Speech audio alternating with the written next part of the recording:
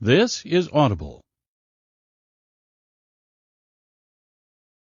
Dreamscape presents You Can Trust Me by Miranda Reichs, narrated by Hannah Curtis and Harry Dobby.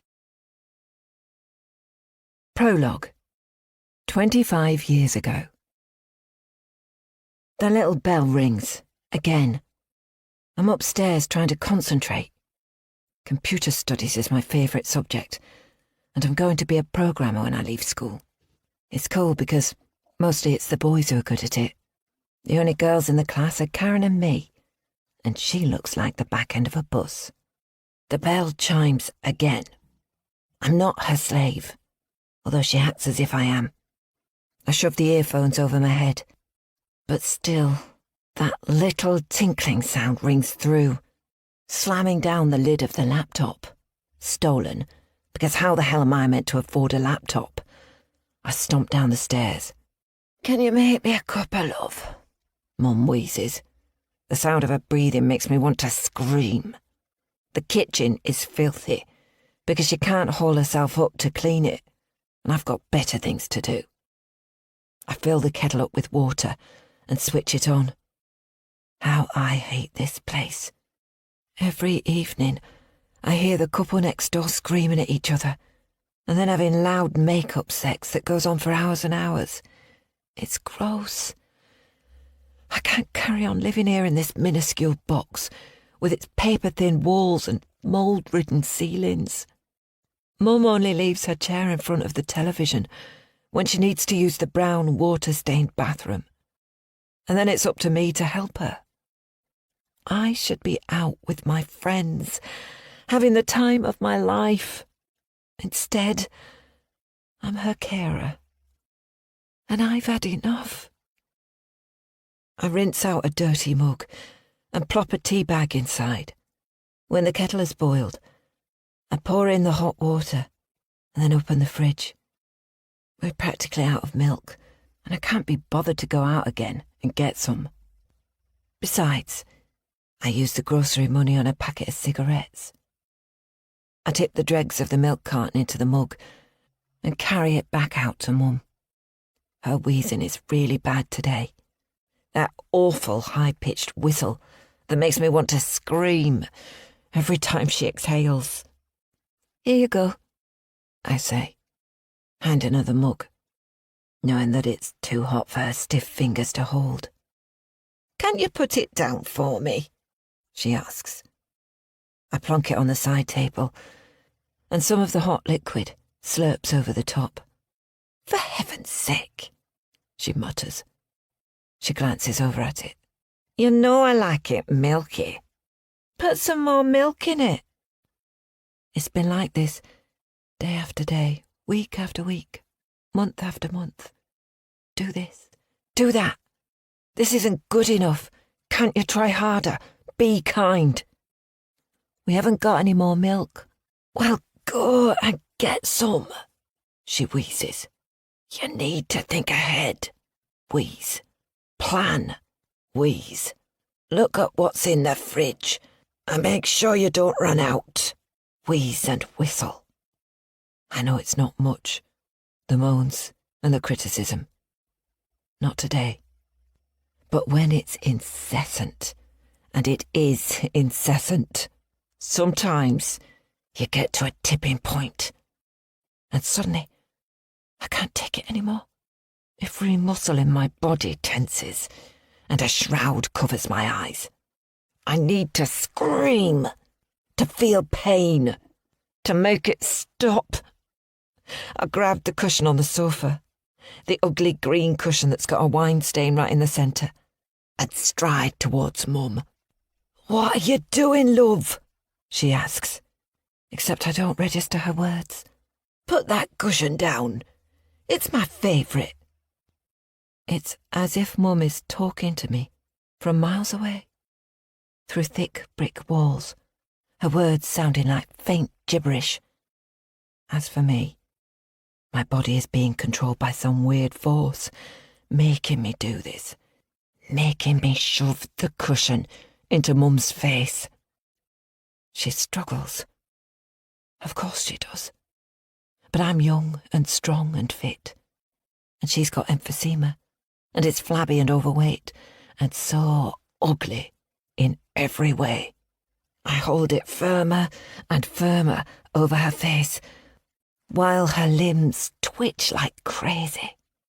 I push harder, holding it there for 3 minutes, 5 minutes, for what seems like forever, and then her body just collapses in on itself, and everything goes limp.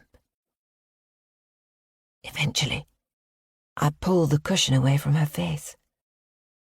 She's completely still, flopped over like an obese rag doll. Her eyes are glazed and shocked-looking, but she's not seeing me. At last, she doesn't see me. I stare at her, and all I feel is relief. So much relief. As I gather up my things and leave the pokey flat, there is a sense of euphoria. I'm free. I don't have to answer to anyone, to be nagged at, to be ground down day after day.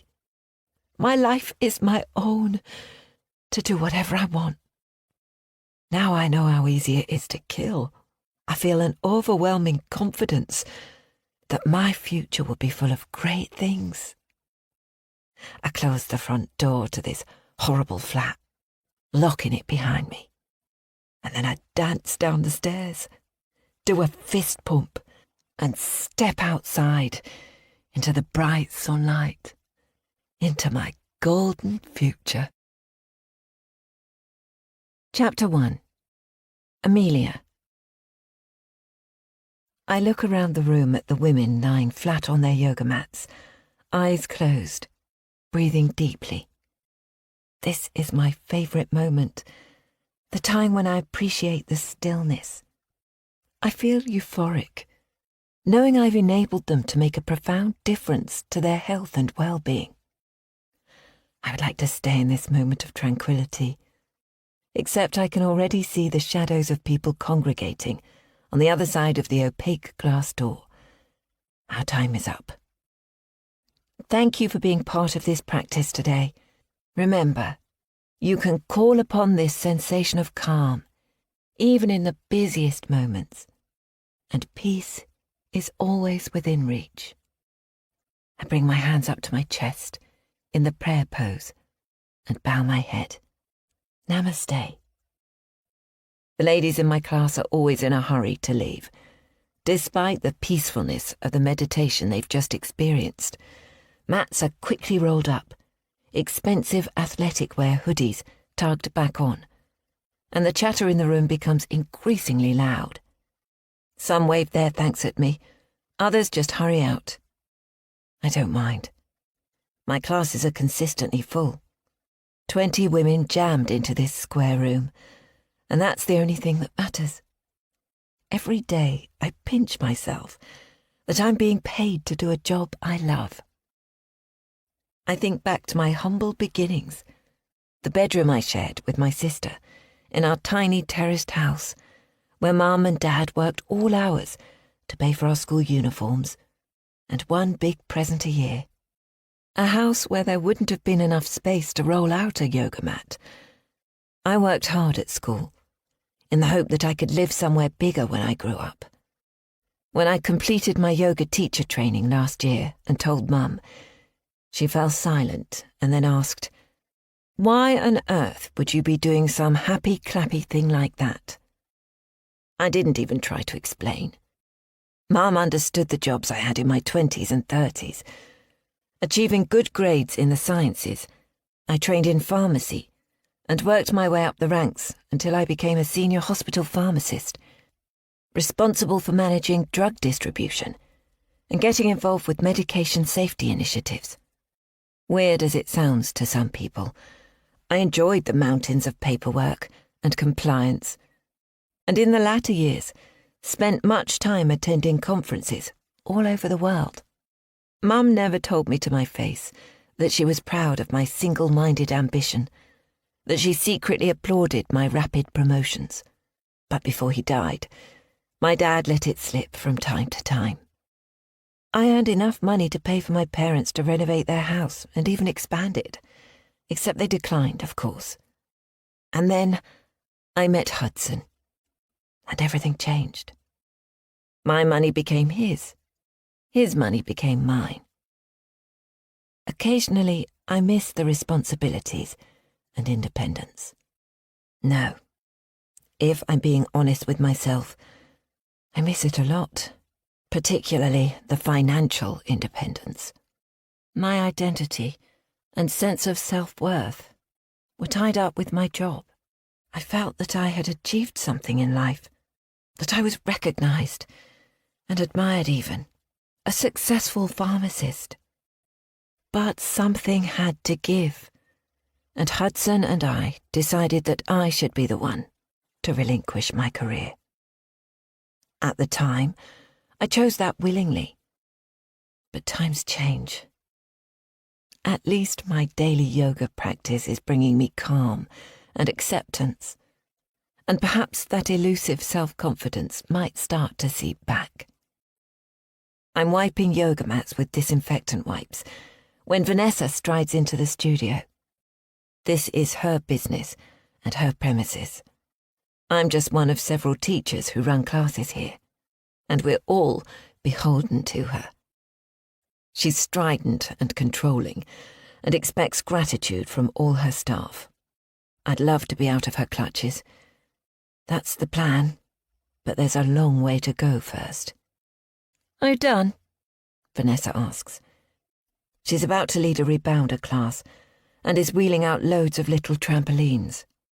Yes, I say, gathering up my belongings.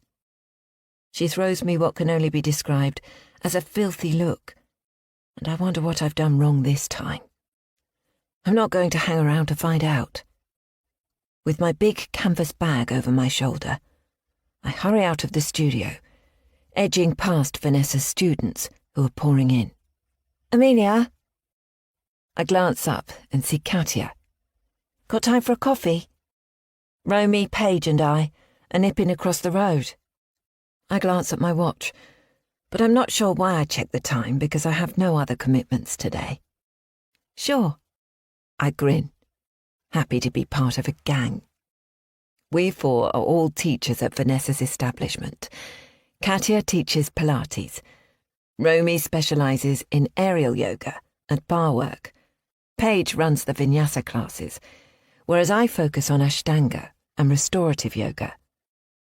I'm pretty sure my classes are the most popular.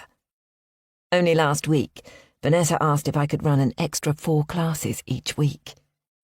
Vanessa's studio, called Vitality with Vanessa, used to be a small department store on the high street. When the department store closed down, the place was empty for a couple of years, until Vanessa, an investment banker in her previous life, took it over and turned the premises into 3 large rooms with sprung floors, perfect for fitness classes.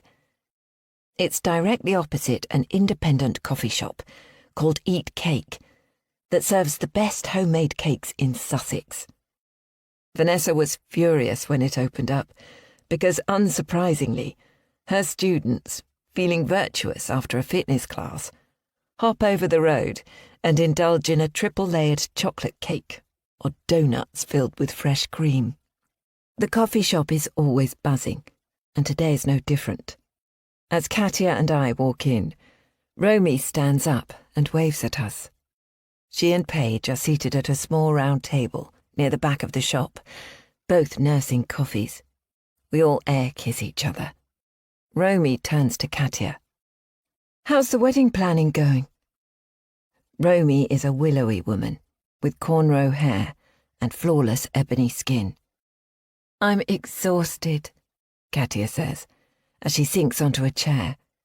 It's such hard work organising a wedding, and it's not even a big one.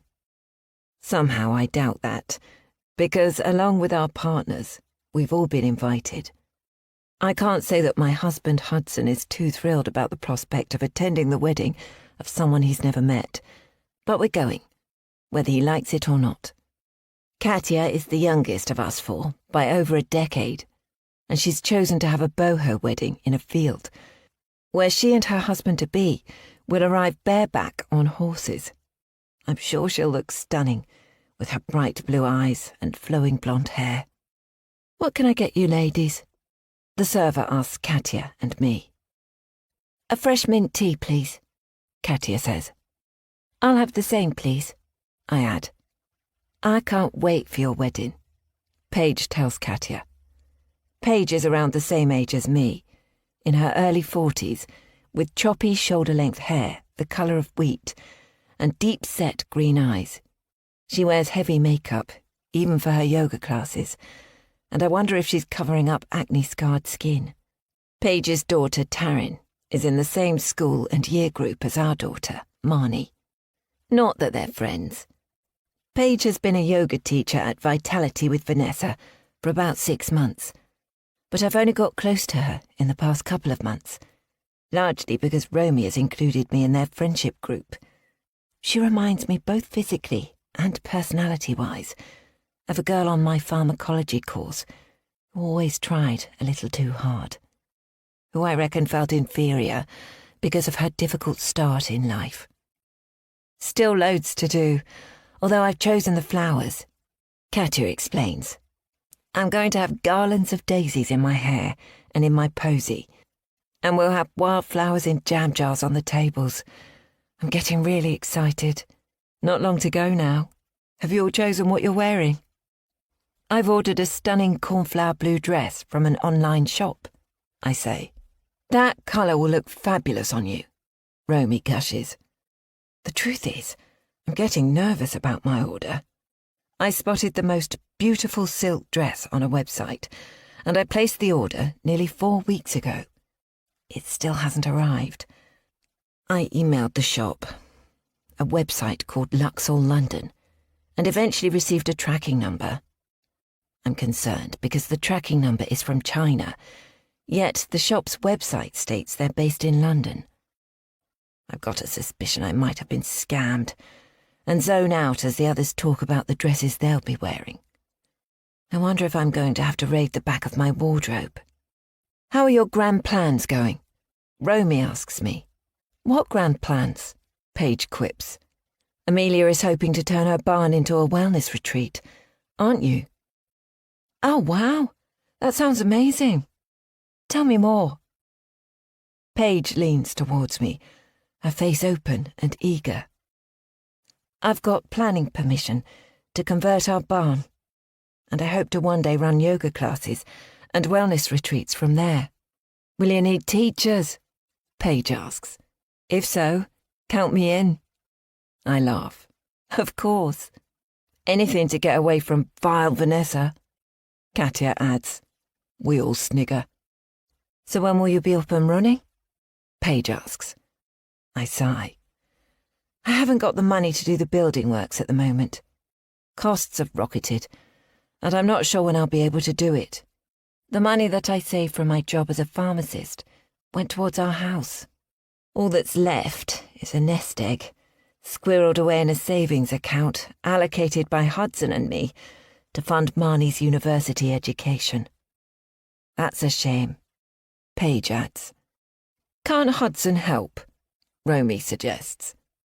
Romy and I have known each other the longest, coming up for 5 years now, and her husband is good mates with Hudson. No doubt Hudson has been bragging about his business and his varied investments, implying that we're loaded. And in comparison to many, we are, except there's a hefty mortgage on the house. For now, my yoga teaching brings in a pittance. The problem with my grand plan is that my husband doesn't think converting the barn into a wellness retreat is a sensible idea. He doesn't want strangers coming onto our property and nosing around. As he travels so much, I'm not sure why he's bothered. He doesn't think we'll get a return on our investment, and has dismissed my detailed business plan and carefully worked out financial projections. I disagree, and it's a big bone of contention between us. Hudson isn't sold on the idea, I admit. A couple of hours later, and I'm back at home. We live in the Sussex countryside, 3 miles drive from Beecham, where Vanessa has her studio. Not far from the sea, our tiny hamlet is located at the foot of the South Downs. Our house, once a brick farmhouse, is set far apart from the others, at the end of a long drive that winds between trees and hedgerows. We also have a ramshackle barn and a 1-acre garden. I love the house and the setting, with its beautiful views, but occasionally wish I didn't have to get in the car to go everywhere. But it's a perfect place to raise a child, and our black Labrador, Clover, gets gorgeous walks. The post has arrived, along with a small plastic-wrapped parcel from China. At long last, I just hope that the dress is as beautiful as it looked in the photo. There's so much tape, I have to use scissors to cut it, and the garment has been compressed to such a degree there's a whoosh of air when I open the package. I take out a thin sliver of fabric that crackles and sparks as it slides through my fingers. It's blue. It's a dress of sorts, but it's absolutely nothing like the photograph of the dress I thought I was buying. This garment is made from cheap nylon.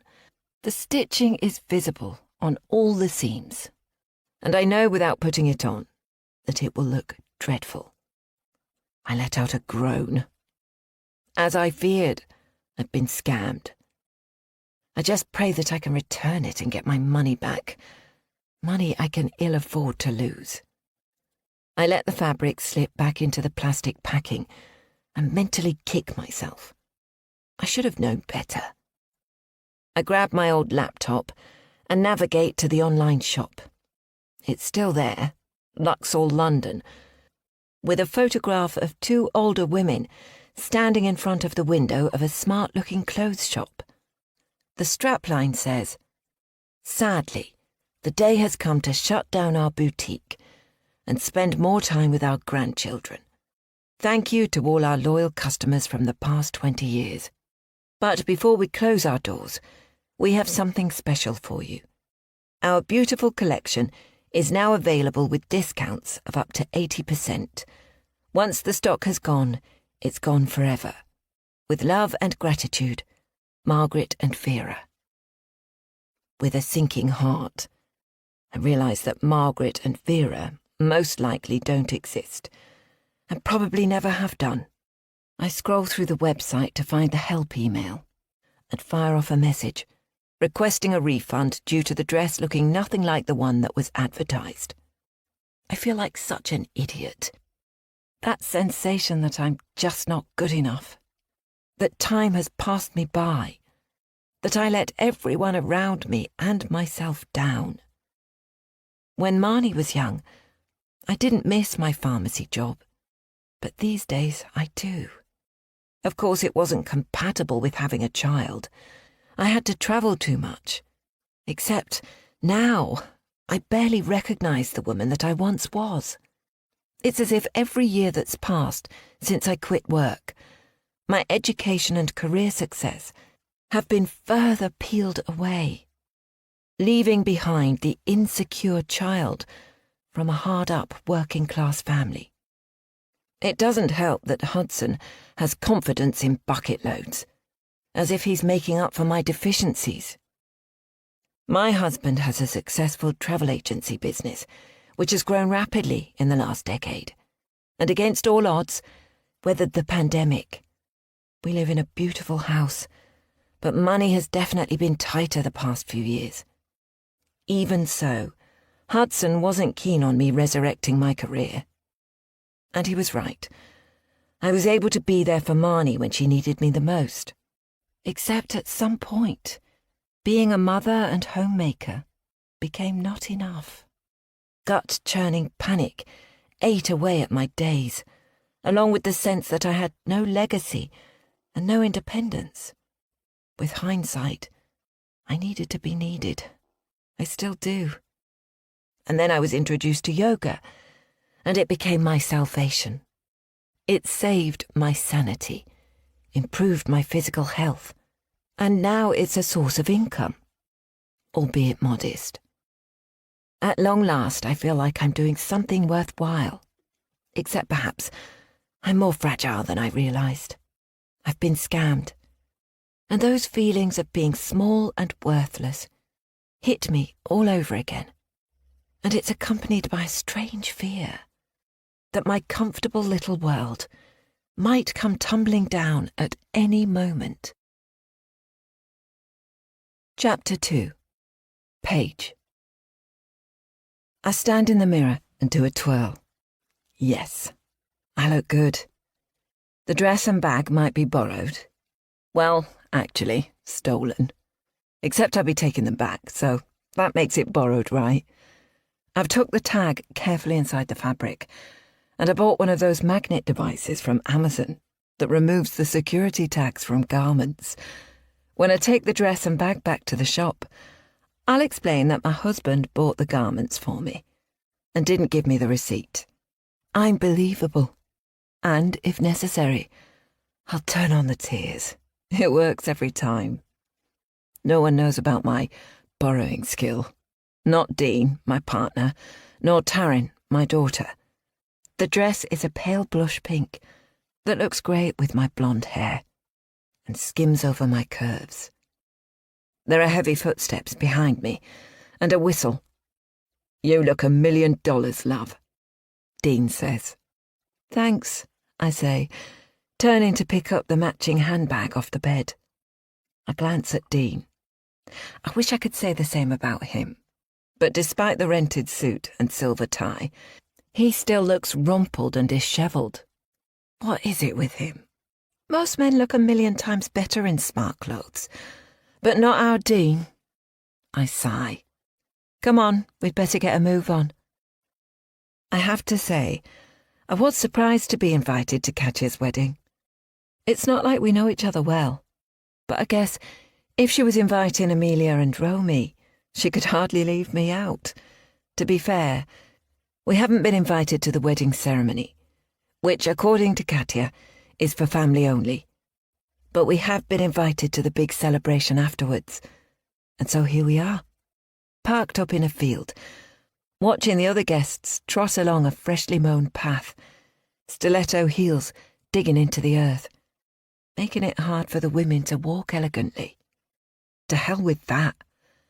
I take off the rented shoes that I can't afford to sully. Rented because even I would struggle to shoplift shoes, and walk barefoot towards the marquee.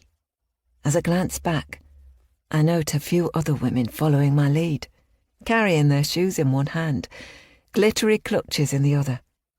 That's the thing with me. I'm a leader. "Hold on," Dean says breathlessly, trying to keep up. I'd rather he didn't. The other male guests look so suave and sophisticated, in sharply tailored suits, and some men are even wearing morning dress, long line jackets. Can't decide whether they make them look like penguins or really dapper.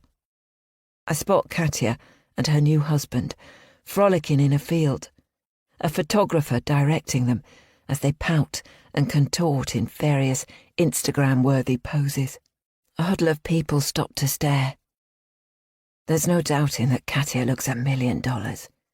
She's wearing a white silk slip of a dress and has a garland of wild flowers woven into her hair, which she's wearing down in big flowing curls. Her skin is bronzed and her muscles well defined. She's staring up lovingly into the eyes of her husband. What the heck is his name? I can't remember. We get swept up with the fast-flowing stream of people and walk into a huge white marquee, its ceiling filled with balloons in pale pinks and beige. I tut. I thought Katya was eco-friendly. There's nothing ecological about several hundred latex balloons. I can make out about 20 tables dressed with white tablecloths, decorated with numerous jam jars in differing sizes, filled with grasses and what look like wildflowers, but have probably been cultivated in a greenhouse. The look is countryside bohemian, but I'm not sure it quite hits the mark. I'm walking towards a huge stand with a table plan on it when I come face to face with Amelia. "I'm so glad to see you," she gushes. "I don't know anyone here. Do you? We've only just arrived, so I'm not sure." The chances of me knowing anyone other than Amelia, Romy and Katya are almost zero. I've checked out the table plan, and fortunately, we're all sitting together. She may think that's fortunate. I'm not so sure. Dean appears at my side and grasps my arm. He's always awkward in social occasions, and I sense his tension. He's annoying me today, and I shrug him off. He could at least have gotten a haircut. Amelia is looking at him expectantly. "Oh, sorry, this is Dean, my partner," I say, introducing them. "And Hudson is just over there, getting me a glass of champers," she adds. On cue, a man appears, holding 2 champagne flutes. Unlike Dean, who is in an ordinary blue suit, Hudson is wearing black tie, a sharply cut black suit with satin collars, and a pale yellow silk bow tie. But it's not just his expensive clothes that strike me. This man is incredibly good-looking, with dark hair, greying at the temples, pale blue eyes, and a strong jaw. Amelia has done really, really well for herself. "Hello," he says, in a husky voice, his eyes running all over me. He hands Amelia a glass of champagne, but his eyes don't leave me. "Hudson, this is Paige, and her partner Dean. Paige and I work together at Vanessa's studio." I take the lead and put out my hand. "It's a pleasure to meet you," I say. I can tell immediately that Dean won't like Hudson. He's one of those suave, poshly spoken types, no doubt privately educated. The sort of man who makes Dean feel instantly inferior. Even though I've told Dean numerous times that he's worth 1,000 of the Hudson types, he doesn't believe it.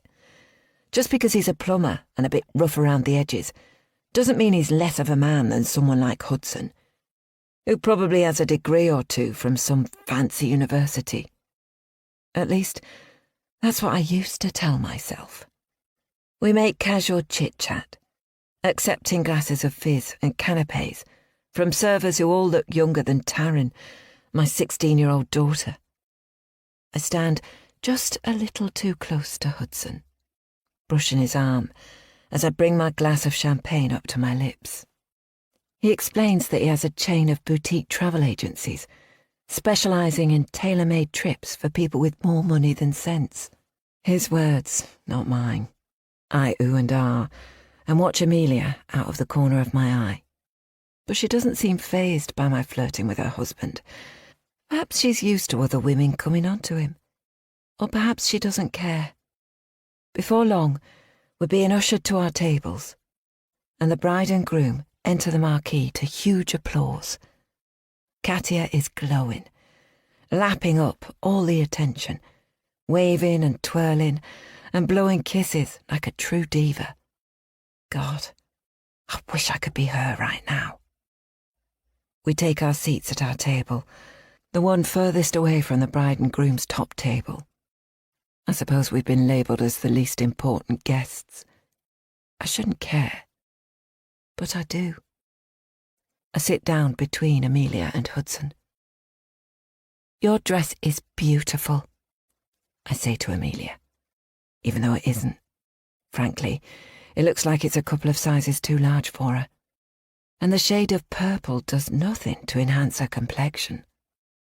It's hardly surprising that Hudson can't keep his eyes off me. "Is that the one you ordered online?" "I thought you said it was cornflower blue," Romy adds. "I had to send that one back." Amelia lowers her eyes. "Oh dear, didn't it fit?" I ask.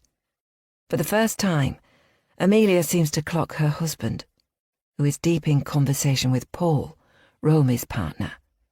As if she doesn't want him to hear, She leans forward and says, in a conspiratorial whisper, "I think I was scammed. I feel like such an idiot." "Oh no," Romy says. "What happened?" "It was nothing like the photo or description.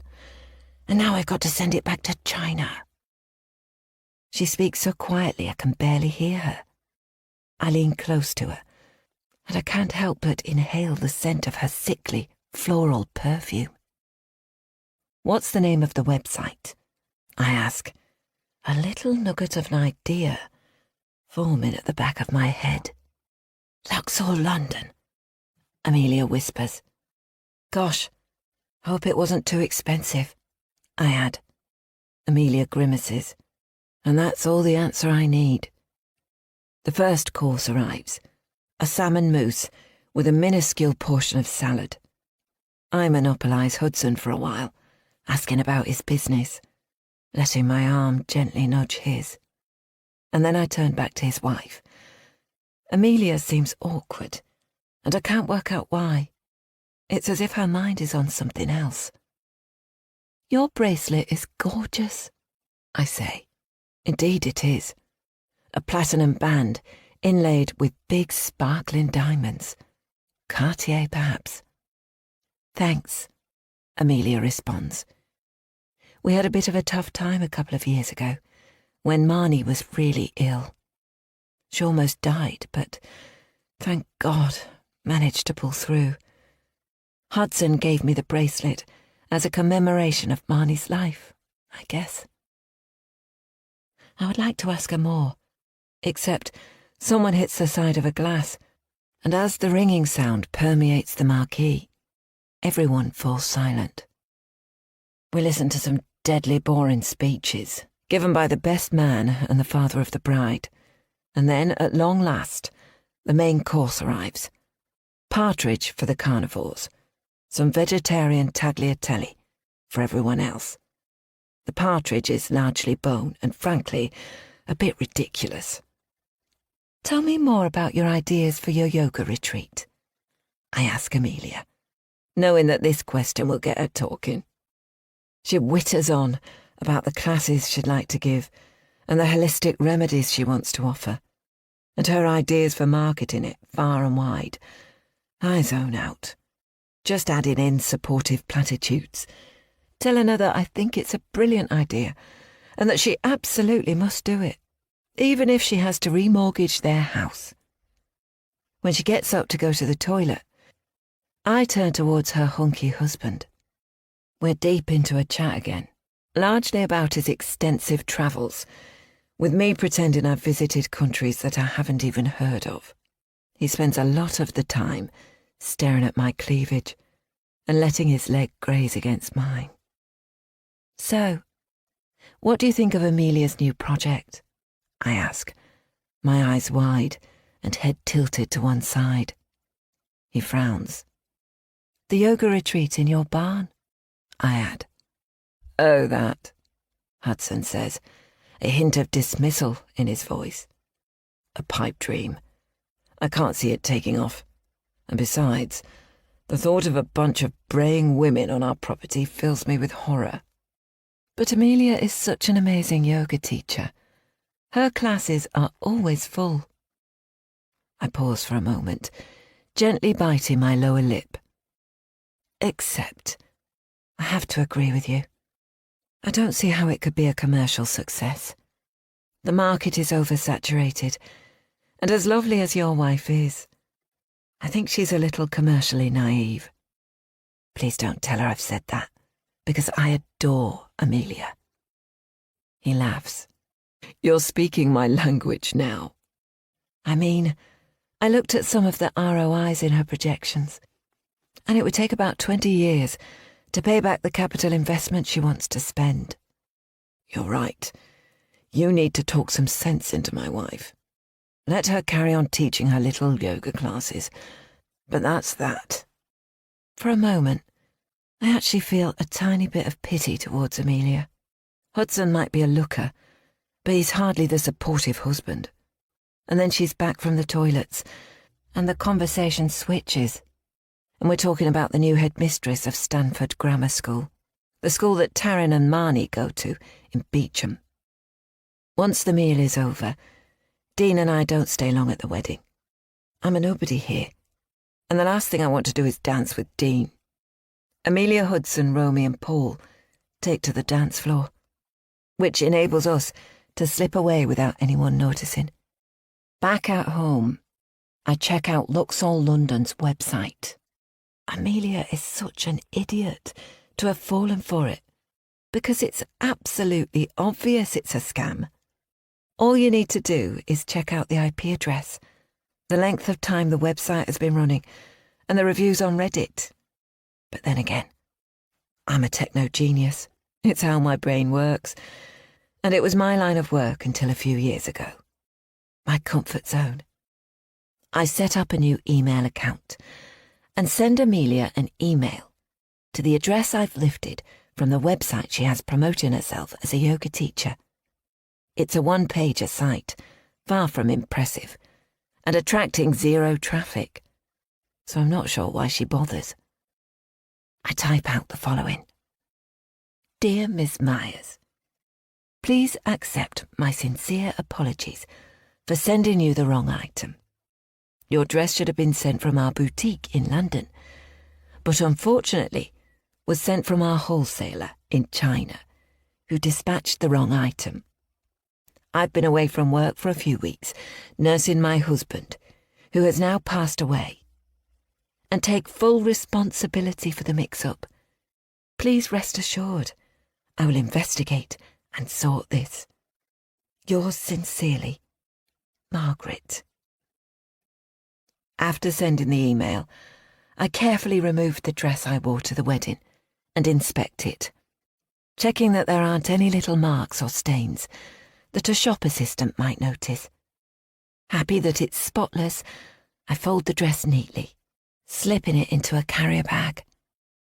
Dean is already asleep by the time I'm out of the shower and ready for bed. As I close my eyes, I think of Hudson, with his thick dark hair and chiselled jaw. I wonder what it would feel like to have his fingers exploring my body, his wide lips on mine. And then I think of Amelia, and how she has all the look. A handsome, rich husband, living in a gorgeous house. I console myself with the thought that Amelia's look is shortly going to change. The next day, there is an email from Amelia, thanking Margaret for her kind note and requesting her money back.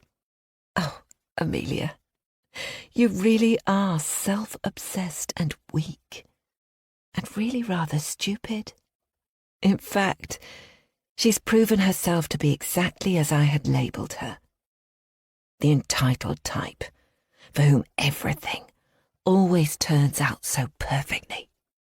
But not for any longer, Amelia. No, I'm going to enjoy playing with you and your handsome husband, Hudson. I'm rarely home when Taryn gets in from school, but today I need to talk to her. Our house is small, nothing like Amelia's mansion. It's a 2-bedroom, 1-bathroom semi on a long row of terraces. There wasn't much choice when we moved here, but despite my initial reservations, it's beginning to feel like home.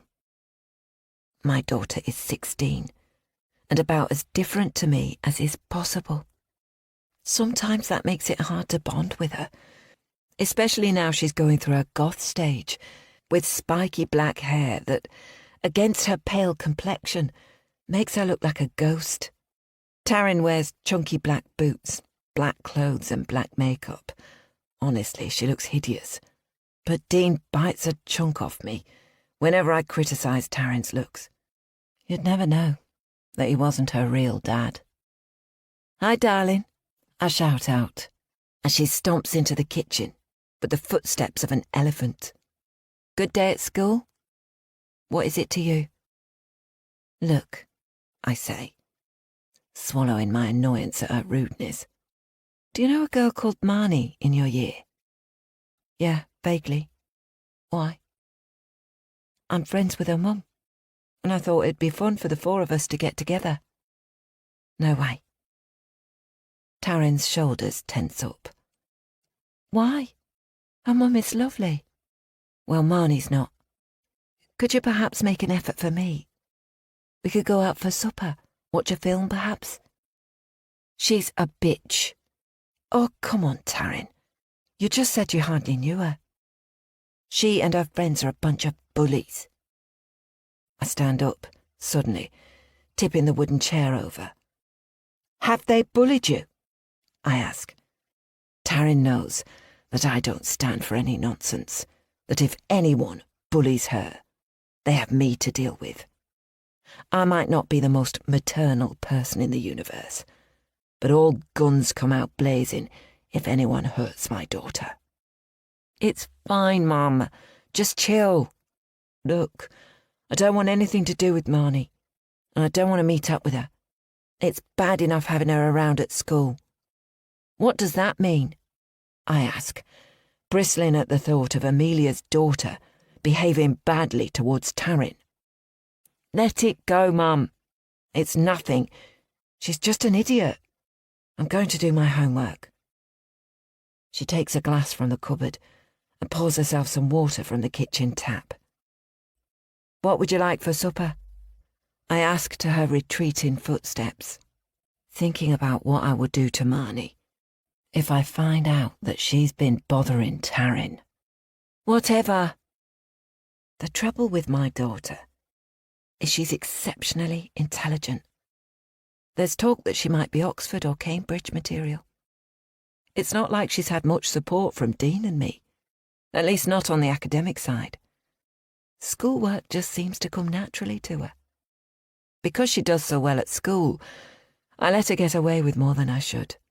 The answering back, the rudeness, and the ridiculous dress sense. Because when your child comes home with glowing school reports and prizes, there's not much to get annoyed about. After I hear her bedroom door slam, I pick up the phone and call Amelia. Recovered from the wedding? I ask. Just about. You disappeared early, she replies. Dean had an early start. Look, I was just talking to my daughter Taryn, and she mentioned how lovely Marnie has been to her at school. I was thinking it would be fun for the four of us to get together. Go out for a pizza or something, and perhaps take in a film. What do you think? That would be wonderful, Amelia exclaims with such enthusiasm. It makes me wonder if she actually has any other friends. When were you thinking? We agree on Saturday, late afternoon. Half an hour later, over our pasta supper, I turn to Taryn. We're meeting up with Amelia and Marnie on Saturday afternoon.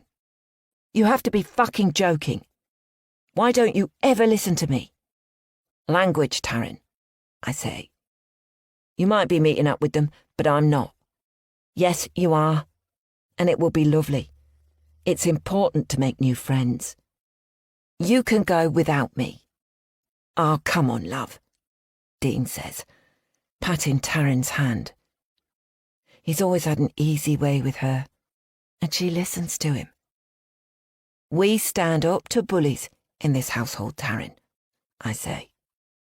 If she's being a bitch to you, then let's charm her with kindness. Dean laughs, knowing that isn't my normal way. Taryn stares at me as if I've lost my marbles, and perhaps I have. You wait and see, I say. We'll have a lovely time. Chapter 3. Marnie. We're meeting Paige and her daughter Taryn in Beecham this afternoon, Mum says. When she first mentioned the get-together, I'd gone apoplectic. What mother foists their friends' children on them when they're our age? I mean, I'm nearly 16, not some little kid whose mum can boss me around. Besides, Taryn is a weirdo, all goth and sulky and a complete swot. It's not convenient, I say, instantly losing my appetite for the piece of toast in front of me. I've got revision to do. You've been working really hard recently, and I think it would do us all good to go out for an early supper. No thanks. I get up from the table, but Mum is not going to let this one go. It's non-negotiable, Marnie. If you don't come, you don't get your pocket money this month. I throw my hands up into the air. But that's blackmail. I'm sure we'll have a lovely time, and if, in the unlikely event we don't, there's no need to see Taryn again. Hardly. We're at the same school, and what if she starts hanging on to me? She's so chuggy, I mutter under my breath. And she is. She only started at our school at the beginning of the year, and I'm not sure she has a single friend. Taryn never makes eye contact with anyone. She wears skinny black jeans with slashes at the knees and has spiky black hair, and most of the time she comes top of the class in every subject. I don't know why Mum is so desperate for Taryn and me to be friends, but I have zero intention to hang with her at school. It's not like my friendship group is great at the moment, but I'm not that desperate. Except when Saturday afternoon arrives and Mum promises to give me double pocket money for joining her at supper with our new friends. Reluctantly, I accept. I just hope that none of my actual friends see us. That would be so unfunny. Paige and Taryn are seated at a table for 4, and Paige jumps up and greets Mum as if they're long-lost friends. It's so lame. They've only known each other for a few months, and it's not like they're besties. They work together. Taryn raises her blackened eyes at me and nods. Olivia and I haven't exactly been nice to Taryn these past months. I might have said some mean things which she overheard, and now I'm sitting opposite her. I hope she doesn't mention anything, because that would be orcs. She's wearing over-ear headphones, a brand that I've been craving for ages, but are really expensive. Take those bloody things off, Paige says, trying to make a grab for the headphones. Taryn ducks and rolls her eyes at me. That's the second time she's looked at me in less than a minute, and I wonder if the keeping eyes to the ground thing is something she affects at school to avoid everyone. Marnie is addicted to music too, Mum says, as she settles into the chair next to me. Hardly addicted, I mutter. Taryn throws me a brief grin. What sort of music do you like listening to? Mum asks Taryn. You won't have heard of it, so why do you bother asking? I interject. And then we're interrupted by a server who takes our drinks order. White wine for Mum and Paige, Coke for me, and a green tea for Taryn. A green tea! When the server's gone, Mum and Paige are deep in conversation, and Taryn and I are just sitting there, not saying a word, avoiding eye contact with each other. I've got literally no idea what to say to her, so I repeat Mum's question. What sort of music do you listen to then? Bands such as Grown the Growl and Pretenser Beats. You've probably never heard of them. You have to be joking, I exclaim, leaning across the table and almost toppling over my empty glass. I love them. I'm saving up to see Pretenser Beats when they come to London in July, but no one wants to go with me. Oh well, Taryn says. I've literally never met anyone who likes that kind of music. All my friends think I'm weird. And that's true. They all listen to Billie Eilish or Kendrick Lamar, so boringly mainstream. Taryn laughs. I'd say we're just ahead of the curve. I'll bet you anything that Grown heads Reading Festival in the next couple of years. God, I hope you're right. And then we're off, talking about our favourite bands for the rest of the meal, all my preconceived ideas about Taryn banished. We agreed to share our Spotify lists on Monday at school and exchange socials so we can stay in touch. I want to hate Mum for being right, but actually it's a relief. Taryn may be a bit weird, but we've got a lot in common. The next day, as I'm walking into school, I see Olivia and Lola up ahead of me. I sprint to catch up with them and nearly run into Ryan. Oi, watch out, he says. I slow down to walk alongside him, but he turns away from me, talking in a low whisper to a couple of his mates. My heart sinks. Ryan is hot. He's got floppy, dirty blonde hair that he keeps gelled back from his forehead and dazzling blue eyes. He's one of the most popular boys in school, with loads of friends, and he swaggers rather than walks. I fancied him for ages, and 2 weeks ago he actually talked to me. It was a proper conversation, and when the bell rang, he placed his hand on my arm and said, "We need to hang sometime." Except, ever since then, Ryan has been ignoring me, like he is now. I pretend not to be bothered and catch up with Olivia and Lola. Ryan just spoke to me, I say breathlessly. We're talking, Olivia says in a sarcastic voice. Don't interrupt us. It's been like this with Olivia and Lola for a few days now. They've been snubbing me and I don't know why. Why are you being like this? I ask. Why are you being like this? Olivia repeats in a sing-song voice, and Lola just laughs. I slink away, my shoulders rounded, dreading another whole day at school and not knowing why my friends have turned on me. At the lockers, I catch sight of Taryn. Before, I might have been embarrassed to have Taryn as a friend, but now I reckon it's not such a bad thing.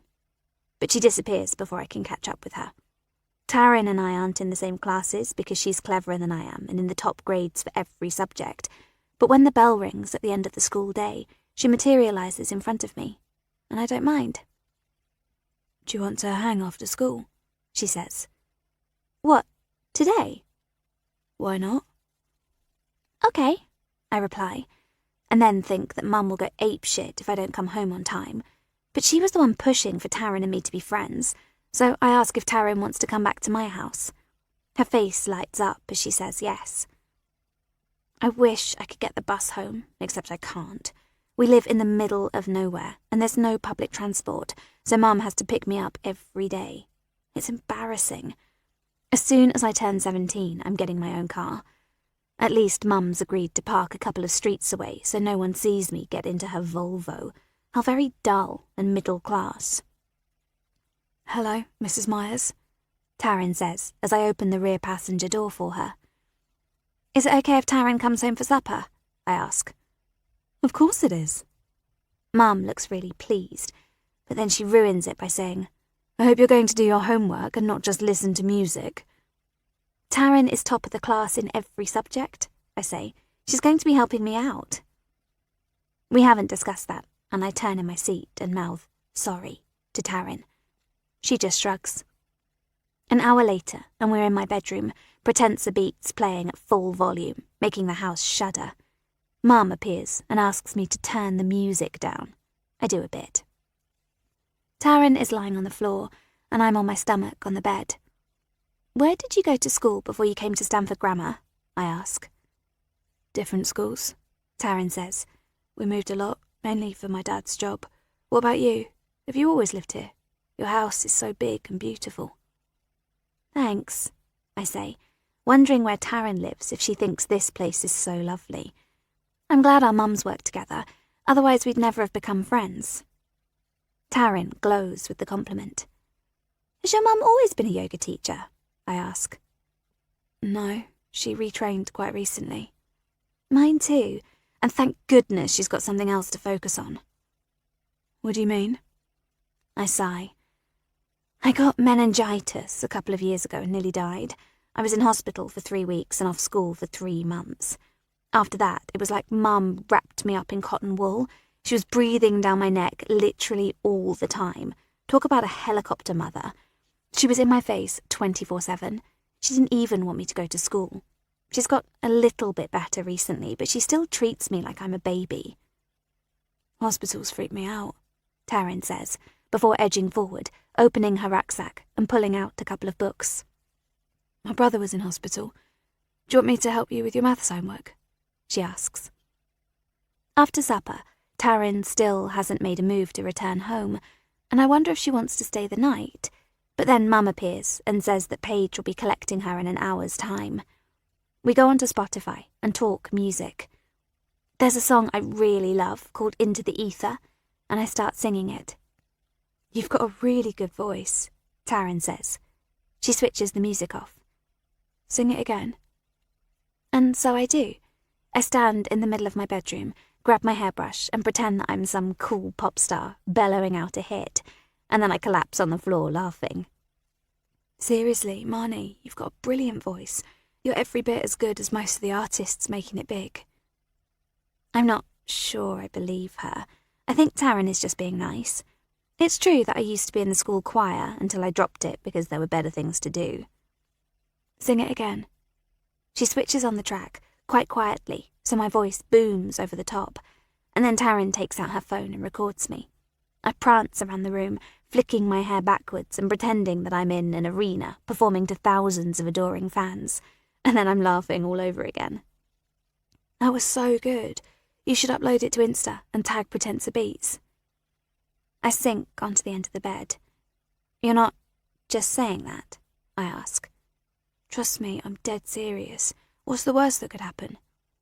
Everyone taking the piss out of me at school, I say. If you get crap comments, then just remove the video, but I really don't think you will. Or if you want, I can post it on my account. She's fiddling with her phone. You've got way more followers than me, so hardly anyone will see it if I post it. I don't like that idea, so I agreed to post it myself, and I do as she suggests and tag Pretensa Beats. 10 minutes after I've posted it, Mum shouts up the stairs that Paige is here and Taryn has to leave. And 10 minutes after she's gone, I've got more likes on my new post than I've ever had before, and even Ryan liked it and posted 2 flame emojis. I do a jig around my bedroom. The next day, I'm checking the gram before school, and OMG, I've got 227 likes and 42 comments. I've never had that before. Perhaps that silly little dream I had of becoming a pop star might turn into reality. Perhaps Taryn is right, and I really do have talent. And then I see I've got a DM. I click on it, and it's from someone called Jax James. I click on his profile, and double OMG.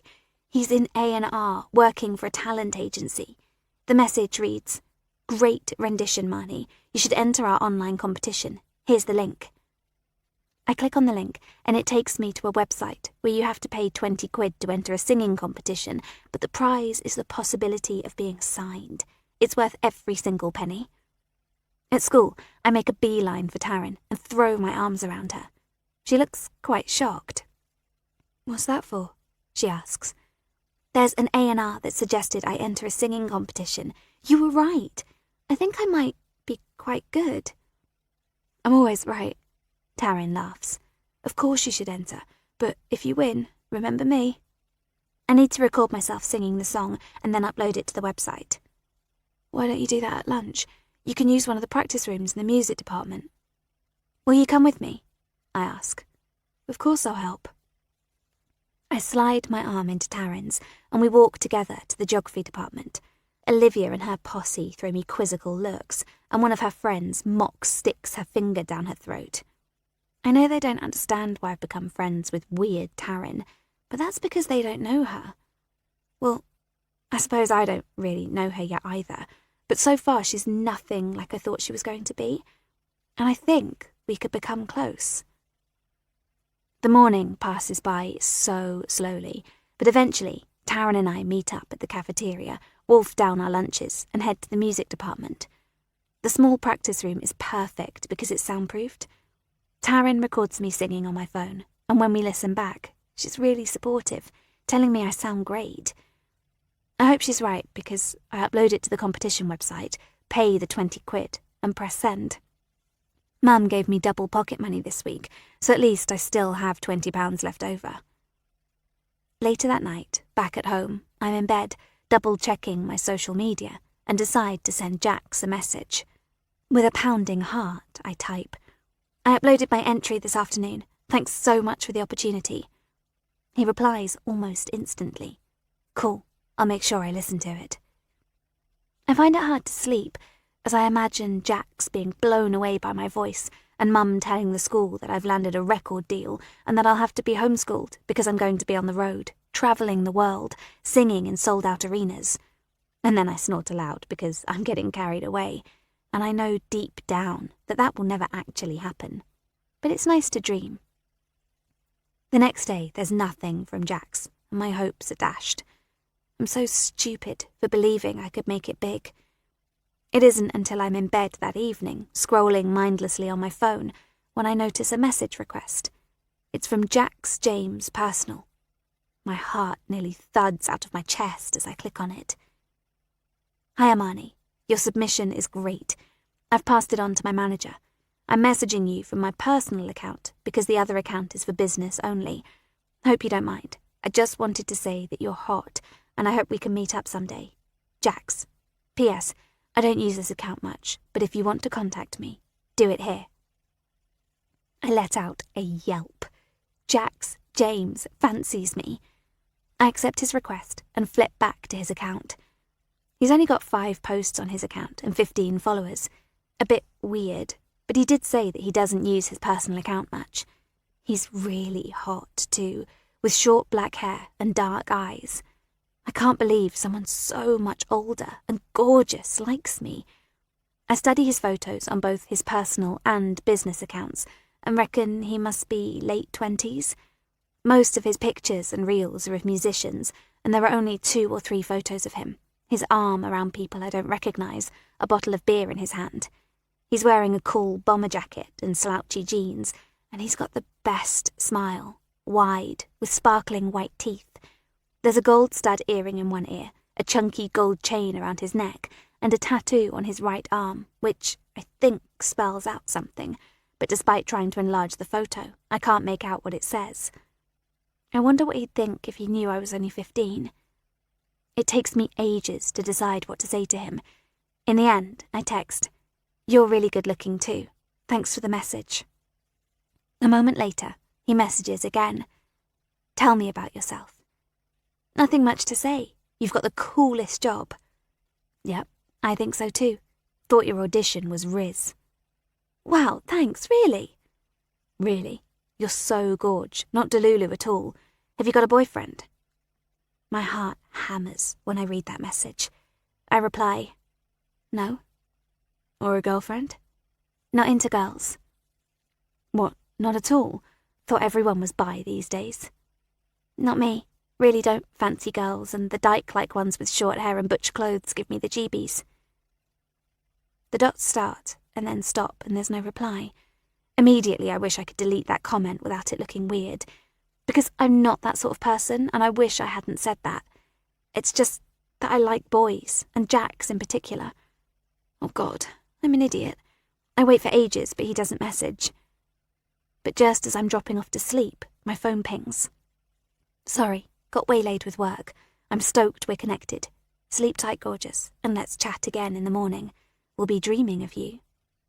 He signs off with a winking emoji and a red chili pepper, and I think I'm going to explode. Chapter 4. Amelia. I'm thrilled that Marnie and Taryn have become such close friends. When I first met Taryn, I was rather wary. She dresses in an odd way, but she's clearly a very bright girl, and I'm hoping that will rub off on Marnie, who doesn't find academic work easy. Before she got sick, I made Marnie take all kinds of extracurricular activities, as well as getting her extra coaching in maths and English. But when you think your child is going to die, that changes your perspective. Now I just want her to be happy and healthy. I'm confident she'll find her way in life. As Taryn is around our house most days after school, I'm seeing a lot more of Paige too, who has to drive over to collect her daughter. I like Paige. She's a bit different than my other friends, with her down-to-earth, blunt manner, which sometimes verges on rudeness. The other day, Katia turned up to Vanessa's studio in a new athletic outfit. She asked us if it suited her. I would have lied and said it was lovely, but Paige just blurted out that the colour drained her complexion. Katia looked hurt, but in some ways it's better to be told the truth, isn't it? This afternoon I'm having a bit of a clear-out, hoping to list some old clothes to sell online. I'm trying to save every penny I can, and if I can earn a little extra, I will put it towards my retreat building fund. I'm in the kitchen, writing descriptions on my laptop for all the items of clothing, while the girls are upstairs doing their homework. At least I hope they are. Marnie's last school report wasn't great, and if she doesn't buckle down, she might not even pass her GCSEs. Hudson will go apoplectic if that happens. He has Marnie's life all planned out. A-levels, a degree in a good university, preferably studying something like law or accountancy, and then a climb up the corporate ladder, followed by taking over his business. I just can't see that happening. I hear the crunch of tyres outside and see Paige pull up in her little white polo. She hops out of her car and strides up to the back door. "You're so kind to have Taryn yet again," she enthuses as we air kiss. "It's no problem, and if she can help Marnie increase her grades, then so much the better." Paige seems comfortable in our house these days, but when she first came here, there was an uneasy awkwardness. I noticed how her eyes grew large as she took in my big square designer kitchen with its pale sage units and sparkling white marble work surfaces. She walked over to the large Aga and ran her fingers over the pale cream doors. Then she stared at my Kuka tap as I poured her a glass of sparkling water. I wondered if she'd never been in a kitchen such as mine, with all the mod cons, but then she swiveled towards me and grinned, and in her typical blunt manner said, "What a beautiful kitchen. You must be loaded." Taryn and Marnie had been sitting at the kitchen table, and I noticed how Taryn flinched when her mother spoke. Today, Paige is dressed in leggings and a padded jacket, and her trainers squeak on the limestone tiles. "What have you got here?" Paige asks, pointing at the 2 black bin liners filled with old clothes. "Just stuff I'm trying to sell. Coffee or tea?" For a moment, I wonder if she's going to ask to take a look, but then she pirouettes to face me. "Tea, please." As I'm placing a tea bag in a mug, Paige sits down at the kitchen table and asks, "By the way, did you ever get your money back from that online dress shop?" My shoulders sag. "No, I got well and truly scammed." "You're not going to let them get away with it, are you?" "I'm not sure what else I can do, beyond reporting them to my bank or hopping on a flight to China. Frustratingly, I've heard nothing from Margaret since I responded to her lovely email. I've got a bit of experience in this. I got well and truly scammed too a couple of years back, but I was damned if I was going to let them get away with it. Do you want me to help you write another email?" I'm surprised. Paige seems to be a good enough yoga teacher, with lots of energy, but I don't get the opinion she's particularly educated. Her texts are littered with emojis, and she uses abbreviations that the kids use. Last week, when she posted a note on the door to her class, her handwriting was large and spiky and almost illegible. I accept her offer and place my laptop on the kitchen table. She dictates an email which I type, and it's punchy and to the point, threatening legal action and promising to mar the reputation of the shop. I'm impressed and wonder if I've misjudged her.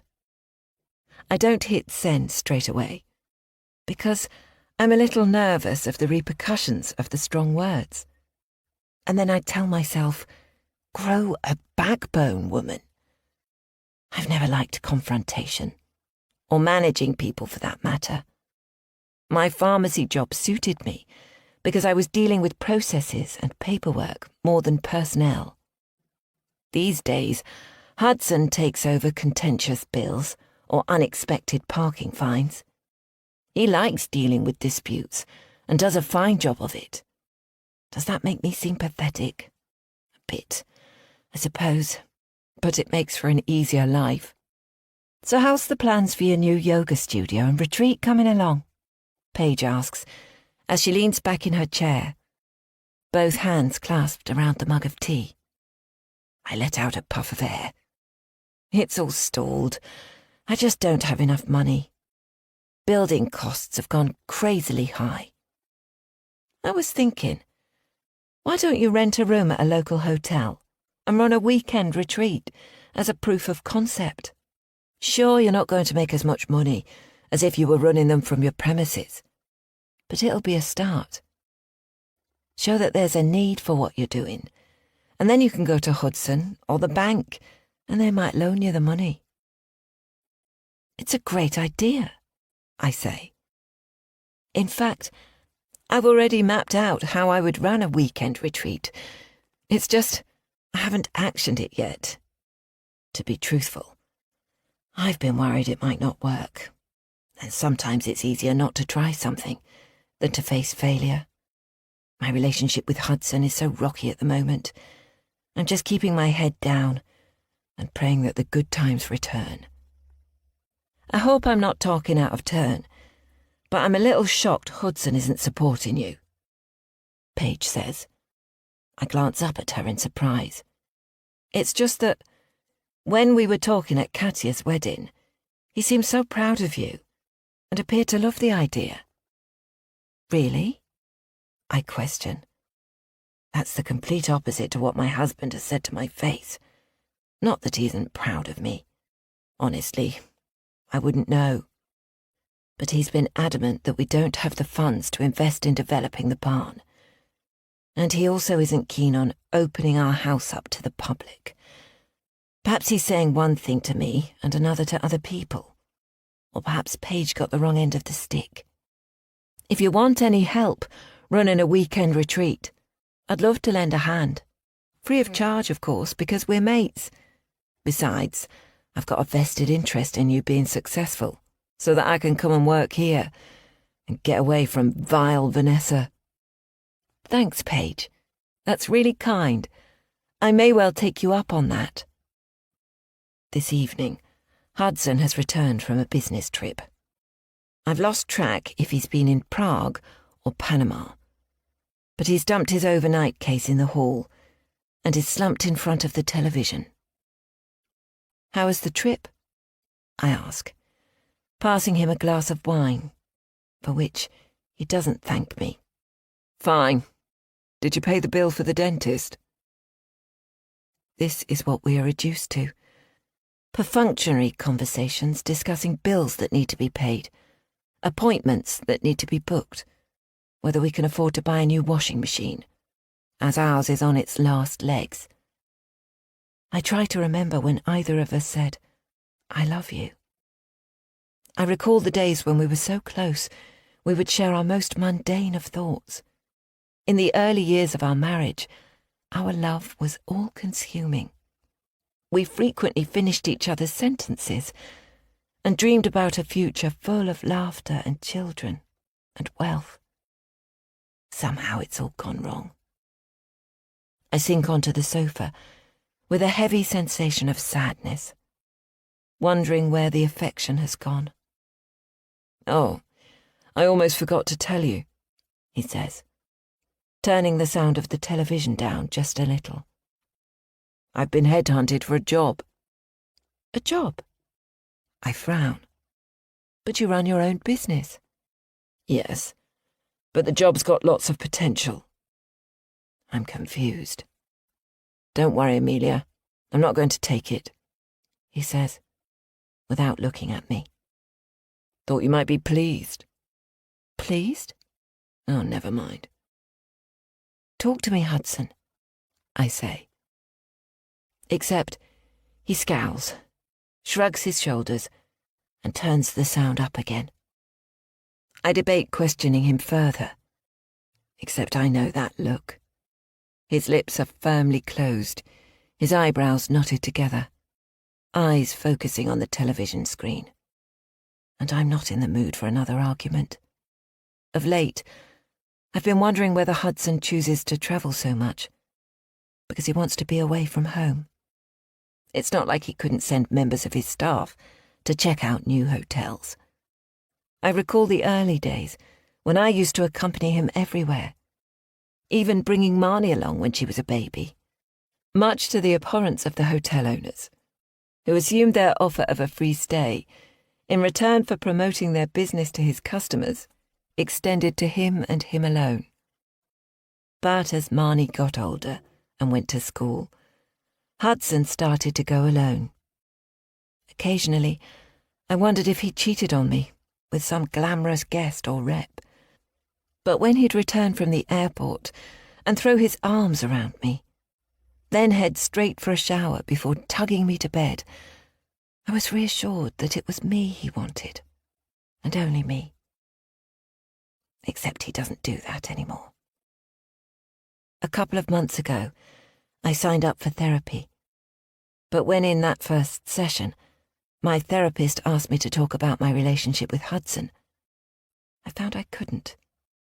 I didn't want a stranger to know that our sex life had petered out, that we lie on our king-size bed without touching, that he's resentful of me for being at home, and I'm resentful of him for all the travelling. I didn't return to the therapist, and instead promised myself that I would sit Hudson down and have a proper talk with him. And I did, 3 weeks ago. I made a lovely supper, chose a good bottle of wine, and when we finished, I asked, "Can we talk?" My heart was hammering. "Of course," he said with a frown. "What about?" "About us. Our relationship. I don't think you're happy, and I'm not sure that I'm happy." He stared at me with an expression of disbelief. We sat in silence for what seemed like forever. Tears began welling in his eyes, and I wondered if I'd got it all wrong. "I know the last few years have been tough, but do you want a divorce?" He stared into his almost empty glass of wine. "No, of course not," I said. "I just want to talk about us. How do you feel?" He shrugged. "I don't know." "Are you happy with the way things are?" "I think so. I don't know what you want me to say." And then his phone had rung, and to my disappointment, he had answered it. The conversation was over, and we haven't returned to it. While Hudson is watching the television, I think about Paige's suggestion for a yoga retreat. I go into the kitchen and put my laptop on the table. Clover comes to lie at my feet. Marnie's dreadful music is permeating through the ceiling, but I try to ignore it. I make a list of local hotels and then study their websites to find out if they have suitable rooms to rent, where I might be able to house 10 women for a weekend of yoga classes. And then there's the ping of an incoming email. "Dear Miss Myers, please accept my sincere apology for taking so long to respond to you. Things have been difficult this end, with closing the business. Please supply me with your bank details and a copy of the invoice, and I will refund you in full immediately. Yours sincerely, Margaret." I respond with my bank details, and literally 10 minutes later, the full amount I spent on the dress lands in my account. I send Paige a text message, thanking her for her help. She responds with a thumbs-up emoji. Later, in bed, Hudson and I are lying in the dark, as normal, not touching. "Tell me more about the job offer," I say. "I'm tired," Hudson replies, and then he turns over, his back towards me, and tucks the duvet tightly around his shoulders. Chapter 5. Paige. "What's this for?" Dean is holding out our credit card statement, shaking the piece of paper in front of my face. "And this," he says, stabbing his finger at various lines of text. "And this." "Calm down," I exclaim. "It's stuff I needed. New shoes for Taryn, and the wedding gift for Katya. Hardly an extravagance. I'm tempted to tell him that I stole the bloody dress I wore so he didn't have to pay for it. But I know how furious he'd be, how disappointed. So I hold my tongue. "We can't afford it." Dean is raising his voice, his face turning increasingly puce. "What do you mean we can't afford it? You're out working all hours, and I'm bringing in some money from my yoga classes. Pocket money. Not even enough to pay a single bill. I told you, you need to be careful. And now we're maxed out. Stop shouting at me. I hate that Dean is in control of all our finances, that I need to justify what I'm spending. And he's so bloody sanctimonious about it, stressing when we go into the red. I stomp over to the fridge and take out a bottle of white wine, pouring myself a very large glass. I don't offer him any. I'm not prepared to be in the situation we were in before, Paige. I can feel my blood beginning to boil. It's never good when my blood begins to boil. I thought plumbers earned 6 figures. I spit, knowing full well that Dean has never achieved anything near that. He might be a good plumber, but we're relatively new to the area, and it's hard to get traction in a place where plumbing and heating family businesses have been around for decades. Perhaps you should try harder. He takes a step towards me. He knows how I hate it when someone invades my personal space, how it makes me react like a terrified animal, how I can't help myself but go on the attack. And yet he takes another step forward, and for a moment I wonder if he's going to kiss me. But no, his eyes are narrowed, and he's spitting out his words. You need to rein in the spending, Paige. With his nose practically touching mine and his stale breath on my face, I can't stop the anger from rushing through my veins. I've been here so many times before. Times when I've been unable to control myself. Times when the consequences of my actions have been so much worse than the initial trigger. I know I need to stop myself. I know I'll regret it if I hurt Dean. But the fury is immense, making it hard for me to breathe, causing me to grit my teeth, to want to scream, to lash out. Enough! I shout. Dean steps away just in time, just as I grab my glass of wine and hurl the remaining liquid at him. I don't wait for his reaction and storm out of the kitchen, through the back door, into the garden, clutching the now empty glass. Breathe. I hear the therapist's voice in my ears. Take several deep breaths. Except the fury is too strong, and instead I squeeze the wine glass so hard it splinters in my hand, shards of glass clattering to the paving stones, other pieces digging into the soft palm of my right hand. The pain calms me instantly. It's so much more effective than any stupid deep breathing. I watch my blood seep to the surface of my skin and drip down my wrist. It's been a long while since I hurt myself in a visible place, and I wonder if this will hamper my ability to teach yoga. But I had no choice. If I hadn't stepped out in that moment, I would have hurt Dean. And I couldn't do that, because Taryn is upstairs.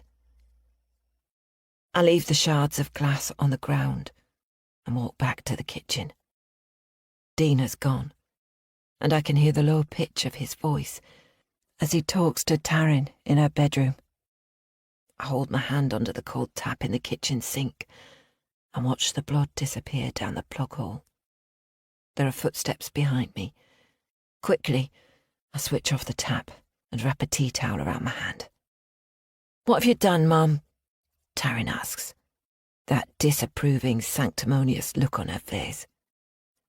Thank goodness my anger is more tempered towards my daughter. To be honest, I was worried when she was born. Knowing myself, knowing my quick temper, I was terrified that the incessant mewling of a baby might send me over the edge, that I might hurt her. Except I never did. Somehow, maternal love mellowed my fury. Towards her, at least. Cut myself on the wine glass. The damn thing shattered in my hand. She throws me a look as if she doesn't believe me. Taryn is too damned clever. I've got brains, but not at Taryn's level. How I managed to produce a daughter like her, I've no idea. Do you want me to bandage it up? She asks. I accept her help. Wordlessly, she finds the first aid box and takes out some Steri-strips, removes a small shard of glass stuck in my palm with some tweezers, and then wipes it down with disinfectant before pulling my flesh together to stem the bleeding. 5 minutes later, my palm is throbbing, but clean, and the bleeding has stopped. Thanks, love, I say. Still, Taryn says nothing. I hate that I'm a disappointment to her. Yet what can I do? The next day, Amelia has invited me, Romy and Katya, who is recently back from her honeymoon, over to our house for coffee and the chance to look through Katya's wedding and honeymoon photos. I'm the last to arrive. I really didn't want to come, except I'm on a mission and I need to remember the bigger picture. So here I am, in the home of a woman I detest, forcing myself to fawn over the photos of someone I'm completely indifferent towards. Amelia, I say warmly, giving her the compulsory air kisses. So kind of you to have us over yet again. She places one of her perfectly manicured hands on my arm, and I want nothing more but to shrug it off. Instead, I grit my teeth and give her a little shoulder bump. Oh, we're such buddies. What have you done to your hand? She asks, noticing the padded plaster on my palm. Stupid accident washing up. A wine glass broke in the sink. Ouch, she says. Will it affect your teaching? No, it should be fine.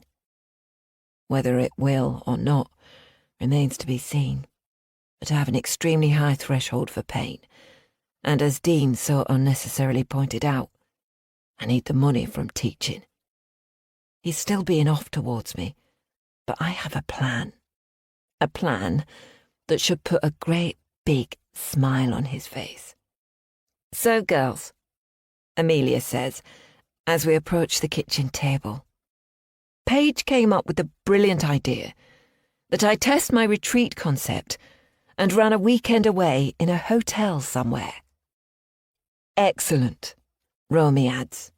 Yada, yada, yada. I zone out and gaze around Amelia's huge kitchen. You could probably fit the whole of our house in this space. She has all these grandiose plans and is feeling so sorry for herself because her filthy rich husband won't indulge her little whims and pay for their barn to be converted. Why doesn't she go out and earn some proper money herself? Stand on her own 2 feet, rather than be reliant on her partner. And no, I'm not being hypocritical here. I'm only earning pennies from teaching yoga because I couldn't return to my previous work. The fact that I'm reliant on Dean is out of my hands. It's not what I wanted. Up until a few years ago, I was the main breadwinner. But sometimes life throws you a curveball, and I've had way too many of those. Their barn is visible through the kitchen window. I have to agree with Hudson. If I had a home like this, I wouldn't want to have a bunch of overprivileged women turning up on my land, waving their flabby butts in the air and indulging in me time, as if they even need it. Most of them haven't got a clue what real life is like. And Paige. I zoom back into the conversation at the sound of my name. Good on you, girl, Romy says. I haven't got a clue what she's talking about until Amelia mentions how chuffed she is that she's been reimbursed by Luxor London. It's beyond me why Amelia is so upset about a dress when she's got a whole wardrobe of them. If she's living in a place like this, she's hardly going to miss a couple of £100. Nevertheless, I have the bigger picture in mind, and it serves my purpose that she's been refunded the money for the rubbish gown. In fact, the more I think about it, the more the plan evolves in my mind. I butt into the conversation. There's a new wine bar in town that's just opened, called Chica's. I thought I'd try it out. Anyone free to join me tonight? I ask. Tonight? Amelia says, the tone of her voice suggesting that this is the most outrageous of suggestions. I backtrack, because I'm aware that I can be a bit over-enthusiastic from time to time. Well, maybe tonight is too soon, but another night this week. The others look at their phones, and the only night we're all free is tomorrow. Although Amelia makes a big fuss about trying to find a babysitter. Pathetic, considering Marnie is 15. Do they really not let her stay at home by herself? I suggest that Marnie spends the evening at our house with Taryn, and with some reluctance, Amelia agrees. A flicker of excitement rushes through me. Chica's is a small bistro-cum wine bar, all fancy, with glass tables and little wooden platters filled with crudités and nibbles. Large copper pendants hang from the ceilings, and the shelves behind the bar are made out of wood attached to the trunk of a tree to make it look like the tree has sprouted shelves. Spirits are served in copper mugs, and the wine glasses are tall and thin, looking more like champagne flutes. This afternoon, straight after school, Marnie and Taryn came over to our house, and I saw how overprivileged Marnie looked around our small home. Her eyes widening, her lips curled ever so slightly in disgust. Yes, it's small, an ex-council house, and nothing like the fancy place she's grown up in. But it's clean. It'll be good for Marnie to see how the other half live. Who knows, before long, she might be grateful to be living in a home such as ours. As planned, I'm the first to arrive at Chica's. I order a bottle of wine, plus a triple gin for Amelia.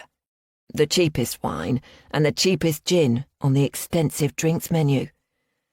Amelia makes a big thing about how she can't digest wine, and that she has to stick to champagne or spirits. It makes me want to vomit, but she doesn't realise how pretentious that sounds. Anyway, I hope she appreciates my kind gesture. Making sure no one is looking, I drop the pill into the gin and tonic and give it a quick stir with a glass stirrer, just as Romy arrives, annoyingly early as always. Katia and Amelia aren't far behind. We greet each other as if we're best friends, which is ridiculous, since we've only met through our yoga teaching, and if you really think about it, we're all competitors. All the same, it suits me to play along. This is a cute place, Romy says. Cheers. She holds up a glass of wine. We all raise our glasses. Goodness, I need this, Amelia says, taking a large sip of her gin. Thanks, Paige. I nod.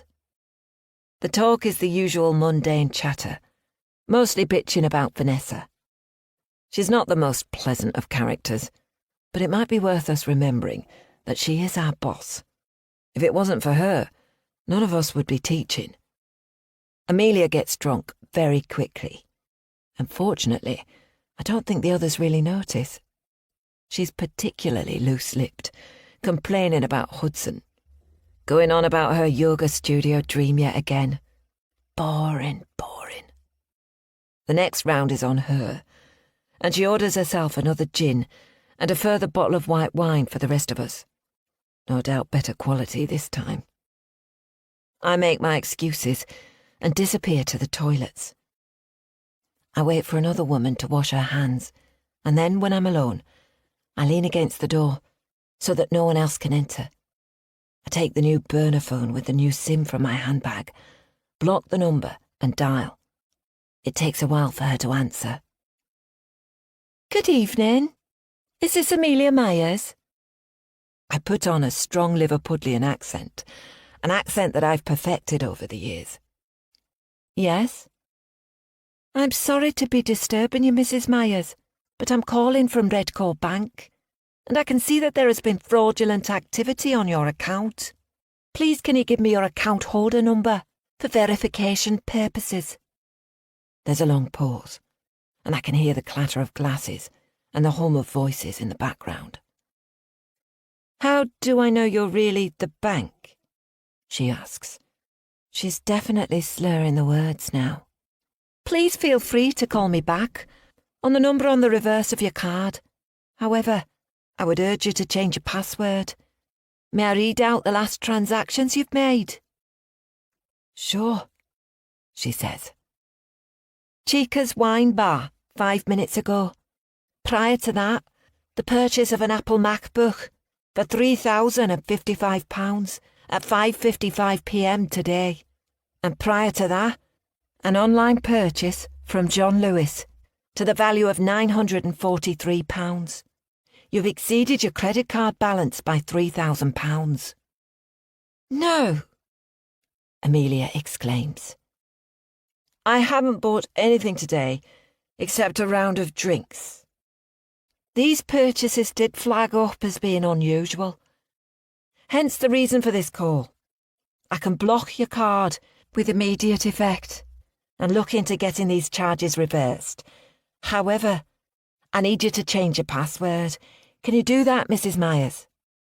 Yeah, of course, she mumbles. I do need to ask you a few further questions for verification purposes. Who do you have direct debits with? Not sure, Amelia says. I cut in.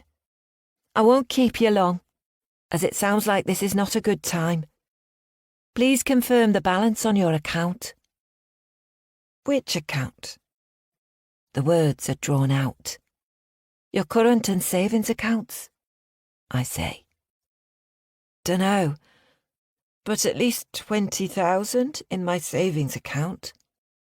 Yes, I can confirm that that is correct. I will need you to change the password to your whole online banking account.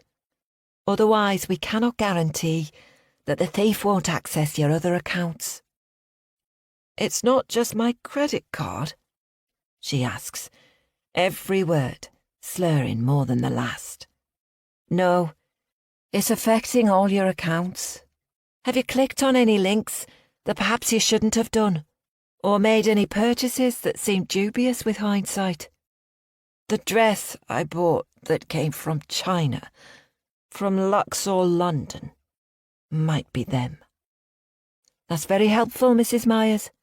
I will put a block on your account, and once you've changed your password, everything should be back to normal. In the meantime, I wish you a very pleasant evening. I hang up and burst out laughing, only having to control myself when I hear footsteps.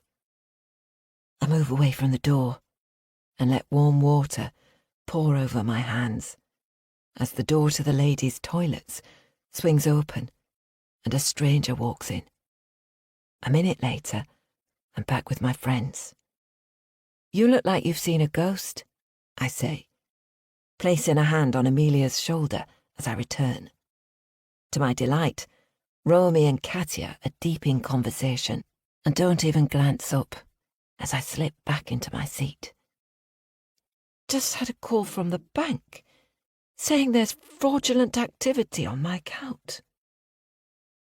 If I didn't know what she was saying, I'd be hard pushed to make out the words. She's looking very pale, and I hope that she doesn't throw up. I'm going to have to get her home soon. You'll need to change your password, I say, picking up her phone.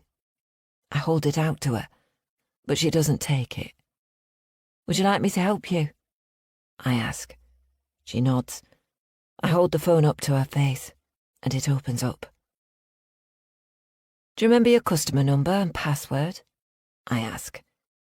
I glance towards Romy and Katya, but they're looking at something on Katya's phone and paying us no attention. This is risky, but it will be so very worth it if I can pull it off. A flicker of excitement plays in my stomach. My customer number, she murmurs, It's obvious that there's something not right with her now, and I need to chivvy her along. Concentrate, Amelia, I say in a low voice. Where can I find your customer number? Notes. Redcore. I navigate to her notes and search for Redcore. And what an idiot. She's actually written down her customer number. I surreptitiously take a photograph of it and then input it into the banking app. And your PIN number? She recites it very slowly. Right, we're in, I say. You need to change your PIN number. What number can you remember? She looks at me, her eyes watery and her gaze unfocused. I'm going to need to get her out of here quickly. How about Marnie's birthday? I suggest. She nods.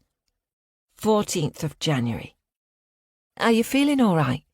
I ask, talking a little louder this time. No, not really. She slurs. I think we'd better get you home. I turn to the others. Amelia is feeling sick. I'm going to take her home. Oh, goodness, Katya exclaims. Poor you. You don't look so good, Amelia. Do you need any help, Paige? No, you two stay here and enjoy yourselves. Our daughters are together, so I'll collect Marnie and take her and Amelia home. We'll see you soon. I help Amelia to her feet, pick up her bag, and place her phone inside it. Then I link my arm through hers and support her as we walk out of the wine bar. Think I'm going to be sick, Amelia mutters, and a moment later she vomits onto the pavement. How disgusting. I'm livid. I was sold the drug by a mate I met in prison, and she promised me that there wouldn't be any side effects. Clearly, I was fed a lie. But no worries. I'll tell Amelia she must have got food poisoning. So perhaps this will work out for the best. I've got the information I need, and that's all that matters. Chapter 6. Marnie. I've been messaging Jax practically non-stop. It feels like he's the first person in the whole world who truly understands me. I'm pretending that I'm 20 and in my final year at uni, studying psychology, because it must be fun knowing how the human brain works. I thought about saying I was studying music management, but reckon that was too risky. He and I share the same taste in music, and he seemed really impressed that I know so many upcoming bands and spend hours on Spotify checking out new music. He said I should think about getting a job in music if my singing career doesn't take off. I wonder if he'll be able to help me. There's no way I'll really be studying psychology because I'm crap at science, but I'd love a job in music. I've been researching music colleges, and my first choice is Berklee College of Music in Boston, USA, where I can study music management. It would be so cool if I could go there, but the fees are ginormous. Hopefully Dad will be prepared to pay. I'm in a maths lesson, and I don't understand a word of what Miss Eisner is telling us. Everyone says she's the best maths teacher in the world, which just confirms that I must be really thick. She's super patient, so I'll go and talk to her after class. But then my phone buzzes on my lap and the screen lights up. It's Jax, again. Are you free next Saturday night to meet up at Coco in Camden? There's a band playing I want to check out. Would be great if you could join. I squeal, and Miss Eisner locks her eyes on mine. Is there something you'd like to share with the class, Marnie? She asks. No, I'm sorry, I say, my face reddening. She walks along the centre aisle, passing everyone else's desks, until she's standing next to mine. I try to shove my phone into my pocket, but she sees me. She holds out her hand, and I've got no choice but to give it to her. The rest of the class snigger. What if she sees the messages? That would be a complete disaster. She takes the phone and walks back to her desk, slipping it into a drawer. Come and see me after class, Marnie, she says. I wish Taryn and I were in the same lessons, but she's in the top set and I'm in the bottom one. I can't wait to show her the messages later. She's going to be completely stoked for me. When the class finishes, I pick up my rucksack and walk to the front of the class, ready to be scolded and given an order mark. Except Miss Eisner surprises me. "Are you finding these concepts tricky?" she asks. I nod and, annoyingly, find tears starting to well in my eyes. "First of all, you know that it's forbidden to be using your phone during class." "I'm sorry," I murmur. "I won't do it again." "I'd like you to stay behind after school on Thursday, and I'll talk you through what we're studying this week to make sure you understand it. But I'm only prepared to give my time to students who are committed to working.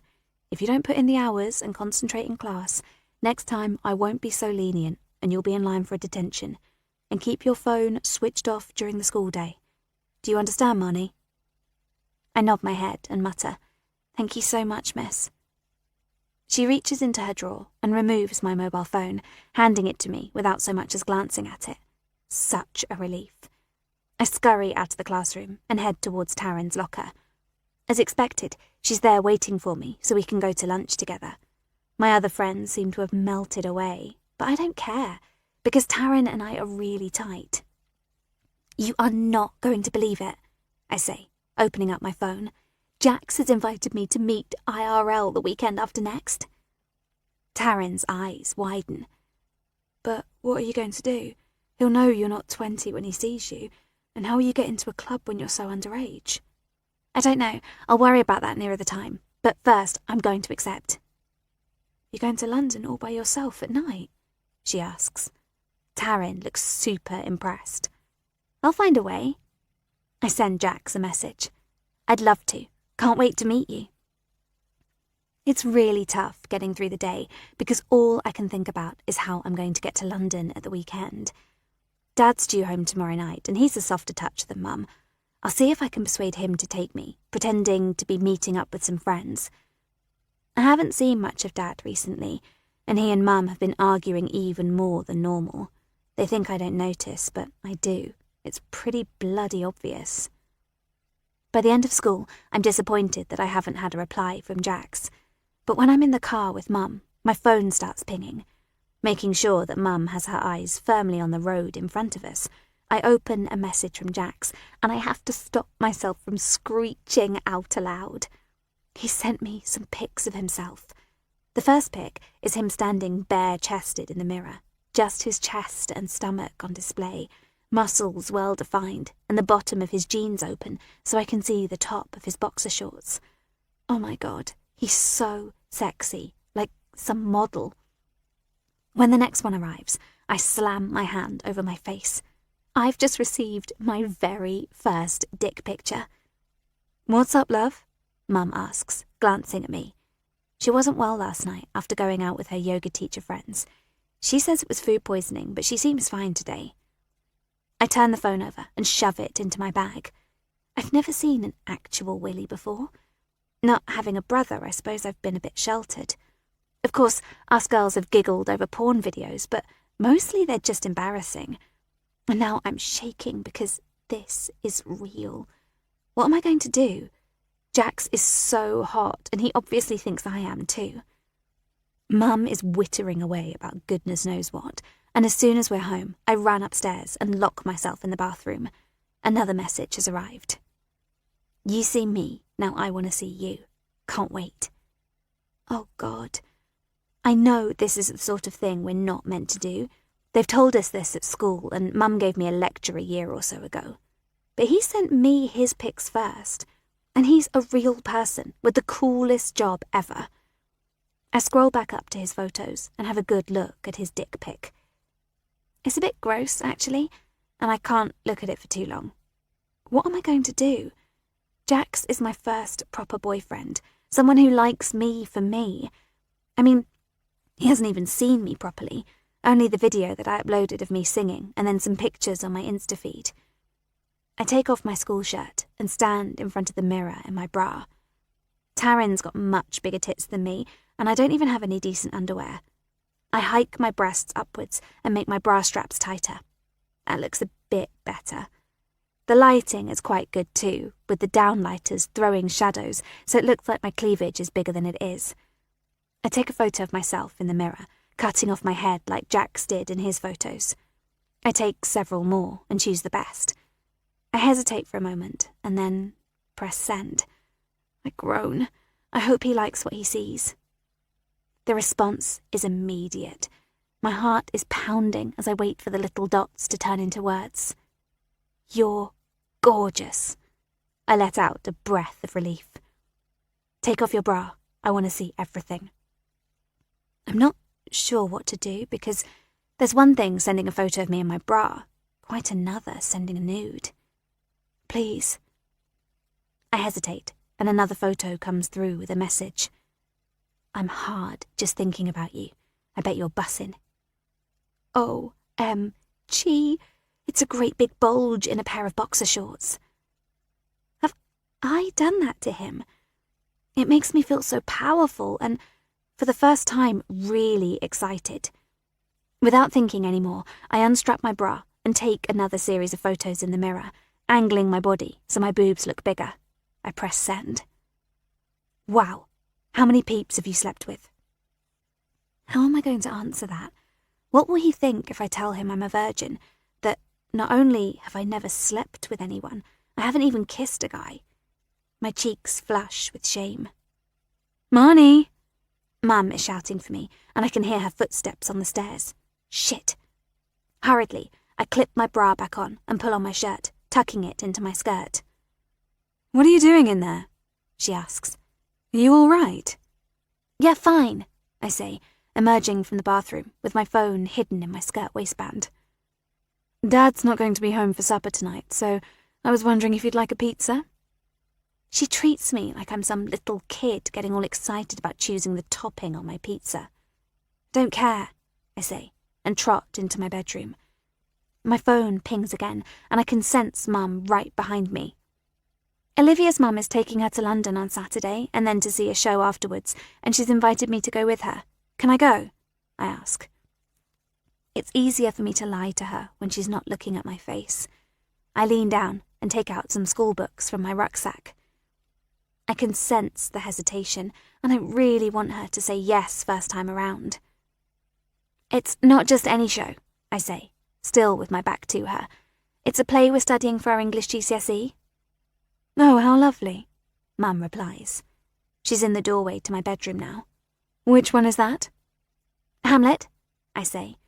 We are studying Hamlet, but I've no idea if it's being performed anywhere in London. What I do know is that Mum wouldn't recognise Olivia's mum if she was standing right in front of us. Olivia's mum is some high-flying lawyer, and she never does drop-off or collection.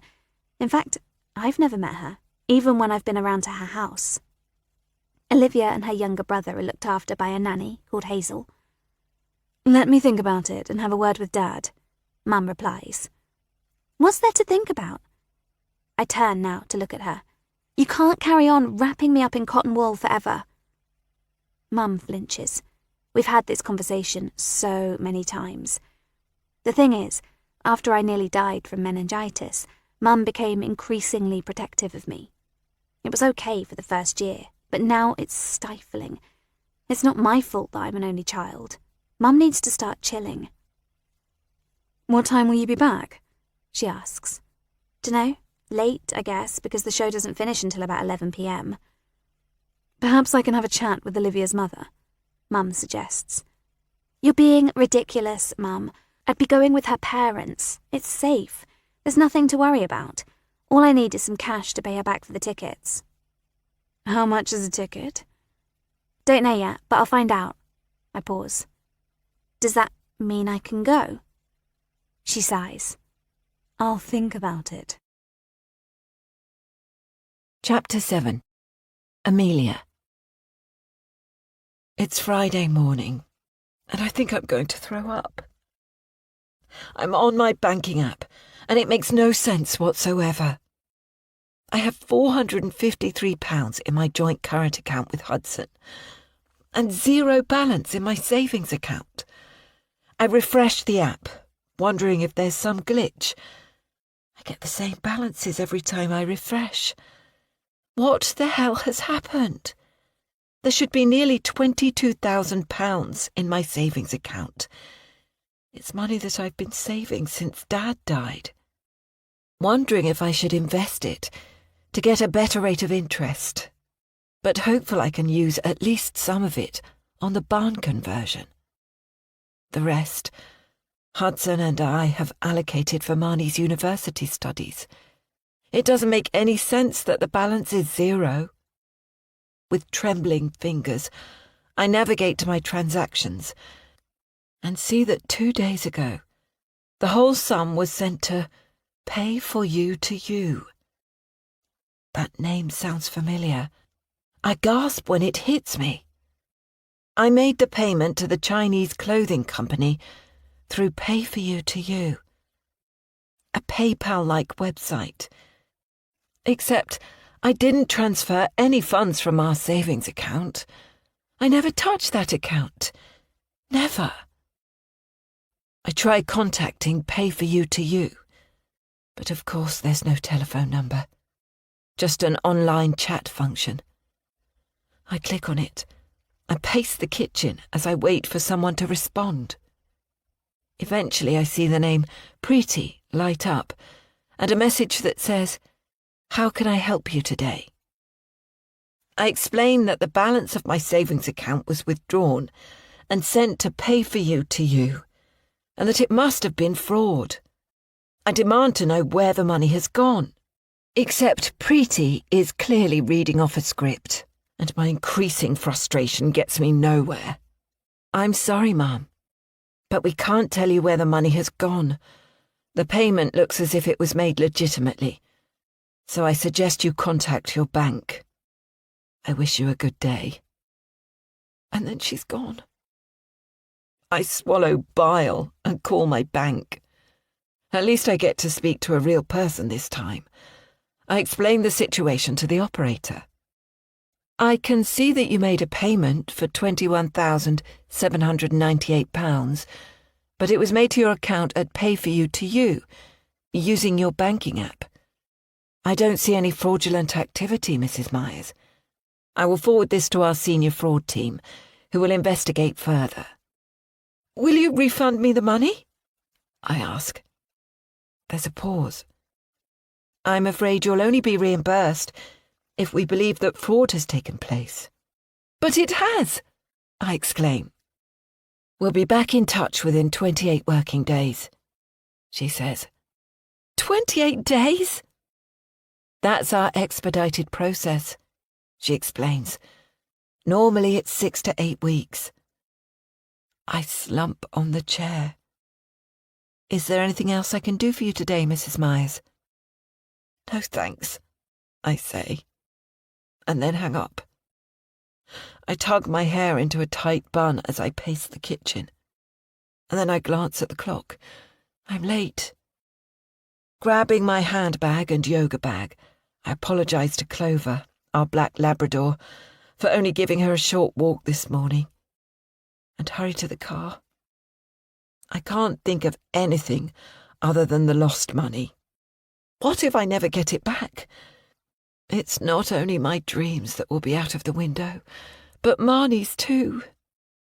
It was meant to be our nest egg for her university education. And how am I going to tell Hudson? He'll be home tonight. My yoga class is full, as it normally is.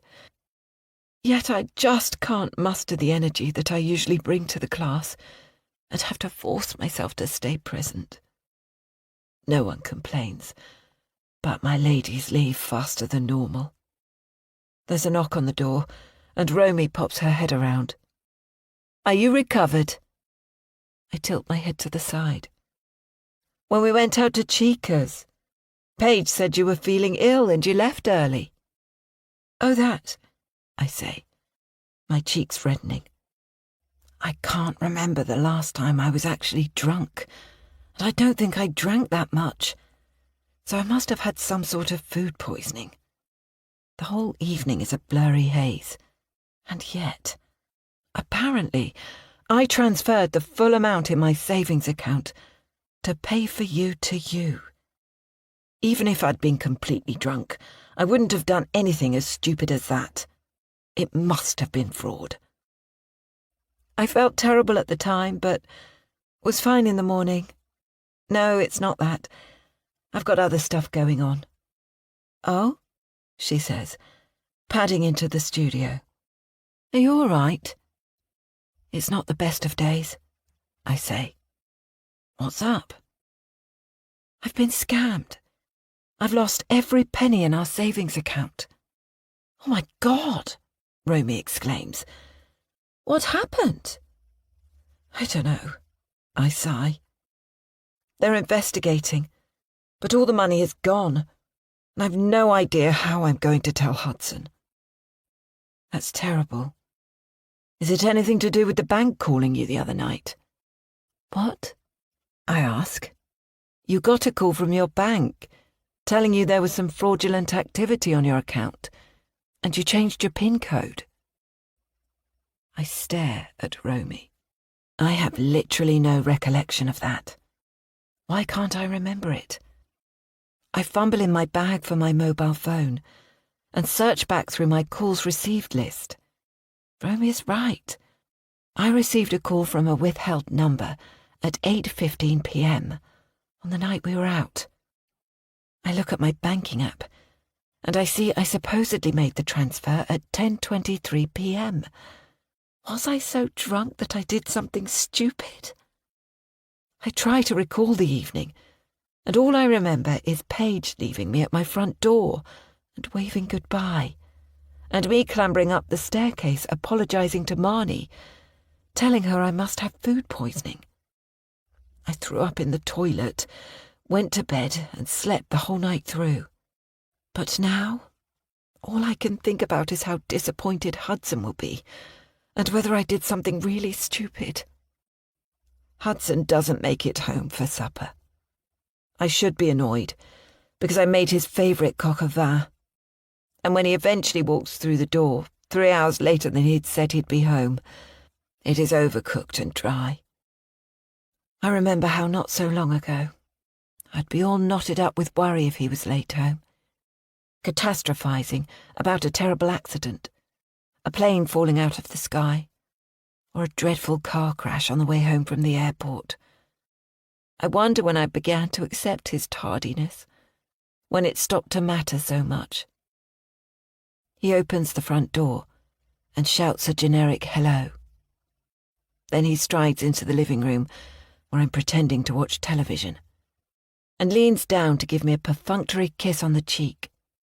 He catches his shoe on the edge of the coffee table and grumbles an expletive before disappearing upstairs. It strikes me that he's permanently angry these days, muttering obscenities over the smallest of things, such as a bin bag splitting or him losing his keys. Sometimes I think he's angry with me, that perhaps he wants a new life, the one that we dreamed of, but that never materialised. Yet he seemed genuinely shocked when we had our futile conversation, and I don't want to open that can of worms again. Despite everything, I still love him. Marnie comes bouncing into the kitchen. Dad says I can go to London with Olivia. She grins. A small and quick victory that under normal circumstances would infuriate me. Except today, I'm not that bothered, because all I can think about is the money. The money that was allocated to her tertiary education. The money that has vanished. Hudson has changed into casual clothes, his hair damp from the shower. "How are my favourite 3 girls?"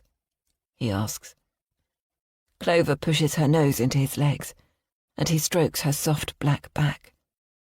Even though he's asking the question, Hudson isn't smiling. We never laugh together anymore. Marnie says, "I'm going to bed. See you in the morning." And she's gone, before either of us can attempt to hug her or wish her a good night. It's like we're all little planets, floating around each other, making sure we don't knock each other off our lonesome trajectories. Hudson slumps into his armchair. I'm exhausted too, he yawns. So you said yes to Marnie going to London, I say. I wanted to discuss it with you. She's nearly 16, Amelia. She needs to spread her wings. I've heard this refrain a lot recently. Except she's playing us off against each other. Stop worrying about her. Stop smothering her. He grabs the television remote off the coffee table and changes the channel to the news, then turns the sound off. I may worry about our daughter, but it's not surprising that I do. Not considering what we went through, how we so nearly lost her. And it's easy for Hudson to be critical when he's never home. I feel a knot tighten in my chest, and I stand up. I'm going to take a bath, I say. He nods without looking at me. If it wasn't for my guilt over the missing money, I'd switch the television off and pull Hudson to his feet. Then I'd either slap him or pull his face down to mine, kissing him deeply. But of course I do neither. Instead, I promise myself that I will tell him about the missing funds. Soon. Chapter 8. Paige. I've got an appointment with a surgeon called Dr. Harrison on London's Harley Street. I did my research and he's the best of the best. A cosmetic surgeon with literally thousands of 5-star reviews, praising him on creating perfect faces for his clients. I don't want to look completely different, and I certainly don't want pouty lips and overly chiselled cheekbones. But I do want a straighter nose, and ears that don't protrude like ridiculous flaps at the side of my face. I promised myself that as soon as I came into money, I'd get my face fixed.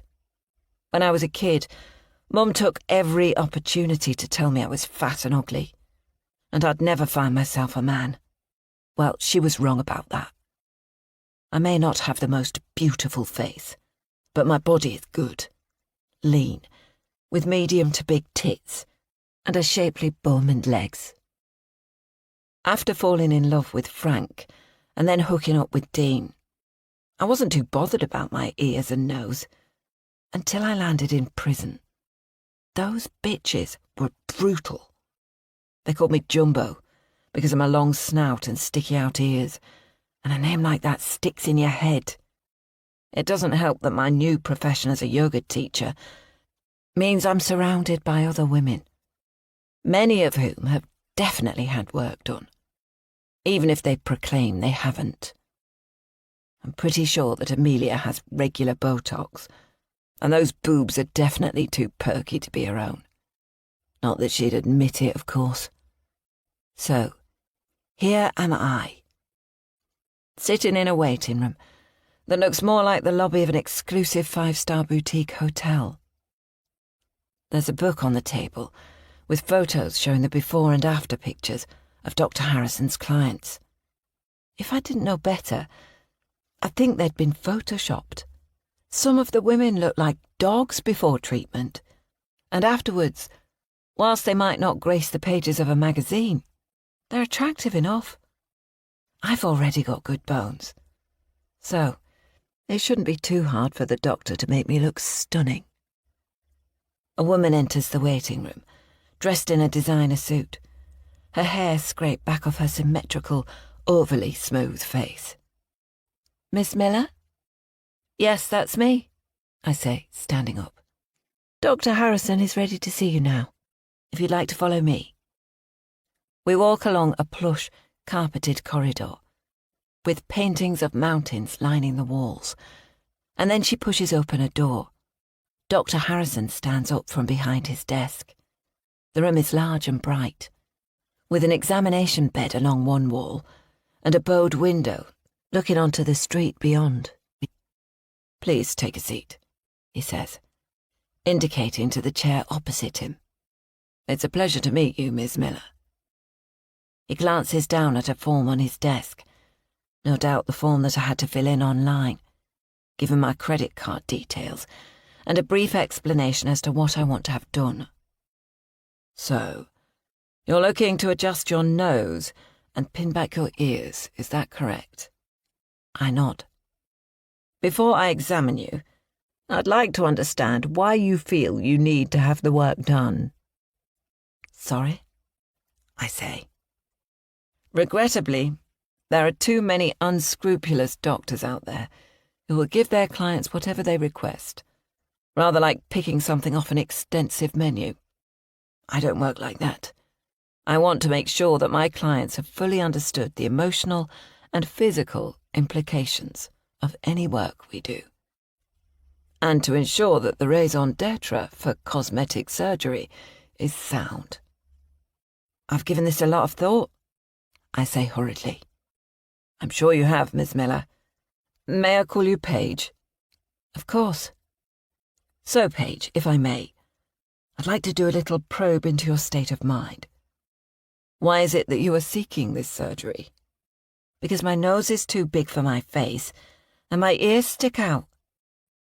I shift uncomfortably in the armchair. Have you had any psychiatric or psychological treatment at any time in your life? I'm not sure what this has to do with me being here. My dear, there are no trick questions.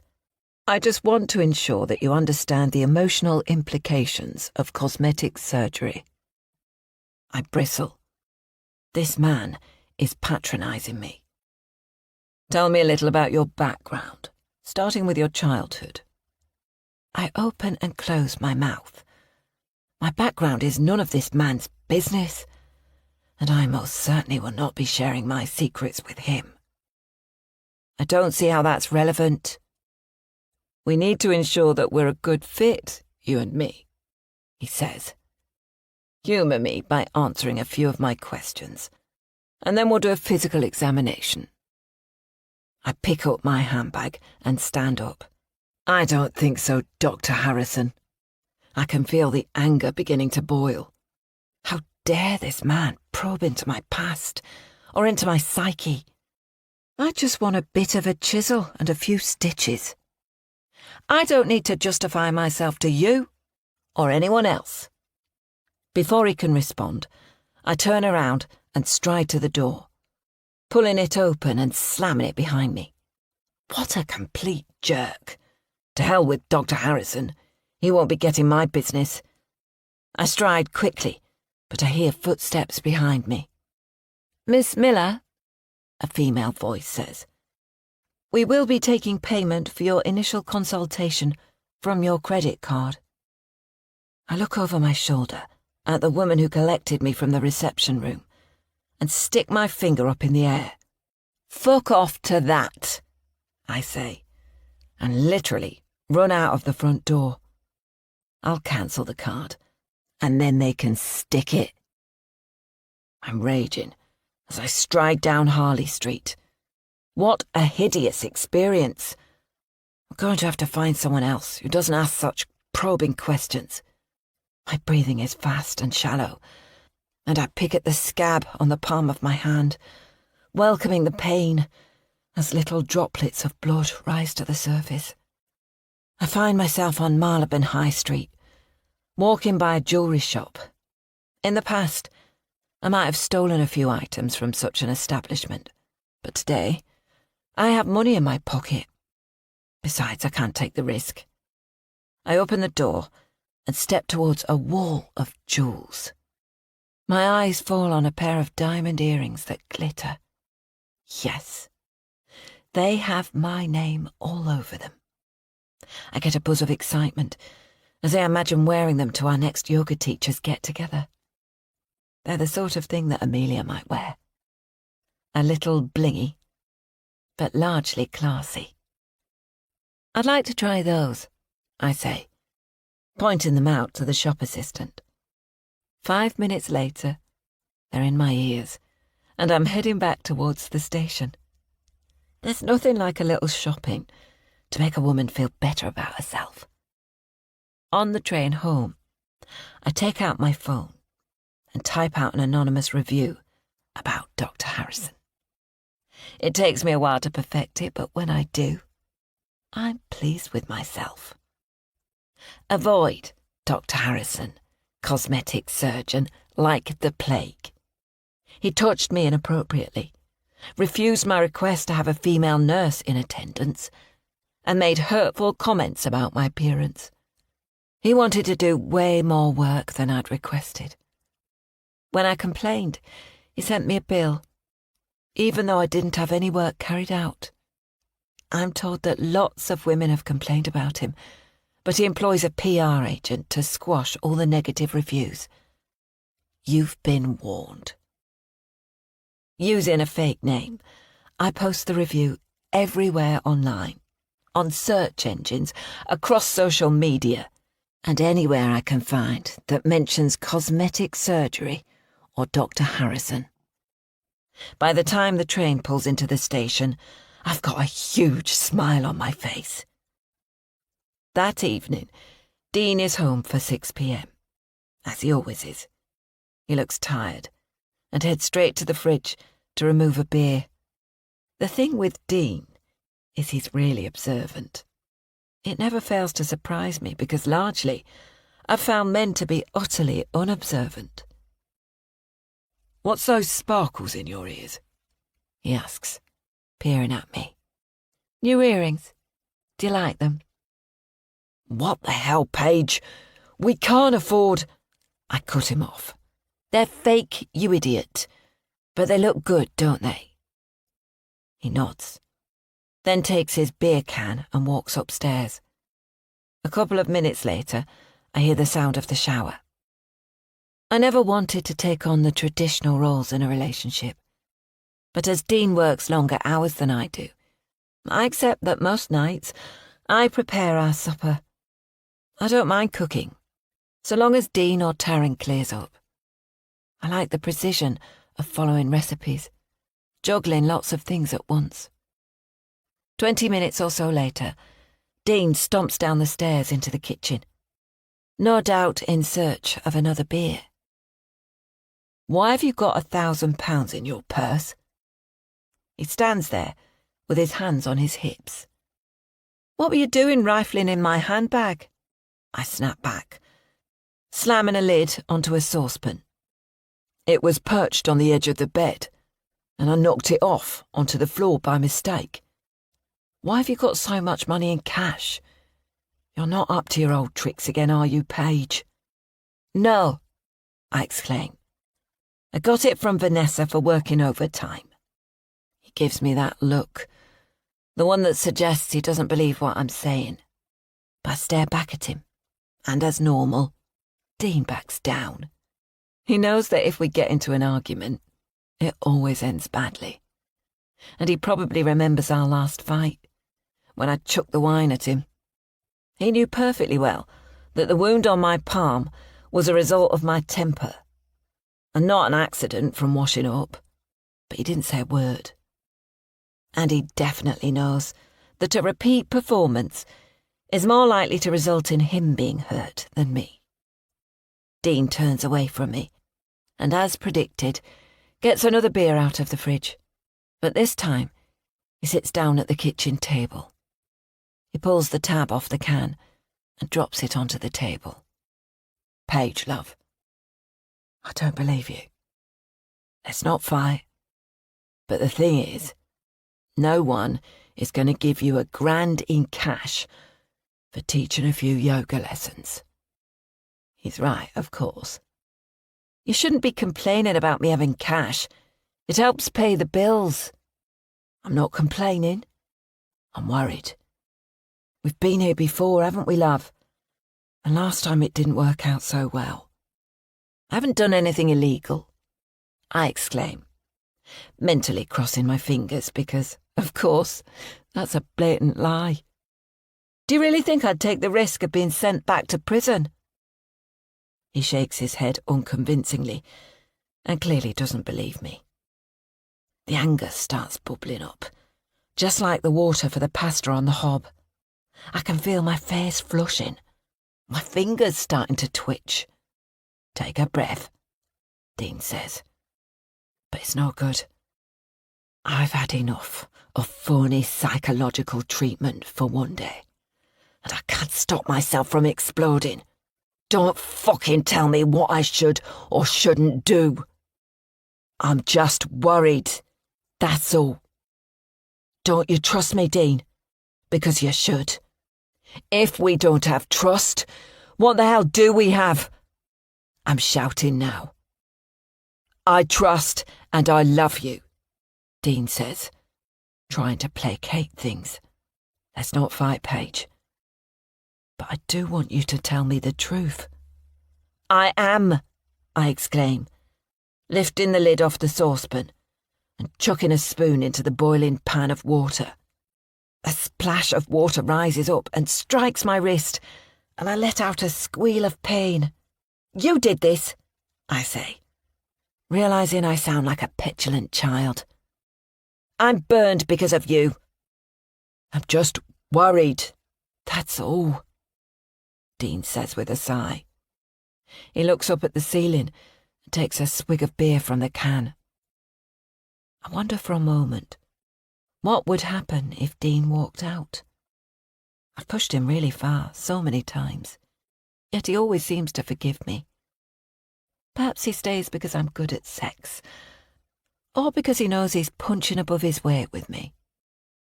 Or perhaps it's because he genuinely loves Taryn. Occasionally, I wonder if he stays due to pity and worry, that I'll go completely off the rails without him. Of course, I don't ask. I'm sure I'd be absolutely fine without Dean, but for now, it suits both Taryn and me to have him around. The burn on my wrist stings like crazy, and I find myself lifting up the pan.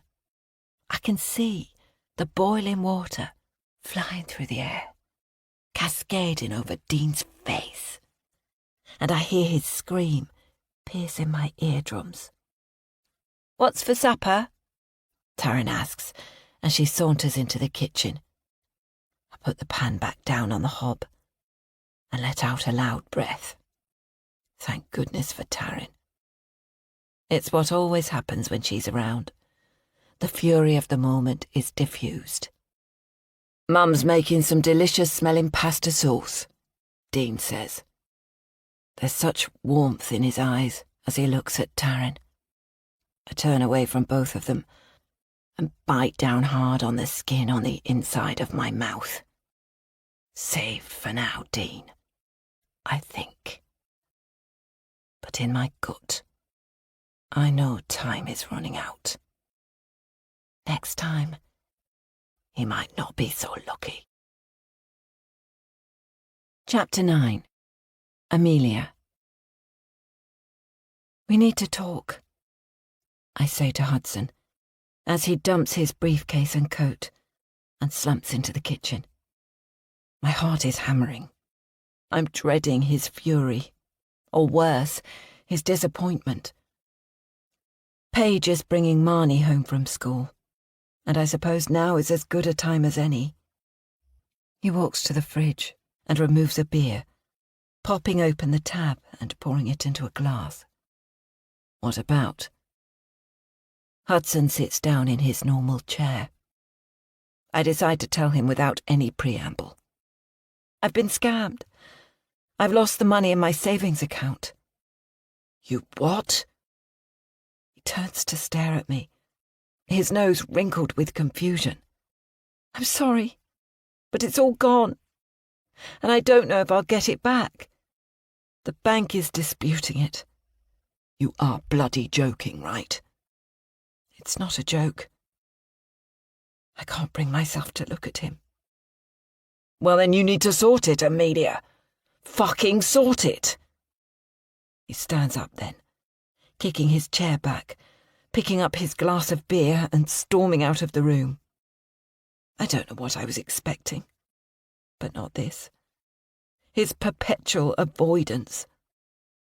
I slump into the chair he's just vacated and lower my head into my hands. I know I need to sort it, but I was hoping Hudson might show an iota of sympathy, or have some ideas to help me sort it. Instead, he's walked out. After 10 minutes of not knowing what to do, I haul myself up and walk out of the kitchen into the hall. I can hear Hudson on the phone in his study. I decide to leave him to it, and I make supper. Half an hour later, Hudson is back in the kitchen, and I brace myself for his anger. Except his expression is strangely unreadable. He sits again. I'm taking the job offer from Globus Planet. They'll be purchasing the travel agency. I stare at him, feeling confused and dismayed. How come he hasn't discussed this with me? Besides, he only told me the other day that he wasn't accepting the job offer. They want me to stay working for the company and to move to the head office in Manchester. Manchester? Manchester is 250 miles away. The shock makes me grab the seat of my chair. Yes. I'll have to be there full time. I can start next week. It might be good for you and me to have a bit of distance for a while. Distance? There's a stab in my chest. I thought Hudson and I were meant to be trying to improve our marriage, not distance ourselves further. You, Marnie and Clover can join me in a few weeks, once we found a new school for Marnie. We can rent the house out or put it on the market. I've already spoken to a couple of estate agents, and they reckon we can get good money for this place. What? I exclaim. You're moving next week, and you expect us to up sticks and go too, just like that? That's pretty normal, when the main breadwinner has to relocate, isn't it? No, Hudson. I stand up and start pacing the kitchen. A marriage doesn't work like that. You're meant to discuss major life decisions with me, not just sell your business and take a job on the other side of the country and present it as a fait accompli. And what about our life here? Marnie is sitting her GCSEs this year, and I've got a business. He scoffs. Hardly a business. We cannot take Marnie out of school. Are you out of your mind? I pick up a tea towel, scrunch it up, and let it drop onto the countertop. Well, what do you propose? His voice has an edge of sarcasm. I can't believe you've just dumped this on me. Why haven't you told me about this before? Surely it's been months in the planning. Well, I did mention it. Besides, I've had offers before that have come to nothing. And what's the point in getting your hopes up unnecessarily? I don't think you should take the offer. It's too much of a disruption. What? Hudson throws his hands up into the air. You don't understand, Amelia. It's a done deal, and I have no choice. I have to do this for the continuation of the business. Besides, it will be good for all of us. Eventually I'll have more time to spend with you. And Manchester is an edgy town. A great place for a teenager to grow up. I've looked into schools and colleges, and there are several that are really highly rated. I'm literally speechless. A few days ago, Hudson said in passing that he'd been offered a job. But the truth is, he must have been planning this behind my back for months, just assuming that we can up sticks and relocate several hundred miles away with little interruption to our lives. I don't want to go. I have no desire to live in a big city, far away from my friends and family. And the last thing Marnie needs is the disruption of moving schools right before her exams. What about Mum? She's coming over tomorrow. She's arthritic and she needs me. My yoga students need me. I stare at Hudson and once again wonder when it was that we grew so far apart. It's one thing not talking about our feelings. It's quite another planning a relocation to the other side of the country. without discussing it with your spouse? Well, just think about it, he says, getting up and walking towards the door. I'm going to take a shower. I listen, stunned, as he stomps upstairs. This is not acceptable. He can't just walk away when we haven't finished the conversation. I race upstairs after him. Hudson, wait. He's standing in our bedroom, his shirt removed. I notice that he's put on weight around his midriff. The beginnings of a middle-aged paunch. A few hairs on his chest are turning grey. He's getting old, and I hadn't even noticed. I can't go, and Marnie can't either. At least not until the next academic year. In which case I'll go alone. I'll come home at the weekends as often as I can. So that's it? I ask. Decision made, unilaterally. As I've already told you, Amelia, there is no choice. And you expect me to have to do everything, do you? The childcare, the dog care, managing the house, paying all the bills, and working. Essentially being a single mum. You're hardly paying the bills, aren't you? Sure, you might write out the checks, but the money that's in our account is thanks to me. I'm working my guts out so you can live this life of luxury. And then you announce that you've lost our money. You've actually lost it. It's the height of irresponsibility, Amelia. He waves his hands around. I'm stunned. Is that what he thinks? That I enjoy being financially reliant on him? Doesn't he realise that's why I trained as a yoga teacher? Why I have ambitions to open my own studio? So I can contribute too. And how do you think our marriage is going to work? With you being away all week, every week. It's been bad enough as it is. He shrugs his shoulders, almost as if he doesn't care, and that makes me furious. Do you want our marriage to break down? Is that what all this is about? An easy way out of being married to me? Don't be melodramatic, Amelia. This is a great job offer, and one we can't afford to turn down. If you won't move, then what's the alternative? We'll just have to try a bit harder, won't we? But I am trying, I exclaim, feeling exasperation. And that's when we both hear a creak from outside our bedroom.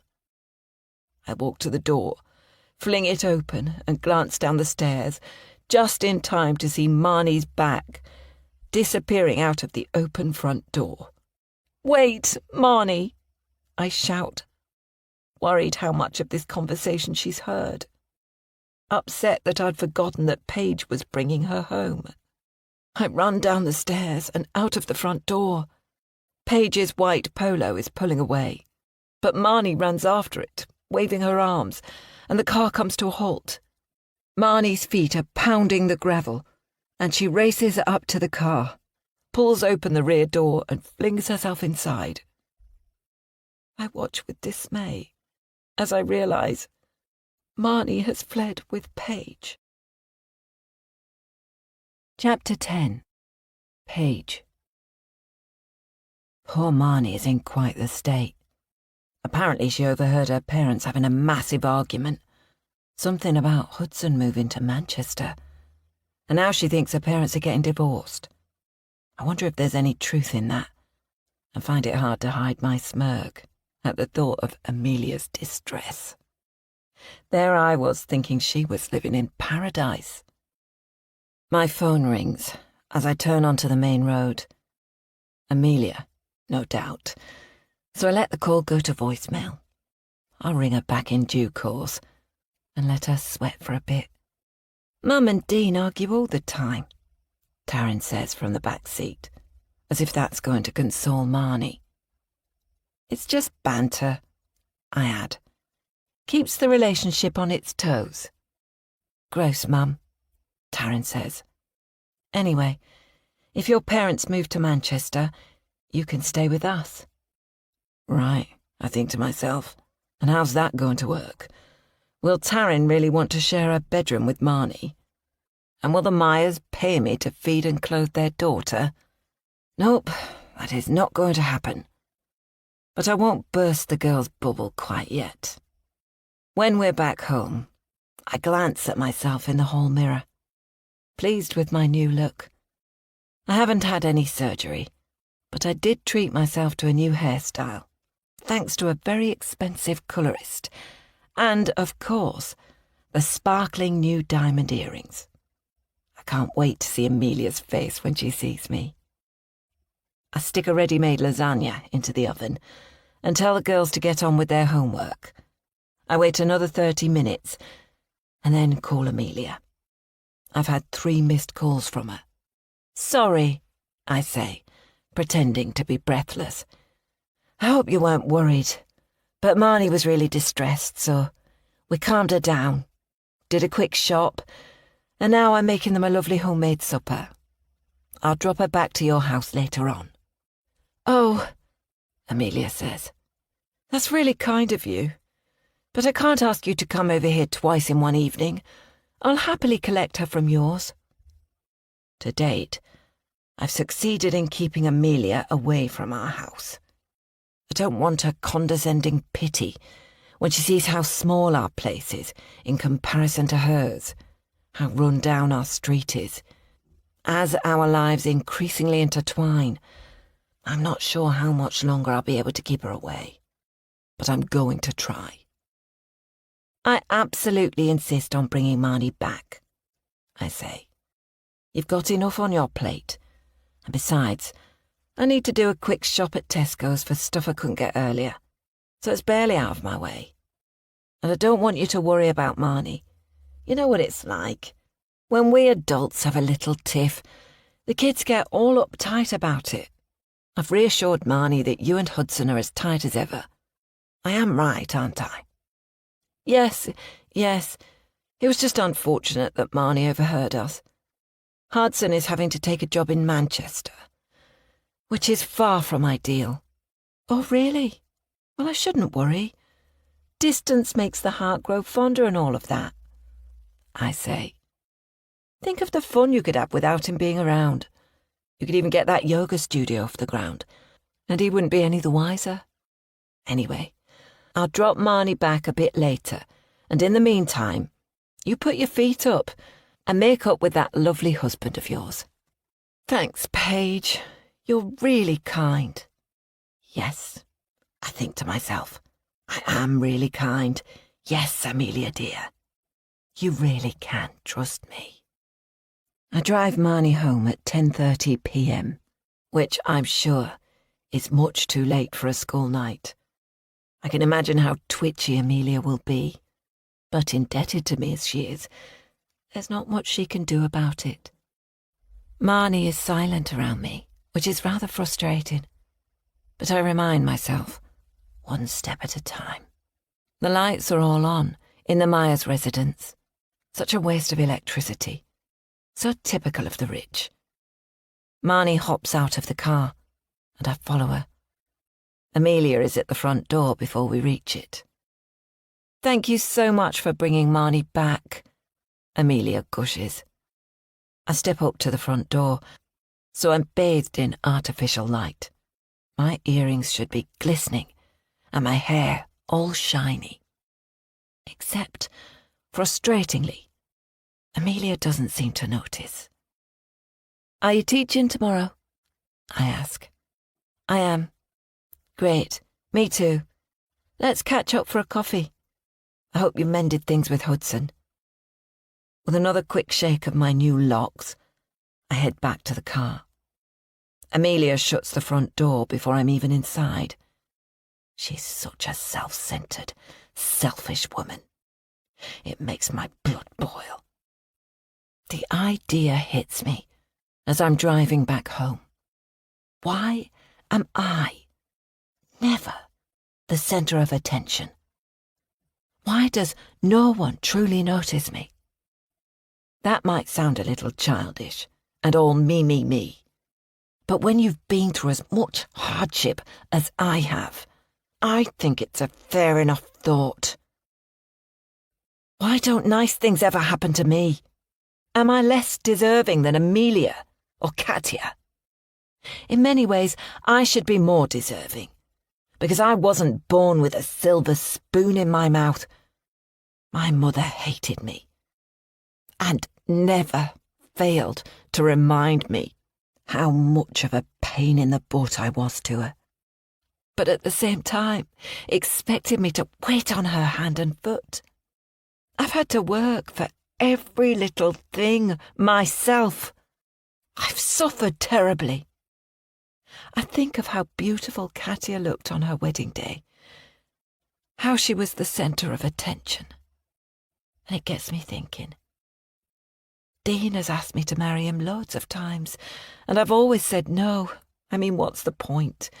It's not like I'm going to inherit a fortune from him when he dies. And he's a good dad to Taryn, whether we're married or not. Except, perhaps now is the time to say yes. I've got money, and we can afford a lovely wedding. And it's about time that I'm the centre of attention. I let the thought drip feed overnight, and the more I think about it, the better an idea it becomes. The next day, I finished my one and only yoga class. Why is it that I've only been asked to lead one class, whereas Amelia gets to run several every day? I really need to talk to Vanessa. Except this morning, I'm leaning into positivity and self-love, whatever the hell that is. I see Katya and Amelia chatting next to the water machine, and I hurry towards them. "Hi, Paige," Amelia says, before returning to her conversation with Katya. Neither of them notice my new hairstyle. In fact, they barely glance at me. The bitches.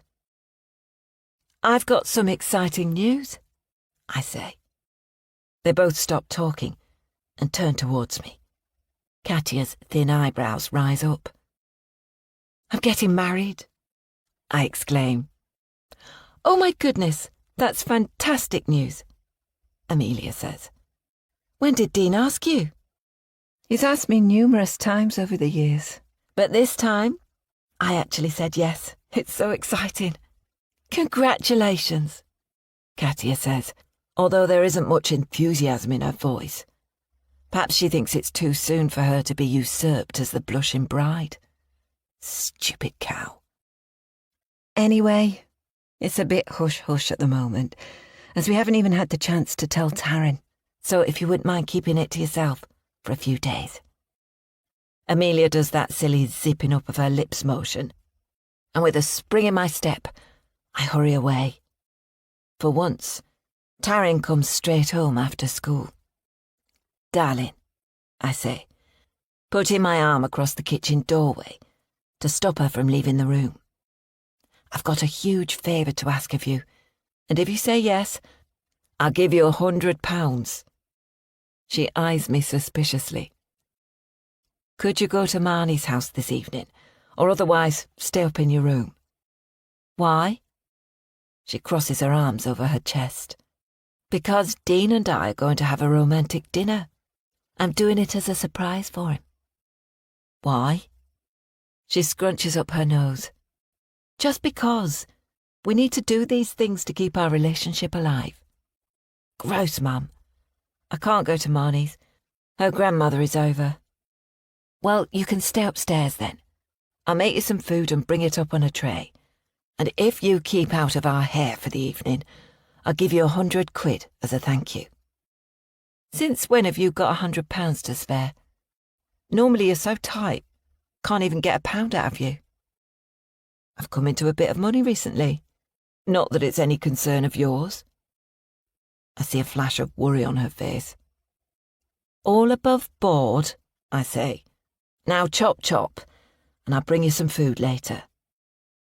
I spend the next hour preparing steak, chips, and mushy peas for Dean, his favourite meal. It's not exactly gourmet, but Dean has simple tastes. I've got a bottle of champagne cooling in the fridge and a ready-made chocolate gâteau, which I'll pretend I made. I lay the table with the only tablecloth we own and light a few candles. Then I hurry upstairs and change into a slinky dress. I survey myself in the mirror, and I'm pleased with what I see. Sure, the nose and the ears aren't fixed yet, but my body is both curvy and toned, and I look $1 million. And then I hear the slamming of his van's door. There's loud, thumping music coming from Taryn's bedroom, but at least her door is closed. I hurry downstairs just as Dean walks into the hallway. "Wow, you look good," he exclaims. I throw my arms around his neck, even though he's wearing his overalls and stinks of sweat and the faint hint of drains. Dean appreciates me, and that feels good. "I'm cooking you your favourite meal, so hurry up and get showered," I say, ushering him upstairs. "What is it? My birthday or something?" He grins. I pat him on the backside, and he climbs the stairs. Half an hour later, and he's sitting at his normal place at the kitchen table. I wish he'd made an effort with his clothes and had bothered to shave. But he's not to know how special this evening is going to be. "What's all this?" he asks, gesturing at the lit candles and neatly laid table.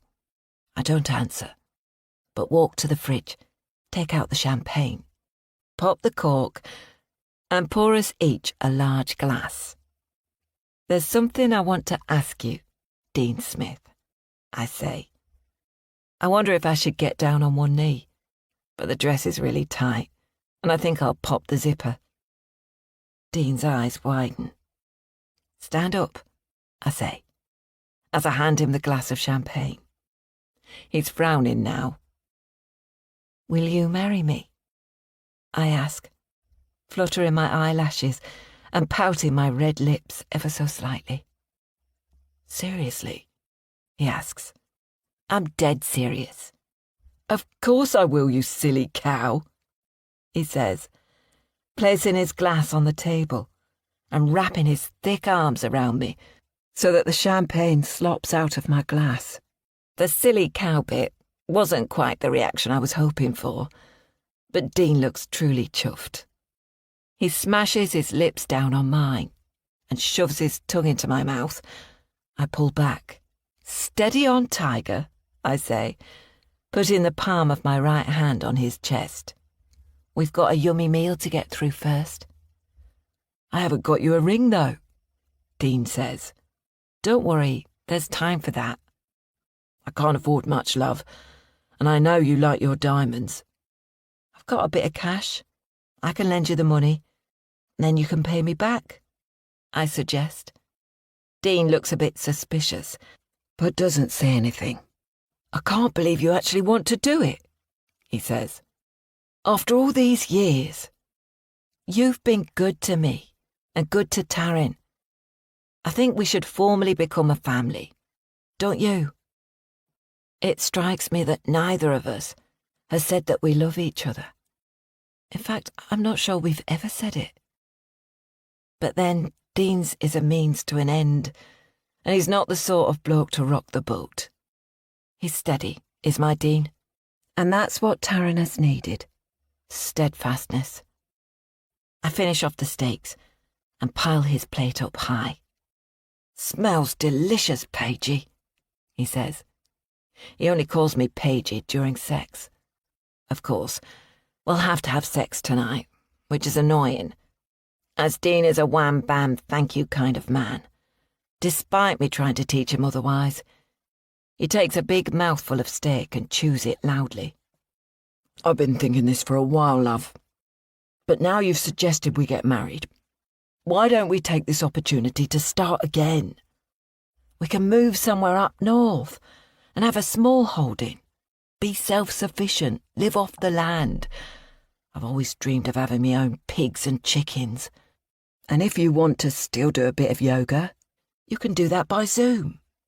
The north of Scotland is so beautiful and rugged, and we wouldn't need much money to live a good, healthy existence. What do you think?" What do I think? Is he off his bloody rocker? How well does Dean actually know me? I'm a city girl. I need the bright lights and the buzz of people and nice material things. There is not a hope in hell that I'm going to be living in some shack in the middle of nowhere in the remote freezing cold of North Scotland. Let's think about it, I say, throwing him a wide and very fake smile. We've got a wedding to plan first. Nothing too extravagant, Paige, Dean says, bringing the tone of the evening right down. Just a registry office wedding and a nice meal down the pub for you, me and Taryn. No, Dean.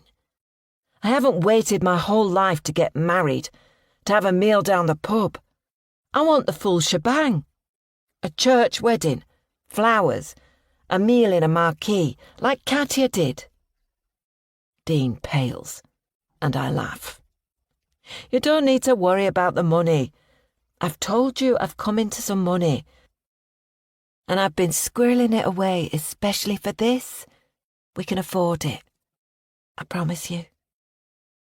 He looks really dubious and is about to say something when I lean across the table and put my finger over his lips. You don't need to worry. I'm not the sort of person who makes the same mistakes twice. Promise me. I nod. Anyway, we need to tell Taryn the happy news. She's going to be chuffed to bits.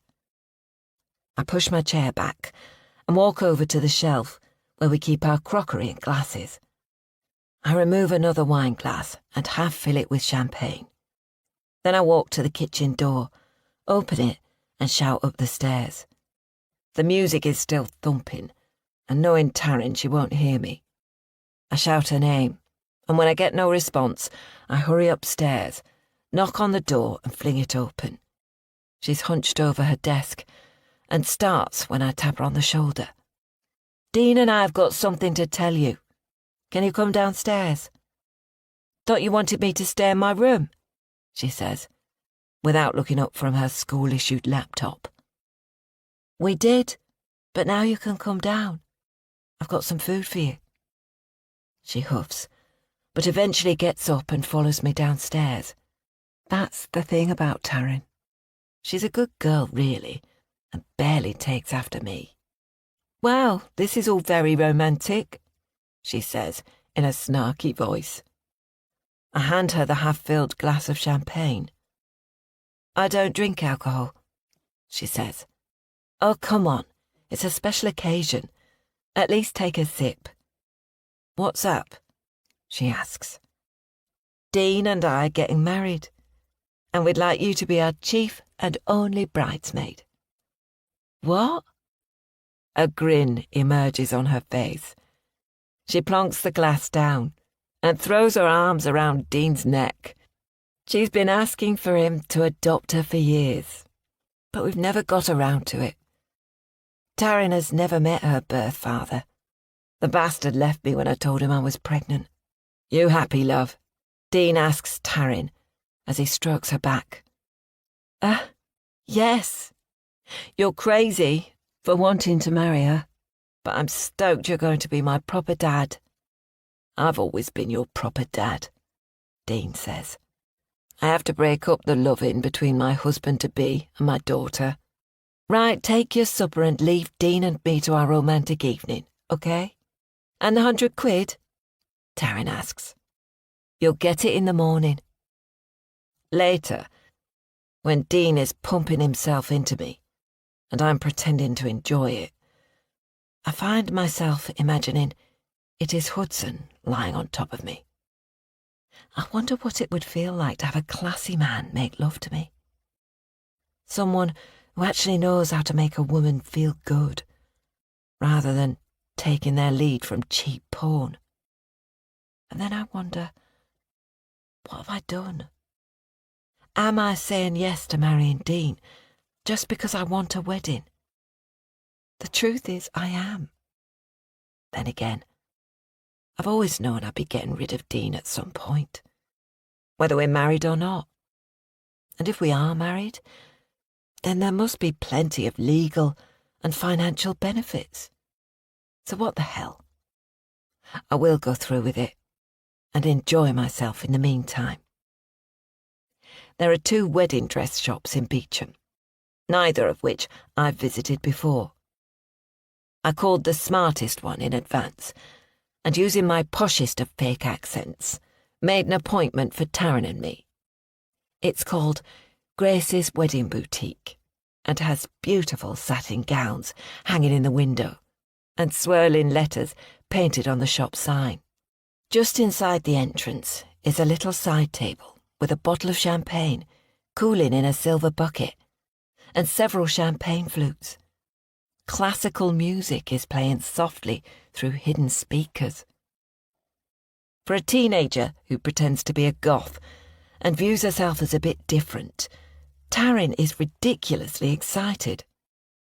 She's brought Marnie along too, which actually I'm quite glad about, because I'm hopeful she'll talk Taryn out of choosing a black bridesmaid dress. Obviously I'm not going for the full white meringue look, rather something simple and elegant, more suited to an older bride. But this is my first marriage, so I'm going to stick with white or cream. As we enter, a shop assistant steps forward. She's wearing a boxy suit, and her hair is pinned back over a broad forehead with a thick Alice band. "Hello, I'm Grace. Welcome to my boutique. Can I help you?" She peers down her nose at me. I bristle. "I'm getting married, and I'm looking for a dress for me and my daughter." Grace turns towards Marnie and says, "I'm sure we can find you something pretty." "I'm the daughter," Taryn says, while Marnie reddens. "Oh," the woman replies, looking Taryn up and down, as if she's something the cat dragged in. I feel that anger surge through me, but I dig my fingernails deep into my palm, reminding myself that I'm the customer here, and she's just a stupid shop owner. "And what is your budget?" Again, Grace looks down her nose at me, and I can tell that she's thinking I can't afford shit, and that I should be dress shopping at M&S, and not at a fancy boutique. "How much are your dresses?" "They start at £2,000 and go up to 10,000. I can feel the smile slipping off my face. "Is that within your budget?" she asks, giving me such a snooty look I want to slap her face. "It's less than my budget," I say quickly. "What the hell, Mum?" Taryn mutters.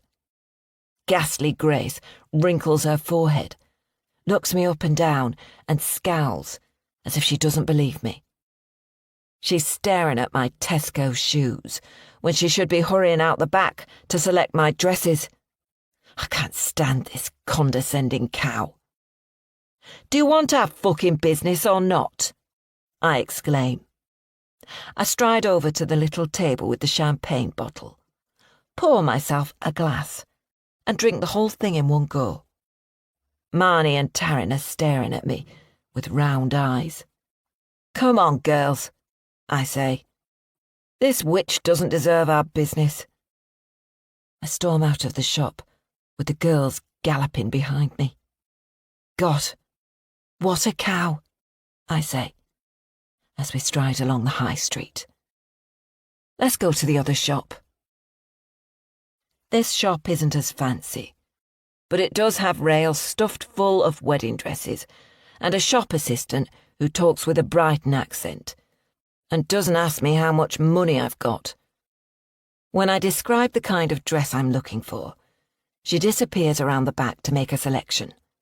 Meanwhile, the girls are rifling through a rail of bridesmaids' dresses, all of which Taryn is rejecting. Normally, Taryn spends every minute of her waking day typing into her phone, her fingers flying over the screen, but today she hasn't even looked at it. "What's your colour theme?" Marnie asks me. "I'm thinking blues.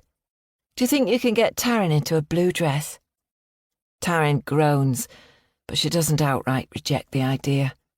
They're all so fancy, she says, as she pulls out a long sky blue satin dress. Just not me. It could be, Marnie suggests, and for a moment I'm rooting for the daughter of my enemy. A few minutes later, and I'm in a large changing room, trying on 5 dresses. Each time I walk out into the shop, the girls ooh and ah, and I feel truly great about myself. But it's the 5th dress that is the one. It's a pale cream colour, silky satin with a cowl neck and simple spaghetti straps, and it makes me feel like a model. This is it, I say, as I twirl in front of the girls. Do you agree?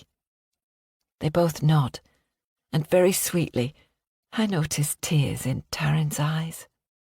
Right, your turn now. I'm going to select some dresses for you to try on. Must I? Taryn groans. Yes, Marnie and I reply in unison. Clutching a handful of dresses, Marnie accompanies Taryn into the changing room, while I sit in the boutique on a luxuriously padded chair. I'm thinking about the price tag of my chosen dress. Just over £3,000. It's a crazy amount of money for a dress that I'll wear once. But I remind myself of that cliché. I'm worth it. And I have all that money, thanks to lovely Amelia. As I'm sipping from a glass of champagne, not as nice as in the other shop, but served to me willingly, I notice that Marnie has left her handbag and coat on the chair. It's a Michael Kors bag, open at the top. It's rather disgusting that a 15-year-old girl has a designer handbag, and it looks new. Not even like one of Amelia's cast-offs. I can hear the girls chatting and giggling, so I pull the bag towards me and look inside. She has the normal rubbish, a purse with 20 quid in it, some cheap makeup and a plastic hairbrush. And then I notice a set of keys. Her house keys, I assume. Without too much thought, I grab the bunch of keys, drop them into the zippered section of my handbag, a designer knockoff that I bought at a market stall for a tenner, and then push her bag back to where I found it.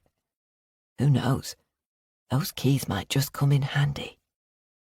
Dress choices made, I suggest to the girls that we go for a drink before returning home.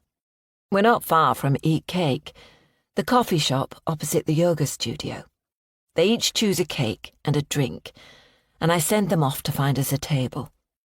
Having paid for it all, I'm just about to sit down with the girls when I see someone I recognise striding along the pavement. It takes me a second to place her, but then I realise it's Snooty Grace.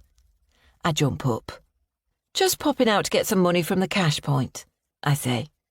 Don't eat my cake. Taryn throws me a confused look, but I ignore her, scoot through the coffee shop, and hurry out of the door. The bitch is ahead of me, walking purposefully. But just as I catch up with her, she stops at the traffic lights, obviously intending to cross the road. There's quite a little crowd gathered, and she, of course, is at the front, her pointy shoes sticking out over the edge of the pavement. There's a rubbish truck approaching, driving a little slower than I would have liked. But just as it approaches us, I step right up behind Grace and shove her really hard in the back. She stumbles and falls into the road. There's a scream, and then more screams, but I've edged away from the little crowd, and I'm striding back towards Eat Cake. I don't look back once. I don't hesitate. I don't glance over my shoulder. I just walk purposefully, pushing the door open and march into the girls and sitting down at their table. I dig my fork into a piece of chocolate cake. Yum, I say. This is really delicious. When I drop Marnie back at her house, Amelia invites me in for a cup of tea. Did you choose a dress? What's it like? She asks eagerly. I show her the photograph on my phone that Taryn took of me modelling my wedding dress. Oh my goodness, you look absolutely stunning, Amelia gushes. That's the most beautiful dress, so very elegant. I can't wait to see you walk down the aisle in it. I pause for a moment. Amelia has made the massive assumption that she's going to be invited to my wedding. I control a snort. What if I didn't invite her? What if I invite Romy and Katya and even Vanessa, but not Amelia? How would she react then? The thought is tempting.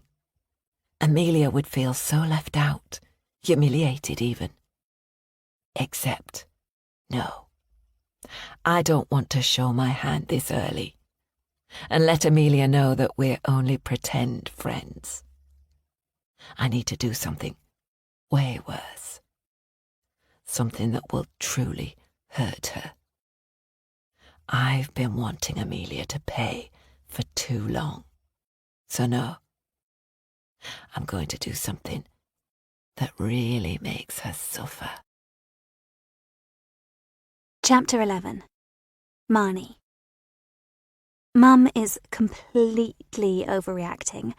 I've lost my house keys, probably when I was out with Paige and Taryn wedding dress shopping, and I've had to tell her. You need to be responsible, Marnie. It was a mistake, I say. We all make mistakes. But what if someone finds it and realizes whose keys they are? We're going to have to change the locks. That's ridiculous. The keys have got no identification on them. How is anyone going to know who they belong to? Have you asked all your friends? Did you leave them at Taryn's house? She's the first person I asked, and no, she hasn't seen them. They've probably been dumped in a rubbish bin somewhere.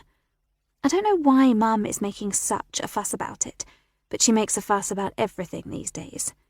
It's like she's strung out, and goodness knows why.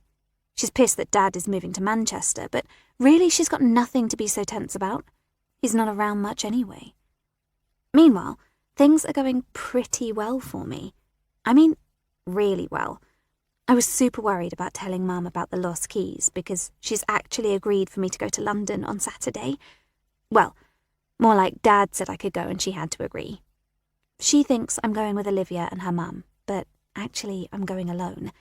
It's a risk, I know, but so worth it. The thing is, I need my keys to let myself back into the house when I come home late at night, so that's why I had to fess up. I've got it all planned out. Mum will drop me off at the station in the afternoon. I'll take a bag and get changed in the train toilet. Then I'll get the tube to the nightclub and hang around somewhere near there until it's time to meet Jax. I have to make sure I don't miss the last train home, which is a pain, because it means I've got to catch the 11:05 p.m. train from Victoria, which is way too early, but I've got no choice in that. Then I'll take a taxi from the station back home. At least I'll get a few hours with my boyfriend. I'm trying to focus on my French homework, but the words are all a jumble. Jax has messaged me a bit less the last few days, but we're still sending each other loads of messages and cheeky photos. He's got the most beautiful body, and although I still like Ryan, Jax is a real man, whereas Ryan is still a boy. Not that Ryan has even glanced in my direction at school. Before, I might have been upset, but now I'm with someone so much better. I wish I could show Jax off to everyone at school, except I can't. Not even Taryn. Despite her edgy looks, she's a bit of a prude, and I don't think she'd approve of the pics. And now he's messaging me again. Can't wait to meet you. You too. Kiss. I add an X and wonder if that's too much. 8 p.m, outside Covent Garden Tube. Italian for supper, and then onto a club. You'll love it. Can't wait. An hour later, another message pings through. I need to see all of you. Question mark, question mark? NKD. So far, I've only sent him photos of my boobs, and I'm not sure about this. And then he sends me a photo of himself. The whole of his body, from his neck down to his feet, and he's completely naked, with a massive hard-on. My cheeks flame red as heat spreads through my body. Oh my God, he is so hot. I slap my hand over my face. He's a real man, and he wants me. This is what you do to me, Marnie. Just thinking about you. Your turn now. It takes me over an hour. I shower and shave, nicking my skin and making myself bleed, and then wondering how much hair I should or shouldn't have. Will it be obvious that I'm a virgin just by looking at my photo? I try different poses in the mirror, crossing one leg over the other, leaning over the sink, trying to push my boobs together, and I take a gazillion different shots. He sends me another message. Still waiting. And in the end, I just choose one at random and hit send. He replies immediately with a thumbs up emoji. Somehow that seems like a bit of an anticlimax, but what would I know? I'm new to all of this. The hours drag by, but eventually it's Saturday, and then it's Saturday lunchtime, and then it's time for Mum to take me to the station.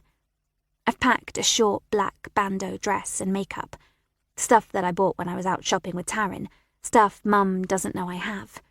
She'd go apoplectic if she saw me in that outfit. "Have a lovely time," she says as she waves me off, "and say thank you to Olivia's mum."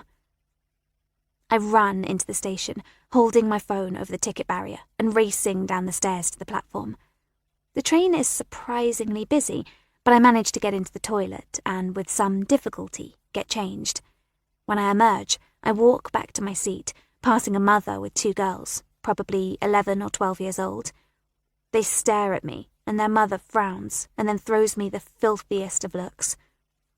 I sit down, and a couple of boys, probably not much older than me, let out a whistle.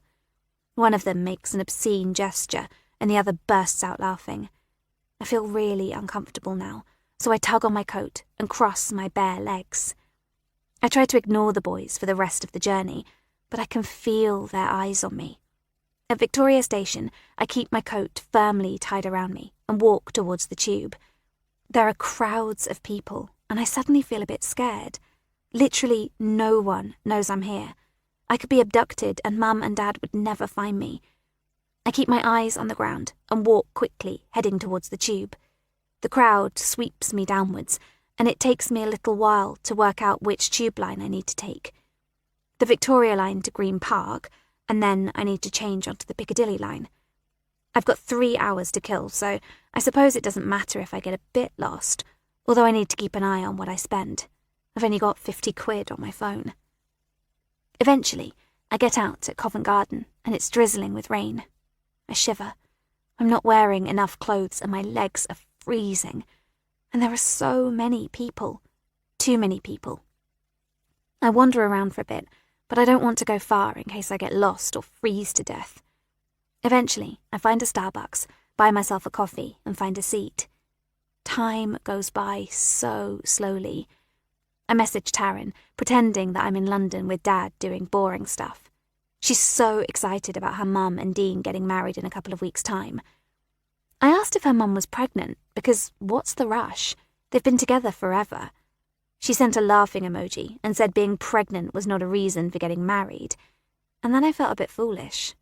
All the same, I don't understand why there's this big hurry. But I'm happy for Taryn, because she's happy.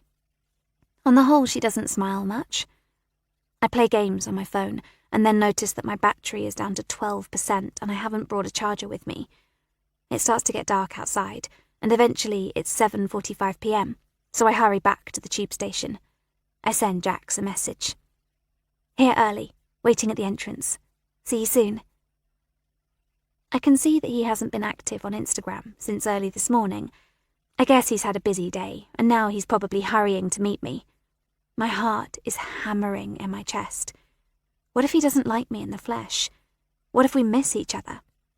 That's silly. He'll call me if he can't find me. He's got my mobile number. I hop from foot to foot, constantly glancing at my watch. It's exactly 8 p.m. now, and there are so many people milling around. I'm looking everywhere, trying to make out his face. At 8:05 p.m, I wonder if I've got the correct exit.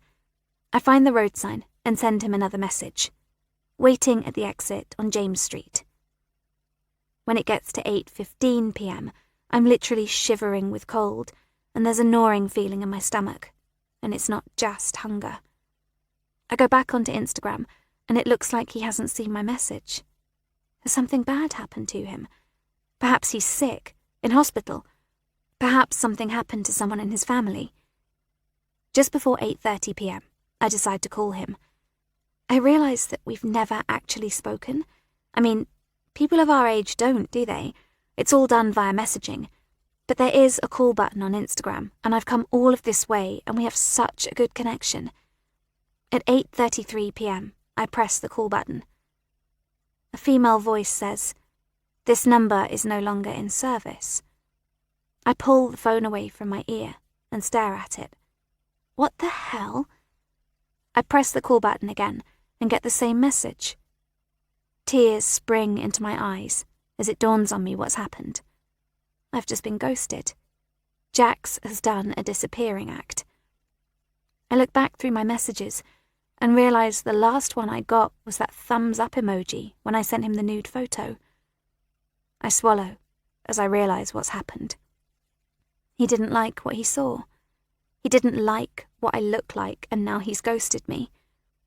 I can't help but burst into tears. It feels like he's stabbed my heart and stolen all of my dreams. I'm sobbing now, running my hand over my nose to wipe away the snot, not caring that people are staring at me. "Are you all right, dear?" An old woman is peering at me. Her face is completely wrinkled, and she's holding 2 plastic bags full of bottles that jangle as she moves. Her breath stinks. "Yeah," I mutter. "Thanks." I turn and run down the steps into Covent Garden Tube Station. My phone is ringing, and for a moment, happiness floods through me. But then I see that the caller is Taryn. I want to speak to her, to tell her what a fool I've been, to ask if I can come over to her house. Except I don't. I send her call to voicemail. I go into the toilets at Victoria Station and change into the clothes that I wore when I left home. I feel more like me now, and not so self-conscious.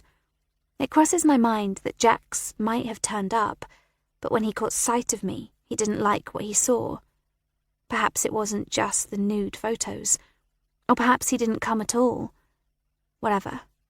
I just want to sob. I take the next train home and a taxi from the station.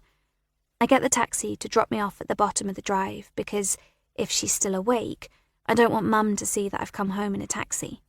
She's expecting me to be dropped off by Olivia's mum in some fancy car, no doubt. The lights are on upstairs when I let myself in through the back door with the new key that Mum gave me. Clover wags her tail so much when she sees me, it's as if her backside is going to fly off. I sink onto the floor and bury my face in her soft fur, crying softly. "Hey, Marnie, you're home early." I jump. Mum is standing in the doorway in her dressing gown. "What's up?" She crouches down and peers at me. "Why are you crying?" "I had a massive argument with Olivia. Just stupid stuff." "Oh, darling." She tries to put her arms around me, but I push away. I know she means well, but I wish she'd stop treating me like a little kid. "How was the play?" "Going to bed," I say, and edge out of the room before running upstairs. I get the first text message 2 days later. I've started leaving my phone in my locker, as Miss Eisner insisted, and it's probably just as well, because if this had arrived during a lesson, it would have been a disaster. "Send me £200, otherwise I'll share the photos. Send the money via Monzo. Details here. By the end of today." I drop the phone onto the floor and have to scramble to pick it up. I stare at the phone. The message has come from a number I don't recognise. My fingers are trembling as I message back. "Who's this?" A laughing emoji. "Have you been sending nude photos to other people too?"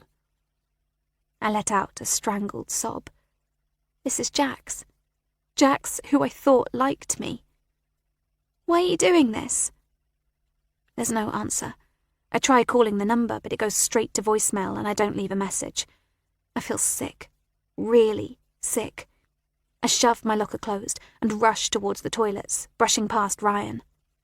"Hey, Marnie, what's the hurry?" He grins at me, this boy whom I used to really, really like, but I don't hang around. I make it to the toilets and dry heave. I don't have £200. I don't even have £20 after my trip to London, where I wasted all my pocket money. And who will Jax send the photos to if I don't pay up? What if he puts them on the internet and attaches my name? My whole life will be ruined. Everyone will laugh at me. I'll have to leave school. I'll never get a job. And I can just see the disappointment on Mum and Dad's faces. What will Ryan think? He and his mates will never stop laughing at me. And worst of all, I can't tell anyone because I've been such an idiot. I send another message. I don't have the money. The school bell rings and I've got to get to a science lesson. I return to my locker and shove my phone inside as if it's toxic. I can't concentrate for the rest of the day. I avoid Taryn at lunchtime, worried that if I see her, I'll blurt out the truth. And then, when I pick up my belongings at the end of the day, I see I've got another message. Steal it from your parents, or sell something. That evening, Dad is home, and I can hear my parents in the living room, bickering, which is all they seem to do these days. I tiptoe upstairs and into their bedroom. Mum leaves her handbag on a chair in the corner of the room. I open it, search inside for her wallet. She's only got £30 in cash. But then it hits me. Cash is no good. Jax wants me to wire him the money, but how am I going to do that if I haven't got it?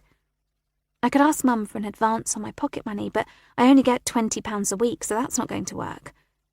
I leave the £30 and wander despondently into my bedroom. I message. I can't get you the money today. Surprisingly, an answer comes back quite quickly. Feeling very generous, you've got till 10 p.m. Friday. Then I'll put the photos online, but it's gone up to £250. I bury my face in my pillow. How the hell am I going to get so much money? I debate telling Mum the truth, but the look of disgust I know I'm going to see on her face is too much to bear. Besides, she'll probably drag me off to the police and then things would get really bad. I don't know how to get £250. Steal stuff, sell it in town, or send it to my P.O. box. Let me know. Time is running out. Chapter 12. Amelia. It's Paige's wedding in a week's time. I'm so happy for her. It's as if she's floating on air, going around with a permanent smile on her face, with her new gorgeous hairdo. I have to say that I was surprised she and Dean have organised the wedding so quickly. But I suppose at this point in our lives, if you've made a decision, you might as well get on with it. I'm rifling through my wardrobe, trying to work out what to wear tonight, trying not to think about the dress from China and all the missing money in our savings account. Hudson has gone to Manchester this week, and we didn't part on good terms. He doesn't seem to get it, that he can't just spring a relocation on me with no notice and expect it to be all right. Marnie was absolutely horrified when I told her we might move north, and frankly, after overhearing our fight, I didn't blame her for running off to Taryn's house. I then had to backtrack and say that it wouldn't be until she'd finished her exams, and if she really didn't want to go, then we wouldn't. The missing money is permanently on my mind. I contacted the police, and they were completely disinterested, as was the bank, because I supposedly made the transfer myself. They're saying they're not liable. But of course, they are still investigating, and I'm just praying that I will be reimbursed. I took Paige's advice and have started planning a yoga retreat weekend. I've booked a lovely reception room at Northgate Lodge, our local hotel, for a weekend, and have secured a reduced room rate for my retreat clients. I created a little leaflet and handed copies to all of my clients at the end of my classes. I'm a little nervous Vanessa might find out, as strictly speaking, I'm soliciting her customers. But then again, she doesn't do weekend retreats. And to my delight, I've got 10 women signed up. 10 women who are prepared to take the time out of their lives and trust me enough to believe that my retreat will make them feel better about themselves. I'm excited, but also nervous. Not least because Northgate Lodge expect me to put down a deposit for the rooms and meals, and I haven't got the money to do it. I only ask my customers to pay a 10% deposit, and that isn't enough to secure the hotel booking. I know I was stupid, naive, but I haven't done this sort of thing before, and I never expected to lose all my money and be maxed out on my credit card. I'm thinking of asking Hudson tonight if he'll lend me the money. I haven't even shared with him that I'm planning the weekend. This evening, I'm hoping our little family will come together and we can put aside our arguments and disappointments. It's my birthday. We've had a tradition for the past few years of going to dinner at Northgate Lodge for my and Hudson's birthdays.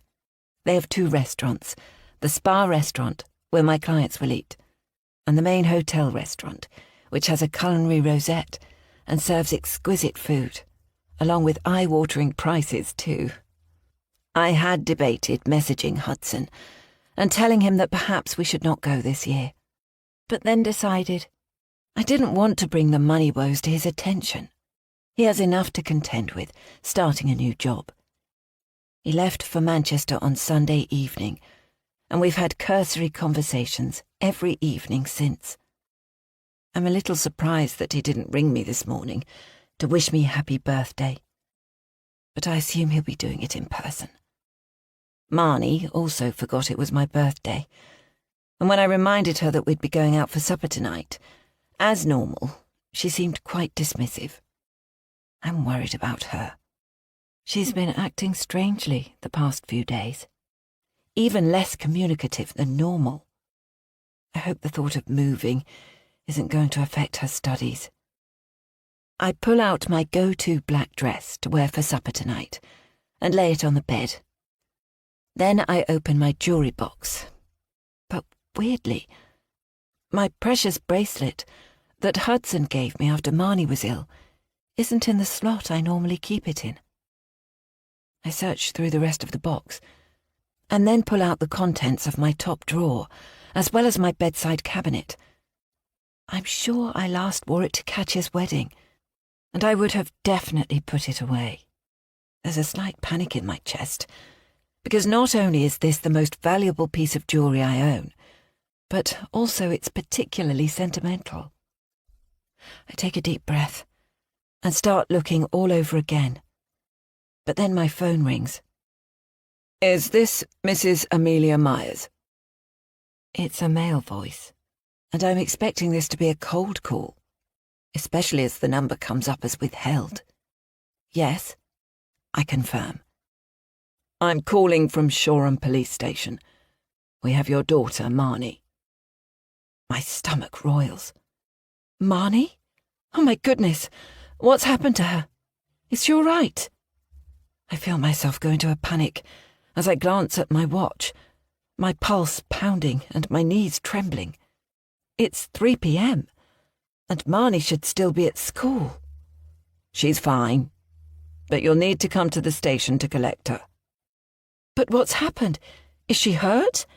Does she need to go to the hospital?" "There's nothing physically wrong with her, but you do need to come and collect her, ideally as soon as possible." "Yes, of course. Is she a victim of a crime?" "We will explain everything when you arrive." And then he hangs up on me. Immediately, I try calling Marnie, but her phone is switched off and it goes straight to voicemail. I grab my bag, apologise to Clover for leaving her alone, and hurry to my car.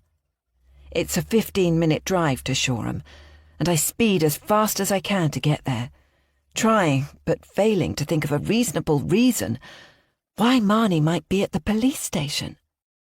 I find a space on a residential street opposite, not bothering to look if I'm allowed to park here or not. Only as I'm switching the engine off do I think about calling Hudson. I glance at my watch. He'll probably be on the train on his way south, and as there's nothing he can do to get here faster, I decide to ring him later, when I know what the situation is.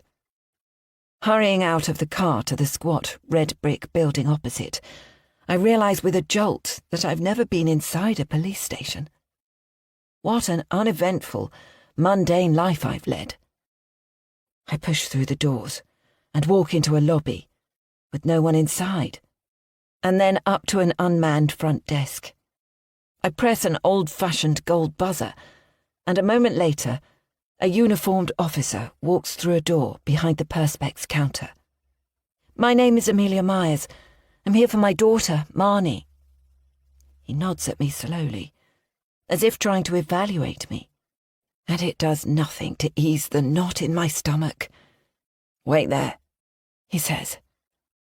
A couple of seconds later, a door opens to the side of the desk, and he beckons me to follow him. We walk down a short corridor, and then he pushes open the door to a small room, more like a cubicle, really. Marnie is sitting on a grey plastic chair.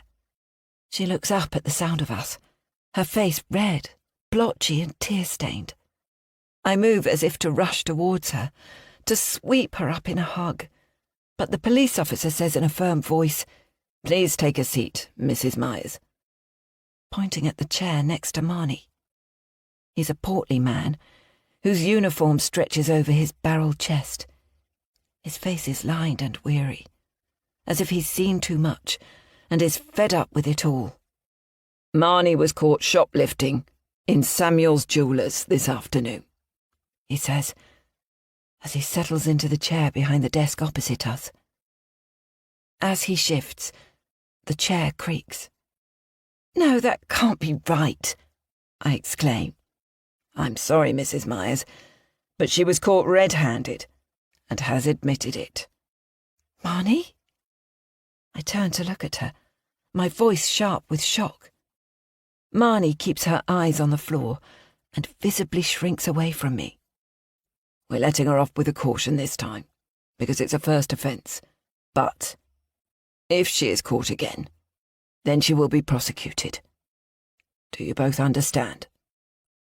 I nod vigorously, trying to comprehend what Marnie was doing out of school, and how she could have shoplifted when we'd tried so hard to instill in her right and wrong. The officer slaps his palms on the table. "All right. We don't ever want to see you again, Marnie. Understood?" She nods and mutters, "Sorry." Her eyes still down, her face shrouded by her hair. The officer stands up and shows us out of the police station. Marnie and I walk in silence across the road to the car. But when we're inside, I turn to her. "What the hell? What on earth were you doing?" "Don't shout at me," she says, shifting towards the passenger window and away from me. I take a deep breath, because losing my temper isn't going to help, even though I'd like to. "Start at the beginning and tell me exactly what happened." "I've said I'm sorry," she murmurs. "Not good enough. Why were you out of school?" "Because everything is going to shit, and I didn't want to be in school, and you won't understand, Mum, so just let it go." She's sobbing now, and I'm at a loss as to what to say. I start the car engine. "If you're having problems at school, you need to share them with me, and together we can try to work things out. We can talk to Mrs. Chase." Marnie doesn't say anything, so I continue. "Have some other kids set you up to this, love? Because I know it's not in your nature to commit a crime.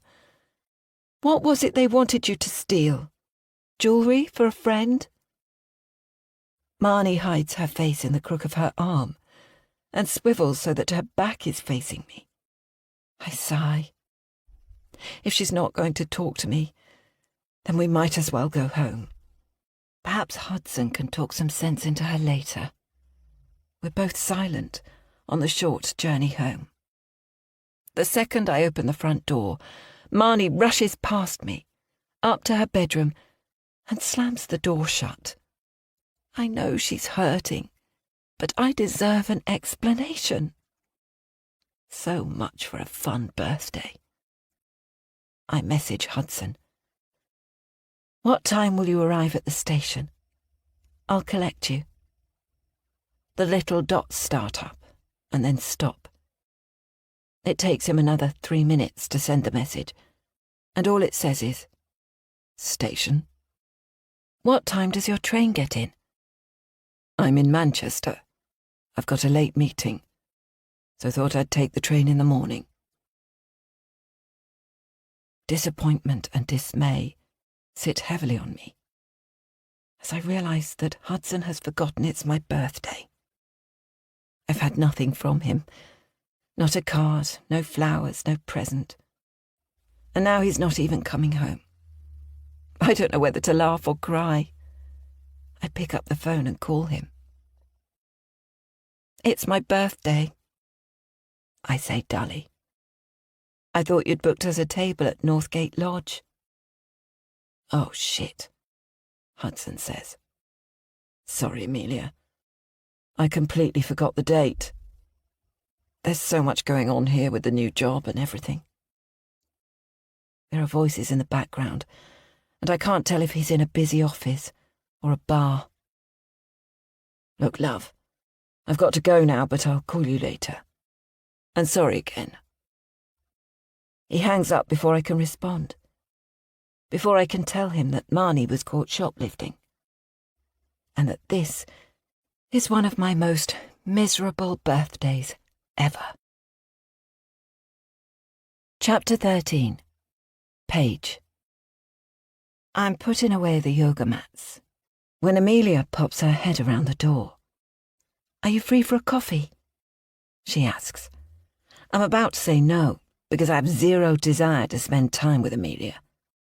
But there's something in the tone of her voice that makes me look up. She looks awful. Her hair is greasy and pulled back into a ponytail, and very unusually for her, she doesn't appear to be wearing any makeup. "Sure," I say, experiencing a little dart of glee. "Give me 5 minutes." "What's up?" I ask, as we cross the road together, heading to the coffee shop.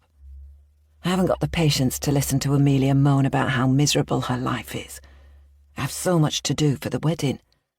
Needing to visit the florist, confirm my hair and makeup, sample the dishes we're going to eat for our buffet lunch.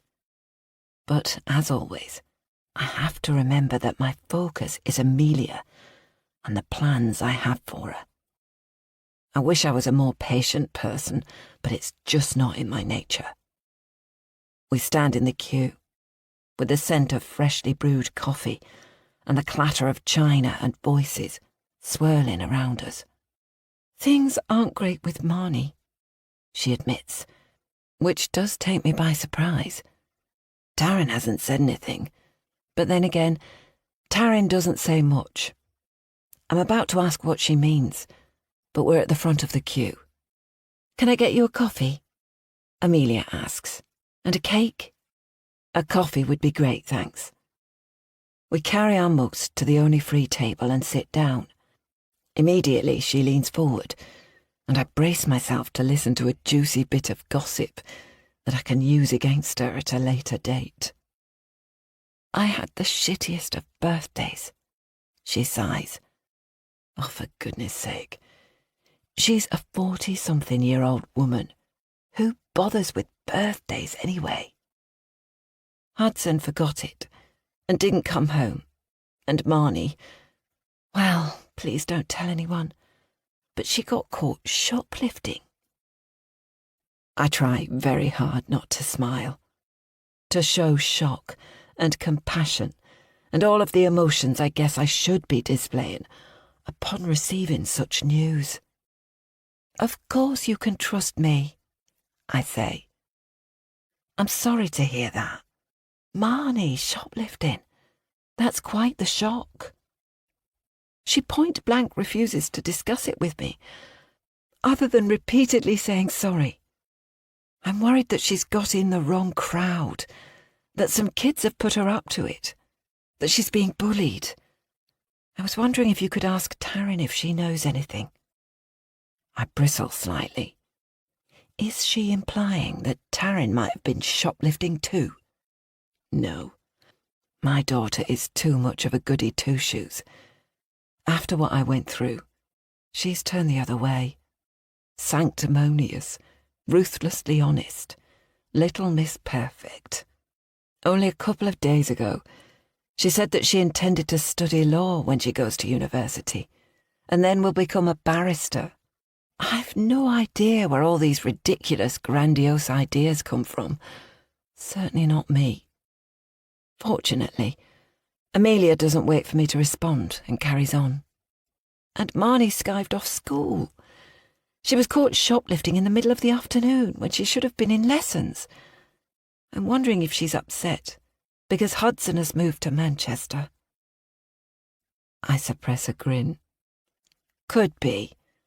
Or perhaps she's just being a teenage rebel.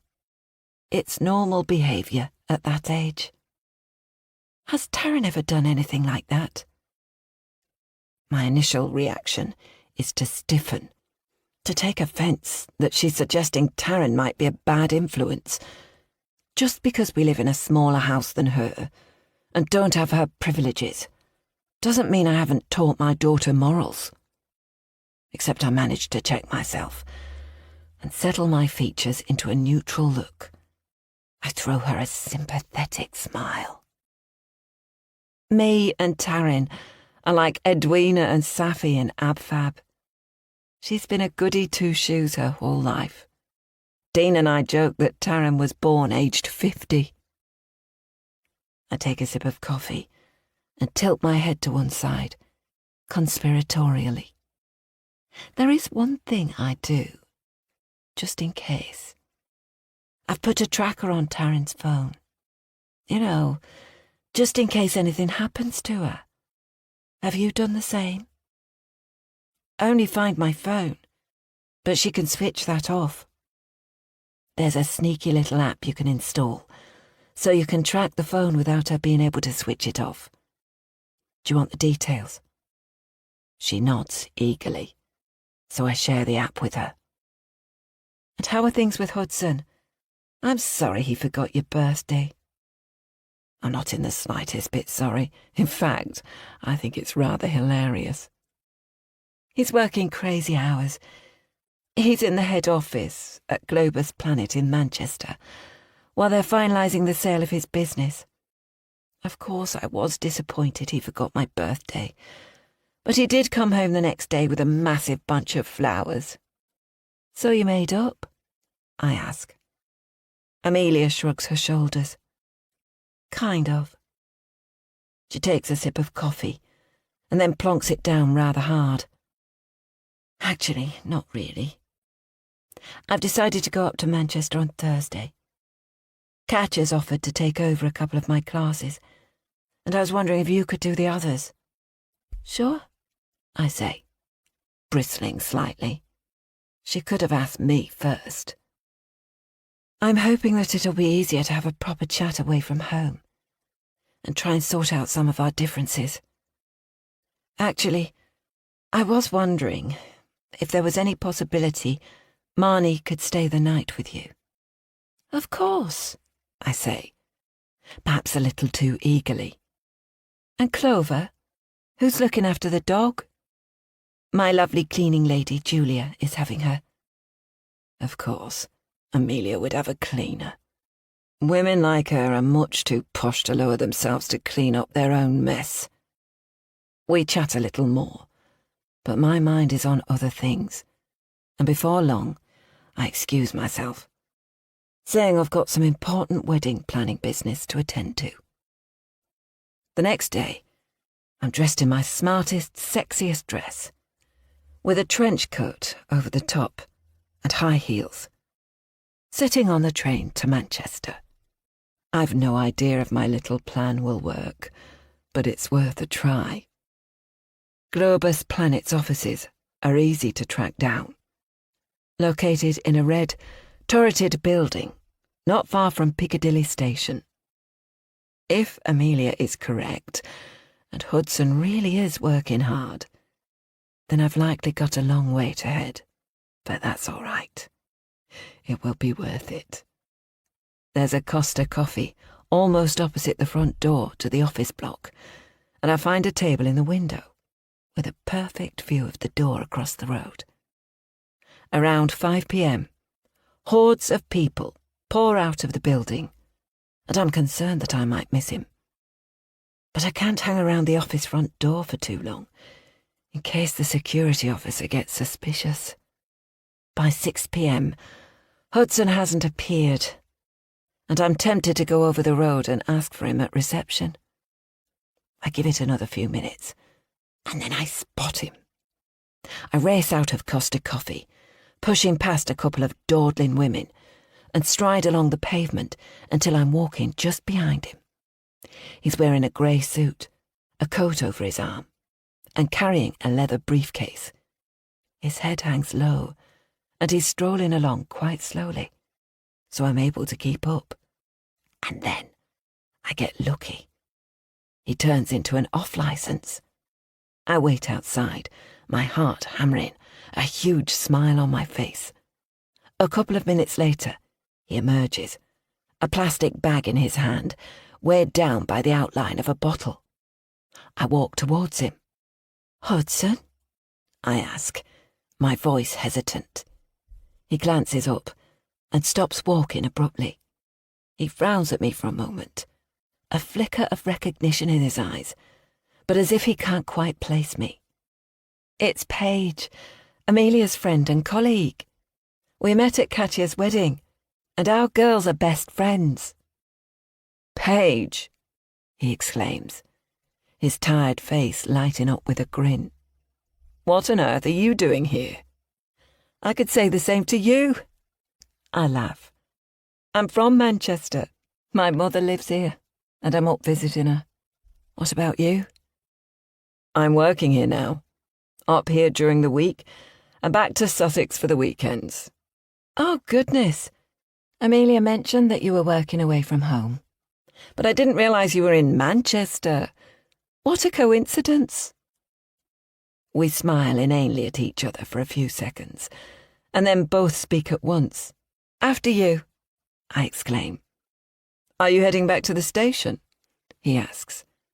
"No, I'm staying with my mother tonight. Although she hasn't got a clue who I am any longer, so sometimes I wonder why I bother. It's sad and depressing. But anyway, I'm sure you've got plans," I say, gesturing towards the plastic bag with the name of the off-licence on it. He blushes slightly. "Actually, I haven't. If you're not in a hurry to get away, would you like to go out for a drink?" Bingo! I glance at my watch and take a long beat to reply. "That would be lovely. Thank you." He takes me to a wine bar, located on a quiet side street. I perch on a high stool at a tall circular table. And while he's gone to place the order, I edge my stool, so it's a little closer to his. Hudson returns with a bottle of white wine and 2 glasses. "So, how are you finding Manchester?" I ask, as we clink our glasses together. "I'm having to work harder than I've ever worked, so, to be honest, I haven't got to know this city. Days are long with work, and in the evenings I'm trying to find a decent flat to rent. The company have given me my current one, but it's only for the first month, and then I'm on my own." "So Amelia and Marnie aren't joining you?" He sighs. "Not until Marnie's finished her GCSEs. The timing wasn't great." "It must be lonely, being in a strange city all week long." "It's early days, but I'm hopeful I'll make some friends in due course." "No one at your office befriending you, then?" I ask. He's a good-looking man. There must be a few people giving him the once-over. It makes me wonder how faithful he's been to Amelia over the years. He coughs, and I wonder what he's hiding. We make small talk for a while. He asks me about my yoga teaching, but glazes over when I describe it. So I ask him lots of questions, and he puffs his chest out as he talks about himself. When we finish the bottle of wine, I say, "Well, I really must be off now. I'm sure you've got supper plans and things to do. I'll just grab a sandwich somewhere and kill time in the dreadful spare room in Mum's care home. But it was lovely to see you again." He doesn't miss a beat. "If you're not doing anything this evening, would you like to join me for supper?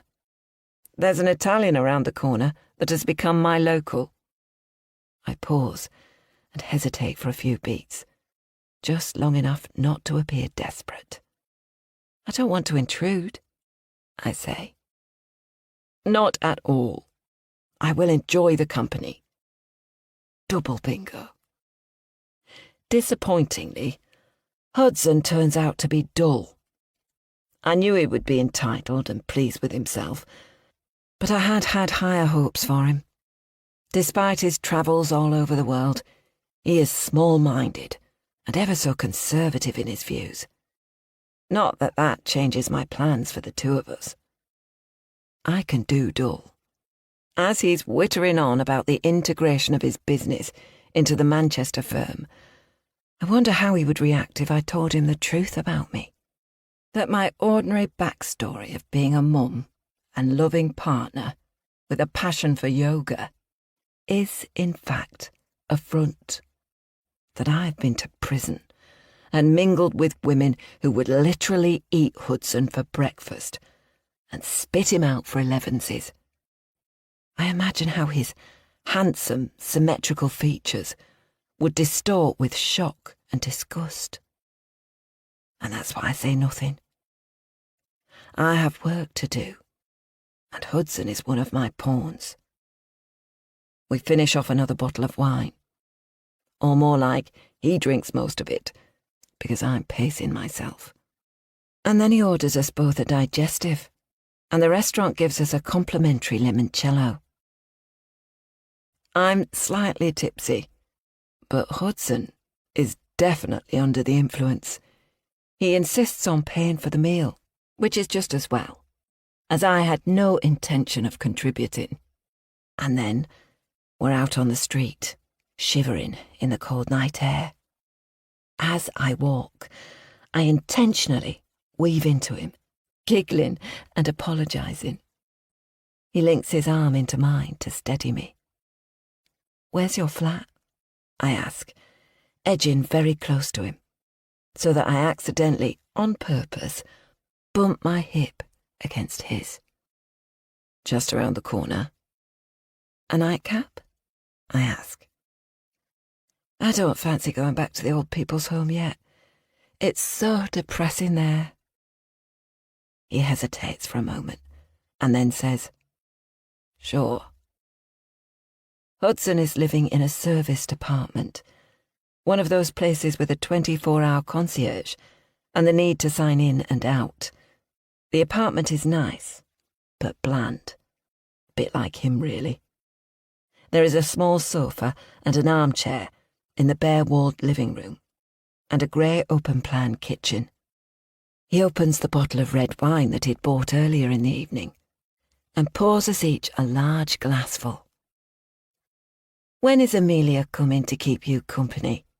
I ask, knowing full well what the answer is. "She's due tomorrow, but not for long, I think. She doesn't want to move to Manchester." "If you were my husband, I wouldn't let you out of my sight," I say, fluttering my eyelashes. "You must be very lonely here." I gaze around the small apartment. "When do you have to be out of here? And have you found somewhere else to stay long term?" "Honestly, I haven't had the time to visit any places, and have just looked online," he says, as he sinks into the armchair opposite me. "Shouldn't Amelia be helping you?"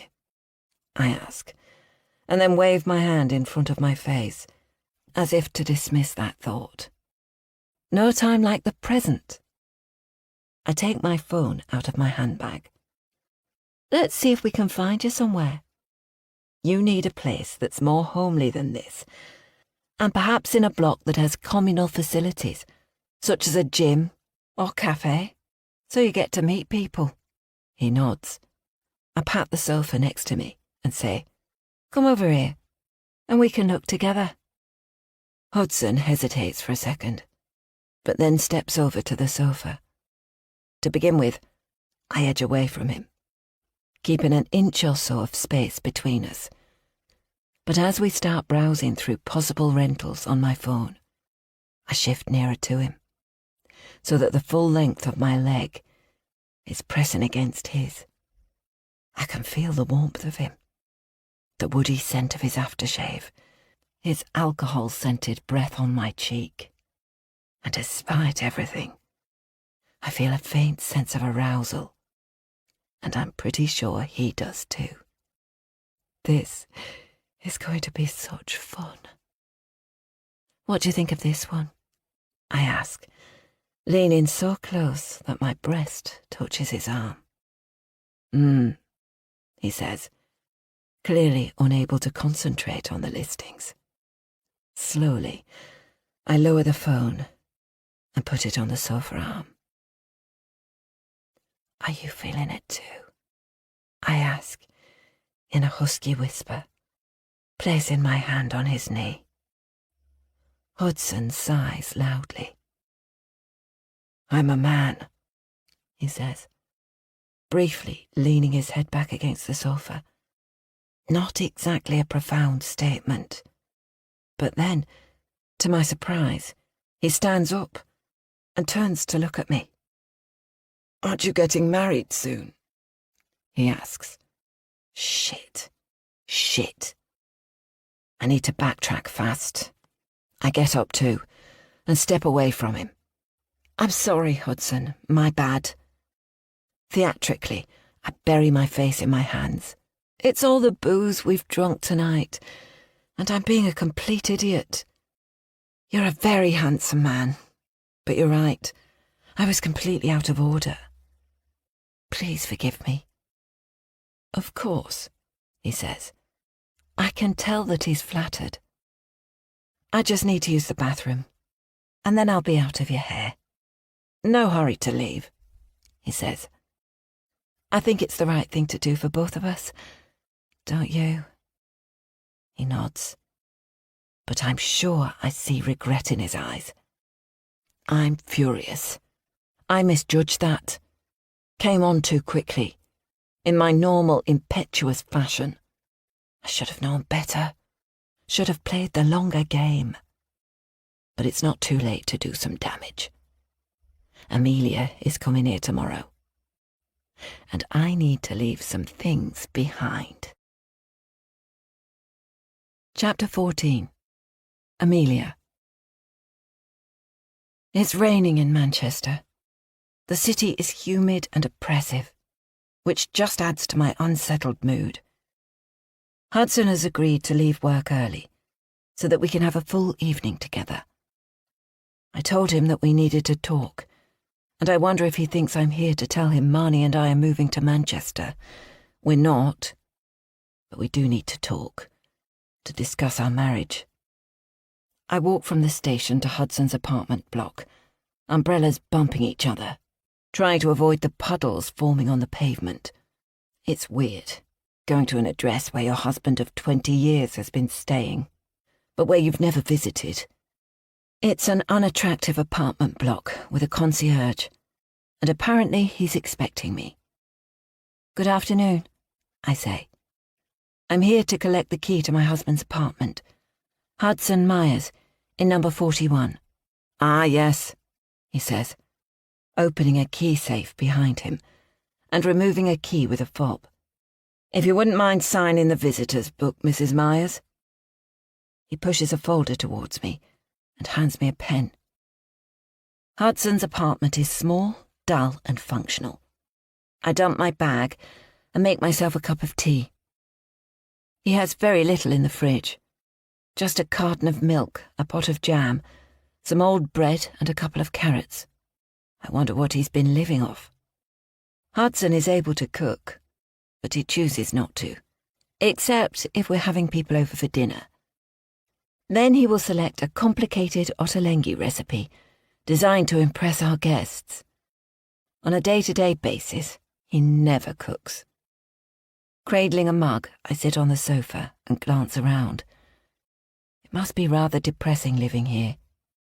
There's a view onto a brick wall out of the window, and literally no colour in this open-plan kitchen living area. I hope we can find somewhere more homely for him to move to, and perhaps we should rent a van and bring up some furniture and paintings from home. When I finish my tea, I carry the mug over to the dishwasher and open it up. As I'm placing the mug inside, I notice there are 2 wine glasses stacked on the upper section.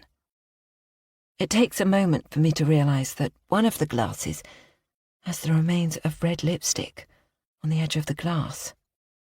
With dismay, I reach into the machine and take out the dirty glass. That has definitely been used by a woman. My heart quickens, but I tell myself that he would have entertained a colleague, that I've got no reason to believe that Hudson has been unfaithful. Just as I shove it back in, the front door opens and Hudson steps inside. He looks tired, grey rings under his eyes, a show of stubble on his face. "Hello, darling," he says. He walks towards me and places a quick kiss on my cheek. "I've got you a belated birthday present." He dumps his coat and briefcase on a chair and walks out of the living room and into the bedroom. I follow him. Reaching on top of the chest of drawers, he lifts up a pale turquoise bag and hands it to me. I follow him back into the living room and open the beautifully wrapped gift. It's a pair of diamond earrings, small, understated, pretty. But they're not special like the bracelet he gave me. Which reminds me, I still haven't found it. I must look harder when I'm back home. "Thank you," I say, placing a kiss on his lips. Hudson steps backwards, almost as if I've scorched him. That is weird. "Who came over for drinks?" I ask. "What?" He frowns. "You had a woman here for drinks?" A flash of anger passes over his face. "Have you been checking up on me?" "No. I saw the lipstick marks on the glass in the dishwasher." "For fuck's sake, Amelia! The first thing you do is check out my dishwasher." He's gone from 0 to 100 in a millisecond, and I know in that instant that he's hiding something. "I didn't check it out. I just saw the glasses." "So who is she?" "Nobody," he retorts too quickly. "Well, obviously it's somebody," I reply, my chest constricting. "Unless you've taken to wearing lipstick." "If you must know, my boss and his wife came over." I know he's lying. It's the way he turns away from me when he talks, how the vein throbs in the side of his neck, how he touches his nose with his right hand. Besides, there were only 2 glasses in the dishwasher, not 3. "You haven't come all of this way just to have an argument, have you?" Hudson turns to face me, his hands on his hips. I need to take a breath, to recalibrate. "I'm going to the loo, and then let's sit down," I say. In the bathroom, I can't stop the tears. Our relationship is at an all-time low. And now I know for a fact that Hudson is lying to me.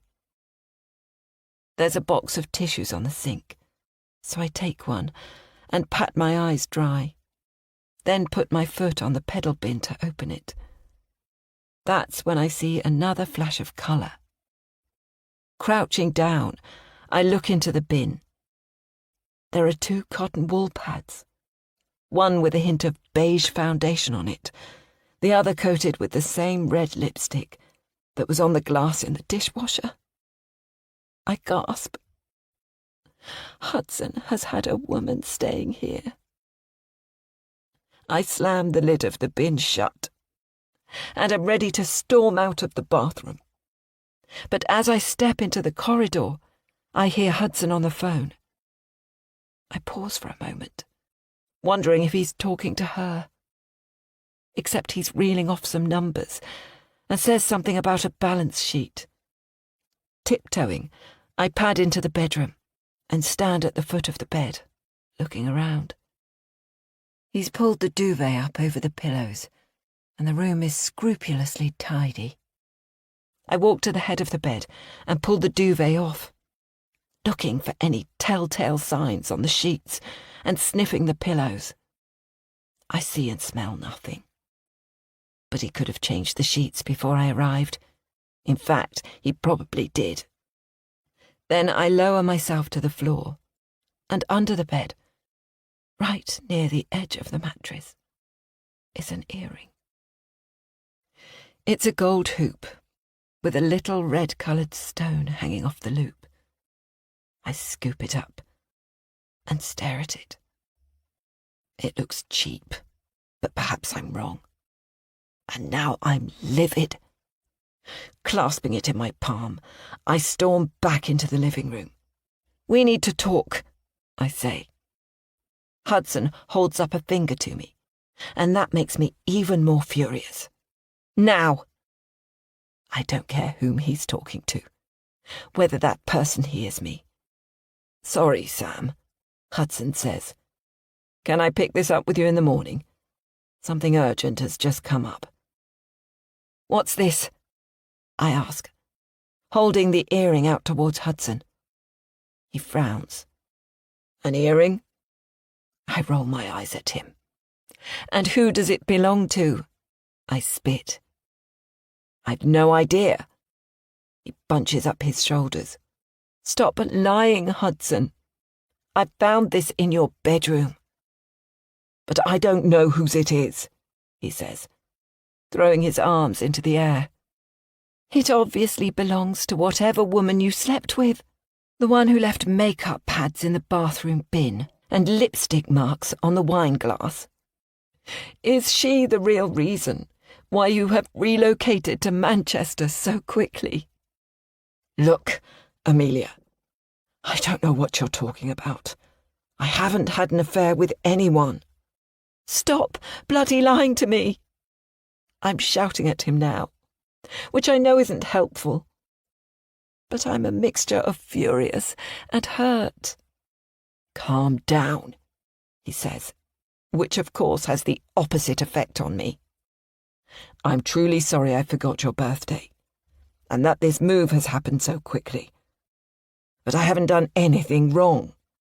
"So it's just a bizarre turn of fate that I found all of these things," I say. "They were probably left by the last tenant. The cleaners aren't very good." "Oh, really? You're saying that your bathroom bin hasn't been emptied in over a fortnight, and the bedroom floor hasn't been vacuumed? I thought this was a serviced apartment." My voice is laced with sarcasm, because of course he's lying. "I don't know who those things belong to."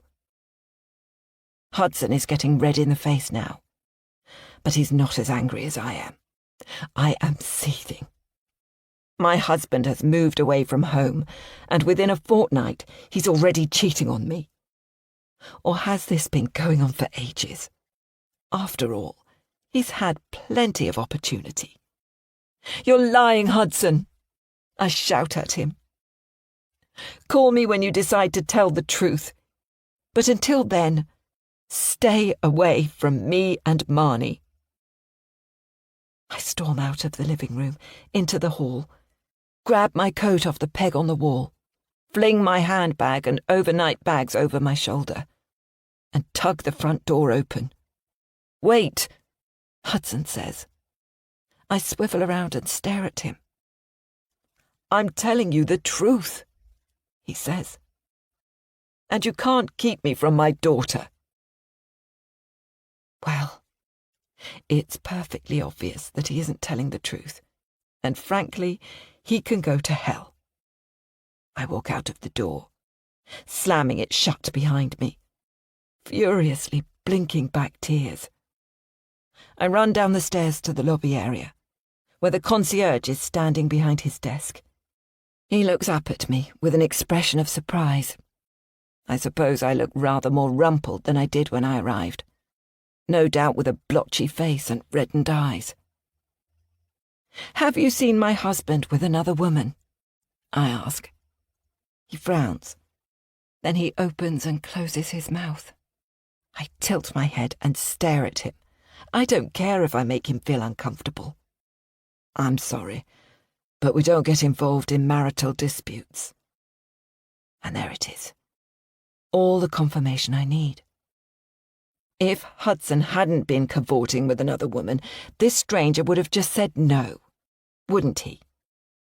I glance down at the desk in front of him, and a thought crosses my mind. "Shall I sign out of the visitor's book?" I ask.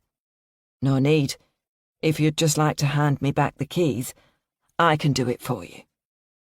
"I'd like to sign out myself," I say. "Let's do it by the book." He knots his eyebrows together and pushes the open folder towards me. And then, fortuitously, his phone rings and he looks away.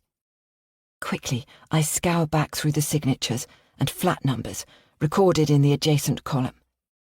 There's nothing for flat 41 today. So I quickly flick the page back to yesterday. And that's where I see it. Flat 41 and a scribble. It's completely illegible, but someone visited Hudson's flat yesterday evening.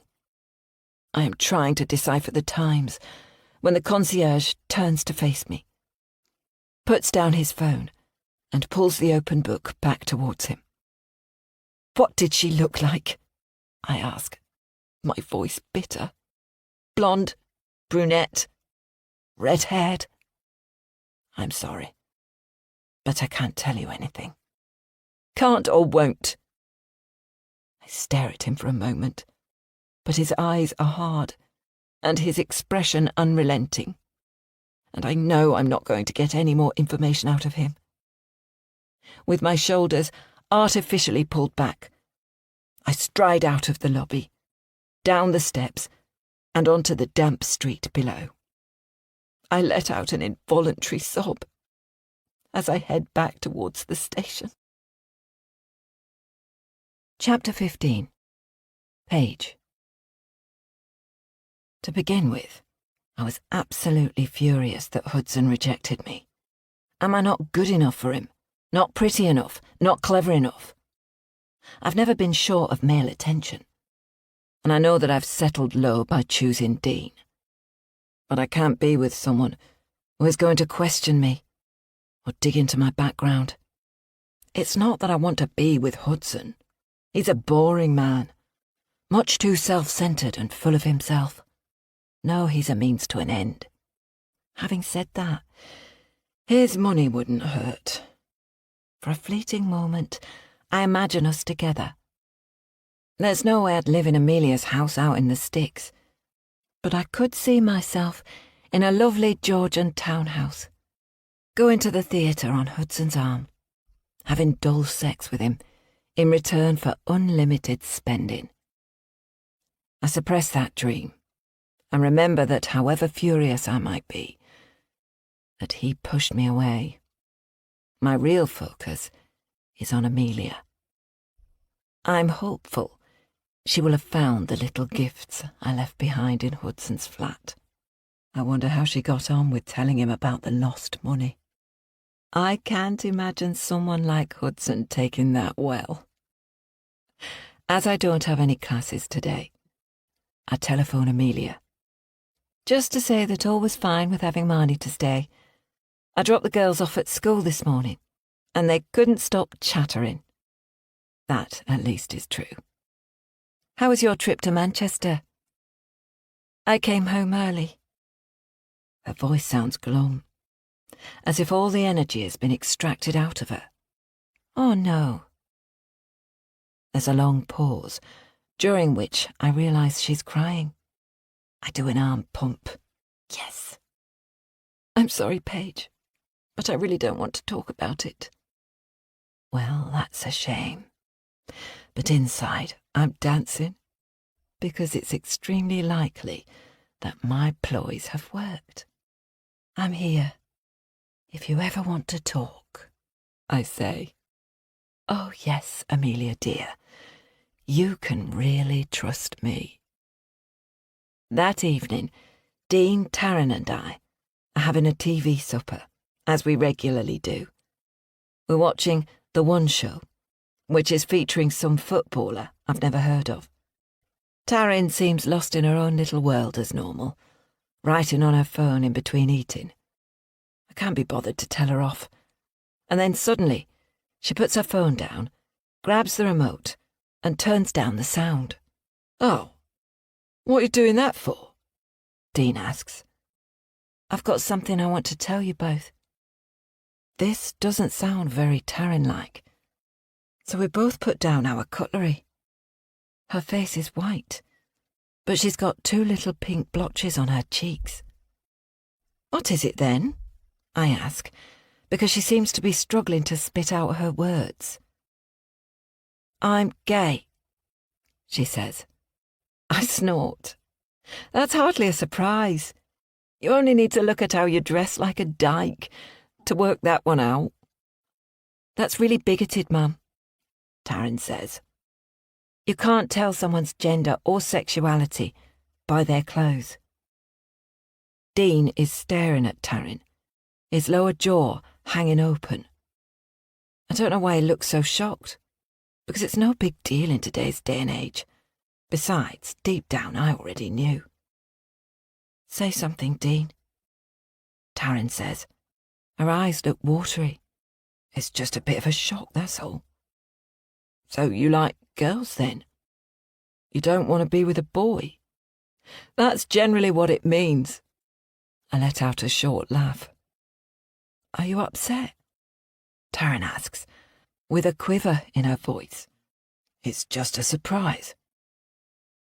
Taryn grabs the television remote and turns the volume back on. A moment later, she leaves the table, and I listen to her heavy footsteps running up the stairs. She slams her bedroom door shut. You didn't handle that well, I say to Dean. How was I meant to handle it?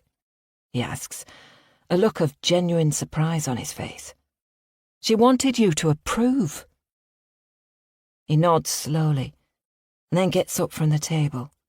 He also disappears upstairs, and I can hear Taryn and Dean talking in her bedroom. I leave them to it. The days whiz past, and before I know it, there's just 24 hours until my wedding to Dean. I've got serious doubts, although I would love to be the centre of attention, and I've planned a glorious day. It is only one day. The more I think about being married to Dean, the less appealing the idea is. Dean and I are in the kitchen, while Taryn is still clopping around upstairs. Are you going to come off the pill? Dean asks, as he slurps his morning tea. What? Let's have another baby. I mean, I love Taryn, don't get me wrong, but we need to have another child that's ours. And what better place to raise them than Scotland? What do you think, Paige? A new family, a new life. What I think is, you've got to be bloody joking. Firstly, at 41, it'll be touch and go if I can get pregnant. But secondly, I'm done with all of that. Why on earth would I want another child? And it's a complete joke. This idea about moving to Scotland. I have such great ambitions, whereas Dean wants a small life. It's on the tip of my tongue to tell him that he's being completely ridiculous.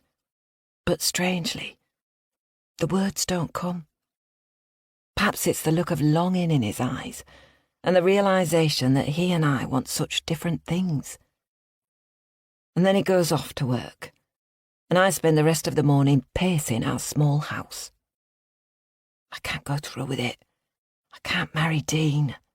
I'm going to lose a lot of money if I cancel, but I'd rather that than making what is clearly a wrong decision.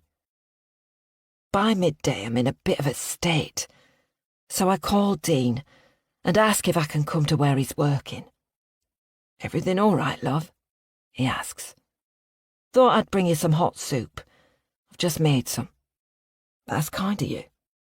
He gives me the address of an old factory on the edge of town that is due to be demolished to make way for a housing development. He's having to disconnect all the pipes, make sure that everything is sealed off. Hardly a glamorous job. I've driven past the site a number of times, but never paid it much attention. There's a tall metal fence surrounding it, and as I pull into the entrance, I pass broken signs, and one that is graffitied. The gate isn't secured, so I get out of the car and push it open, driving around the site of the building and parking next to Dean's van. The place is like a mausoleum, and it gives me the creeps. Dean has mentioned that it is a horrible place to work, but it pays well. I get out of the car and look up at the 3-story red brick building. There are rows of tall windows with black iron frames, and the glass is broken in many of them. Tall weeds grow up the side of the brickwork, and a large blue iron door has also been graffitied. I should have asked Dean to come home for lunch, rather than me driving out here. I walk up to the door, and it opens with a deafening creak, as if the hinges haven't been oiled in decades. In front of me is a concrete staircase. "Hello?" I shout. "Where are you, Dean?" "Come up the stairs and turn to the left." His voice echoes as if he's in a cave. The stairs are filthy, and I'm pretty sure that they're lined with mouse shit. The place smells gross too. Nimbly, I climb the stairs and push open a swing door at the top. I'm in a huge room that I assume was once filled with machinery, but goodness knows what sort. I can hear hammering, so I turn to the left and follow the sound. And then I see Dean, dressed in his grey overalls, crouching down on the ground, surrounded by pipes in different stages of decay. "This is a shithole," I say, as I approach him. "I get the most glamorous of jobs," he says, standing up and wiping his dirty hands on his trouser legs. "Brought me some lunch, have you?" I haven't. "I want to talk about the wedding," I say, feeling suddenly uncomfortable. "I think it's a mistake, and we should call it off." Dean snorts. "You are joking, right?" "I'm not." "We've just spent a bloody fortune on it," he says. I don't point out that he hasn't spent a penny on our wedding. It's all been my money. That's not a reason for going ahead. "Why the change of tune, Paige?" He scratches the top of his head. "It's normal to get cold feet, even when we've been together as long as we have." I stare at this man, and I shudder. What did I actually see in him? I deserve to be with someone debonair like Hudson, rich and good-looking. And Dean is none of those things.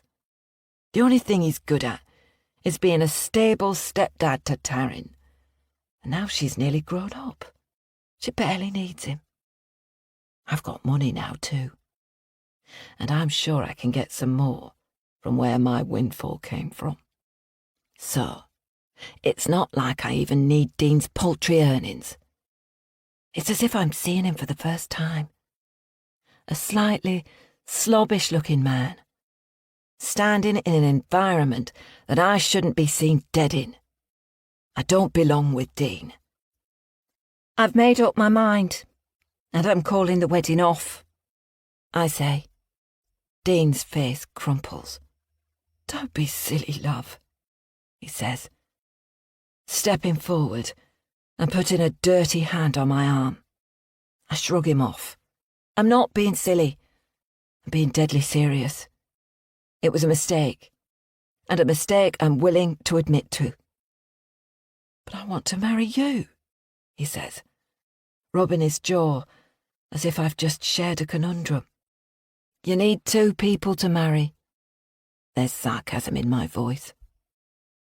"Are you splitting up with me?" "No, I just don't think we should get married. If something isn't broken, why change it?"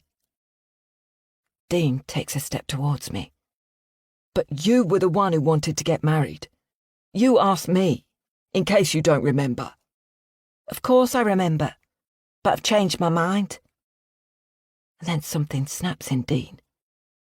He's generally a mellow man, but occasionally, if he's pushed really far, he'll throw a hissy fit. "You can't do this, Paige. You'll make us look like bloody idiots. And think of all the money we've wasted. You won't get it back, not at this late stage. What about Taryn? Think about your daughter for once. She is so looking forward to it, happy to have a stable family at long last. You never think about Taryn, do you?" "How dare you?" I shout, pushing my face up towards his. "She's my daughter." "Which you never fail to remind me about, except you want me to bring her up. Who was it that looked after her when you were in prison? Who does she come to when she's got a problem? It's not you. You're so bloody selfish, Paige. Everything is all about you." "And yet, you still want to marry me?" I retort. "Because for better or worse, I love you, and I love Taryn. I want to do what's best for her." "And you're saying I don't?" "Mostly no. You're fundamentally selfish. You're the one who wants to take us away to some godforsaken place in the north of Scotland, to rip us away from our lives. And you're the one who ruined our lives, Paige, in case you've forgotten." "Stop bringing that up." I'm yelling now. A red mist rises up inside of me, one that I recognise, one that I'm unable to stop. "It wasn't my fault." "Nothing is ever your fault, is it? Except it was." The anger is choking me now, gripping my chest, making me desperate to lash out. There's a piece of copper pipe lying at Dean's feet, and before I know what I'm doing, I've bent down and grabbed it. "Oh yeah, as if violence is the way to go," Dean says. This mild-mannered man who I thought I loved, or at least cared for, is goading me. Doesn't he know what I'm capable of? How fury grips me like a long-lost lover's embrace. I lift up the copper pipe, which is lighter than I anticipated, and before I can stop myself, I'm swinging it like a golf club, the momentum taking me by surprise, and with one long, sweeping blow, the pipe smashes into the side of Dean's head. His eyes open, and he wobbles for a moment, a look of shock gripping his features, making him look like a gargoyle. But then he stumbles over his toolbox and he's flying, as if in slow motion, cartwheeling his arms uselessly, and he smashes into the filthy concrete ground, the side of his head bouncing, his eyes wide with shock. A wave of power rushes through me, the sense that I'm in control, that I always get what I want. Dean isn't going to bother me again, and I let a smile linger on my lips. Suddenly, I'm startled, my heart missing a beat, as something flies straight over my head. A pigeon settles on a window ledge before flying out of an open, broken pane of glass. I let out a little gasp and turn my eyes back to Dean. feeling of power vanishes. Shit. What have I done? But no, I didn't do this. Dean goaded me. He asked for it. And it's not my fault that he stumbled over his equipment. He's sprawled on the ground, eyes closed, blood seeping from the side of his head. I swallow hard, bile taking me by surprise. Have I killed him? Dean? I say, crouching down to look at him. I can't tell if he's dead or alive. My head is spinning, and I feel dizzy. Dean, wake up. I don't touch him, just in case. The bloody idiot. Why did he provoke me? I stand up and step backwards. Oh, God, I've killed him. I wanted to stop him, of course I did. But I've actually killed him. We're meant to be getting married tomorrow, but that won't be happening. As I stare at his motionless body, I realise that this might be my salvation. No one knows where Dean is. No one knows what I've done. And I didn't really want to marry Dean. I'm going to be stood up at the altar. I'll go through with the wedding, and we'll be waiting there for Dean, who won't turn up. It's not ideal being the jilted bride, but it'll still mean I'm the centre of attention. I'll get to wear the dress, get to have my day, just without my husband-to-be. And it's the perfect cover for Dean's unexpected disappearance. He'll have gotten cold feet and done a runner, and no one will be out looking for him, because they'll think he's a coward and a mean piece of shit for dumping me in such a heartless manner. I run my fingers through my hair and let out a puff of air. Yes, this has worked out rather beautifully. Before I fully know what I'm doing, I've grabbed his van keys from his pocket, turned around, and I'm walking back the way I came, down the filthy concrete stairs. A sense of relief, putting a little spring into my steps. Chapter 16. Marnie. I haven't been to a wedding since I was a kid and was bridesmaid to my uncle. I don't remember much of it, so I'm excited for today and happy for Taryn, who is literally over the moon that her mum is marrying Dean. She loves him as if he's her dad, and I suppose in most ways he actually is. Dad is home for the weekend, but the tension between Mum and Dad is just horrible. I don't know what the hell is going on, but I wish they'd get their acts together and make up. I asked Mum what the argument is about and she refused to tell me, which is really pathetic. Anyway, I'm going to ignore them both and be there for Taryn. Dressed in smart clothes, Dad drives us into Beecham, parks the car, and we walk to the registry office, which is some ordinary-looking building in the middle of town. There's a group of people standing on the steps when we get there. Mum recognises them, so I assume they're some of her yoga groupies. And then a black limousine arrives with a ribbon attached to its bonnet, and Taryn and Paige get out. Paige looks like a film star in her beautiful dress with her hair pinned up. She's carrying a posy of flowers wrapped with a blue ribbon, the same shade as Taryn's dress. I almost don't recognise her. Gone are the black clothes and black nail varnish, and although her hair is still black, she's got a flower behind her ear, and she's wearing a knee-length blue dress in shiny satin and flat pumps. She looks completely different, and I think she's a bit self-conscious because her shoulders are rounded and she's not looking at anyone. I walk over to her, and she smiles broadly.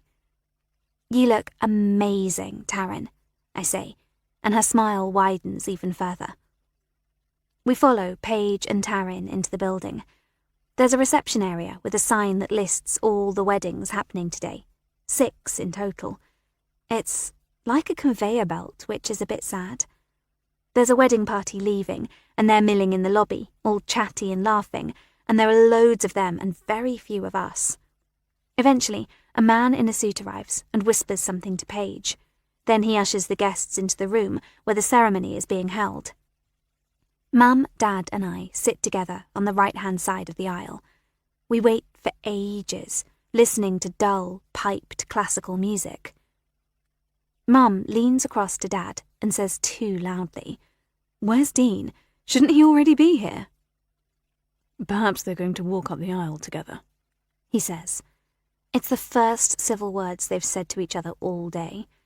One of Mum's friends leans over from behind us and she and Mum start whispering. The registrar, who is standing at the front of the room, looks at her watch and frowns. The music stops and starts again, playing the same loop of classical music. After a couple of minutes, the registrar steps forward and walks down the aisle, her eyes on the back of the room, avoiding catching anyone's attention. This is weird. Very weird. She's gone for ages, and still Paige and Taryn don't appear. Something must be wrong. Eventually, there are footsteps and the registrar is back. Her face is red and she appears ruffled, jittery. There must be about 30 people in here, and everyone falls silent, but she has to raise her voice in order to be heard over the music, which still carries on. "I'm afraid that the Smith wedding will not be taking place today. You'll be contacted in due course should Dean and Paige decide to rearrange." She looks at her feet and then mutters, "Sorry for the inconvenience." "What the hell?" I say out aloud, and then I'm up on my feet, hurrying along the aisle and out of the room before the other guests can even process what's been said.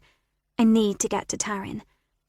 She's there, huddled at the side of the entrance lobby, her arms wrapped around herself, her face wet with tears.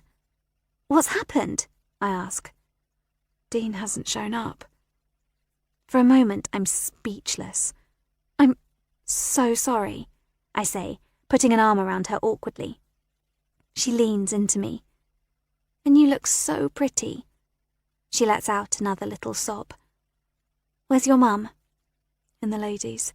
She says she's staying there until everyone leaves." "I'll get Mum and we'll come find you, okay?" She nods, but seems reluctant to let me go. I manage to unpeel myself from her grasp and wriggle my way through the stream of people emerging from the reception room. There are a lot of loud whispers and shaking of heads, and then I see my parents. "Dean hasn't shown up," I say to Mum. "I've told Taryn we'll find them and take them home. Is that all right?" Mum looks shocked. "Of course it is, darling. But don't they have any relatives here who they might prefer to lean on? It's not like we know them that well." "Taryn is my best friend," I say indignantly. "Why's Mum being a bitch?" She has a little conflab with Dad, who leaves along with the other guests, while Mum and I follow signs to the ladies' toilets. We find Paige and Taryn both crying, their mascara running down their cheeks, and Paige's hand-tied bouquet lying on the side of the sink. They look completely miserable, and I feel so sorry for them. It's the ultimate humiliation, isn't it? Being jilted at the altar. The sort of thing you read about in books. "I'm so embarrassed," Paige says, repeatedly, burying her face in her hands.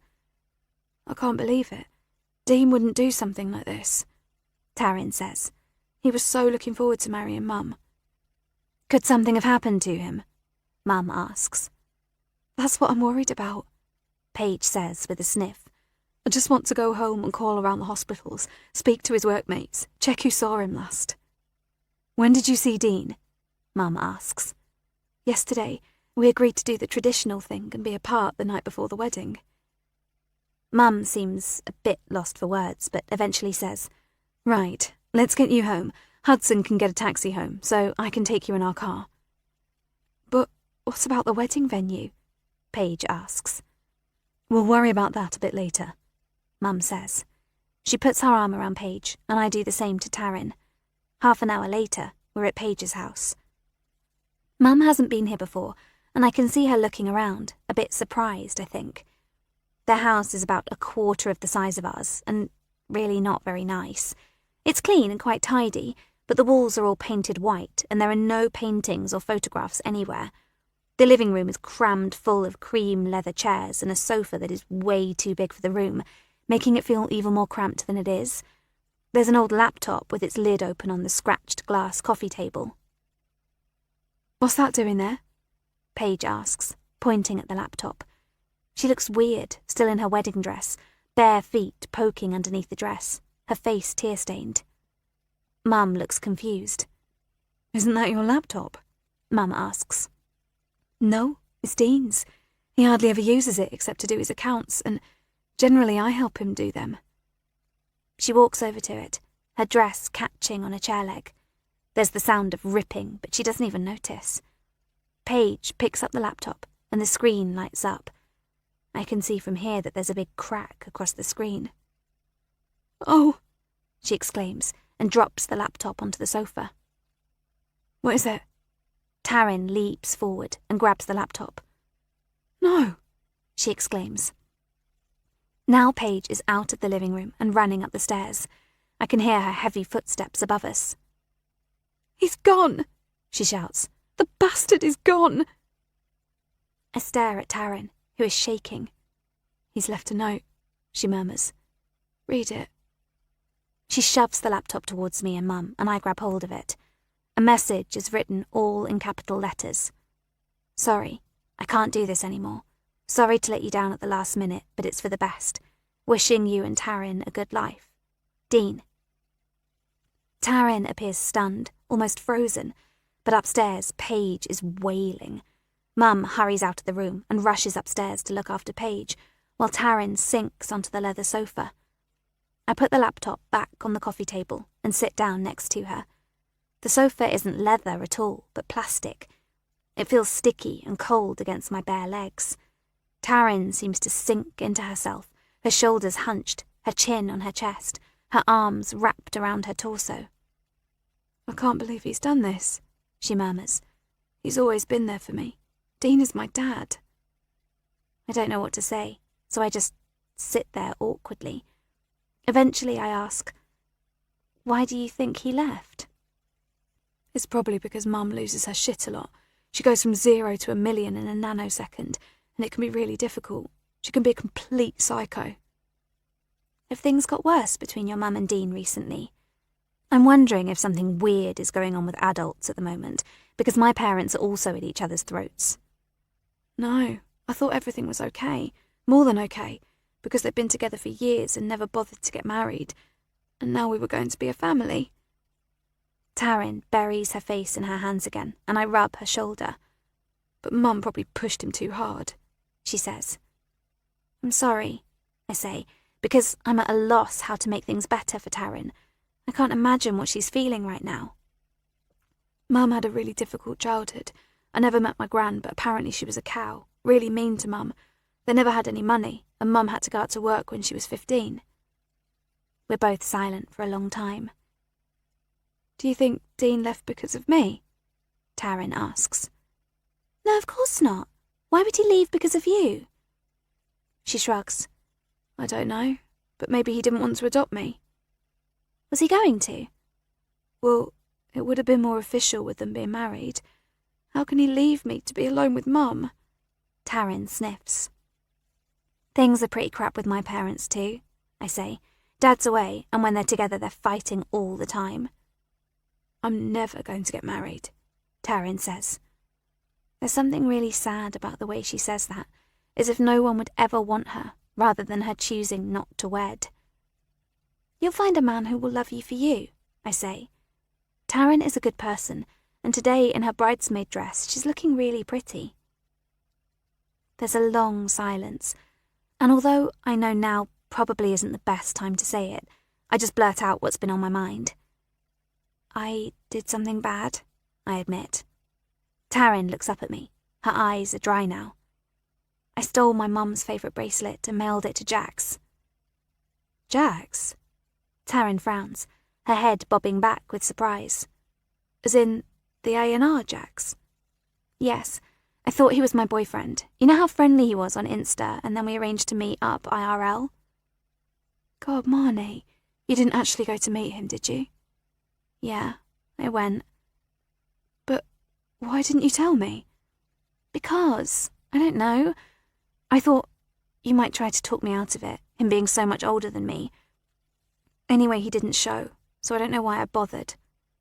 Okay, no harm done then. Except I'd sent him a load of photos. I glance away, shame reddening my cheeks. There's a long beat before Taryn twigs what I mean. Oh, shit. You mean you sent him nude selfies? I nod. And then he started blackmailing me, asking for money or for me to steal stuff. And that's when you got caught and taken to the police? Yeah, I know it was stupid. I finger the satiny fabric of my dress between my fingers. Stupid? Taryn cries. I can't believe you did that. I thought you were cleverer than that, Marnie. What the fuck were you thinking? And now I wish more than anything that I hadn't told Taryn. I suppose I hoped she'd be supportive, understanding. But no, it seems she's judging me and that I'm a great disappointment to her, and it makes me feel even worse if that's possible. I know I was an idiot and I don't need my best friend rubbing it in. I stand up. I'm going to go now, I say. Taryn's hand darts forward and she grabs my wrist. Please don't. I pull away and hover at the door to the living room. What are you going to do? Did you send him money? She asks. I sent him Mum's bracelet so he can sell it. You've got his address then. You can report him. I sigh. No, it was a P.O. box. He isn't that stupid. It's worth a fortune, that bracelet, I say. And Mum thinks she's mislaid it when, in fact, I gave it away. It makes me feel really shitty. Are you going to tell her? Taryn asks. Dunno. Everything's a bit crap at the moment. Yeah, it is. I rub the toe of my shoe against the side of my other shoe, unsure what to say, what to do. I can hear Mum and Paige's voices in the kitchen, and they sound calmer now, but I can't make out what they're saying. I've got something to tell you too, Taryn says. Can you shut the door? I nod and close the living room door, returning to sit on the armchair opposite Taryn. I think I know why Dean has left us. I came out to Mum and Dean last week. Came out? I'm confused for a moment. I'm gay, Marnie. Hadn't you realised? And now I feel like a double idiot, because it kind of makes sense, but it had literally never crossed my mind. I think back through the conversations we've had where I shared how much I liked Ryan, and then how excited I was about Jax. And with hindsight, Taryn never mentioned the names of any boys that she liked. Sorry I hadn't realised. Not that it matters, I say hurriedly. You can still be my bestie, can't you? Taryn rolls her eyes. But anyway, that'll be the reason Dean has vanished. Don't be ridiculous, Taryn, I say, edging towards her. He's been like your dad since you were how old? 6. That's pretty much the whole of your life. He's not going to suddenly not love you because you prefer women to men. He was kind of disappointed. And what did your mum say? That it made sense why I dressed like a dyke. God, that's horrible. Yeah, but that's Mum for you. I'd expect it from her, but not from Dean.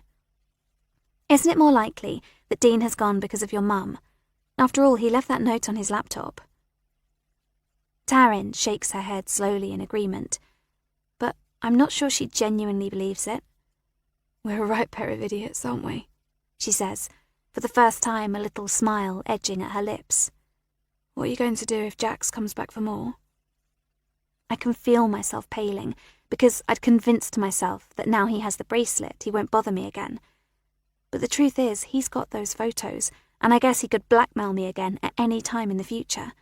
I could post something about him online, expose him for being the bastard that he is, but that's really dangerous, as he might feel he's got nothing to lose and post the photos anyway. It's like I'm stuck between a rock and a hard place, and it's all of my own making.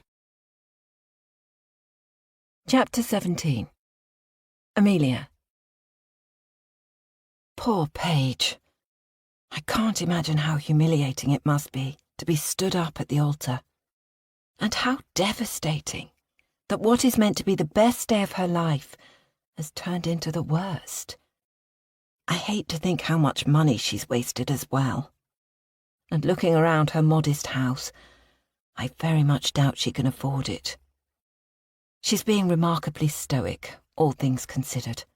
If I were her, I would be ranting about what a bastard Dean is. How cowardly he has behaved. Paige isn't the only one with money worries. Every day Hudson asks me if I've got the money back yet, and every day I have to say no. It leaves me with a constant sense of dread in my stomach. Hudson and I still need to thrash things out, particularly about him having an affair. And I'd hoped to have a proper chat with him after the wedding, when he would be mellowed from the alcohol and the bonhomie of love and hope, following Paige and Dean's commitment to each other. Instead, he's gone home alone, and the day has disintegrated. After plying Paige with several cups of tea, she tells me that she would rather be alone with Taryn now. And would it be possible for me and Marnie to leave? The way she says it is curt and a little rude. But she must be hurting, and I don't blame her for taking it out on the person closest to her, which at this moment is me. To be honest, I was surprised that she has turned to me for support today. I assumed she'd have parents, siblings, or old friends rallying around her in light of today's events. But neither the doorbell nor her phone have rung. That makes me feel even more sad for her. Back at our home, the door is locked. Marnie is being monosyllabic, and I'm in need of a strong drink. Clover greets us joyously, nudging her favourite soft toy, a battered chicken, into my legs. Then she's whimpering, hovering around her food bowl as if she hasn't eaten. I wonder why Hudson hasn't fed her. Until, that is, I see a note on the kitchen table. Return to Manchester early. Got loads of work. Speak later. I'm absolutely livid. On what level is it right that he's pissed off to Manchester? He's leaving me high and dry in the middle of a drama, uncaring and utterly selfish. It makes me think, has Hudson always been so selfish? When Marnie was sick, he couldn't have been more attentive, choosing to sleep on the floor next to her bed, giving me that bracelet. Hudson has always worked long hours, and it pays for my life, so I've never begrudged him when he wanted to go out for a drink after work with his mates. Perhaps I've been too easy on him. But more recently, he's been so distant, unwilling to talk to me. And when we do, we're ducking and diving, not confronting the real issues. If he's having an affair and has returned to Manchester to be with his lover, I just need him to tell me, to be honest. Perhaps I'm not enough for him. Perhaps he wants out of the marriage. But if so, why not tell me? And then I wonder why he didn't send me a text message. Probably because he's avoiding direct confrontation. It strikes me that he's behaved a bit like Dean, leaving a note rather than facing issues head-on. Are they both cowards? And what about Marnie? She's barely seen her dad these last weeks. Talking of Marnie, she disappeared to her room the moment we got home, citing the need to revise. I don't have the energy to ask further questions. Pouring myself a much-needed glass of Pinot Noir, I open my laptop, intending to work on the programme for the yoga retreat weekend, which is now just 3 weeks away. I sent out emails to all 10 of the ladies who have reserved places, requesting their 50% deposits. My credit card is completely maxed out, and I'm in desperate need of the money. I see that I've received emails from 3 of them. I open the first, from a woman called Maxine Thompson. She's been a regular in my classes since I started teaching. Dear Amelia, I'm very sorry, but I'm not going to be able to make your yoga retreat weekend. Any chance I could have my 10% deposit back? If not, I understand. Best, Maxine. I feel a nugget of disquiet in my stomach.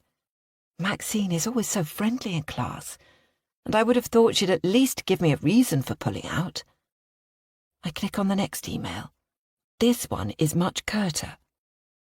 Can't make the retreat weekend now. Please give my place to someone else. When I open the third email, and it's in a similar vein, I know that something is very wrong. Just days ago, these women seemed so excited, committed, eager to have a weekend away from the mundanities of their lives, supportive of my new venture. I go onto my banking app to see if I have received any deposits, but no money has come in. All that remains is the huge bill that I need to pay the hotel. I let out a groan. What am I going to do? Several of them, including Maxine, attend my Monday afternoon class, so I can talk to them and ask why they've got cold feet. But it doesn't get away from the fact that I owe money. I could ask Hudson to loan it to me, but I know what his reaction will be. He'll go apoplectic. Instead, I pour myself another glass of wine, close my laptop, and try to watch some mindless television. My regular Monday morning classes are normally full. 20 eager women, all looking to get fit and decompress. Except today, 10 a.m. comes and goes, and I only have 2 attendees. Both ladies new to the area, and new to my classes. This doesn't make any sense. Normally this room is bustling with low chatter. I wait for almost 10 minutes, wondering if Vanessa accidentally cancelled the class. I check my phone, but I haven't received any messages or emails, so I have no choice but to start. I find it hard to maintain focus. Afterwards, I hang around the coffee shop opposite, alone, before returning for my later class. Once again, it's almost empty. Just 3 women. There's a sensation of impending doom in my gut. Something I don't understand. When the 3 ladies have left and I'm tidying up, Vanessa pops her head around the door. "Can you come to my office, Amelia?" Before I got into the yoga world, I'd assumed that all yoga teachers would have an air of calm about them, be gentle in their practice of Buddhist principles, being part of a kind community. Of course, I was hopelessly naive. Vanessa has an aura of officiousness about her, all hard edges and no nonsense, and even her voice is strident.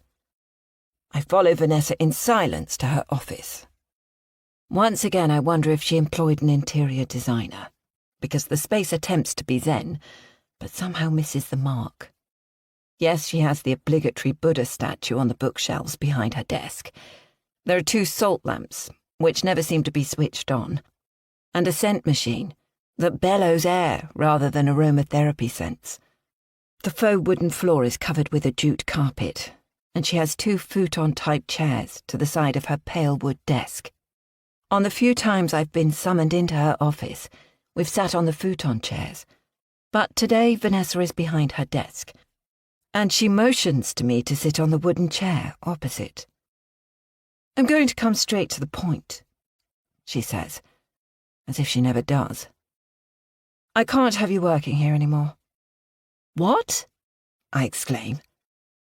As I hope you know, I'm not the sort of person to be influenced by rumours and gossip, but this is affecting my business. So, whether it's true or not, I can't be associated with you." "What rumours?" I ask, perching forward on the edge of the uncomfortable chair. "You mean you haven't heard?" She knots her eyebrows together, as if she doesn't believe me. She sighs. "It's about your daughter." There's a long silence, and bizarrely, Vanessa seems unable to meet my eyes. This isn't like her. "What about my daughter?" I wonder if somehow she's found out that Marnie was cautioned for shoplifting. But is that really a reason to fire me? "I believe she was taken out of school for a period, a couple of years ago." "Yes, Marnie had meningitis." Vanessa extends her neck from one side to the other, causing it to crick. Why the hell isn't she getting to the point? What's going on, Vanessa? I've been told on good authority that your daughter Marnie wasn't sick a couple of years ago, but she was taken out of school by social services. Social services? I exclaim. I've never even met someone from social services. They were investigating child abuse claims against you and your husband. What? I can't digest what Vanessa is saying. Child abuse? That's what I've been told, and what most of this town seems to believe. Your clients have been cancelling left, right and centre, asking to be moved to other teachers, some saying that they're taking their business elsewhere. I'm sorry, but I haven't got a clue what you're talking about. Blood rushes into my face, and if it was anyone else other than Vanessa telling me this, I'd think they were playing a sick joke on me. Is it correct that your daughter was off school for a couple of months? She asks. Yes. As I said, she had meningitis and was in hospital for 3 weeks, followed by several weeks' recovery at home. Except people are saying she didn't really have meningitis, that in fact you were being investigated for child abuse, and that your daughter was in the care of social services. That's ridiculous.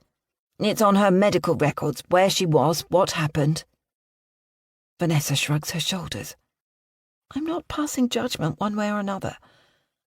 But any whiff of child abuse, and I have to step right away.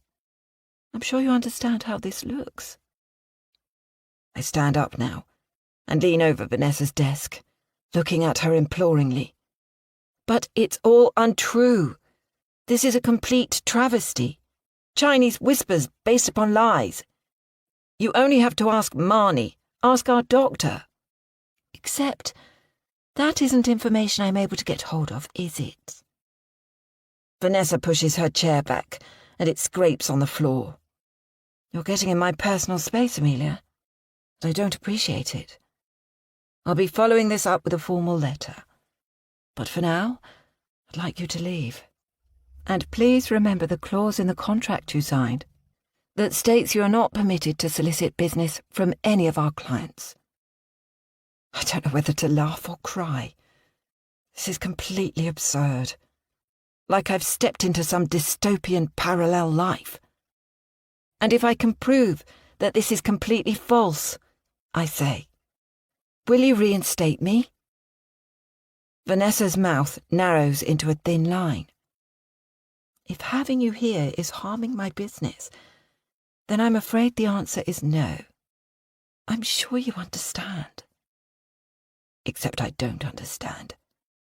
Where has this rumour come from? And why are people believing something that is completely horrific? As if we didn't go through enough stress as a family as a result of Marnie's illness. I try not to think about those days, when I wasn't sure if my beautiful daughter was going to live or die. How terrified we were that she was going to lose her hearing or her limbs. And the gratitude afterwards that she seemed to suffer no long-lasting effects. How can something so awful be turned into such a grotesque lie? And why? I back out of Vanessa's office and stand for a moment in the corridor, trying to catch my breath. This could be easily cleared up by asking Marnie to explain what happened, for her to tell Vanessa that she was genuinely ill. Except, how can I ask my 15-year-old daughter to explain to my employer that she wasn't sexually abused? Horrible thoughts of fake, implanted memories come to mind. How young people can be led to believe that something happened to them when actually it didn't. No, it's inconceivable that I can discuss this with Marnie. If only we had an old-fashioned doctor, someone who had known our family through the good and bad times. Perhaps I could call on him or her to make a statement. Except we don't. We're a part of a large surgery and never see the same doctor twice. What I don't understand is why. Why has someone started such a vile rumour?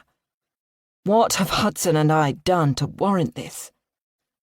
I straighten up, grab my coat and bag from the small kitchen, where we yoga teachers leave our belongings, and walk through the foyer.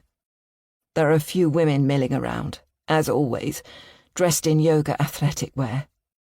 I can sense their strange glances, the whispering as I walk past them.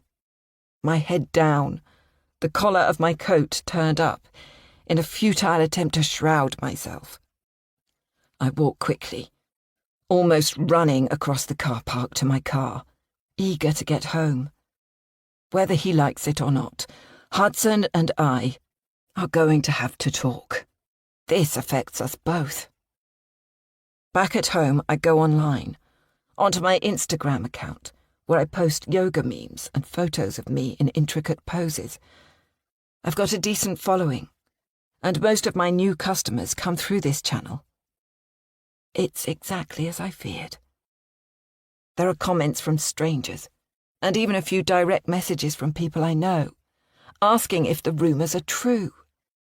Child abuse, social services, wicked mother, investigation. The words make me want to be sick. I go onto other social media platforms and search for my name. And to my dismay, some anonymous posters have garnered a lot of traction, telling people to stay away from me, that I'm a child abuser, that there's no smoke without fire. This explains why I've had all the cancellations for the yoga weekend, and why my regular customers at Vanessa's have deserted me.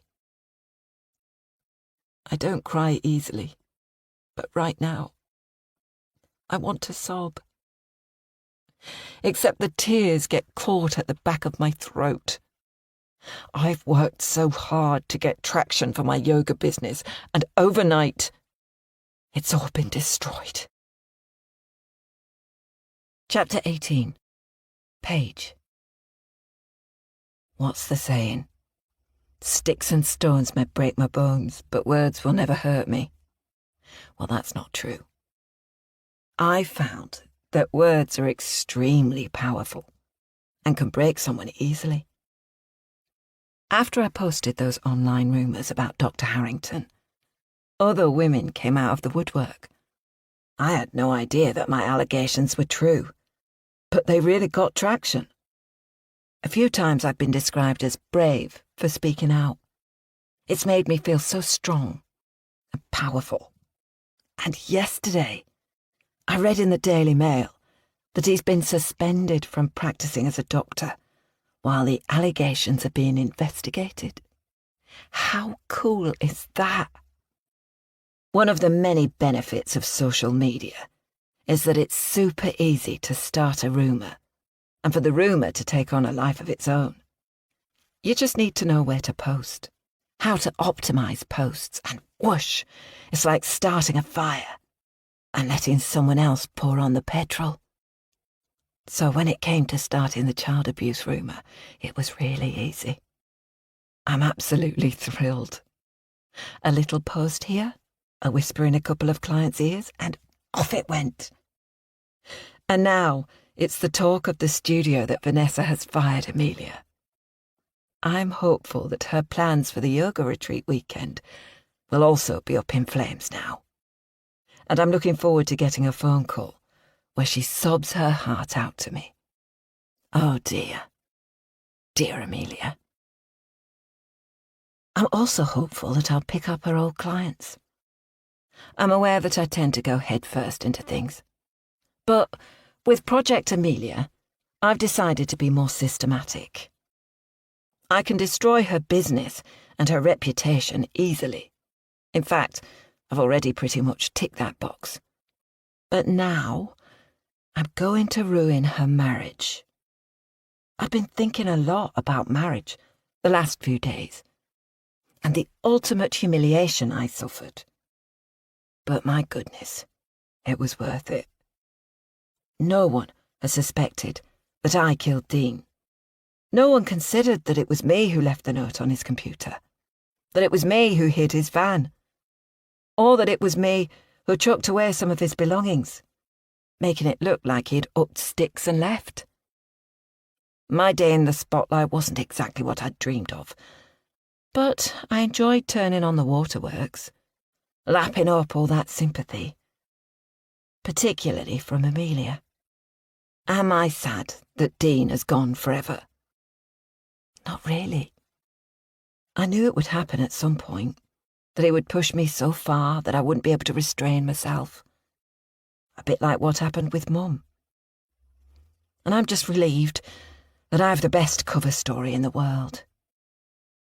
The reality is that men are weak, and I can't count on them. I'm stronger alone. I don't want Hudson either, but he is a bit of eye candy, and I intend to take a big bite before letting him go. If I can't have a happy ever after, then why the hell should Amelia? We didn't part on the easiest of terms, Hudson and me, but I think I've got a measure of the man. He thinks he's Mr. Big Businessman, so I'm going to put a proposition to him. I call him at his office, eventually persuading his idiot secretary that I do know him and that he will absolutely want to talk to me. Nevertheless, he sounds hesitant when he answers. I'm sorry about what happened. The wedding, he says. Oh, that, I say dismissively. I'll get over it. Actually, I'm calling about something completely different. A business proposition that I think might interest you. Okay. There is hesitation in his voice, and I curse myself for trying it on with him when we were last together. I should have taken my time. What exactly? It's an opportunity in the luxury travel industry. A bit complicated to share over the phone. Could we meet up when I'm next in Manchester? There's a silence. Purely business, Hudson. Purely business. Of course, he says eventually. When are you next here? I know it's rather soon, but tomorrow actually. My mum took a bit of a turn for the worse. Could I treat you to dinner this time? Tomorrow evening, if you're free. He hesitates again. It's quite time-sensitive, this offer. I've been contacted by a contact in Cape Town. This is a gamble, because I've checked out Hudson's firm, and he specialises in South America. Perhaps he doesn't want to get into Africa, but I had to choose a part of the world I'm hoping he knows little about. Actually, I am free tomorrow evening. Why don't we meet at Rothsko's at 7 p.m? I'll book us a table. When we finish the call, I do an arm pump. Men are so predictable, so easy to manipulate, and I can't wait to have a little play with Hudson. The next evening, I make sure I arrive at Rothsko's 10 minutes late. I'm wearing a smart suit, a navy jacket and matching skirt that sits just above my knees, and a pale pink silk blouse with a pussycat bow. Not my style at all, and the outfit makes me feel constrained and awkward. But tonight I'm playing a part. I bought the clothes from an upmarket high street chain, and I'll be taking them back in a couple of days, requesting a refund. The tags are neatly hidden, and I have to make sure I don't sully the clothes. But I'm not going to waste my money on such tasteless items, and as my plans are going so well, I don't want to risk shoplifting. Besides, I'll never wear this outfit again. Poking out of my tote bag is a folder housing about 20 pages of A4 typewritten notes. I found a standard business plan on the internet and printed it off. The restaurant is large and noisy, with high ceilings and hard floors that make sounds bounce. There must be 20 or so servers hanging around, dressed in white shirts and black trousers. Faux green plants stand between tables, and the kitchen area is open to view, with chefs hurrying around, dishes steaming, and flames bursting upwards. Good evening, madame. A server appears, carrying a stack of menus. I'm here with Hudson Myers, I say. He glances at a computer screen and finds Hudson's name. Please, follow me. Hudson is already seated on a bench seat in the centre of the restaurant. He stands up when I arrive and leans over to give me an air kiss on both cheeks. Lovely to see you again, I say, settling into the uncomfortable leather chair opposite him. I place my bag on the floor, but not until I've ensured he's noticed the folder poking out. I'm sorry I didn't get to talk to you the other day. Amelia was so lovely to me. We need to get the awkwardness of my non-wedding out of the way first. I'm very sorry that happened to you, he says, twitching slightly, his fingers playing with the edges of the menu. It's going to take me a long time to get over it. Would you mind if we don't discuss it? I tilt my head and stare at Hudson. He flushes slightly and looks away. I clap my hands together. So, have you found yourself a flat yet? Yes, I have actually. I'll be moving in next week. It must be a relief, knowing you're going to get out of that service department. I wonder for a moment if he might mention the makeup pads I left in his bin and the earring under his bed. But he doesn't. No, of course he doesn't. Instead, he laughs. It's not the nicest apartment, is it? How are things with your mother? We make chit-chat for a while, skirting around the real reason I'm here. Ordering food, a tuna dish to start with, followed by steak for him, a salad and chicken for me. He selects us a decent bottle of red wine. I notice that he changes the subject when I mention Amelia, and I'm glad that things are not well in his paradise. We're halfway through our main courses when he brings up the reason for our meeting. I'm curious about the business proposition you want to put to me. Ah, yes, I think you'll like it. I lean down to my back and remove the folder, very quickly flicking through the pages of the supposed proposal. Pie charts and spreadsheets briefly visible. Then I shove it back in my bag. But not over dinner. Let's enjoy our food first, shall we? I hold his eyes with mine. You're not even going to hint at what it's about?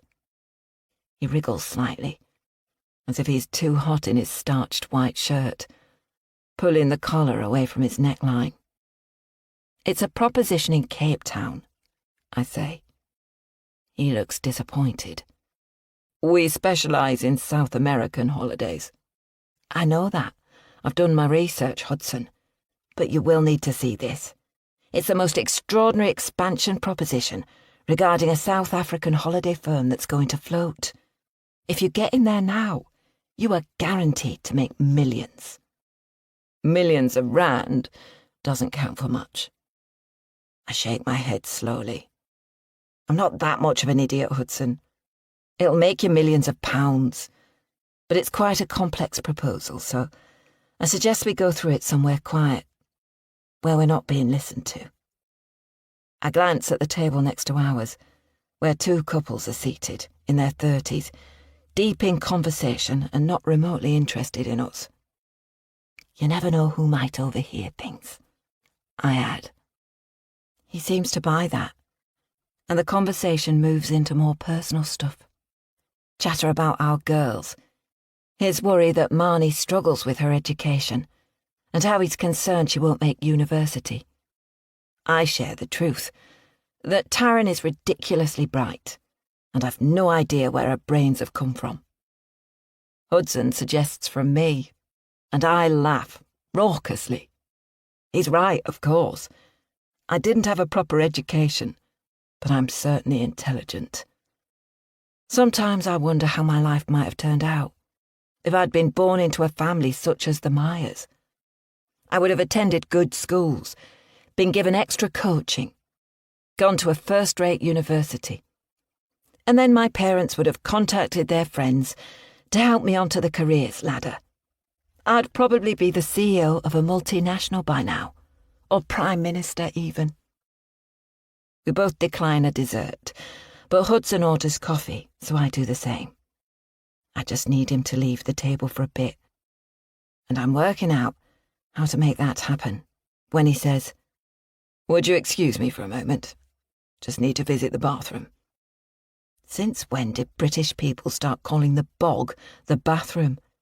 I smile at him and say, "Perhaps I'll order us both a nightcap.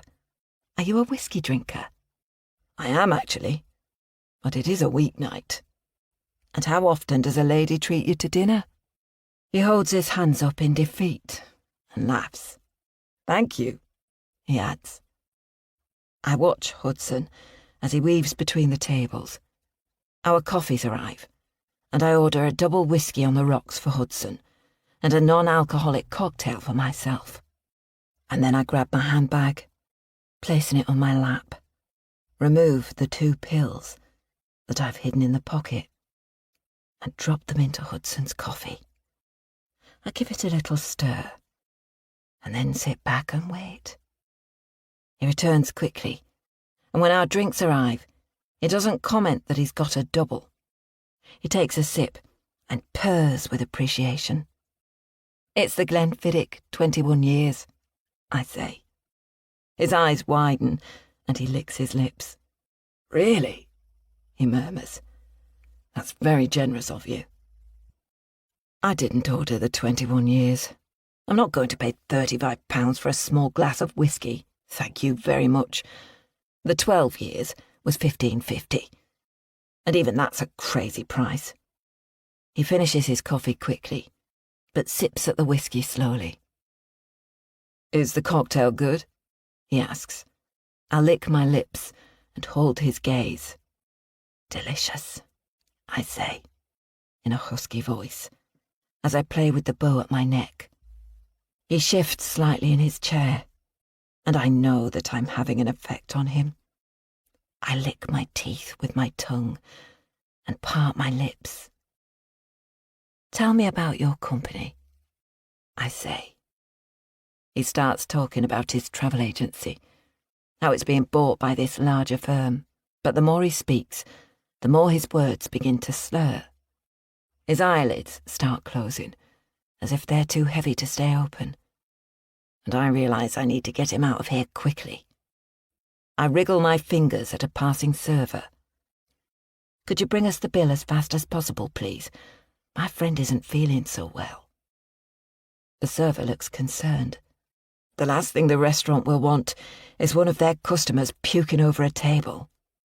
She returns quickly, and I pay with my credit card, not even looking at the total, because I know it'll sicken me. I don't leave a tip. "I think it's time we got you home, Hudson," I say. His head jerks backwards, and I can tell he's finding it hard to focus on me. Perhaps I shouldn't have given him the double dose. I stand up, fling my bag across my body, and move to Hudson's side of the table. I whisper into his ear. "You need to get up and lean on me, Hudson. You've drunk too much, and we don't want to make a scene in the restaurant. Imagine what your new boss would think." Momentarily, that seems to awaken him, and I help push his chair back so he can stand up. He wobbles a bit, but I put my arm through his and manage to steer him through the restaurant. "Concentrate on where you're walking," I instruct him, "and lots of slow, deep breaths." It's such a relief when we're outside, and fortunately, the cold night air seems to awaken him. "I'll order you a taxi," I say, holding out my hand as a cab passes, its orange light lit up. The taxi slows down a few feet from us, and I steer Hudson towards the waiting car. I open the door and gently push Hudson, so he fumbles his way inside. "I think I'd better come with you," I say. Hudson doesn't even glance at me. "If he's pissed, I don't want him in my cab," the taxi driver says. "No, sorry. He's just had a bit of an adverse reaction to his medication. Nothing out of the ordinary. If he throws up in the back, you'll have to pay for it to be steam cleaned." "Don't worry, he won't," I say, with more conviction than I feel. The cabbie rolls his eyes but starts driving. Besides, it's less than 5 minutes to Hudson's serviced apartment block. I manage to get him out of the cab, but he's leaning so heavily onto me, I'm not sure I can hold him upright.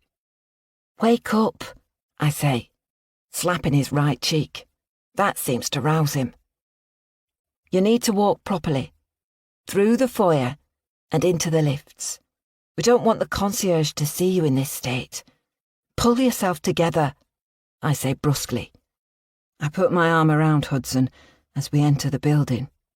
The concierge stares at me, and I can't work out if it's a good or bad thing that it's the same man who saw me here last time. "He's drunk way too much," I say, with a false laugh. The concierge just nods as I scribble my name illegibly in his book. In the lift, Hudson leans against the wall, his eyes closed. I slap his face again, in order to rouse him so I can manhandle him towards his apartment. "Where's your key?" I ask. He fumbles half-heartedly in his jacket pocket, so I put him down until I find the keys. Inside his apartment, I guide him to the bedroom, and he literally collapses half on, half off the bed. His eyes are closed and he's breathing slow and shallow. I take my time, removing Hudson's clothes.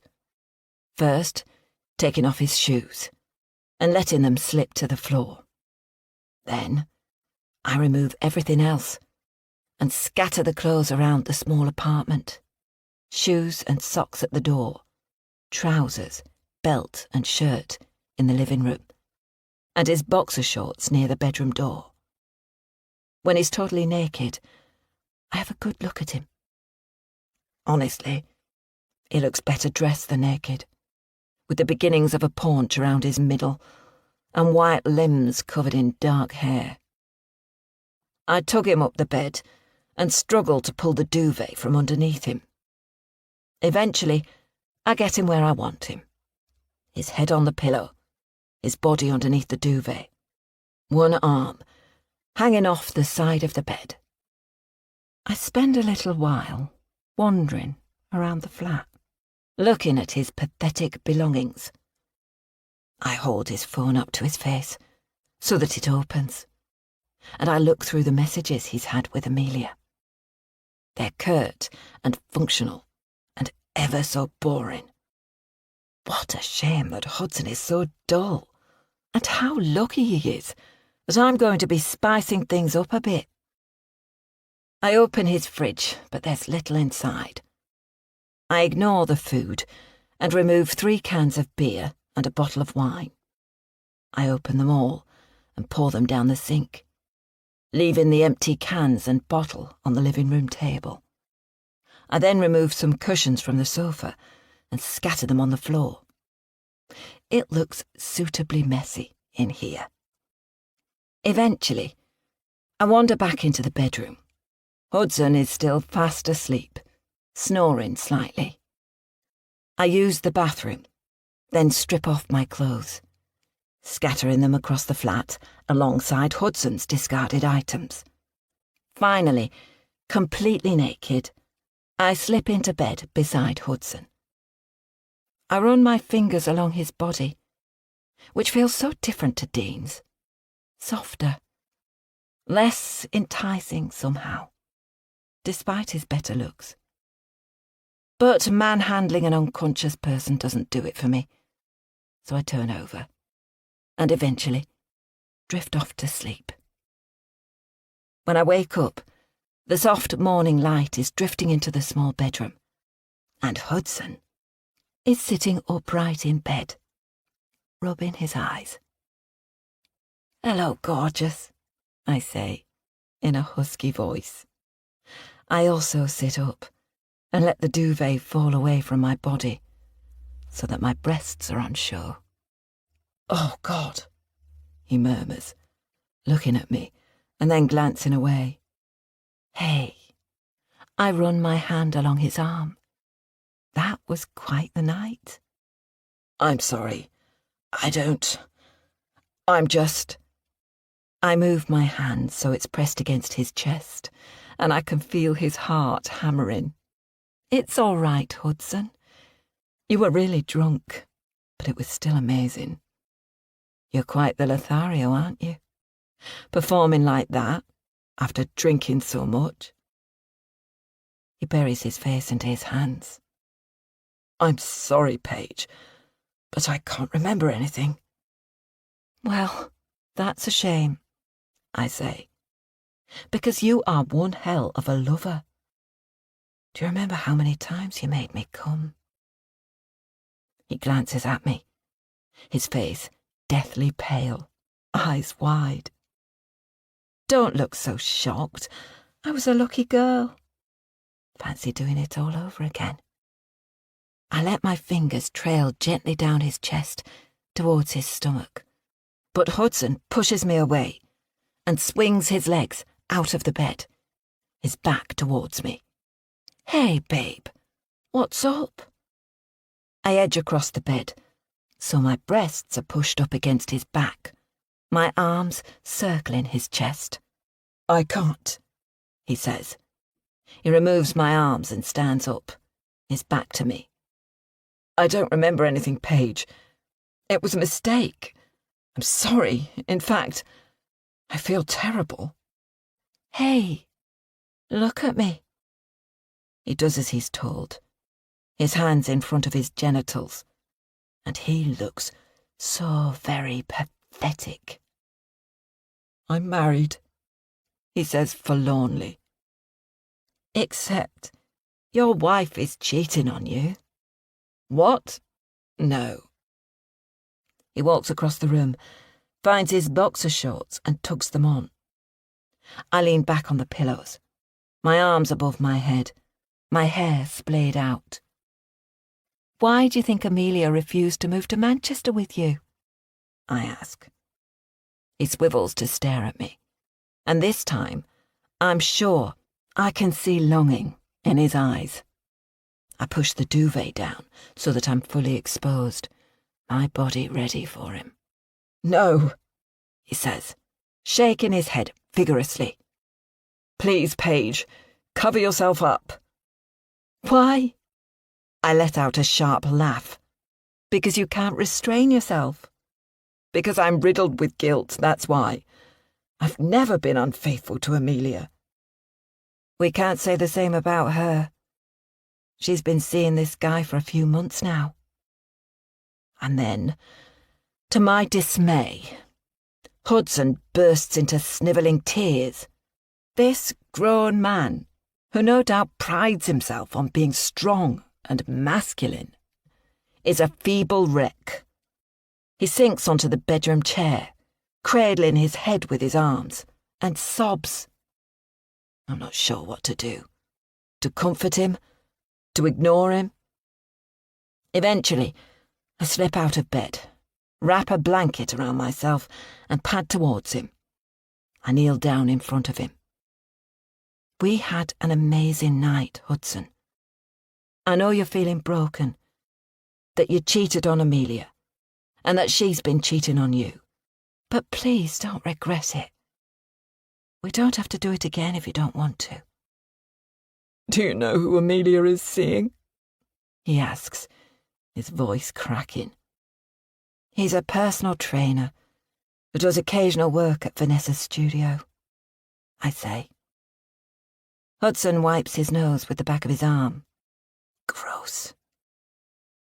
Do you know his name? Yes, but I'm not going to give it to you. You and Amelia have a lot of sorting out to do. When you're ready, we can meet again. For now, thank you for the most amazing night. I kiss the top of his head. I'm sorry, Hudson says. Don't be. I stand up. We never got around to discussing the business proposal, so let me know if you want to chat through it sometime, I say. Is it all right if I use the bathroom? By the time I've showered, put on my makeup and dressed, Hudson is also dressed and more composed. He's made me a cup of coffee, except I don't want it. I walk up to him, so we're just centimetres apart. A final goodbye hug? I ask, holding my arms wide open. He nods. I squeeze him tightly, my body pressed hard up against the whole of him. I stay there for a long moment, my fingers gently caressing the back of his neck. That is, until I feel him beginning to harden. Then I pull away, stand on tiptoes, and gently brush his lips with mine. I turn and stride to the front door, opening and closing it behind me, without so much as a backwards glance. As I walk along the corridor to the lifts in yesterday's clothes, my bag swinging off my arm, I feel pleased with myself. Very pleased, with a job well done. Now, for the next step. Chapter 19. Marnie. Things are really weird at school today. I sense it the moment I walk through the gates, as if people are staring at me, whispering behind their hands. It happened before, when I returned to school after having meningitis. But that was ages ago, and I get why people stayed away. I think they thought I was contagious, that even though I was better and no one else at the school had it, I was somehow a pariah. But that passed quickly enough. A week later and I was just another ordinary kid. I'm at my locker collecting my books when Olivia sidles up next to me. She blows so hot and cold. Sometimes she's my friend, other times she's bitching about me. She's having a 16th birthday party tonight and I haven't been invited. I'm pissed about that. Hi, I say. Happy birthday. She's wearing a sweet 16 badge. She stops still and stares at me, then shakes her head with an expression of disgust and walks away. What the hell was that? It's the same in all my morning classes. People move away from me, they stare, mutter behind their hands, and I haven't got a bloody clue what I'm supposed to have done wrong. I message Taryn. You know what's going on today? She sees my message but doesn't respond. At lunchtime, I wait until she appears, her head down, her spiky black hair the same as it was before her mum's non-wedding. Hey, I say, nudging her in the ribs. For one horrible moment, I wonder if she's going to be acting strange towards me too. Taryn, my only real friend. But no, she looks up and smiles, removing her earbuds from her ears and shoving them in the pocket of her skirt. Do you know what's going on? I ask. She frowns. Why people are acting weird towards me today? Oh, that, she says, as her shoulders slump. You really don't know? I wouldn't be asking if I did, I say a little too sharply. It's the rumours about the abuse? I stop still in the corridor, and a boy from the year below slams into me, cursing under his breath. What rumours about abuse? I ask, hurrying to catch up with Taryn, who's galloping towards the cafeteria. People are saying you weren't really ill, but your parents were suspected of abusing you, and they were reported to social services and you were put into care for a couple of weeks. What? I exclaim. I've never heard such nonsense. But I did have meningitis. I was in hospital. I didn't go into social services. You don't go into social services, Marnie. You're under their care. Taryn corrects me. But never mind. I believe you. I can't get my head around this. Why would anyone think that my parents abused me? And 3 years later, too. Taryn shrugs her shoulders. We're at the front of the cafeteria queue now, but I'm not hungry. I grab an apple and a Mars bar and pay for them. Look, I know it's a load of bull, Taryn says. Your parents are the nicest and there's no way they'd do anything like that to you, but people talk. And this is one of those rumours that's got out of hand. We sit down opposite each other at the end of a long table. I notice that no one else comes to sit anywhere near us, even though there aren't any free spaces elsewhere. What am I going to do about it? I ask. Talk to your parents, I don't know. She takes a mouthful of baked potato. At least you've still got parents, she mutters. I'm sorry, I say. Any news on Dean? None. I'm so worried about him. She talks with her mouth full. It's one thing walking away from Mum, but I really thought that he'd be in touch with me. Dean has always been there for me, Even when he and Mum were at each other's throats, he'd come up to my room before bedtime, sit on the bed and apologise for their fighting. When I was sick, it was Dean who looked after me, and even though he didn't understand most of what I was learning, he'd help me revise for tests. Other than the fact he wasn't my biological dad, he was my dad, if you know what I mean. I just know he wouldn't disappear like this. You're right, it doesn't make any sense, I say, thinking how both Taryn and I have been so mucked up by our parents. Do you think he's gone off with someone else? If he has, he'd tell me, I'm sure. I'm worried he's sick, or something worse. She shakes her head, as if to dismiss the thought. Anyway, what are you doing about getting your mum's bracelet back? Not much I can do. The number Jack's used is out of service now. You could go to the police, Taryn suggests. I look at her in horror. Then I'd have to tell them that I took nude pics of myself, and they'd want to see them, and I'd look a complete prat. No way. Suddenly it hits me. Maybe the photos have already been shared. Maybe that's why everyone is staring at me and laughing. Maybe the abuse rumour is somehow related to that. I think I'm going to throw up. You haven't seen the photos, have you? What, your nudes? Taryn wrinkles her nose. Yeah, of course not. Why? I was just wondering if Jax might have put them up somewhere and people have seen them. Taryn shakes her head vigorously. No, it's the abuse rumours that are making people talk about you. The two things have got nothing to do with each other. Anyway, have you been invited to Olivia's party? No. And you? She asked me this morning, but I'm not going to go. I feel a stab of envy. Olivia used to be my friend, and she's never been nice to Taryn, always mocking her behind her back. Why would she invite Taryn and not me? I keep my head down for the rest of the afternoon, and am relieved when the final bell goes. I'm hurrying along the main corridor when a boy shouts my name. I turn around to see Ryan. Gorgeous Ryan with his floppy blonde hair and green eyes. My heart sinks for a moment, and I'm fearful of what he's going to say to me. I'm relieved at least that he's alone and not with his posse of yobbish mates.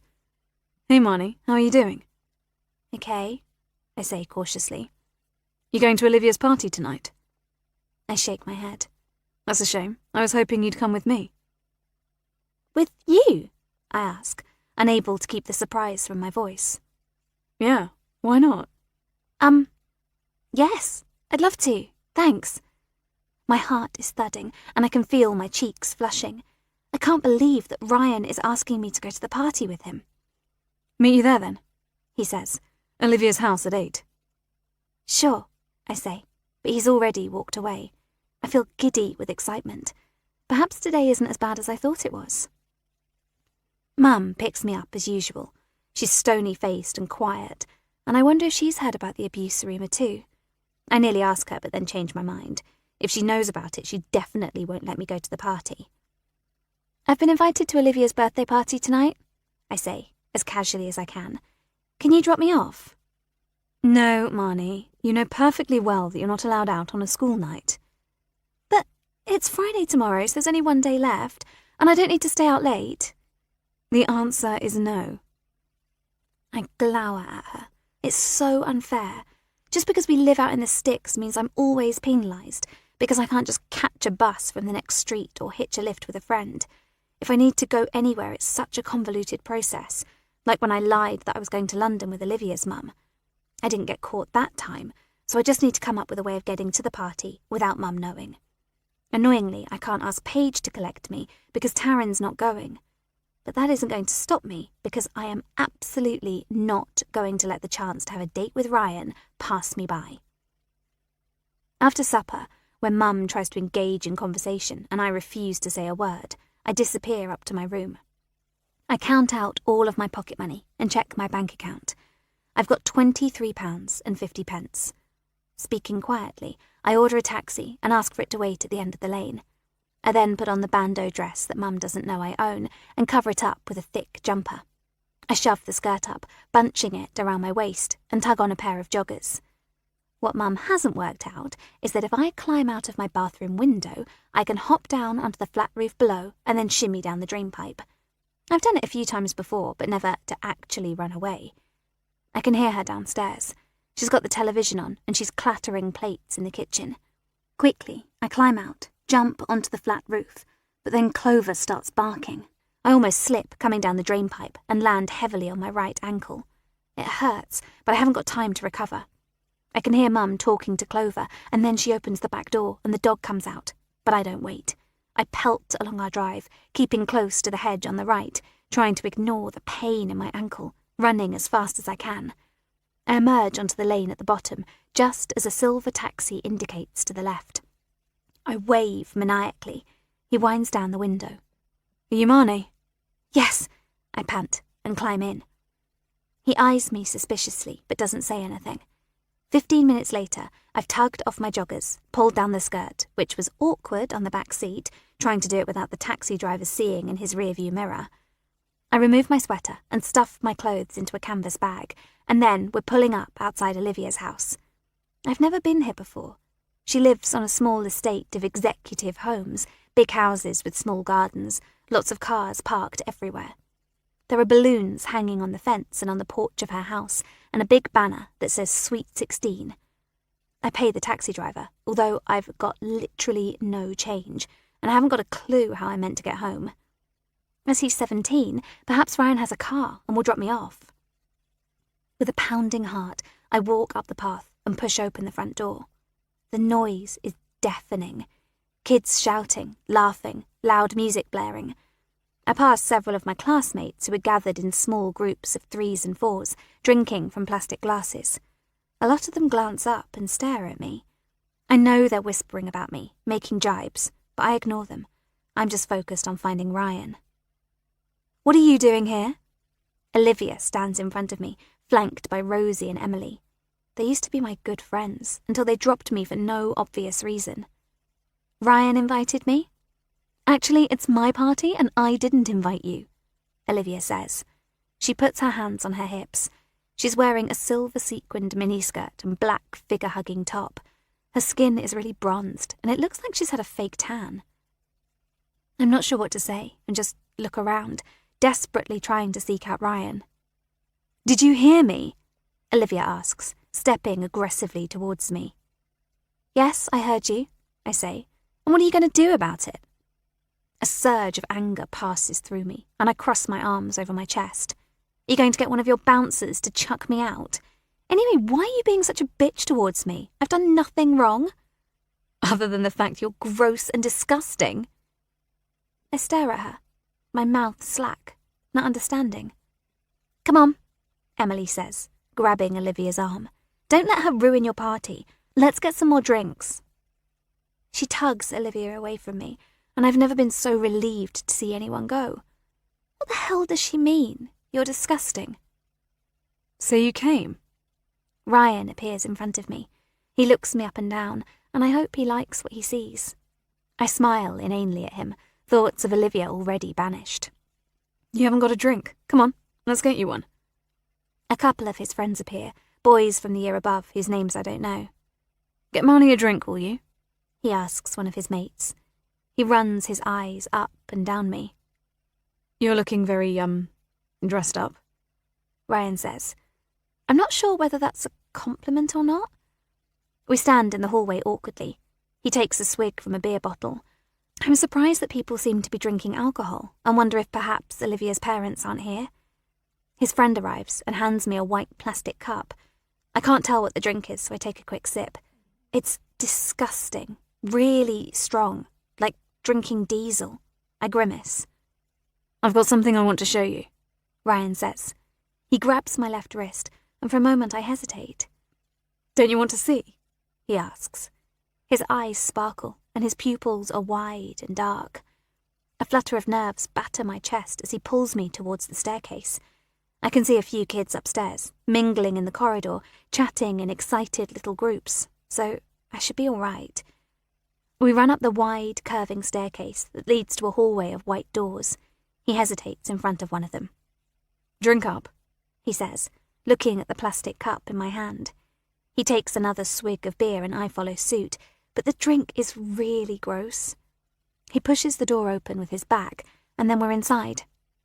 It's a large bedroom, with a giant bed neatly made up with plump cushions and a pale, floral duvet cover. The curtains are drawn, and they're in a matching floral design. "What are we doing up here?" I ask, nerves flickering, but at the same time, I can already feel the alcohol warming my veins. This isn't right. Ryan places his bottle on a chest of drawers and steps towards me.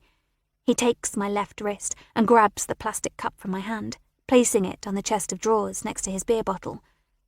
I think he's going to kiss me, but then he pushes me in the centre of my chest. The backs of my knees give way against the bed and I can't stop myself from falling. Before I know it, Ryan is on top of me, his hands under my top, kneading my breast so hard it hurts. "Stop!" I shout, but he's so much stronger than me, and then his hot, wet lips are on mine, a strong tongue trying to probe them apart.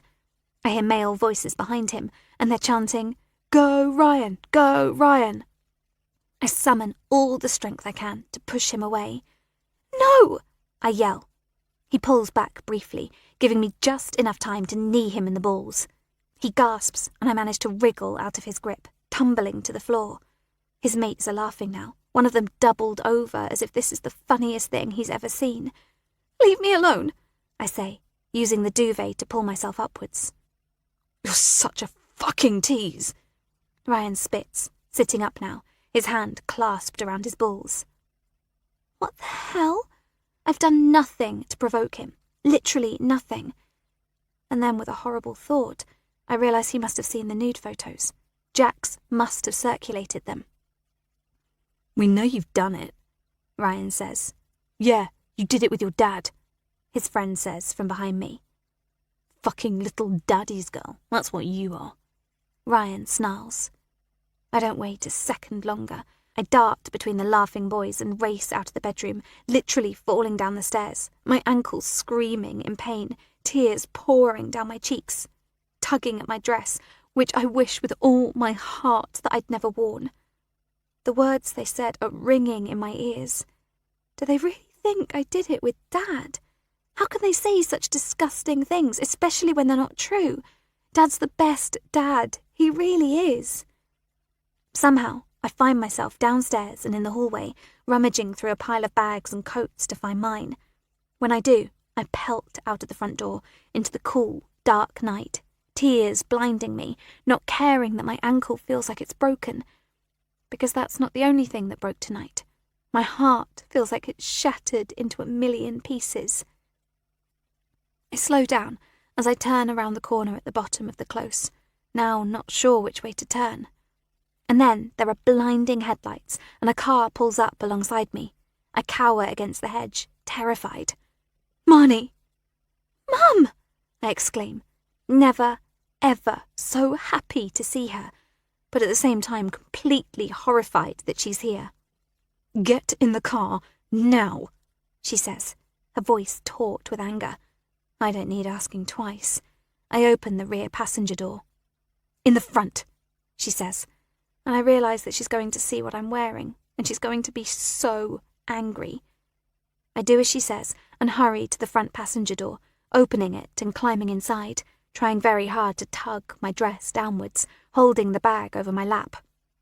I glance at her, but she's not looking at me. Her jaw is set and her knuckles are white in the dark as she grips the steering wheel. She puts her foot on the accelerator and drives forward, slowly.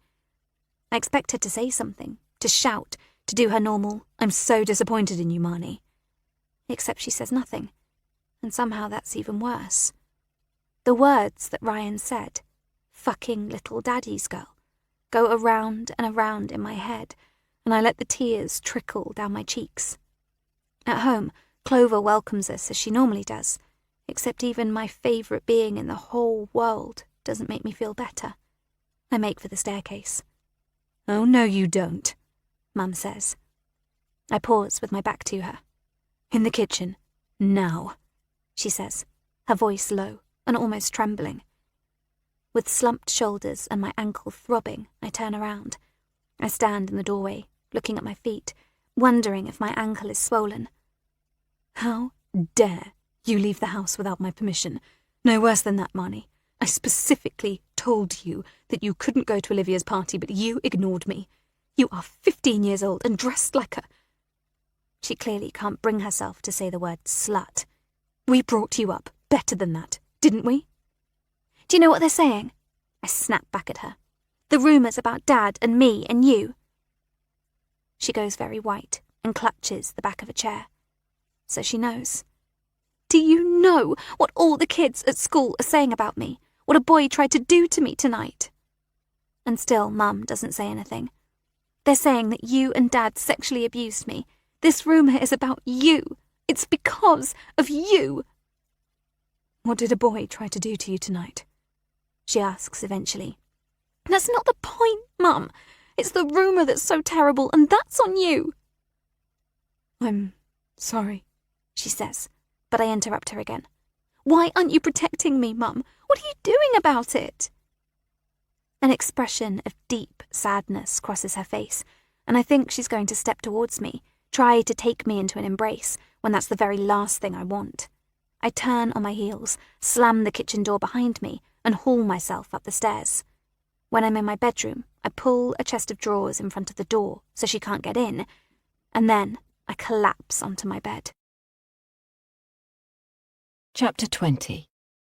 Amelia. I played it all wrong. I should have realised that the child abuse rumour would be circulating around Marnie's school. Except I'd hoped it wouldn't, that I could protect our daughter from it. I failed. Hudson and I failed. He because he's not here when we're facing a crisis, and I because I tried to bury my head in the sand. When I went up to say goodnight to Marnie and realised that there were piles of clothes under her duvet, rather than my child, I knew straight away that she must have gone to the party I forbade her to attend. It only took a couple of phone calls to get Olivia's address, and I headed straight over there. What I wasn't anticipating was Marnie running down the street in distress. At least that spared both of us the indignity of me marching into Olivia's parents' house, seeking out my daughter.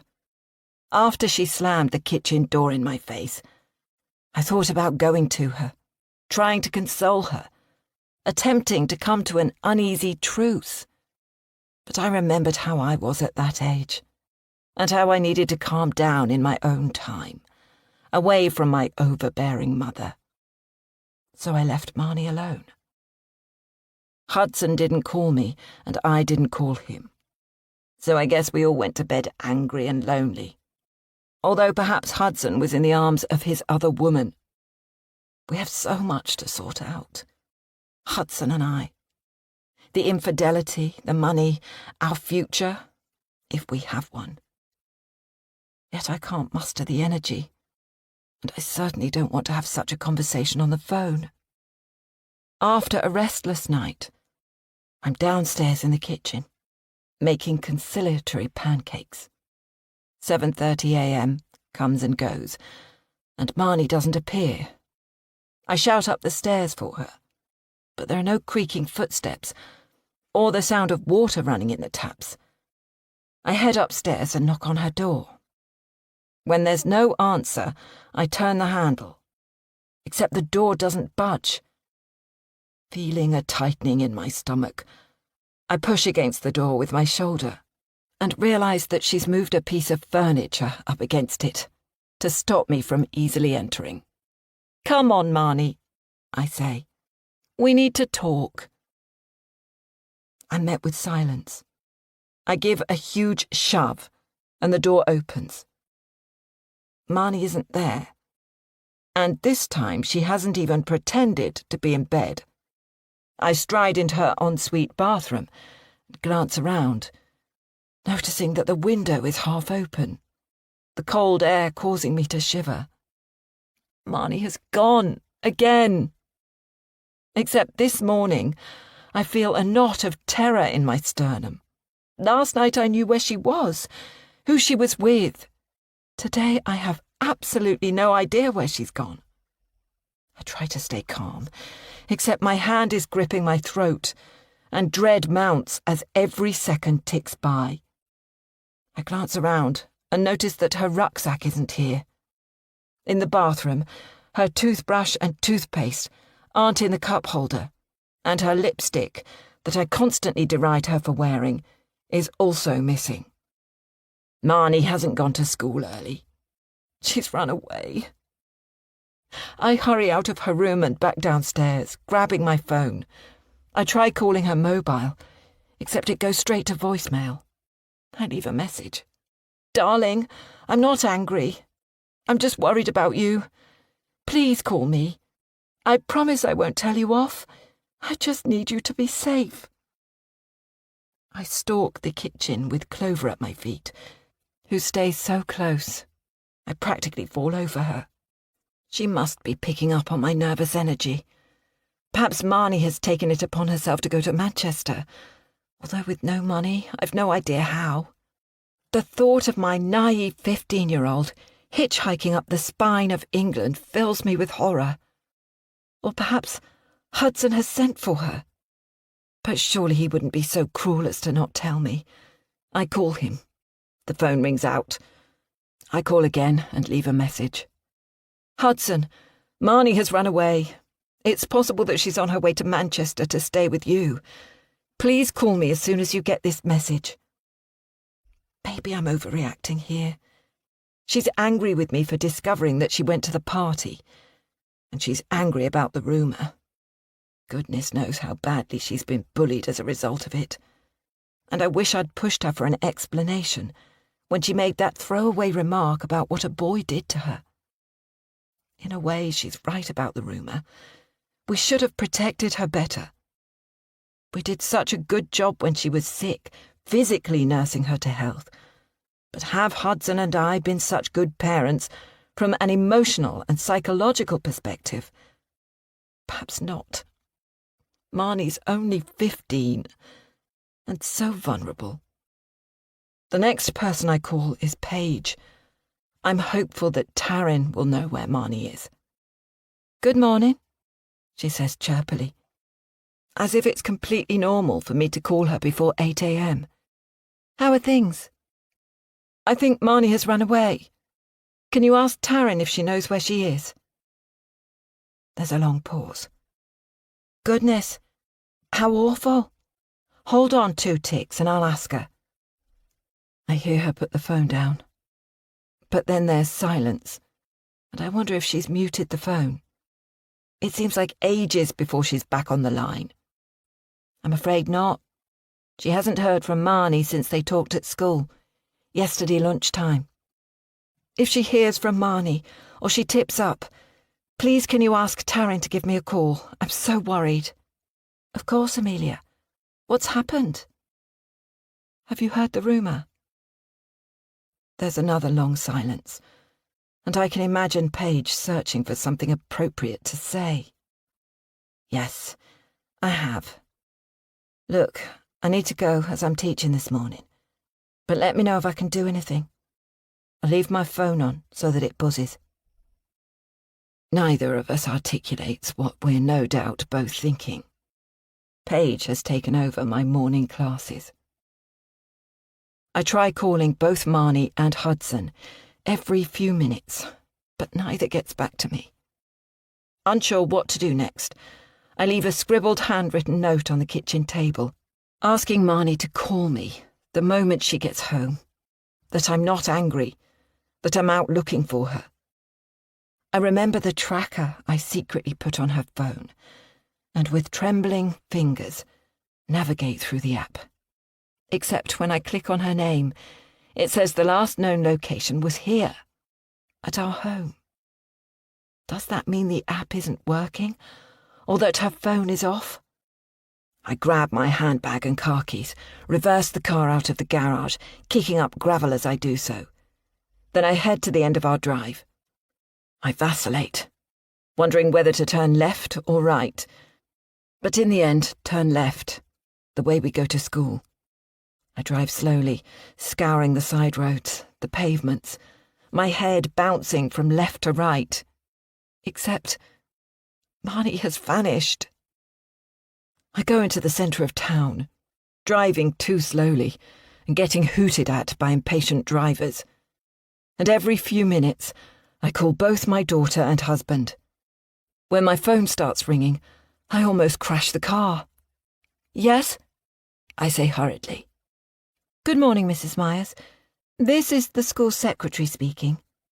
Marnie's form teacher has told me that she hasn't come into school today. Is she sick? No, I think she's run away. I don't know where she is.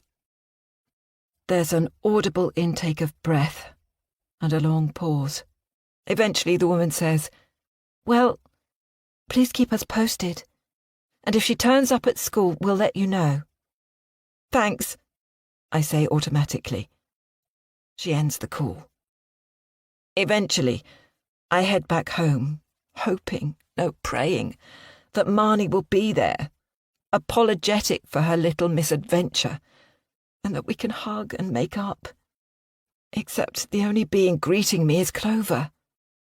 I return to Marnie's bedroom and search through her drawers, under her bed and in her wardrobe. But I find nothing.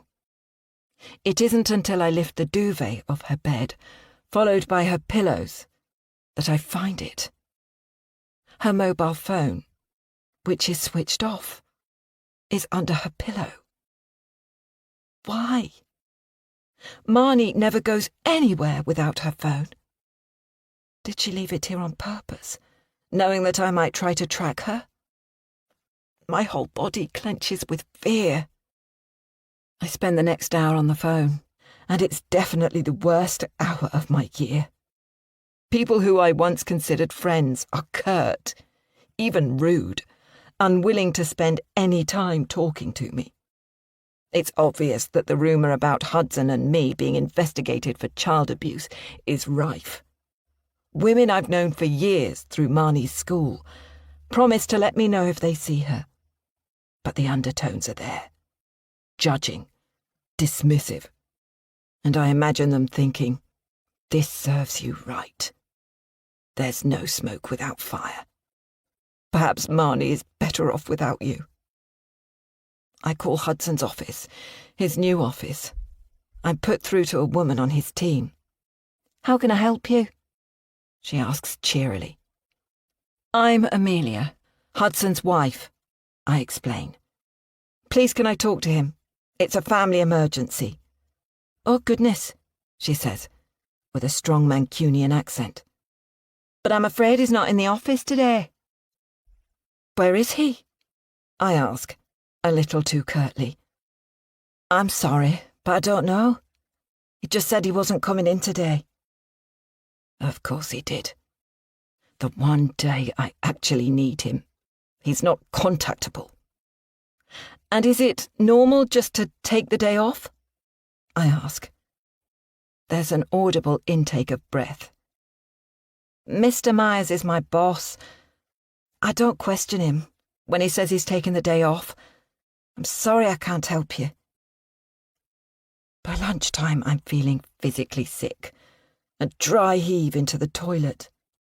Nothing comes up, and I don't feel any better. I imagine scenes of devastation, horrific things happening to Marnie. And I know there's only one place left for me to visit. The police station. We have a small police station in Beecham. It's not manned all the time, but I'm hopeful it will be today, and it'll save me the drive to Shoreham. I debate calling 999, but I need to look into the eyes of a police officer and not be fobbed off by a faceless person on the end of the phone. I drive too quickly, and when I get there, I park on a yellow line, happy to accept the fines and any other consequences. I just need to find Marnie. I'm in luck. The police station is open, and there's a uniformed officer sitting behind a plexiglass screen. He's typing something into a keyboard, and takes a long time to look up, despite clearly having seen me. Yes, he says eventually. He's rotund, with a white beard and balding head. There's something Father Christmas-like about him, comforting even. How can I help? His eyes crease as he looks at me. My daughter's gone missing. She's probably run away, but she's only 15, and she doesn't have any money or her mobile phone. I don't know what to do. Oh dear. Teenagers. He sighs, as if this is a regular issue for him. Perhaps it is. How long has she been gone for? She left our home sometime in the night. It could be 12 hours or longer. And you've tried friends and family? Everyone you know? Everyone, I say, although that is patently not true.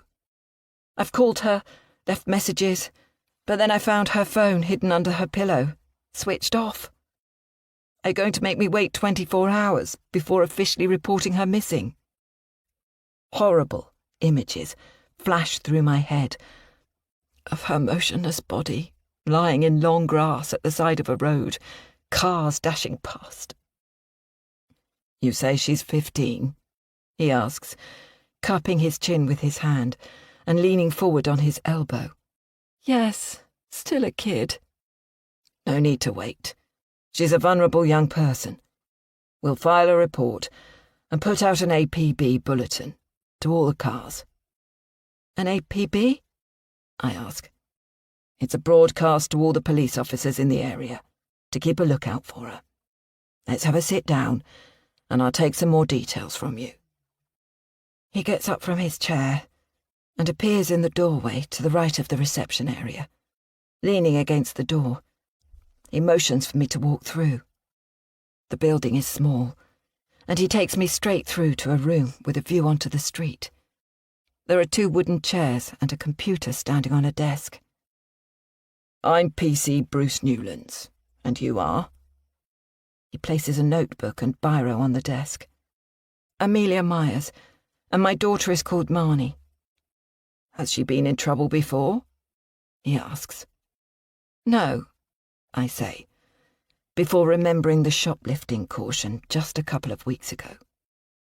She was cautioned for shoplifting in Shoreham, but it's very out of character. Things been going on at school lately, have they? He asks. I wonder how many children he has. He gives the air of having seen it all. PC Newlands asks me lots of questions about Marnie, and I explain that her dad is currently in Manchester, working. I share a couple of recent photographs, and he promises me that he'll be taking this very seriously. But conversely, the vast majority of missing kids turn up within a few hours. She's probably just annoyed with you over something very trivial, he says, scribbling in his notebook. I wonder if I should mention the child abuse rumours. The fact that Marnie went to Olivia's party last night, and I found her running away down the street. For now, I don't. I decide not to muddy the waters, because I just want this man to focus on finding her. What will you do? I ask, desperation in my voice. We've got set procedures in cases like this. So in addition to putting out the APB, we'll start with house-to-house inquiries, send an officer around her school, check local CCTV. We'll do everything we can to find her, Mrs. Myers. I smile weakly. Now, I want you to go home and stay there. I'm going to speak to my bosses, but we'll likely be sending a family liaison officer out to wait with you. And when young Marnie tips up, just give me a call. He stands up, hands me a business card, and then shakes my hand. And for a moment, I don't want to leave this room, where this kindly man is being so positive. When will I hear from you? I ask. As soon as we have any news. Just try not to worry too much. Teenagers go walkabouts all the time. It's easy for PC Newlands to tell me not to worry, but I have a terrible sense of dread in my stomach and a tightening around my throat. Of course I'm going to worry about my only child, especially as our last words were an argument. I just pray that Marnie knows how much I love her. How I have a secret admiration for her Houdini escape and her ballsy decision to attend Olivia's party, despite me forbidding her to go. I'm lost in thought as I head home, peering from side to side, in the vain hope of seeing Marnie loping along a pavement. As I turn into our drive, I see there's a black car parked outside the front door. 2 men climb out as I park up alongside them. Are they plainclothed police officers, or the family liaison officer P.C. Newlands was talking about? But how did he organise this so quickly? The way they stride towards me sends another wave of fear through my veins. There's something about them that suggests they're not police.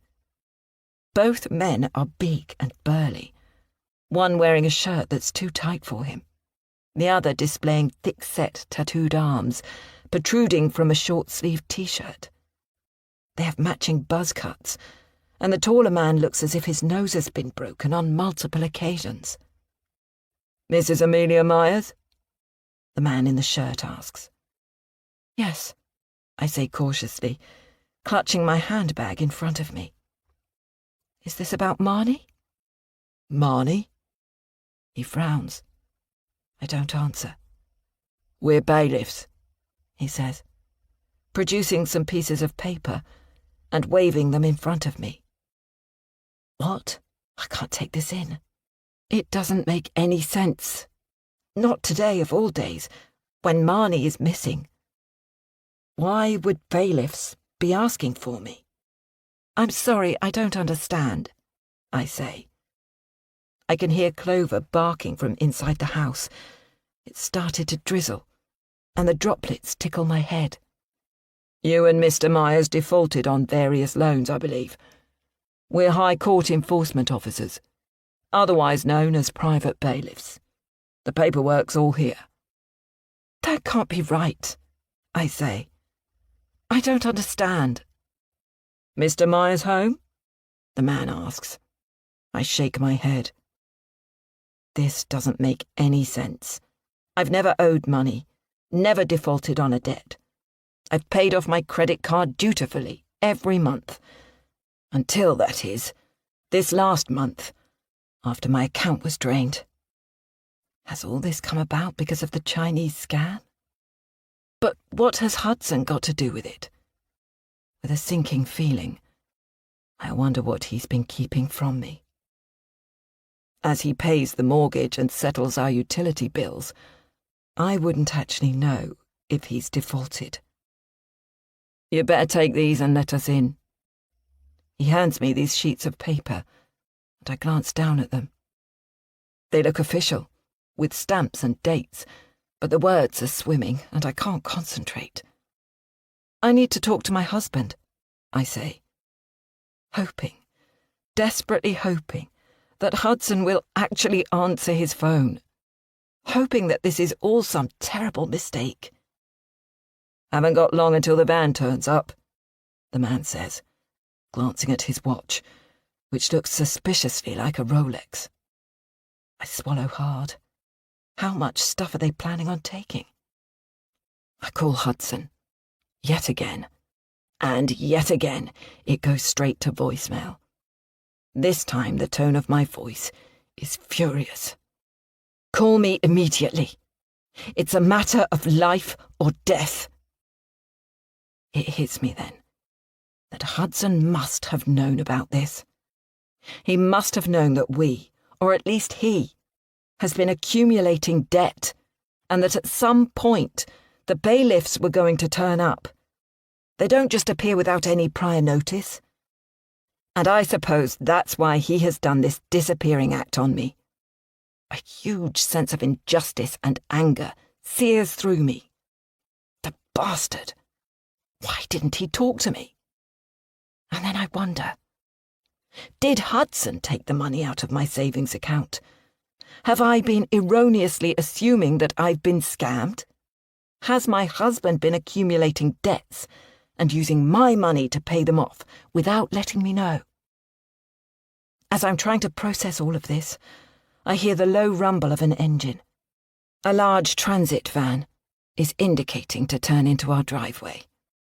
I stare at it in horror, and then turn to the 2 men. "What are you going to take?" I ask. Any goods that we believe are to the value of 70 grand. And between you and me, I believe your lender is looking at repossessing the house. So you might want to pay up on the mortgage. I'm not sure whether to laugh or cry. Can today actually get any worse? What happens if I don't let you in? I ask. The men raise their eyebrows at each other. Not a good idea, love. Not unless you want to be hauled up in front of the courts. Slowly, I turn around and open the front door. Clover comes bounding out, barking viciously at the bailiffs. At least the dog is on my side. Can you get her out of the way? The larger man says, his steel-capped boots edging closer to Clover. I grab her collar and walk her inside. The heavy footsteps of the men behind us.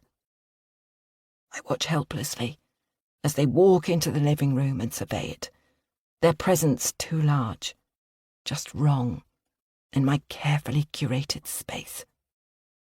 What do they see? The cream sofas, the pastel-coloured curtains, the photos of Marnie on the top of the upright piano. They walk towards the large television in the corner of the room, and the ugly leather chair where Hudson has spent hours watching the football. I turn away, just as a female voice rings out. Mrs. Myers? Dear God, what now? I edge out into the hall. There's a woman wearing a black trouser suit standing in the doorway, her hair tied back in a ponytail, freckles covering her nose. Mrs. Myers? She asks again. I'm Connie Matman, the family liaison officer. I'm a police officer here to support you, whilst the team look for Marnie. Can I come in? She doesn't wait for an answer and steps into the hallway. Would you like me to take my shoes off? She asks. I almost laugh with the absurdity of a question which only a couple of hours ago would have sounded perfectly normal. I shake my head. We'd better go through to the kitchen, I say, my head buzzing. You're having a delivery? She asks. No. I wonder if I need to tell her, because it's humiliating. But then the words just slip out with a sob. It's the bailiffs. The bailiffs have turned up, right in the middle of this horrific day. Have you got any news on Marnie? Oh dear, Connie Matman says, her nostrils flaring. I'm afraid there's nothing on Marnie yet, but I don't want you to worry. Not worry, I exclaim. Clearly, my husband has got us into terrible debt, and he hasn't even had the decency to tell me about it. I've just got home to find these men taking away our possessions. And worst of all, by far the worst of all, my 15-year-old daughter has disappeared. My voice is on the edge of hysterical. I'm sorry you're going through this. It does sound very miserable. Quite the understatement. Hudson isn't answering his phone, and for all I know, Marnie might be with him. That would be a good starting point for us. Where is Mr. Myers? In Manchester, I think. He's moved there for work, but he's not in the office today. I explained that to the police officer at the station. Right. Leave that with me, and I'll ring a colleague. We'll get the Manchester Constabulary to call in on your husband. Can you give me his address, at home and at work? With shaking fingers, I scroll through my phone's address book and give Connie Matman Hudson's new addresses. She turns her back to me as she calls a colleague, talking in a low whisper. When she's finished, she says, I think we both need a cuppa, don't we? Show me where your mugs are, and I'll make us a nice cup of tea. I don't want tea, I exclaim, realising I'm biting the head off the one person who is being kind to me today.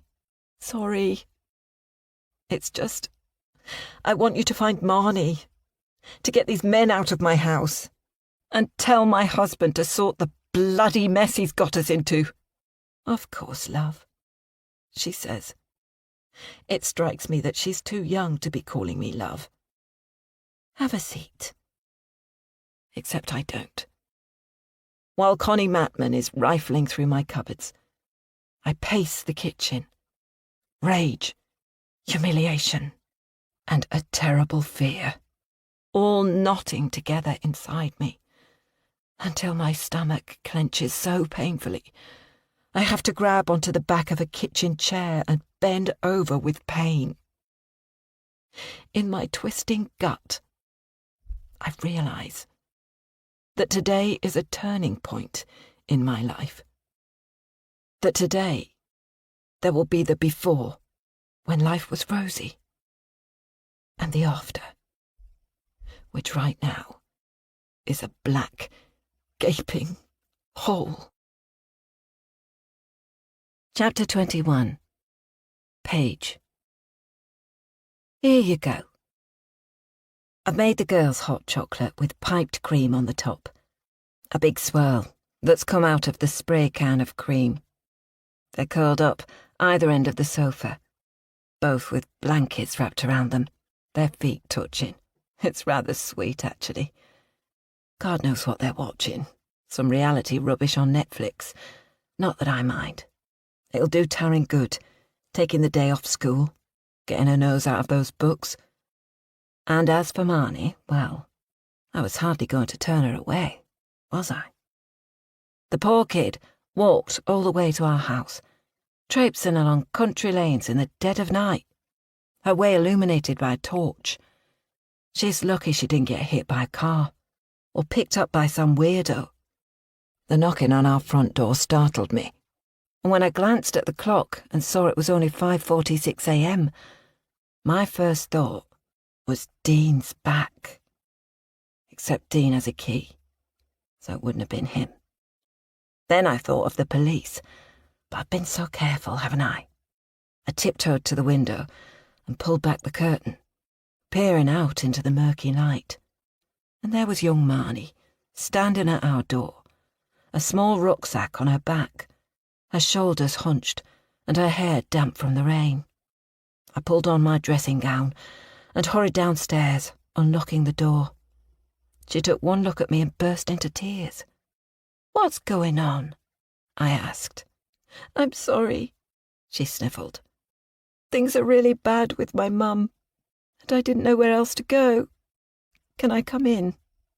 "Of course you can, you lovely girl," I said, putting my arm around her shoulders and pushing her into the hallway. I took a quick glance at the street, but there was no one around, and I'm hopeful none of my neighbours saw her. I was horrified when she told me she'd walked the 5 or so miles to get here. "I'd have picked you up if you'd called," I said. "I tried Taryn, but her phone is off, and I've left mine at home in case Mum tries to track me." "Let's get you dry and warm, and then you can tell me everything." Honestly, I felt on top of the world, knowing that Amelia and Hudson's daughter had rejected them in favour of me. By the time Marnie emerged from the bathroom, Taryn was up, wondering what all the clattering was about. I was in the kitchen making the girls a full English breakfast, along with pancakes.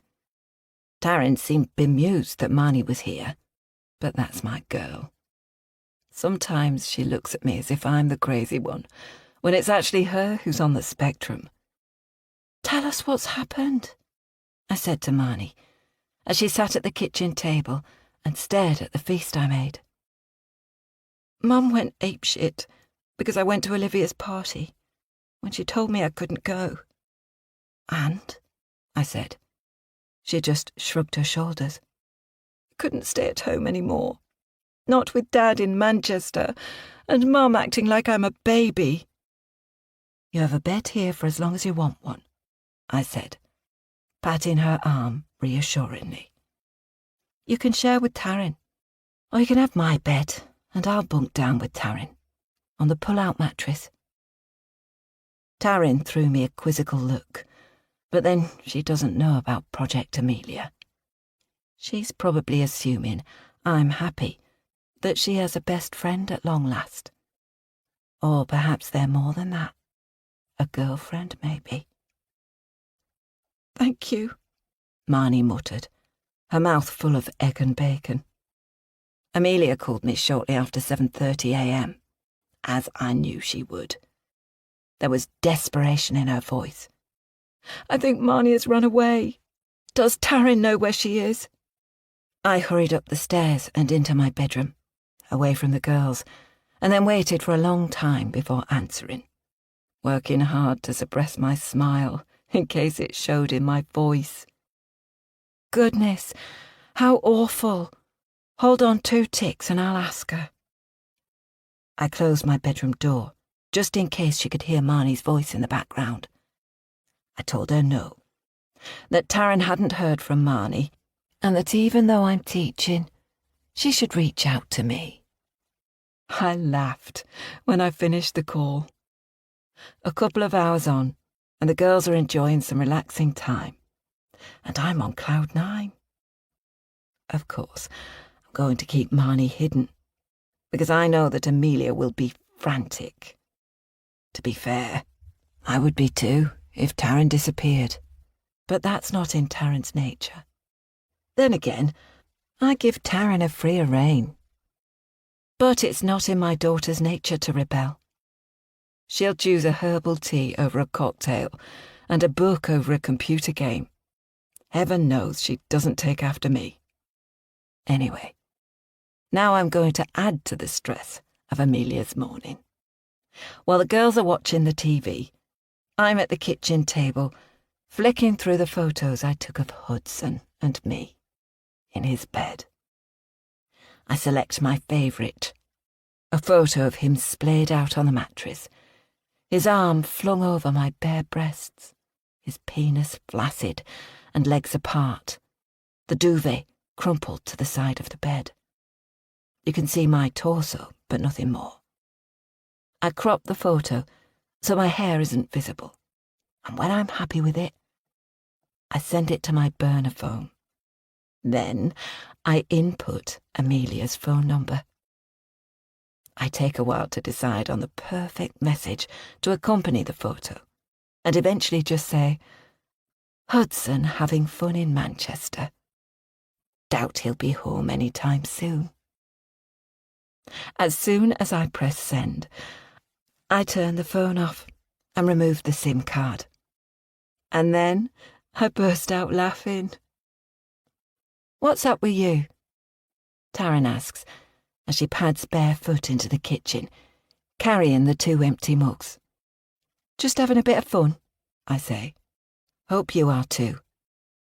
She throws me a scowl and puts the mugs in the dishwasher before returning to the living room. I can hear her talking in a low voice to Marnie.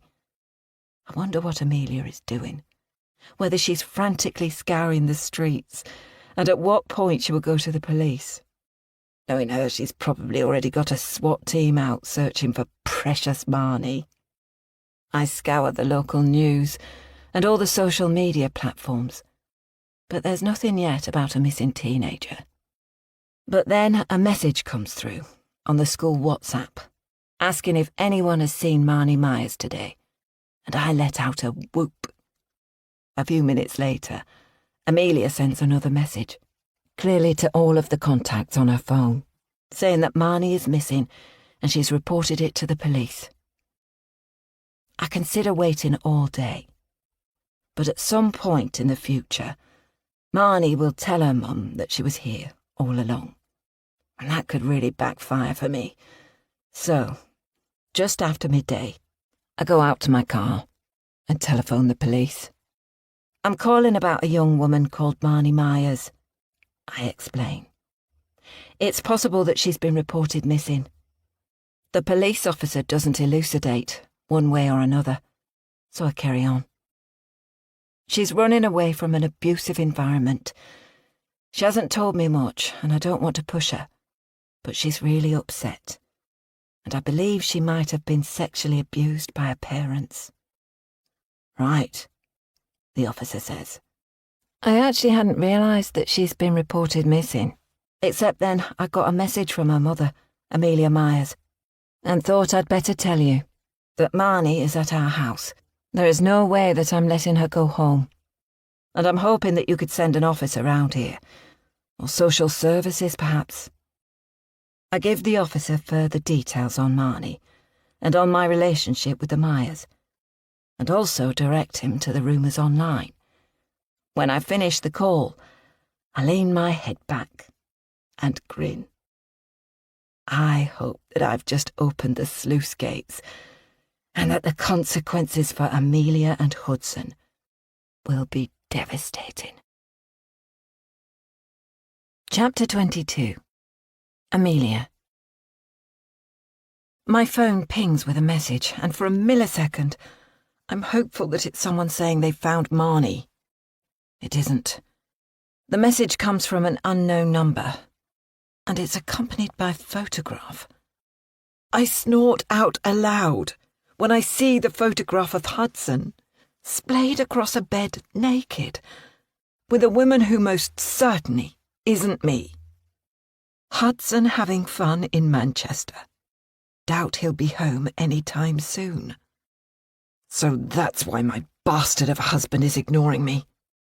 He's gone off with another woman and has frittered away all of our money.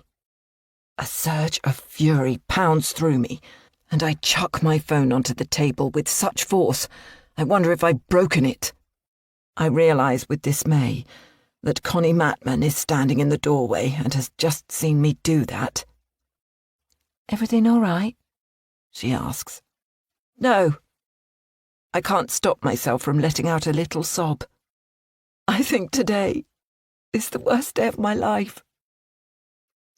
I point to the phone, and she steps across the room to pick it up. Her thin eyebrows rise upwards as she looks at the photo and caption. "Things a bit rough with your husband?" she asks. "You could say that." I sink down into a kitchen chair. But the only thing that matters is finding Marnie. And I genuinely mean that. I couldn't care less whom Hudson is sleeping with, and I can live without all his fancy televisions and gadgets. Hudson has shown no support or interest in me or Marnie since he moved to Manchester. And now I'm thinking about it, he was pretty distant for months beforehand. He let the bailiffs turn up here without giving me any warning. So, if he's sleeping with some whore, then let him. I'm well rid of the man. Right, we're done. The bailiff seems enormous, standing in the kitchen doorway.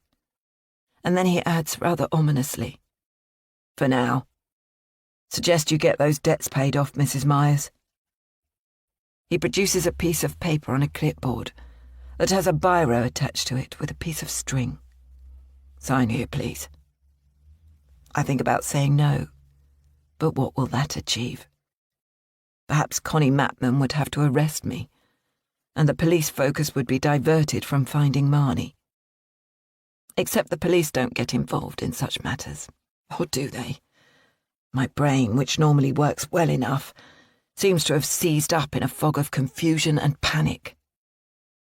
I can feel the bailiff and Connie's eyes on me, so I sign in the allocated box. "Thanks," the bailiff says. "We're off for now." I stay seated at the table, stroking Clover, listening as the vehicles leave our property, repeatedly making silent pleas to whatever higher being there is up there, begging them to bring Marnie home safely. My phone rings, and my heart pounds when I see Hudson's name pop up on the screen. Should I answer? I want to scream and shout at him, but the policewoman is still here, listening to every word I'm saying. What will she think of us, and the disaster that is our lives? I vacillate for too long, and my phone goes to voicemail. It pings with a new message. After a long few seconds, I listen to it. Hudson sounds frantic. What's this about the bailiffs? About Marnie being missing? I'm on a train south. I was in London last night, so I'll be with you within the hour. Call me. Me call him? He's the one who has been ignoring my calls, who has been quietly unpicking my life, without so much as a hint of a warning. I don't want Hudson here. In fact, I don't think I ever want to see him again. I send him a message. You should be in Manchester. What if Marnie turns up at your flat and you're not there? He rings me again, and once more I let it go to voicemail. A couple of seconds later, another message arrives. The concierge will keep an eye out for her. If I was angry before, now I'm livid. How will darling Marnie feel if she makes it all the way to Manchester to discover that her father isn't there? He has completely let us both down. No, more than that. He's been knowingly evil towards us. And I don't think I can ever forgive him for it. As I'm pacing the house in fury, my eyes are drawn to blanks in all of the rooms, the places where the televisions used to hang, the painting above the fireplace that Hudson overpaid for by an American artist I'd never heard of, 2 silver jugs that his parents gave us for our 2nd wedding anniversary, the living room sofa, and Hudson's leather chair. But worst of all, I look outside and realise that my car is gone. I hurry to the key holder on the wall by the back door and see that my car keys are missing. They've taken my Volvo XC60. How the hell am I meant to get around? I can't even go to a local shop without driving. But then I remember that we still have the little Fiat in the garage that used to belong to Mum, that we've kept for Marnie's use when she passes her test. Assuming they haven't taken it, I'll have to use that. Connie Matman's phone rings, and she leaves the room to answer it. I hear her speaking in a hushed tone in the living room. I'm tempted to tiptoe out into the hall to try to hear what she's saying, except I'm too late. She's already back in the kitchen, the expression on her face unreadable. Good news, Amelia. Marnie has been found, and she appears to be safe and well. Oh my God! I exclaim, the relief making tears spring to my eyes. Where is she? I can't give you any more information at this stage, but rest assured, she's safe. When is she coming home? I suggest you stay here, and we'll be in touch as soon as we have more information. Can I talk to her? Is she at the police station? I'm sorry, but I can't give you further details. There's something in the tone of her voice that suggests she's keeping something from me, and despite the great news, I feel a shiver of discomfort. My job is done here for now, she says, gathering up her jacket and handbag. For now? She gives me a sideways glance. Just a manner of speaking. With the house empty, the enormity of the morning hits me. Every bone in my body aches, as if I have been pummeled. Yet it's my heart that is the most broken. I sink to the living room floor and bury my face in Clover's velvet soft black coat. I think back through the years of our relationship. Hudson and I were strong for so long. We had our hiccups, as every couple does. I desperately wanted another child, and when, month after month, I failed to get pregnant, we did a round of IVF, and another. But I didn't have the emotional or physical energy to do a 3rd round. I quit work.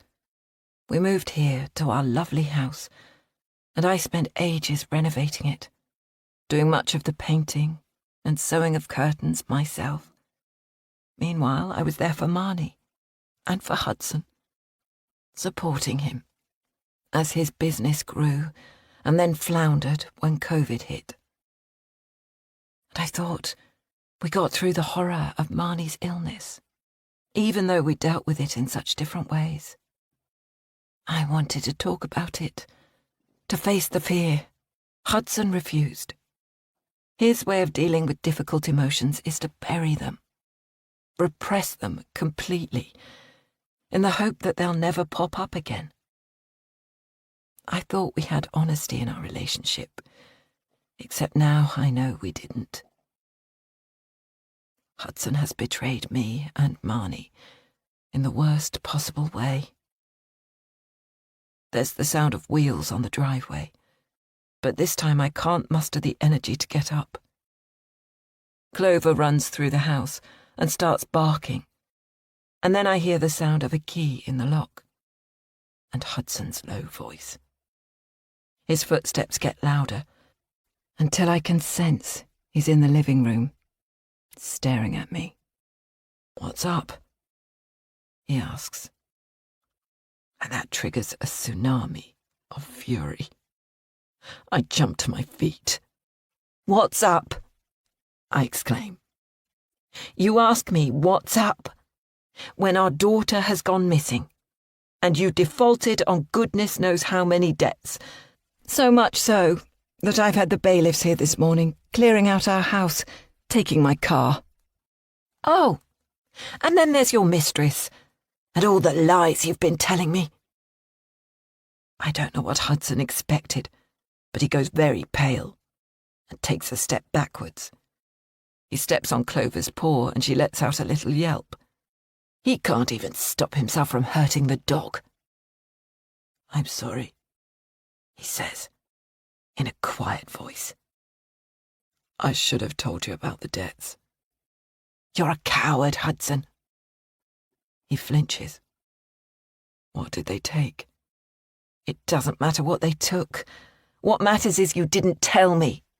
How do you think it felt to have the bailiffs here, and then the police turn up because of Marnie? And now we're in the most terrible mess."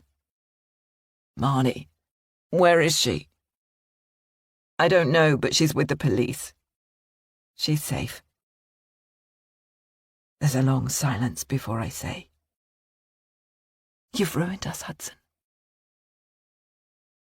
He nods, and seems so pathetic that I have this overwhelming urge to slap him around the face.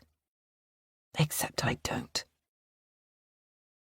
I go to sit down on the sofa, but all that's left is a cushion lying discarded on the floor.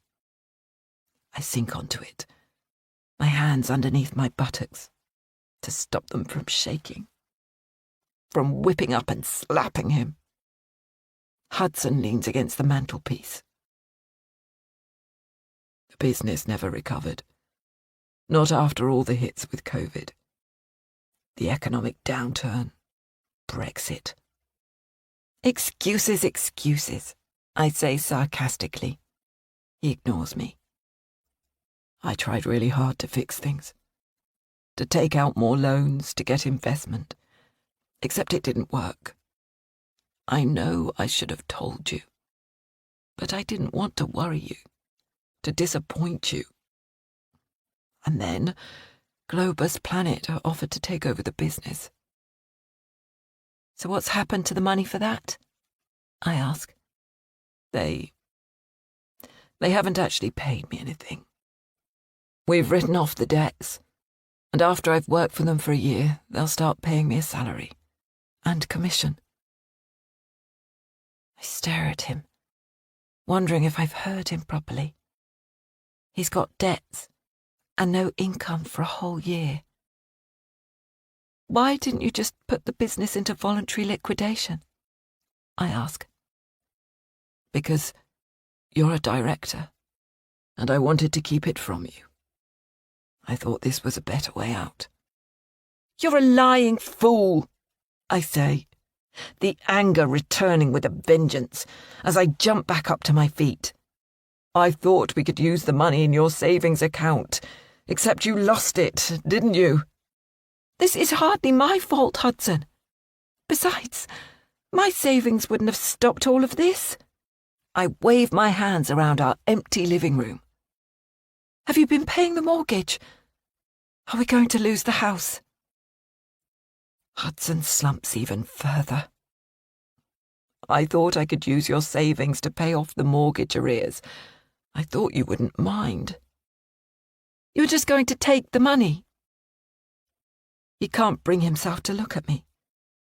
This pathetic man I've wasted the past 2 decades on. How has he withered to such foolishness? How could I have not seen him sinking in front of my eyes? So where is the money? He asks. Did you take it? His jaw falls open. Of course not. Do I believe him? Actually, yes. So here it is. I have to admit that he's not the only idiot in our relationship. I've fallen victim to fraud.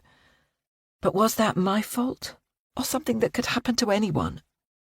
At least I haven't consistently lied. You'll have to look for a job, Hudson says.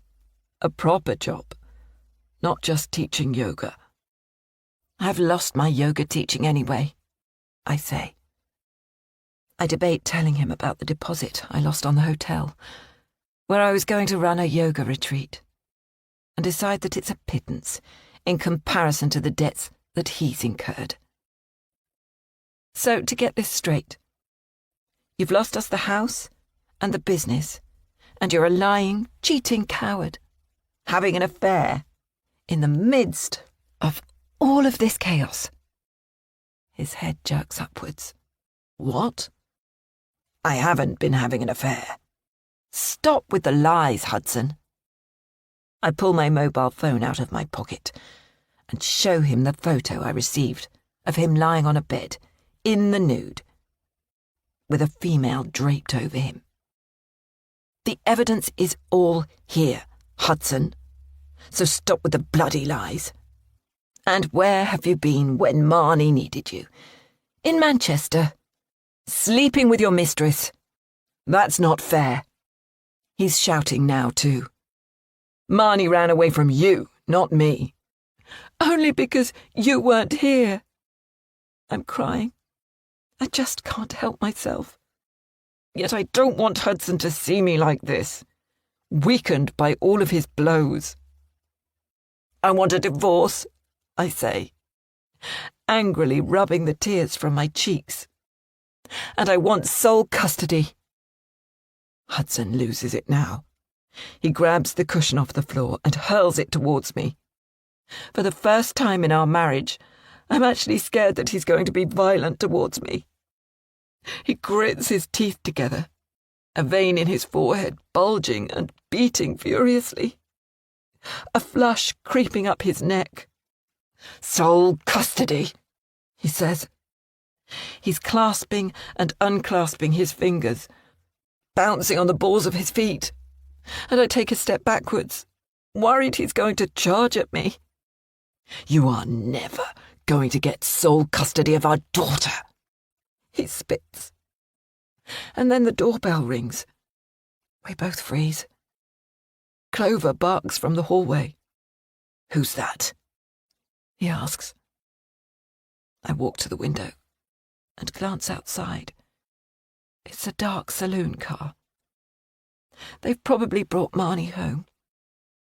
I want you out of this house. Go out through the back door. And don't come back. I storm past him, into the hallway, and fling open the front door. Except Marnie isn't there. There are 2 men on the doorstep, both wearing dark suits. The shorter man holds out his warrant card. Mrs. Myers? He asks. Yes, I say cautiously. His colleague appears to look over my shoulder, but I don't turn. I'm D.C. Craig Cooley, and this is my colleague, D.C. Arjun Singh. We're here to talk about your daughter, Marnie. Can we come in? Is she all right? I ask, suddenly panicked that Connie Matman might not have told me the truth. She's fine, DC coolly says. But we need to explain what's going on. I step to one side and let the two men in. I'm Hudson Myers. Hudson steps forward and shakes both of their hands, a little too vigorously, I think, as if he's trying to prove a point. So he ignored my instructions to leave the house. Instead, he leads them into the living room, where the cushion he threw at me is on the floor, and where there are ugly blank spaces, scarred with a lighter-coloured paint, where the picture and television used to be. "Oh," Hudson says, "we'll have to go into the kitchen." I want to shout at him, to say that he threw away our home and no longer has any right to invite people in. The two men follow him into the kitchen, and Hudson indicates for them to sit down. I bite the side of my cheek and choose a seat as far away from my husband as possible. DC Singh speaks first. "Marnie is safe, but I'm afraid that your daughter will not be coming home." "What?" I ask. He carries on talking. "She's in the care of social services while we investigate allegations of child abuse." "What allegations?" Hudson asks, his face white. It feels as if my world has truly dropped into hell. With the terror of losing Marnie, the horror of the bailiffs, and the arguments with Hudson, I have completely forgotten about those horrific rumours. "But they're not true!" I exclaim. "What allegations?" Hudson asks again. And I realise that perhaps, for the first time in a long time, Hudson is being honest. He genuinely doesn't know what we're talking about. Chapter 23. Marnie. Two women turned up at Taryn's house and talked to Paige in hushed whispers in the kitchen for ages. Then one of them came into the living room and told me that I was going to go with her. "Why?" I asked. Paige came into the room and tried to pacify things, saying that these ladies were from social services, and that although she'd explained I could stay with her, unfortunately there were rules and I had to go with them. "But I don't understand," I said repeatedly. "Why couldn't I go home? Where was Mum?" "It's to do with some rumours," the taller woman said. She introduced herself as Candice and said she'd be looking after me. "I don't need looking after," I said. "I just want to go home. I'm really sorry I ran away. I should never have done that. It's my bad." But the two women just glanced at each other, as if silent words were being passed between the two of them. "We're here to keep you safe," Candice said. "But I am safe." "I'm sorry, love," Paige added, "but you need to go with these ladies. There's no choice because you're underage." "I'm nearly 16, I said, but apparently that didn't count. I looked at Taryn, appealing for her to say something, but she just shrugged, a frown on her forehead. She didn't understand any more than I did. When Candice opened the rear door to a small silver car, I thought about running away, because I'm sure I could have outrun these two, but I reckoned I was already in enough trouble as it was. Besides, I stupidly left my mobile at home, worried that Mum was going to track me through it. If I'd known I was going to be reported to social services for running away, I would never have done it. Never. We drove through town and into another town about 20 minutes away. "I'm sorry if I've done something wrong," I said when we stopped at some traffic lights. "Sweetheart, you've done nothing wrong. We're here to protect you." For a moment, I wondered if they were abducting me and I was going to be tied up in some basement somewhere and held for a great big ransom. But I trust Paige, and I don't think she'd have let me go if she thought it was dodgy. We stopped in front of a Victorian brick house. It was large, double-fronted, with a black front door and overgrown grass at the front. Candice got out and opened the door for me. I climbed out of the car, carrying my backpack. Candice leaned back into the car and said something to the other woman, who then drove away. Welcome to your new home for the next few days, Candice said, beckoning me to join her as she walked along the path. I don't understand why I'm here, I said. My knees were knocking together, and I wished I hadn't drunk that hot chocolate at Taryn's because now I felt sick. I'll explain everything when we're inside. She smiled at me, but there was a pitying look in her black eyes that I didn't like. The hallway was narrow, with lots of hooks on one wall, anoraks and coats hanging in different sizes. Rows of trainers and boots stood underneath.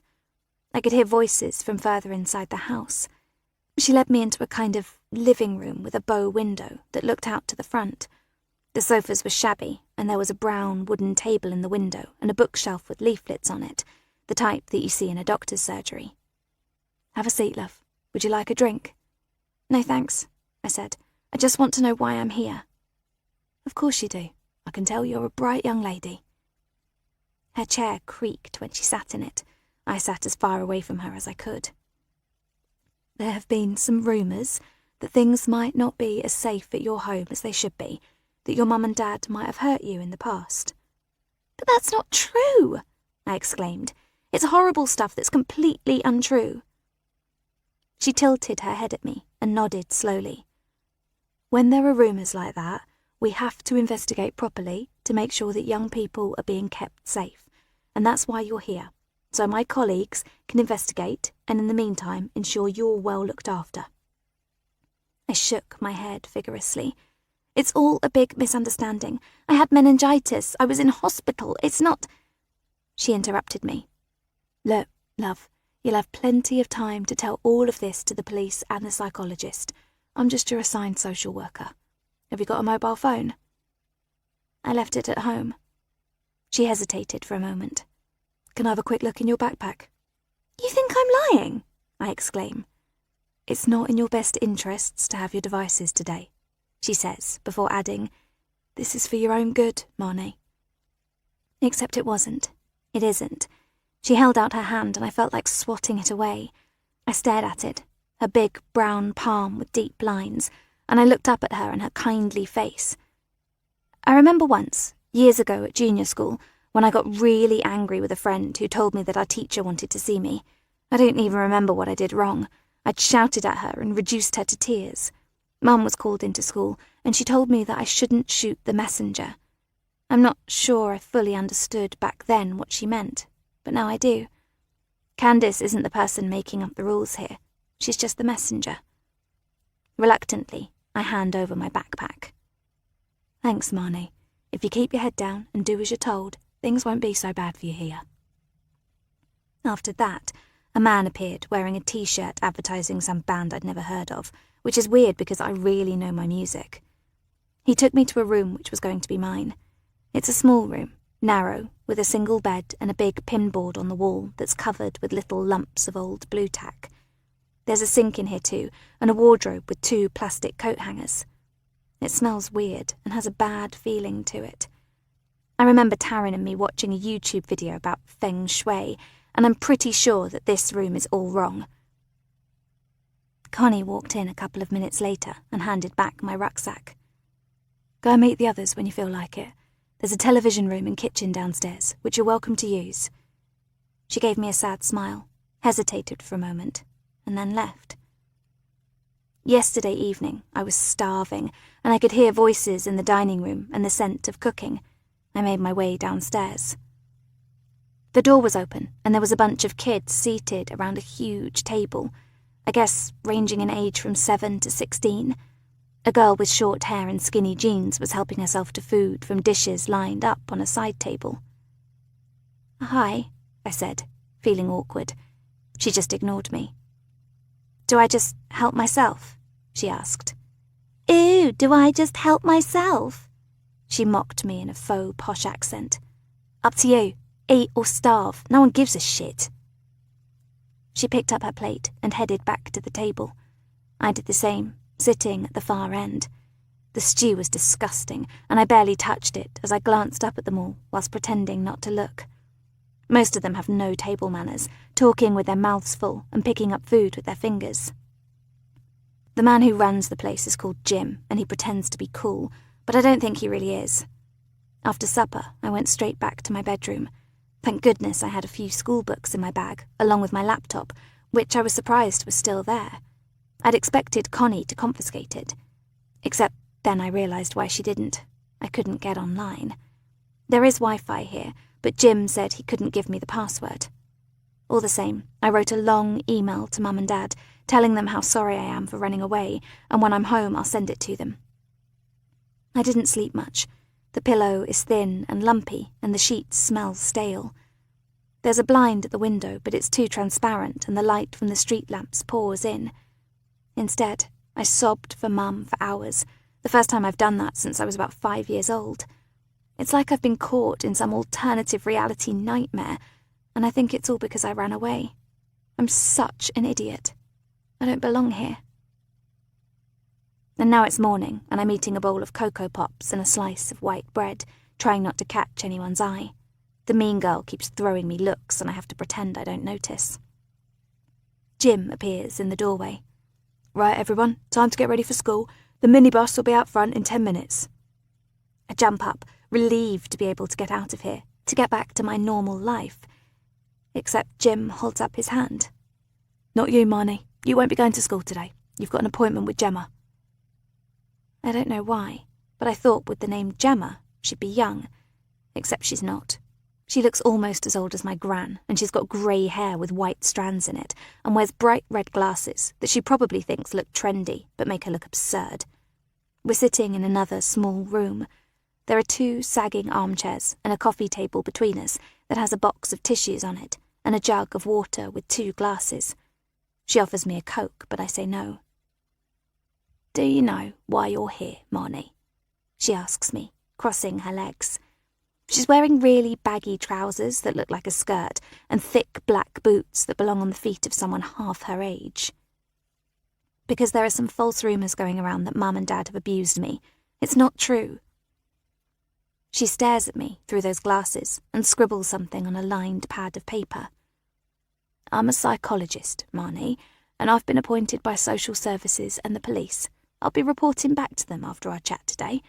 I specialise in talking to young people. Tell me why you think you're here." "I've already told you. Someone at school has spread rumours that I was abused and that my parents were investigated, except that's not true. I had meningitis and was in hospital and then had to recover at home. That's why I missed so much school. Surely you can check that with my doctor, can't you?" "Yes, that's something we'll be double-checking. So, why do you think these rumours were started?" "I've no idea. This woman is a complete idiot, and she's really annoying me. You need to ask Mum or Dad that. It's nothing to do with me. I'm the victim here." I immediately wish I hadn't said that, because I'm not a victim. Not in the way she thinks I am. "Do you understand what abuse is? Sexual abuse in particular?" "I'm not an idiot," I exclaim. "I said I haven't been abused." Repression and denial are perfectly normal responses to trauma, Marnie. What we have to uncover is why you're reacting like this. I stare at the woman as if she's a fool, which she must be because she's talking bullshit. "Tell me what happened yesterday and the day before. What prompted you to run away from home?" "I had an argument with Mum, just a normal teenager argument because she didn't want me to go to a party and I went anyway. And then I discovered she'd known about the abuse rumours but hadn't told me, and I got really mad at her. We had a big argument, and that night I decided to go to my friend Taryn's house. Her mum Paige is really cool, and I knew she wouldn't sneak on me." "You seem to have thought this through very carefully, Marnie. You're an articulate young lady. So, let's go back a bit further. What physical contact do you have with your parents? Are they the hugging types?" I wonder if this is a trick question. Mum is, Dad less so. Anyway, Dad's been living in Manchester the last few weeks, so he hasn't been around. "What's it been like having your dad living away?" "Honestly, crap. Dad's fun and it's better when he's at home." "Better in what way?" She's giving me a knowing look. I hesitate. "Do you feel safe around your dad?" And then I realise what she's asking me, and it makes me want to puke. "Are you asking if he touches me inappropriately? Because if that is what you mean, then you've got it completely wrong. Dad is a good dad. He's never done anything disgusting. Never." I feel tears rising from the back of my throat. I'm glad to hear that, Marnie. And your mum? What's your relationship like with her? You're gross, I say, standing up now. How can you even think things like that? Mum and Dad are the best, and I just want to go home. Please sit down, Marnie. It's admirable that you want to protect your parents, but it's my job to make sure that your memories and feelings about your family are accurate. Sometimes, when bad things happen, we repress those memories and replace them with happy memories to protect our own brains. But that's not the case with me, I say. This woman isn't listening. She's trying to impose a narrative on me that suits her. She must think I'm really thick. Why won't you let me go home? She rubs her eyes and looks at me with an expression of pity. We need to fully understand what's been going on first. I hate it here, I say. My throat feels raw and I want to cry, but not in front of this woman. I understand that. You won't be here for much longer. My colleagues are trying to find you a foster place until things are sorted out. A foster place? Orphans are sent to foster homes, aren't they? Or kids with druggies or convicts as parents. Not people like me. Foster parents will look after you as an interim measure. They're lovely people who have been carefully vetted. But I just want to be with my parents, I say, quietly now, because what's the point of wasting my breath on this woman? She glances at her watch. It's plastic and white. Let's call it a day for now, Marnie, but we will talk again soon. Can I go back to school? I ask as I stand up. I'll have a word with my colleagues. She smiles at me, and it's such a fake, sickly sweet look, it makes me want to hit her. I scrunch my hands up into fists and turn away from her. On the second day of my incarceration, I'm allowed to go to school. I don't go in the minibus with the other kids. Instead, Candace picks me up and gives me a little pep talk in the car. Now, I don't want you to listen to the rumours, Marnie. Just keep your head down and get on with your lessons. I'm going to have a little chat with the head teacher and your form teacher to explain what's going on. Can you get my phone off, Mum? I hid it under my pillow. I'm afraid not. You might be tempted to borrow a friend's phone and call your parents, but I urge you not to. It would impede the investigation and mean that you're kept away from them for longer. I also suggest you don't go online. It's for your own benefit. Do you understand? I nodded, even though I didn't understand. Taryn will tell me what's going on anyway. She accompanies me up the school path, and I keep my head down because I know everyone is staring at me. At the entrance, I dart off in the opposite way to Candace and head for my locker. I pretend I don't hear the vile whispers, but I do. Ryan and his pals saunter past me, sniggering, saying words like slut and pedo and daddy whore. Hey! I jump as an arm snakes around my waist. It's only me. I've never been so pleased to see Taryn, and I give her a huge hug. We rock together, but then Ryan walks past us again and says, "Lesbian sluts." I bristle and pull away from Taryn. "Don't let him get to you," she says. The bell goes, and Taryn says, "I've got to go, but I'll catch you at lunch." She gives me a wave and hurries away. How I wish we were in the same classes. The morning drags by. I try my hardest to ignore the whispers and to concentrate in class, but I find my mind wandering, and I spend most of the time doodling in my notebook. At the end of maths, during which I understood nothing as normal, Miss Eisner beckons me over. I tense, waiting for her to tell me off for not completing my homework. "How are you, Marnie?" she asks. "Fine," I say, crossing my arms. "I heard you're not staying at home." I can't meet her eyes. This is so humiliating. "You know you can talk to me, if you'd like." There's warmth in her voice when I swallow hard. It's not true, what they're saying. I look up at her, and she's the very first adult who I think might believe me. "They're making up stories about me and my parents, and it's not fair. Will you help me?" "Of course I will," she says. "Have you got any friends you can turn to?" "Taryn. She's my best friend." "Well, I'm glad you've got someone." "Can you tell social services that they're making a huge mistake and that I think someone from school has been spreading false rumours about me? Or it might be Jax, a guy I met online, except I didn't tell the psychologist about him." Why don't you come and see me after school, and I'll see what I can do to help." "Thank you," I say with a watery smile. If she wasn't a teacher and an adult, I'd throw my arms around her. At lunch, Taryn is waiting for me. She links her arm into mine and says in a low voice, "Don't catch anyone's eye and only look at me. You need to ignore what they're saying." "I don't know what I'd do without you," I murmur and nudge my head into hers. "Here come the lesbians." Ryan's best friend Matt is dancing in front of us. "Has your daddy turned you into a dyke, Marnie, or has Taryn's butchness rubbed off?" "Ignore him," Taryn says through gritted teeth. But I can't. "Fuck off, Matt," I say, but he just laughs and is joined by another few mates. My cheeks are flaming, and I'm upset not just for me, but for Taryn too. Eventually, we make it to the dining room and sit at a table as far away from anyone we know as possible. "I'm sorry," I say, "for dragging you into this too. Sorry they called you a dyke." Taryn shrugs her shoulders. "I don't mind. I'm gay and I don't care who knows."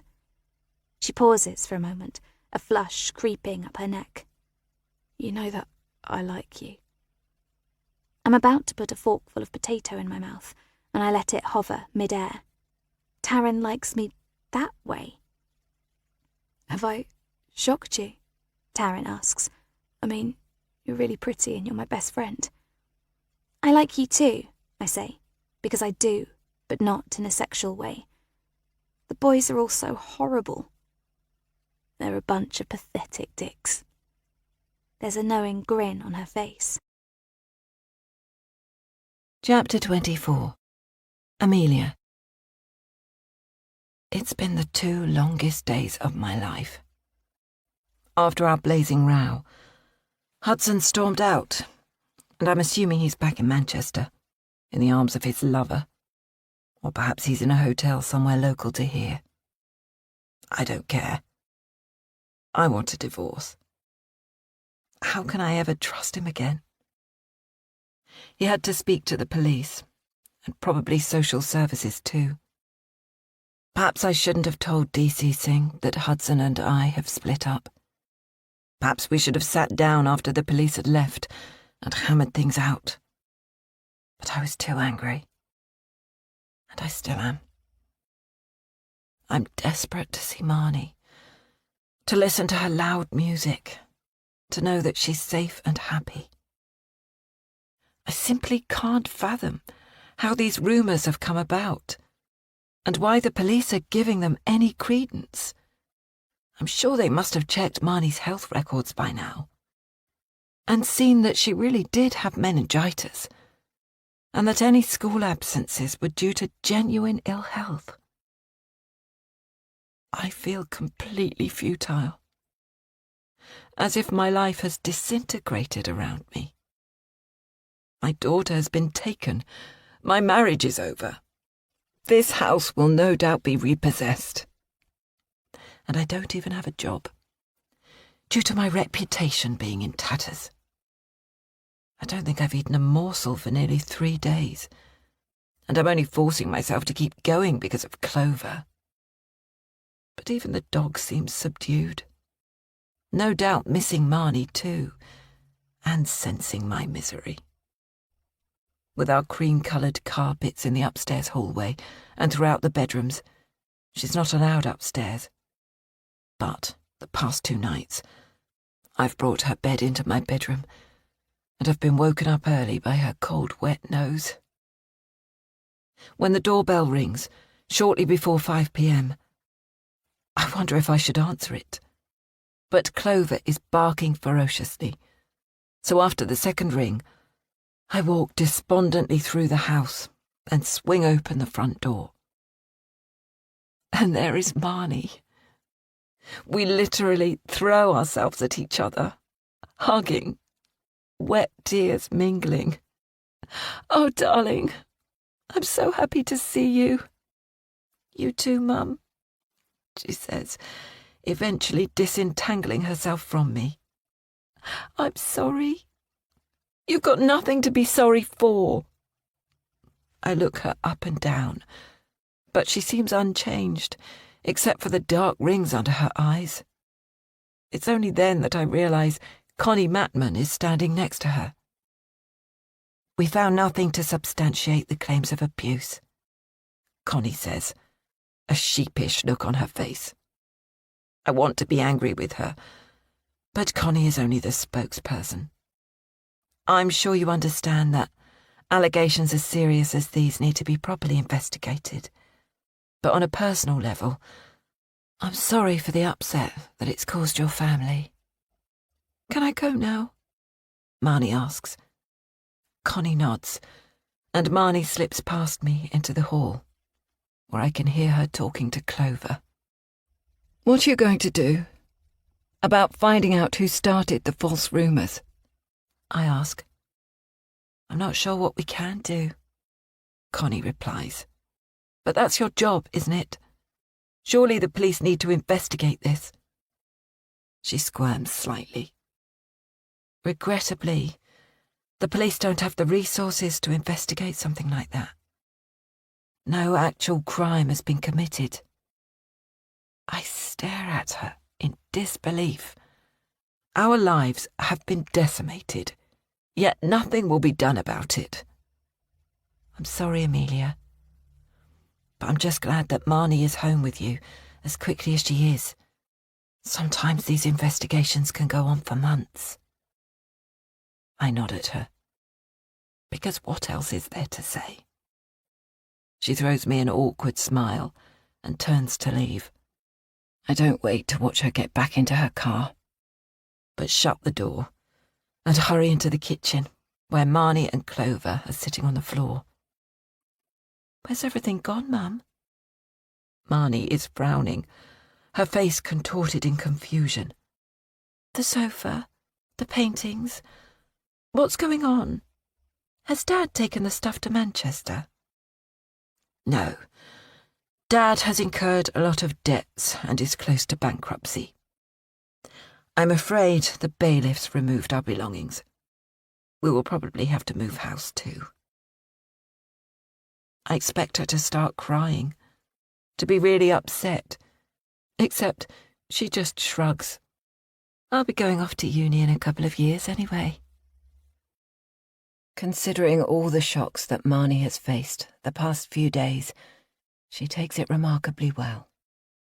After making Marnie her favourite supper, burgers and chips followed by ice cream, we talk through everything that has happened over the past couple of days. She tells me how she walked through the night to Taryn's house, how Paige lied to me when I called her to ask if she knew where Marnie was, and how she eventually notified the police that Marnie was at her house when she realised that the police were involved in the search for Marnie. We discussed the horrible time she spent in the children's home. When we're all talked out, Marnie disappears upstairs to do her homework. And there's a relief in hearing her playing her loud music. I'm clearing up from supper when Paige's white Polo pulls up on the drive. What the hell is she doing here? I debate ignoring her, but she'll be able to see the lights on in the windows, the old red Fiat parked to the side of the house. I open the door before she rings the bell. "Oh, Amelia," she exclaims, throwing her arms around me. "I've been so worried about Marnie and about you." I stiffen and take a step backwards. Paige stumbles slightly, reaching out for the door frame to right herself. "Taryn said that Marnie was at school today. Is she home yet?" she asks. "Yes," I say, crossing my arms in front of my chest. "Goodness, what a relief. Can I come in?" I widen my stance, so I'm blocking her way in, and Paige frowns. "Why did you hide Marnie? And then why did you call the police? If you told me the truth that Marnie was at your house, none of the hell of the past 2 days would have happened. You must have known that I was completely frantic with worry, not knowing where my daughter was." "Oh, come on. It's hardly my fault." Paige says. I was doing what I thought was right. But Marnie was taken into care, I exclaim. It was complete hell. Marnie wanted me to hide her, Paige says. There's a hardness to her face that I haven't seen before. And there were all those rumours circulating about you having abused her. You lost your job after all. What was I meant to do?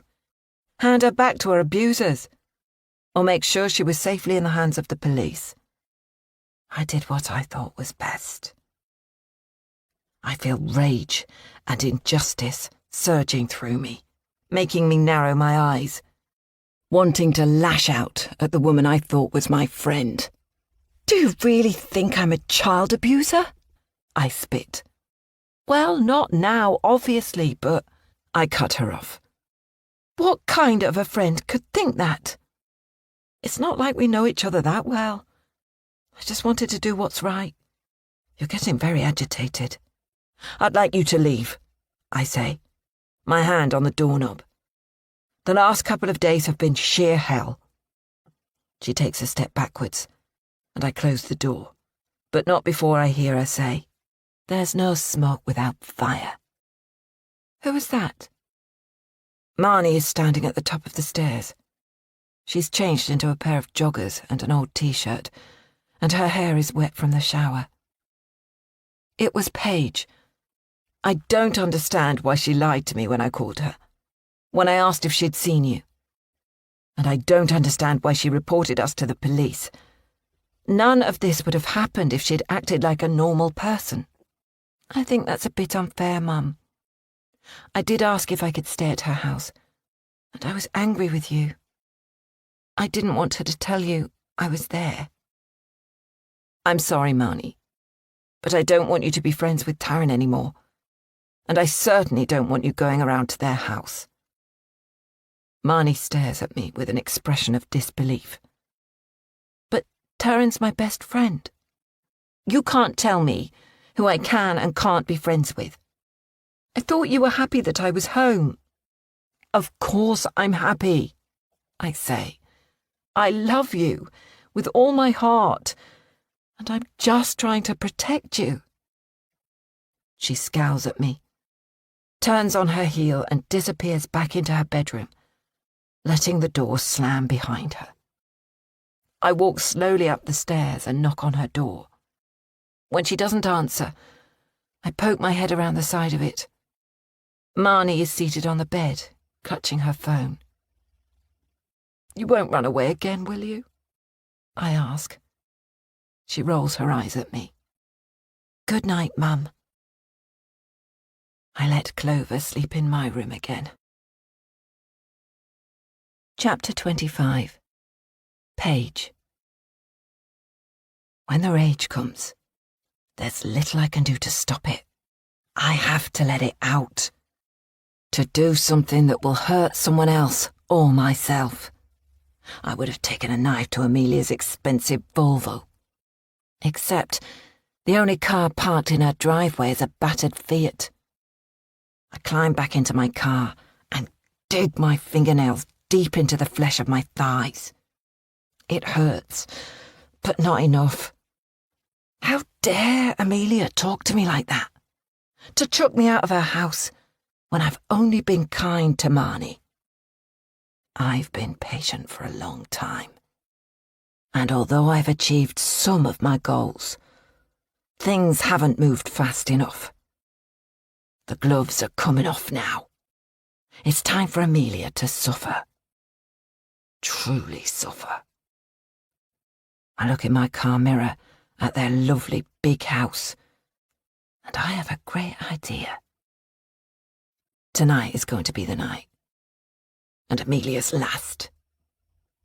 Amelia mentioned that Marnie is home, so I suppose she might get caught up in my plans too. Taryn will be upset, but so be it. I'll be killing two birds with one stone, quite literally. I'm impatient for nightfall. Taryn goes to bed, but I'm much too wired.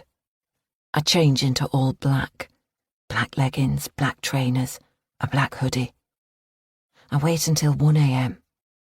and then sneak out of our house, tiptoeing quietly so that Taryn doesn't hear me leave.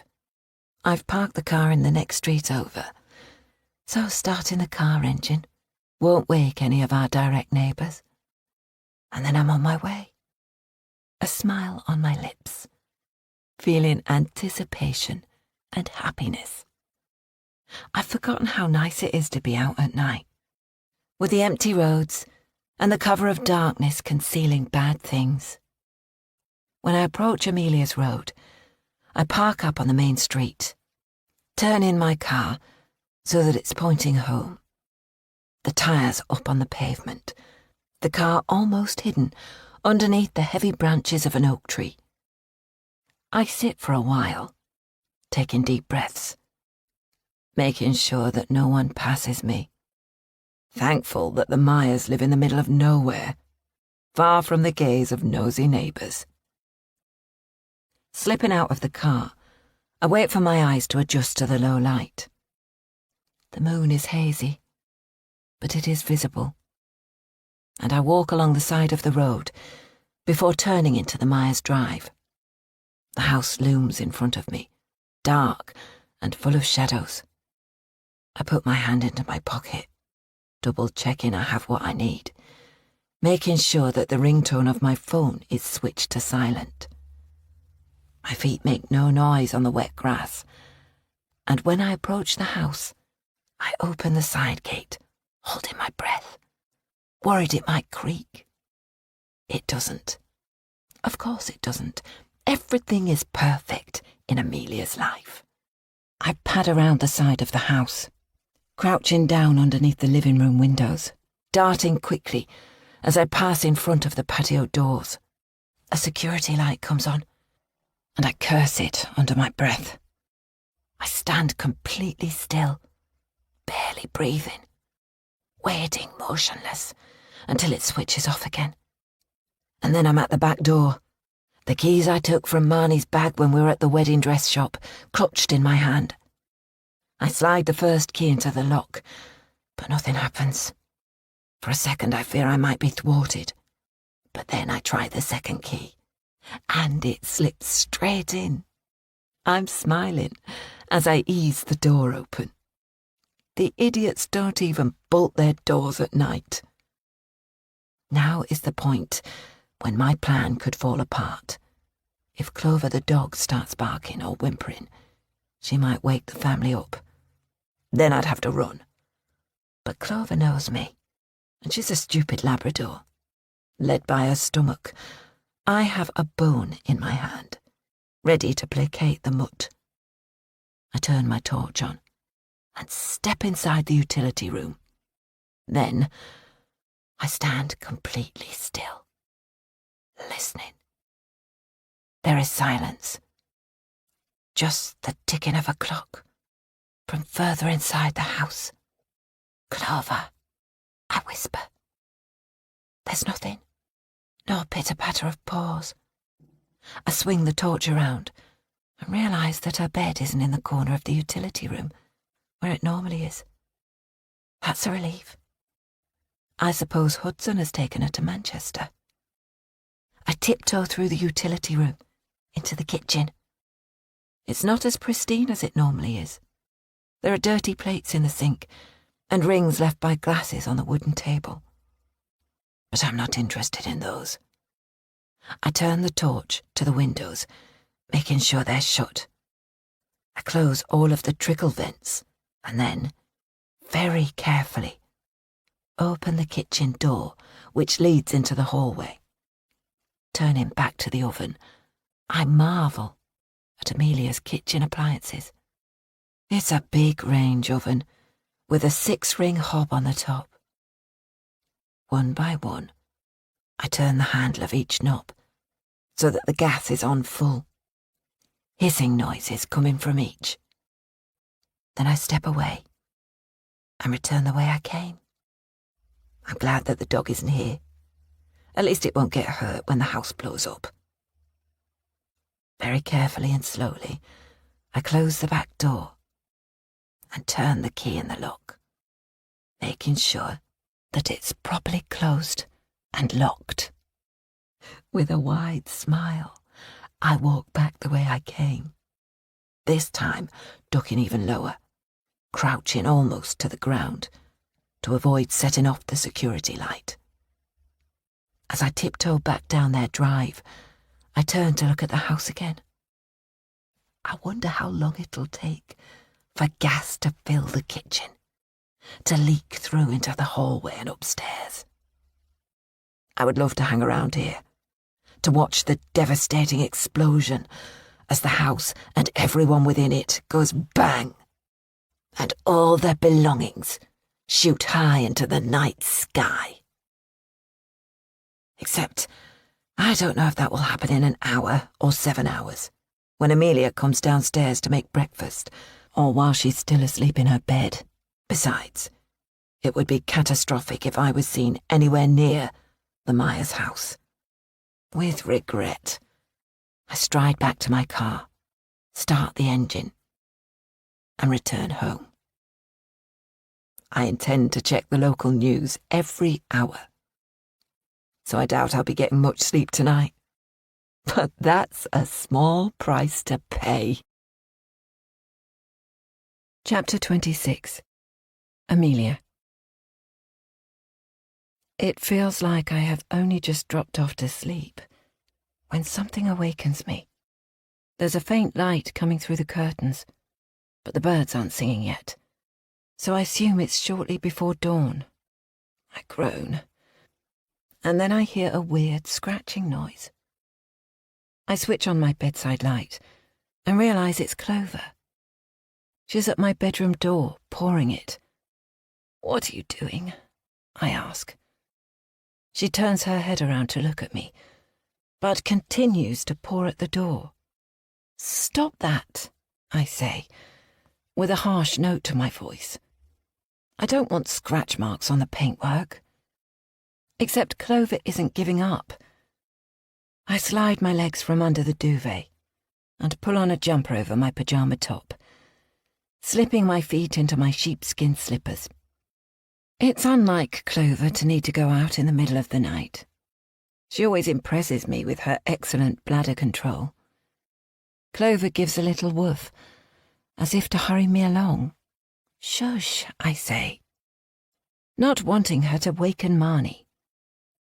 I open my bedroom door, and Clover scoots out into the corridor, running straight into Marnie's arms, who's wearing an oversized t-shirt and bare legs. "What are you doing up?" I ask. "Clover woke me. She was scratching your bedroom door like crazy, and then she barked." "I'm sorry, love. I think I only drifted off about an hour ago, so I must have been in a deep sleep." "It's all right. I'll take her out." Marnie buries her face in Clover's soft neck. "Come on, you silly Billy. How come she's sleeping in your room anyway? You never let her sleep in mine." I laugh. I was feeling a bit lonely. I stand up and stretch, looking at my watch. It's only 5:40 a.m. Will you go back to sleep for a bit after you've let her out? "Yes, I'm just happy to be home." Marnie stands up and barefoot starts walking down the stairs, Clover right at her heels. It's only then that I notice a strange smell. I sniff harder. The grogginess of sleep and sheer emotional exhaustion is stopping my brain from working properly. I go down a few steps, and then it hits me. That's the smell of gas. And before I know it, I'm hurtling down the stairs, just as Marnie puts her hand over the light switch in the downstairs hall. "Stop!" I shout. Marnie swings around to face me, her hand falling to her side. "What's the matter, Mum?" "That smell. It's gas." Marnie sniffs. "Oh yeah, it's gross. Don't know I didn't notice it before." "Go outside, now," I say, my voice quivering. "Immediately." Marnie looks at me with big, scared eyes. She's got her hand on Clover's collar. "Are you coming?" Just go, Marnie. As Marnie opens the front door, I hurtle around the corner into the kitchen and almost gag. I squeeze my nose and put the palm of my other hand over my mouth. The room is full of gas. I race to the hob and realise that every single knob is turned on, gas billowing out, filling the space. Trying not to inhale, I turn each one off and then run out of the kitchen. My head feels like it's going to explode. And then I realise that there's a possibility that the house might blow up. I've seen the devastating after effects of domestic gas explosions on the news. Grabbing the house phone from the console table in the hall, I race out of the open front door. Clover is sniffing around the flower bed, and Marnie is standing next to her, too close to the house. Go to the end of the drive, I say. But it's only gas. Marnie frowns. She clearly has no idea of the implications. Run, I say, and watch as Marnie grabs Clover's collar and in a crouch runs barefoot across the grass. I know from experience that I can't get reception for the landline phone down the drive, so I jab in 999. We've got a huge gas leak, I say, when the operator asks which emergency service we need. Fire brigade, I suppose. After establishing that the gas was due to the hob levers being left open, and not an actual gas leak, which would require the gas board to come out, the operator asks for my name, address, and telephone number. He then promises to dispatch a fire engine as quickly as possible. I'm feeling nauseous now, with a headache so severe it feels like my head might split open. Should I go back into the house to open the doors and windows? I ask. No, it's safer that you stay away from the house. The fire officers will take care of that. We end the call, and I hurry towards Marnie, who is crouched down at the end of the drive. She's shivering, and I realise that I'm freezing too. The morning is cold, and we're both outside with barely any clothes on. Marnie is barefoot. Let's huddle together, I say, wrapping my arms around her.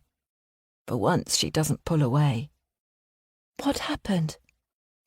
All the knobs were turned on the gas hob. Did you use it last night? Marnie knots her eyebrows together. No, I didn't do any cooking. Of course not. It must have been you. I'm quiet. I think back to last night. I made us supper. Paige turned up, but I didn't let her into the house. I argued with Marnie, but she was in her bedroom. I went to bed early, taking Clover with me. I didn't even clean up the kitchen properly. We ate burgers and chips, which I made in the oven, and I only used one of the gas rings to heat up water for peas. There's no way I used all 6 gas rings. And even when I'm most exhausted, I wouldn't have left the gas on. It doesn't make any sense. It's not long before we hear the sound of sirens. We stand up, still clutching each other and shivering, as the fire engine turns into our drive. Stay here, sweetheart. I'll go and talk to them. 4 fire officers jump down from the truck, fixing masks to their faces. 3 of them rush in through the open front door, and even from here I can smell the gas. What happened? The officer is dressed in uniform, but he has a kindly face. Conker brown hair poking from under his helmet, and deeply creased eyes. All of the knobs were left on the hob, and the house is full of gas, I explain. Right. Stay away from the house, please. And we'll double-check everything and open all the windows and doors. Where are the keys? Hanging up behind the utility room door. He nods at me and hurries inside. 5 minutes later, he returns. We've opened everything up and double-checked that the gas is off. The trickle vents on your windows were closed. Do you normally have them closed? I frown. We always have them open to let fresh air into the house. No. Who else has been in the property other than you and your daughter? No one, I say. The doors were locked, and all the windows were properly closed. Could anyone else have come in during the night? I frown. The only person who has a key to the house is my husband. And where is he? I think he's in Manchester. The officer frowns. He's not in Manchester, Marnie says. He's staying at Uncle Bill's house. I'm going to call him to come and get me. I want to stop Marnie from ringing him, wondering if Hudson could have entered the house and turned on the gas. If he thought I was alone in the house, would he have done that? He may be a liar, but would Hudson really do that? Does Dad know that you're back home? I ask Marnie. Yeah, I was messaging him last night. The fire officer looks confused, but I'm not going to start explaining the horror of the last few days to him. If Hudson knew that Marnie was at home, there is absolutely no way that he would put her life at risk. My life, maybe, but Marnie's certainly not. Marnie looks at the phone, which I'm still holding. Can I use that? I hand it to her, and she walks away from me, still holding on to Clover. Hey, Dad, I hear her say. Yeah, I know it's early. Can you come and get me? The other fire officers come out of the house, and one of them walks over to where I'm standing with his colleague, my arms clutched tightly around my torso. All safe to go back inside now, he says. But you need to be more careful with the gas. I didn't leave it on, I say. So, what happened? We didn't find a leak. The knobs were all turned on the hob. So someone turned them on? He asks. Your daughter? A teenage prank? Anyone else living with you? An elderly person, perhaps? No. I shake my head vigorously. It's just Marnie and me. No memory lapses or anything? I see where he's going with this conversation, wondering perhaps if I've got early onset dementia. No. I think someone did it deliberately. The two officers glance at each other, and a look passes between them. We didn't see any sign of a break-in, but perhaps you'd like to have a look yourself. See if anything is out of place. We found all the external doors and windows locked. I'll walk around, I say. The senior officer accompanies me, whilst the others lean against the fire truck, talking quietly between themselves. We walk in through the open front door. I grab a coat from the hall cupboard to try to warm up and stop my violent shivering. Together we stride around the whole house, and nothing seems out of place. There are no broken windows. Everything is exactly where I would expect it to be. Everything except the trickle vents that apparently were closed, and the gas burners that were switched on. It doesn't make sense. And that prickle of unease crawls across my skin. As I look out of the window, I see that Hudson has arrived. He's fully dressed, unlike Marnie and me. And after kissing Marnie on the forehead, he's pacing towards the house. If you think this was a deliberate act, would you like us to call the police and report it as a crime? The officer asks. Suddenly I feel an utter exhaustion. The lack of sleep, the shock, the emotions of the past few days all walloping me. My brain feels like it's in a fog, and my limbs are so heavy. I'm not sure I can muster the energy to walk. He's staring at me, waiting for an answer, just as Hudson appears alongside us. I'll decide later in the morning, I say. I don't want to take up any more of your time. I also don't want to have an argument with Hudson in front of the fire officers. He nods, tells me to take care, and they all get back into the truck. What the hell happened? Hudson asks, as I watch the fire engine reverse out of our drive. And then it hits me. Hudson is staying nearby. He has a key. He wants custody of Marnie. And an insurance claim on the house would solve all of his money problems. On top of that, Clover didn't bark. So it can't have been a stranger entering our house at night. It must have been Hudson. But then I changed my mind. No, it can't have been Hudson. He knew Marnie was staying here and he would never hurt her. What happened, Amelia? Hudson is shouting at me now. We had a gas leak, I say. So why aren't the gas board here, fixing it? Marnie is giving me a strange look, and I realise I'm not going to be able to keep this from Hudson. Someone turned the gas hob on, full. Someone? You mean you did? He exclaims, clenching and unclenching his fists. I didn't, and Marnie didn't, I say quietly. So a ghost did it, did they? Or perhaps you're going to blame it on the dog. You're so bloody irresponsible, Amelia. First Marnie runs away from you, and now you leave the gas on overnight. And you're blaming me for screwing up.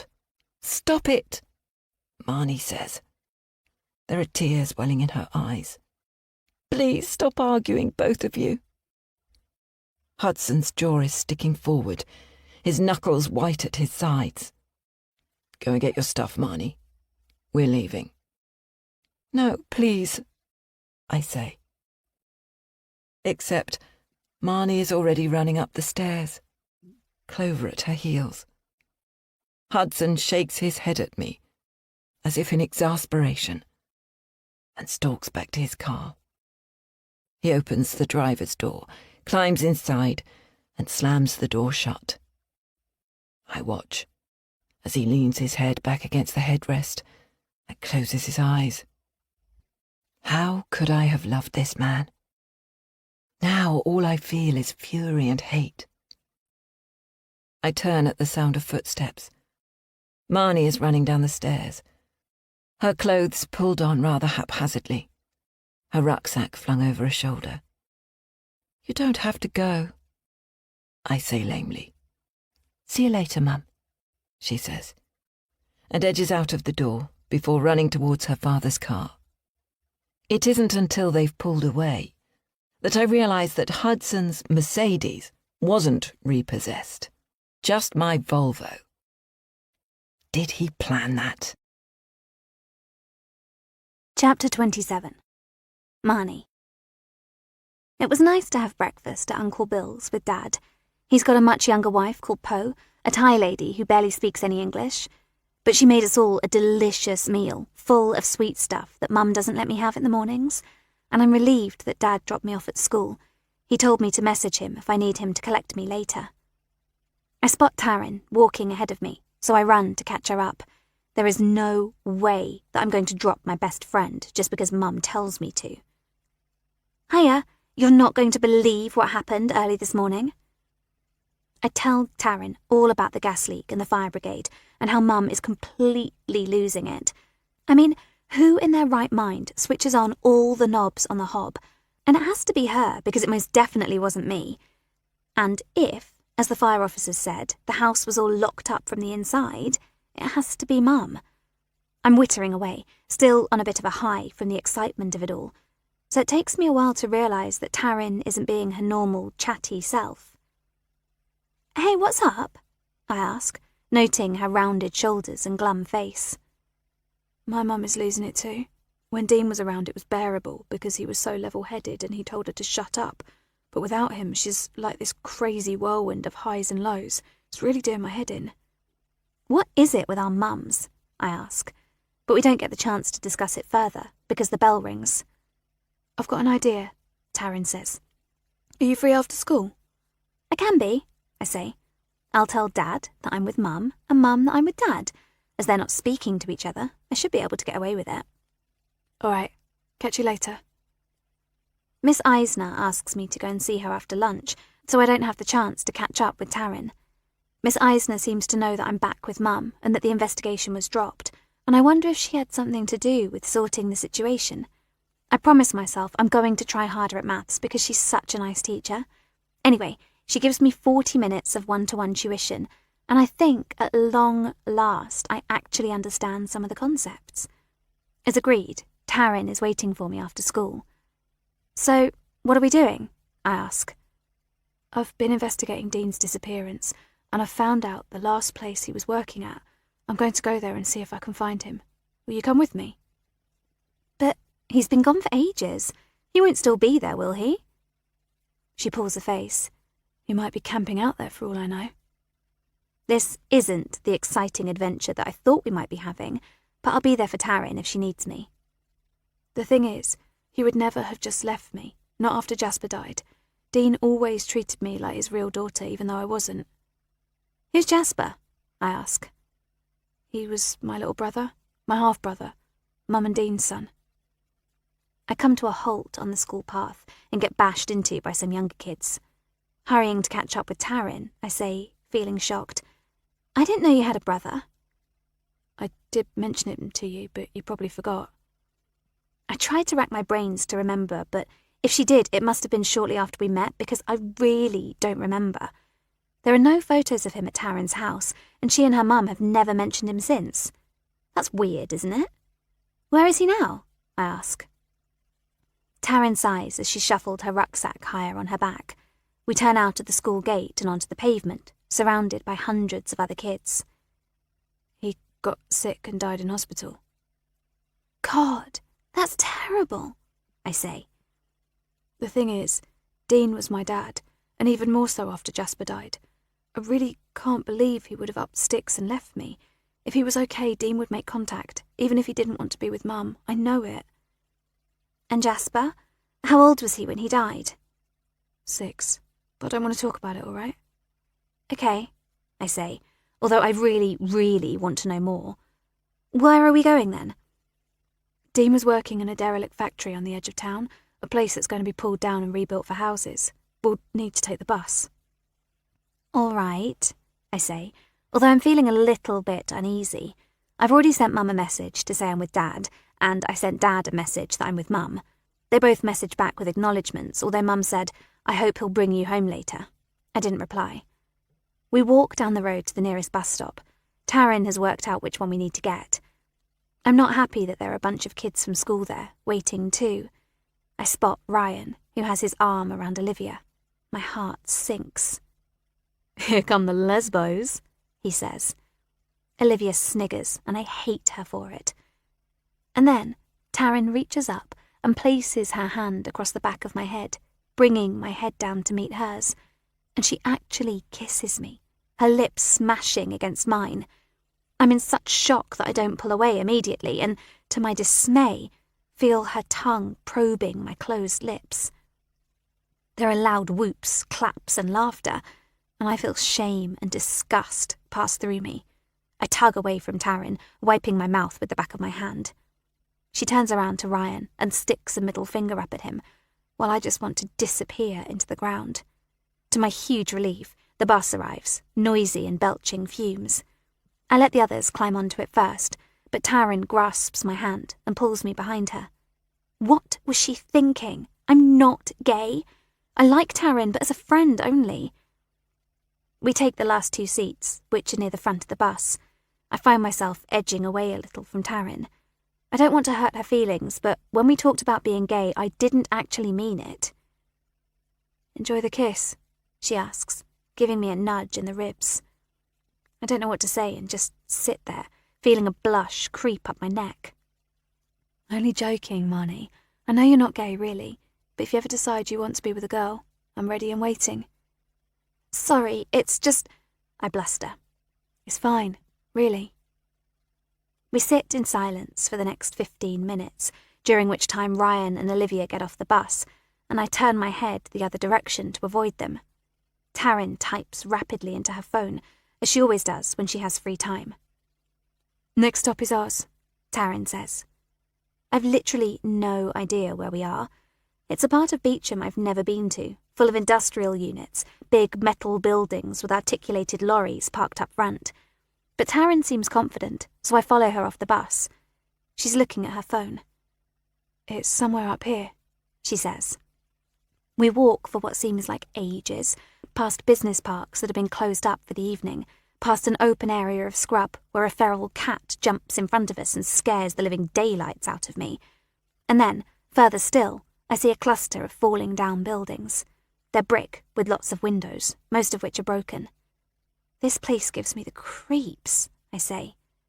Yeah, me too. Thanks for coming with me. There are hoardings up alongside the road with lots of signs saying, "Danger, do not enter," and trespassers will be prosecuted. We don't belong here, and I feel my heart thumping in my chest. Don't be scared, Taryn says, as if she can sense my nervousness. There won't be anyone here. Dean was disconnecting the pipes before this place is demolished. How do you know? I ask.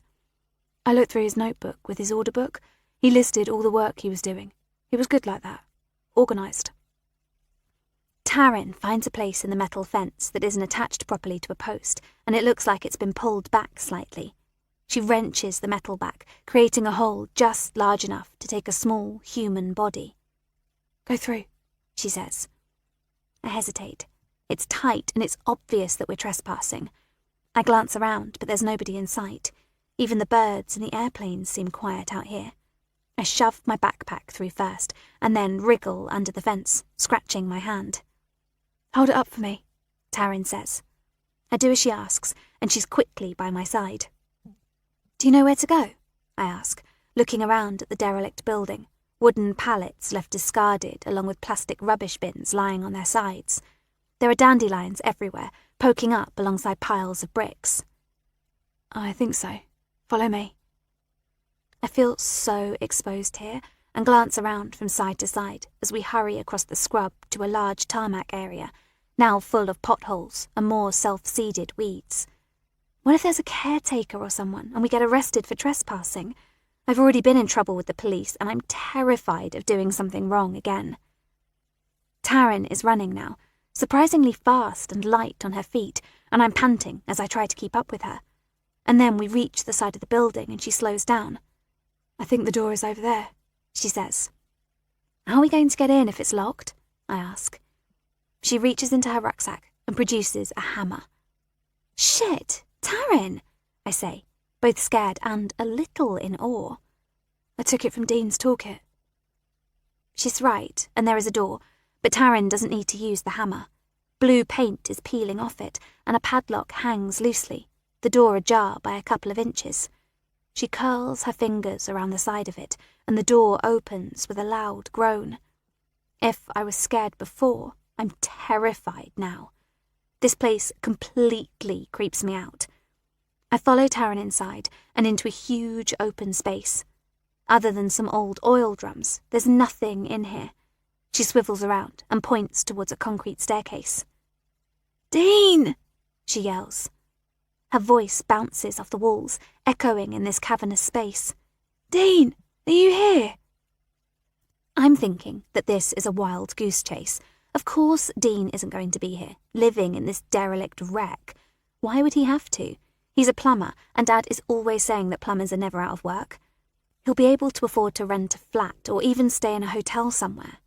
But before I can say any more, Taryn is jogging up the concrete staircase, and there's no way I want to be left down here by myself. I follow at her heels. On the next floor, there's a corridor and a few rooms coming off it. The rooms are small, probably used as offices, and other than some broken plastic and metal chairs, they're empty. Taryn stops and takes her phone out of her jacket pocket. He was working in the northeast corner of the building, she murmurs, and then opens a compass app on her phone. I wouldn't have a clue how to use it, but Taryn knows. She points. That way. Ahead of us is a space where the floorboards have been lifted, exposing old, rusty pipes. Taryn walks carefully, navigating the planks, sticking her arms out for balance, hopping from one floorboard to the next. I don't follow her. My sense of balance is rubbish, and I'm scared of falling and hurting myself. But then I catch the whiff of a putrid, sickening smell that makes me want to gag. And Taryn screams. Chapter 28. Amelia. I get Marnie's message saying she's going to be staying with Hudson at Uncle Bill's place. Initially, I'm furious. Hudson thinks he can just swoop in and act the caring father, when in reality he's ruined Marnie and my lives. And then there's the fact that I don't trust him. Could he really have turned the gas on? If so, Marnie isn't safe with him. After mulling it over for a while, I send Hudson a message. I'd be grateful if you could bring Marnie home. I've made her supper. I remember his words, how he promised to fight me for custody. And perhaps this is the beginning of that game. Our daughter, the football that we're going to kick between us. At least she's nearly 16, so she'll be able to choose which parent she wants to live with. My heart aches at the possibility she might choose Hudson. A moment later, Hudson texts me back. She's not with me. She messaged to say that you were collecting her from school, and she'd be staying with you tonight. Everything okay? No, everything is not okay. Firstly, Marnie is playing Hudson and me off against each other. I glance at my watch. She'll have been out of school for about 30 minutes, and she could be anywhere. Has she run away again? A shiver runs through me, like a premonition. The sensation that something is wrong, that this is more than just a teenage prank, or a harmless playing one parent off against the other. More than a silly running away from home. Marnie was so shaken up by having to spend time in the children's home, I really doubt she'll run away again. I pace the house for a couple of minutes, and then remember the tracking app that Paige suggested I install on Marnie's phone. It takes me long seconds to remember what the app is called and to open it up. But then I see a little figure on a map. It doesn't make sense. Marnie, or at least Marnie's phone, is in an industrial park on the edge of town. I try calling her, but it goes to voicemail. "Please call me, Marnie," I say, unable to conceal the panic in my voice. What the hell is Marnie doing there? I go onto Google Maps and navigate to where she is, and then bring up the 3D imagery. She's in a building that looks as if the address is 2 Foundry North Lane. I can't work out what the building is, so I search for the address. There's been a few articles written about it. Locals in uproar about the proposed demolition and rebuilding of 120 houses. Angry comments online about understanding the need for housing. But where are the schools, the hospitals, the doctors' surgeries to support the new development? What is Marnie doing in a building that is due to be pulled down? I think of raves, hundreds of drunk and high young people pushing drugs, forcing her to do goodness knows what. But it's late afternoon on a weekday. Do raves happen at such a time? And after what happened at Olivia's party, which I still haven't got to the bottom of, and how she was running away, would Marnie really be attending a rave? And then I wonder whom she's with. Taryn. She must be with Taryn, which is why she's not answering my calls. The last person I want to speak to is Paige. But I decide I'll have to grit my teeth and do it. After trying Marnie again, I let out a puff of air and dial Paige's number. "Hello, Amelia," she says brightly, as if we didn't have a row the last time we spoke, and I didn't tell her to never contact us again. "This is a surprise." "Hello," I say tightly. "Is Marnie with Taryn?" "I don't know. Taryn isn't home. To be fair, I was actually wondering where she was." "I've used the app you suggested I put on Marnie's phone, and I can see she's in a warehouse at 2 Foundry North Lane." There's a very long pause, and I wonder if Paige is still on the line. "Are you there?" I ask. "Hold on," Paige says eventually. "I'll check the app too." I can hear her heavy breathing in the background, and then she's back on the line. "Yes," Taryn is also there. Do you have any idea why? I ask. Could it be the venue for a rave? Or an illegal party? Paige snorts. Taryn doesn't go to things like that. Can't even get the little madam to have a glass of wine. I'm a bit taken aback by the bitterness in Paige's voice. I'm going to head over there now, I say. I'll go too. Do you want me to pick you up? She asks. No, we're coming from opposite sides of town. Let's meet there. Paige hangs up. I drive like a lunatic, which is hard in the little Fiat, although it does enable me to nip in and out of tight spaces. I wouldn't be surprised if I get a speeding ticket, another expense we can't afford. Using the sat-nav on my phone, I get to Foundry North Lane in precisely 12 minutes. Using the tracking app, I can see that Marnie is inside the building, in the northeast corner. She's moving, and then she's static. I pull up in front of a barrier to the building and park the car. I duck underneath the barrier and run, full pelt, across a potholed car park, towards a blue door. I had assumed I might see young people milling about, spliffs in their hands, beer bottles scattered across the ground. But the place is like a mausoleum. It's completely empty, eerily quiet, and there are no cars or other vehicles. Not even Paige. The blue door is slightly ajar, so I heave it open and step inside the building. Marnie! I shout. I walk into the large empty space, and my voice echoes as I call her name again. But then I hear something coming from upstairs. I glance around and run up the concrete staircase, taking 2 steps at a time. Marnie! I shout, and this time I'm sure I can hear a high-pitched wail. I race along the corridor, and I skid into an open space. I'm here, I say. Marnie and Taryn are crouched over, their arms around each other, sobbing. What the hell? I hurry towards them but lose my footing, my right foot slipping into the recess where a floorboard once lay. I tug my leg out, ignoring the pain in my ankle, and hobble towards the girls. What happened? I ask, trying to keep my voice level and my panic concealed. What are you doing here? Taryn is crying so loudly, her body is shaking. But it's when Marnie looks up at me, her eyes wide, her cheeks the colour of parchment paper, that my stomach feels like it's tumbling away.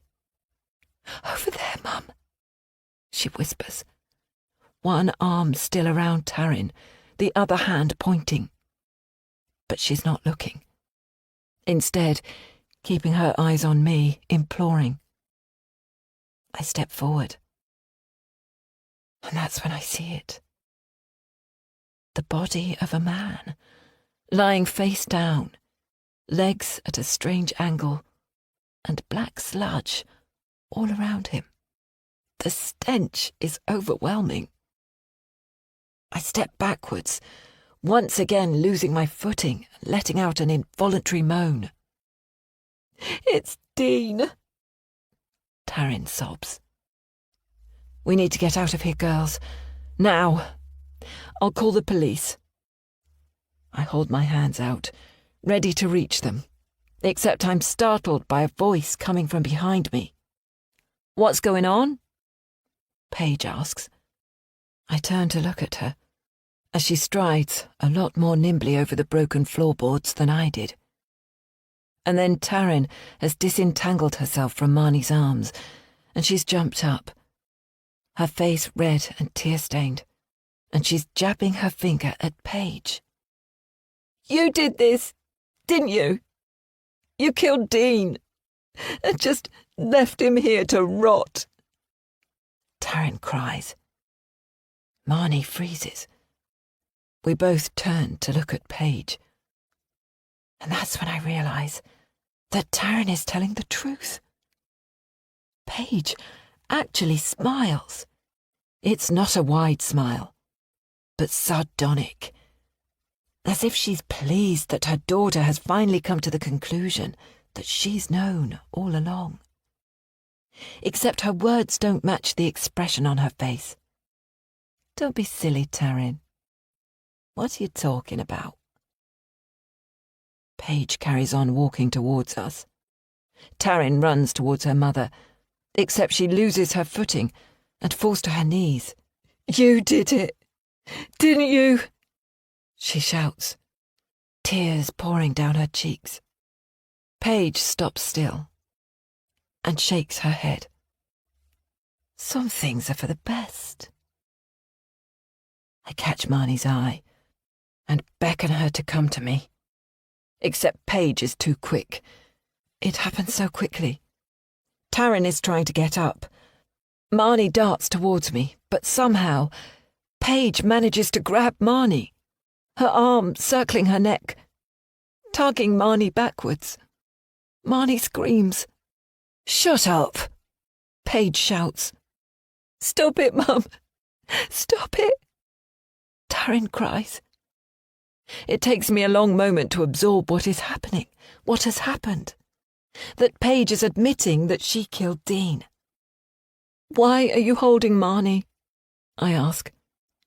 I'm trembling from head to toe, uncomprehending. "You need to let her go." Taryn is still on the ground, rubbing her ankle. "Because I want you to suffer in the way that I did." It's then that I see the glint of a knife in Paige's hand, and my stomach clenches so badly I double over. "I don't understand," I say, pulling myself back into an upright position, frantically looking around for something, anything, I might be able to defend us with.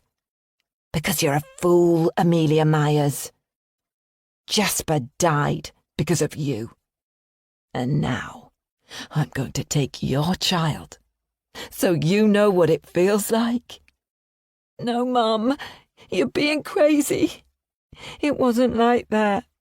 It was just one of those things," Taryn yells as she gets up from the filthy floor. "Shut up, Taryn. I don't want to have to hurt you too." I don't understand.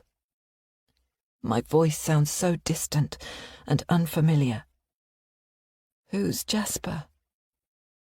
Marnie starts struggling, but Paige brings the knife up to her face, the blade glinting in the low light. "Stay still, Marnie," I say. "Jasper was only 6, Paige says, her voice quiet now. "My little boy, just 6 years old, who died in hospital with meningitis, the same day that Marnie was brought in. We were all in the waiting room together. But you don't remember us, do you, Amelia? You were so self-centered, focused on your little darling. You didn't give a moment's thought to the suffering of anyone else. The doctors saved Marnie, but our Jasper died." She positions the point of the knife on Marnie's neck. "Here you are. No hint of any effects of the disease. Taking your life for granted." "Mum, it's not like that." Taryn's voice has an edge of desperation. She takes a cautious step towards her mother. Paige waves the knife in the air and Marnie flinches. "Jasper died because you have money and we don't." Hudson was all indignant, boasting how you had private health insurance, demanding that Marnie be treated right away, that she get the very best medicines the hospital had to offer. If they hadn't put all their resources into saving Marnie's life, then my beautiful boy would be alive today. Taryn is moving towards Paige and Barney now, wobbling slightly. the palms of her hands straight out in front of her. Come on, Mum. That's not true. You didn't take Jasper to the hospital soon enough. If you'd acted faster, when we knew he had a high temperature and that rash started to show, he might have survived. No, Paige yells. Her eyes are flashing, and there's spittle at the edges of her lips. Shut the fuck up, Taryn. Please, Paige, I say. I know I need to stay calm for Marnie's sake, but all I want to do is run towards her, take my daughter in my arms, exchange her life for mine. I'm so sorry that your son died, but it's not our fault. Of course it is. You and your entitled ways. I'm going to prison anyway for killing Dean, so I'm going to make it worthwhile. Marnie can die too. And then you will suffer for the rest of your life like I have. I want you to know the pain of losing your child. The desperation in every waking moment that you'll never see him again. Out of the corner of my eye, I see Taryn moving slowly, ever so slowly, stealthily, like a cat treading carefully, moving so that she's behind her mother. Paige's eyes are flashing, her face contorted, so that I barely recognize her. Say goodbye to your daughter, Amelia, she says, baring her teeth like a wild animal. She lifts the knife up into the air, and I see with horror the serrated edge, the size of the thing. Our screams all mingle together, mine, Marnie's, Paige's, and then, in a flash, Taryn is behind her mother, and she brings something down on her head. It's only as Paige falls and loosens her grip on Marnie, and when Marnie throws herself at me, that I realise Taryn is holding a hammer. A hammer that she has just used to bring down on her mother's head. Chapter 29. Marnie. 4 months later. How did the exam go? Taryn asks me. We're walking down the school path. Mum will be waiting in the car on the next road over. As badly as expected, I grimace.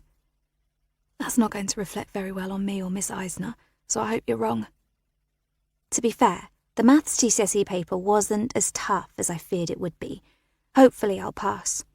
Taryn, on the other hand, sat the further maths exam because she's so clever. I've no doubt that she'll get 8s and 9s across the board. It seems like much longer ago than 4 months, except that's all it is since Paige tried to kill me. She's in prison now, waiting for her trial. When she hit her mother with the hammer, Taryn gave her concussion, but there wasn't any lasting damage. Paige is denying killing Dean, but she's also being accused of trying to murder me. That charge might be reduced to manslaughter, but we're waiting to see. The police explained to me and Mum that the justice system goes so slowly, goodness knows when she'll actually be brought to court. The trouble is, the case against her isn't that strong. The police haven't found the weapon she used to kill Dean, and without it, well, it might just be circumstantial. I'm terrified that she could be let off and that Paige might come after me again in the future. But for now, I can sleep because she's banged up. Social services got involved again because Taryn had no one to live with. But as she's 16, she was able to choose where she wanted to go. With no grandparents and Dean's brother living in France, who isn't her relative anyway, she was due to be sent to a young person's home. Taryn doesn't deserve that, so when I asked Mum if she could come and live with us, Mum said yes, if that's what Taryn wanted. And Taryn did want to come to us. Mum and Dad are still barely talking, and I think they're going to get divorced. They're trying to work out their finances, but Mum has warned me that they'll be selling our house. I don't mind. Not really. How are my girls? Mum asks as we get into the car. Taryn grins widely. To be honest, it's beginning to grate a bit on me. I know Mum is trying to overcompensate because she feels sorry for Taryn, but honestly, she's the golden girl now.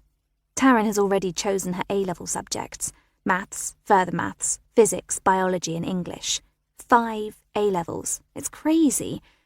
I'm not even sure I'll be allowed to take 3. I read somewhere that the side effects of meningitis might have affected my brain in its development, but I don't really think that's got anything to do with it. It's simple. Taryn is super clever and I'm not. When Mum went to talk to the teachers about Taryn, they said that she's Oxbridge material and is likely to be fast-tracked. Mum seemed so proud of her. I had to remind her that Taryn isn't actually her daughter. Would you like me to help cook supper tonight? Taryn asks. She's sitting in the front seat next to Mum, while I'm relegated to the back. I wish Taryn would stop sucking up so much. I made a sarcastic comment about her the other night, and Mum chastised me, saying that it's probably the first time that Taryn has been living in a functional family. I snorted at that. Don't get me wrong, we're still best friends, and Taryn hasn't tried it on with me again, which is just as well because I really don't fancy her. Besides, we're sisters now, so it'd be completely wrong. I'm staying far away from all the boys, even though there's a boy in lower 6th called Hugo, whom I really like, but I'm not going to risk it. The rumours and the bitching have all died down now, and I can't bear the thought of them starting again. Next week it's the school dance to mark the end of GCSEs. Mum took us both shopping last week. Because money is tight, neither Taryn nor I had much to spend, but Taryn chose a tuxedo jacket and trousers, and I got a red satin dress with spaghetti straps. We stood in the shop together, in adjacent changing rooms, and when I came out of mine, Taryn let out a whistle. Look at you, girl. You've got so much riz. I wasn't sure about the dress, but Taryn said I absolutely had to wear it. I'd be prettier than the prom queen. Back at home, Taryn stays in the kitchen, cooking with Mum. I take the red dress out of my wardrobe and hold it up against me. I'm worried that it's a bit too daring, too fitted. I look for a little black shrug that I've had for a while and rifle through my drawers, pulling out my jumpers. Except I can't find it. And then I remember that Taryn borrowed it a couple of weeks back. Taryn has the guest room, which actually is a bigger room than mine, but it's a bit soulless, and although Mum said she could put up pictures and make it her own, she's done nothing to the room. She hasn't even got a photo of Dean or her little brother, Jasper, which I think is a bit weird, but I daren't say anything to her, because what do I know about grief? I wander into her room, which is immaculately tidy, unlike my bedroom, which is a permanent tip, despite Mum's nagging. The duvet is pulled up over the pillow and smoothed out like in a hotel. She's lined up a few bottles and tubes of makeup on the chest of drawers, all in a straight line, with the tallest bottle on the left and the shortest on the right. I walk over to the chest of drawers and pull open the top drawer. It's filled with Taryn's clothes, neatly folded t-shirts and jumpers. The second drawer has her underwear in it. Taryn must be the only person in the world who folds their knickers into neat little parcels. I joked about her tidiness, but Mum bit my head off, saying that it must be one of the few areas of her life that Taryn feels is within her control. Actually, I felt a bit bad after that, because Mum is probably right. I can't find the black shrug, so I pull out the top drawer again, where she keeps her jumpers. I hope she won't mind that I'm going through her things. I slide my hands underneath the pile of jumpers, and my fingers curl around something cold and solid. I pull it out. It glitters in my hand. What the hell is Taryn doing with Mum's bracelet? The bracelet that I sent to Jax in return for not posting my nude photos.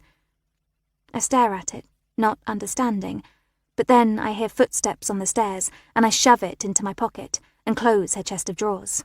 I'm striding out of her room when she appears in front of me. "What are you doing?" she asks. I tug her by the sleeve and pull her into the spare bedroom, closing the door behind me. "Why have you got Mum's bracelet?" I ask in a low whisper, because I can't let Mum know we've got it. She frowns. "The bracelet that I sent to Jax that I thought was lost forever. I found it underneath your jumpers." "What were you doing going through my stuff?" she asks, narrowing her eyes at me. Not the point, Taryn. Why have you got it? She lets out a huff and sits down on the edge of the bed.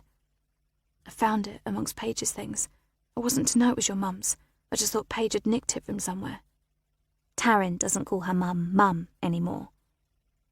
I turn to stare out of the window. It's a dull summer's day, overcast and muggy. Why do you think she had it? I ask, and then it dawns on me. OMG, I say. Was your mum really Jax? Do you think she was pretending to be Jax, that she was the blackmailer?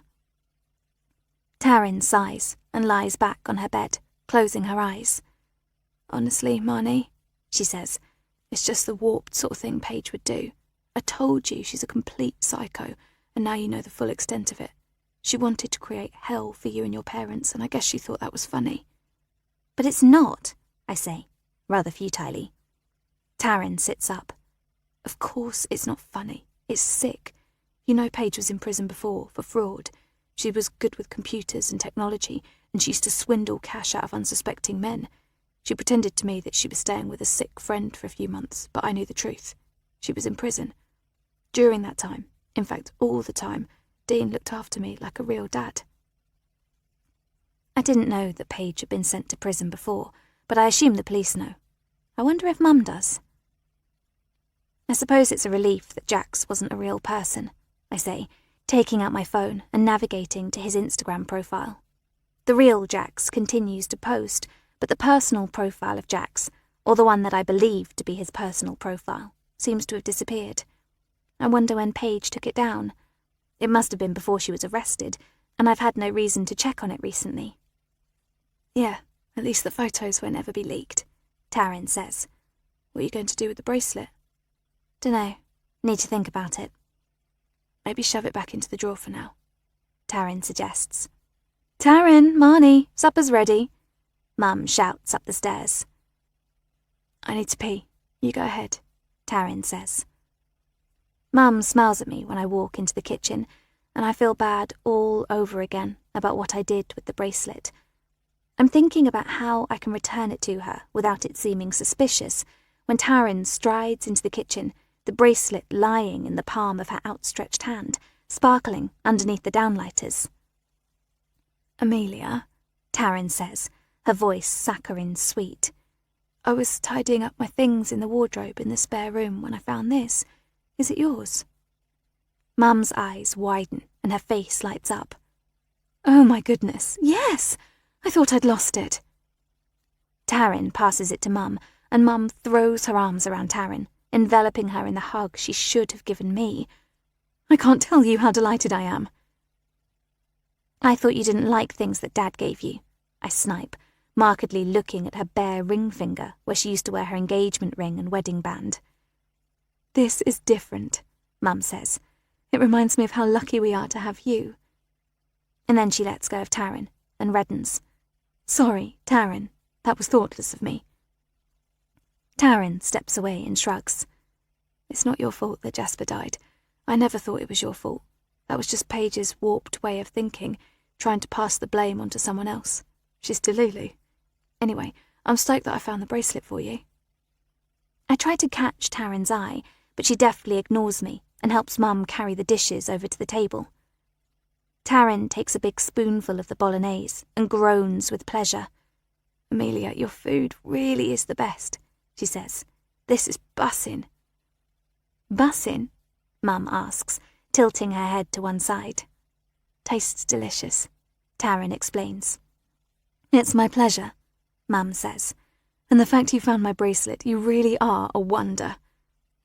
I feel a surge of jealousy because Mum never talks to me like that. It's as if Clover can sense my neediness because she trots over to me and sits down on my feet. At least I'm still the dog's favourite person.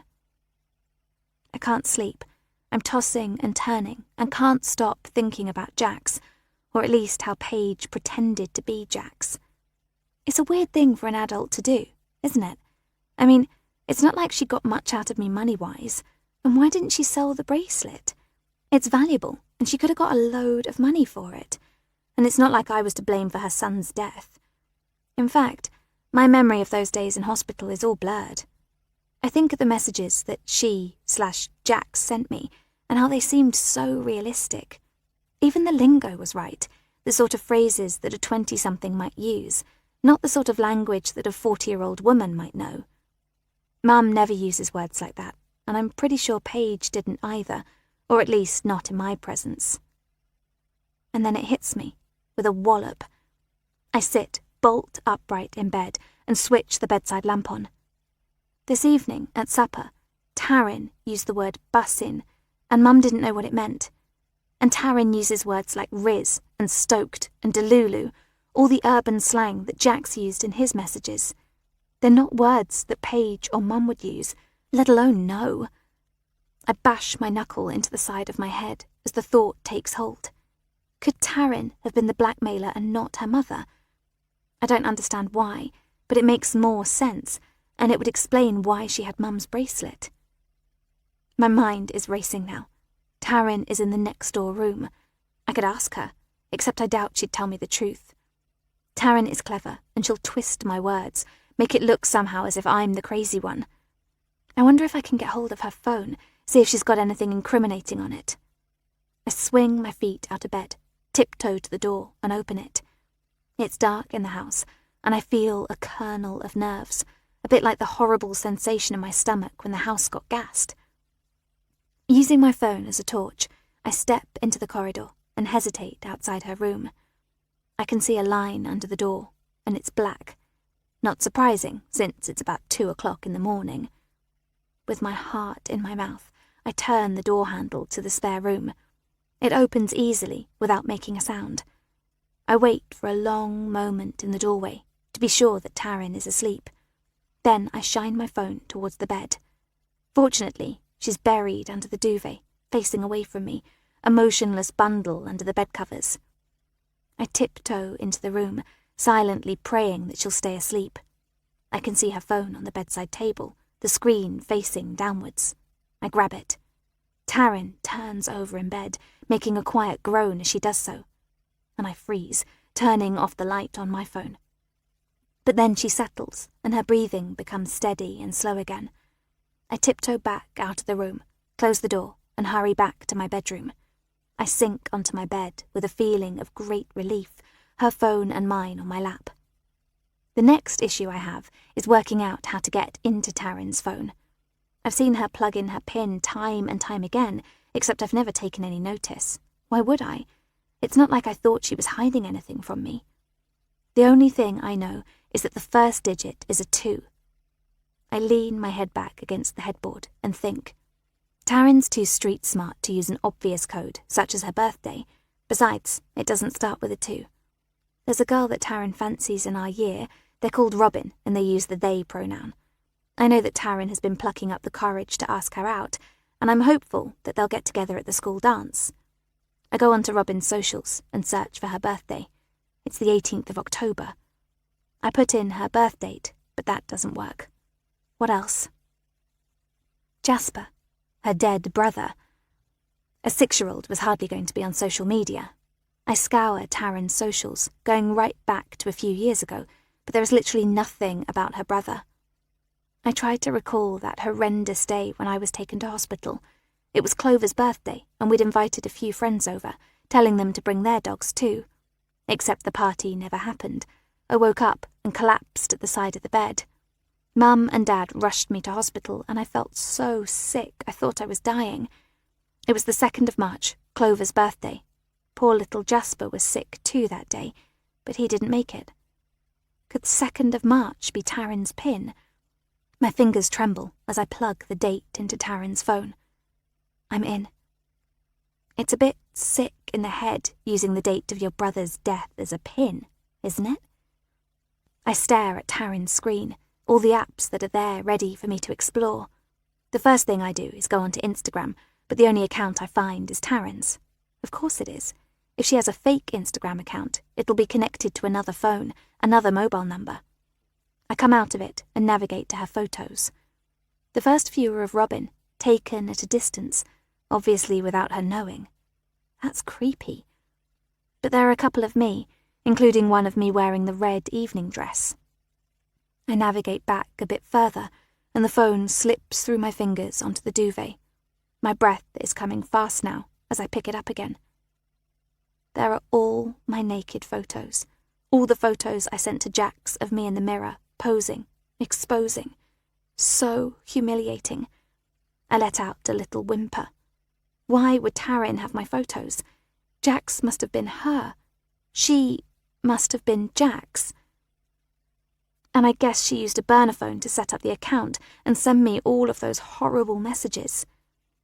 I feel tears prick my eyes as I try to work out what she was playing at. I come out of pictures and go into her notes. She's really organised, with lots of different folders. They're labelled School, Mum, JX, T, Uni Applications. JX. It must be Jax. I swallow hard before I click on the folder, and there it all is. Copies of the messages that she sent me, all dated. Oh God, I thought Taryn was my friend, my best friend. Except friends don't do that. They don't pretend to be a stranger and blackmail each other. I can't stop myself from crying now because I just don't understand. I wonder if it's because Taryn fancied me and I didn't reciprocate, except even that doesn't make sense.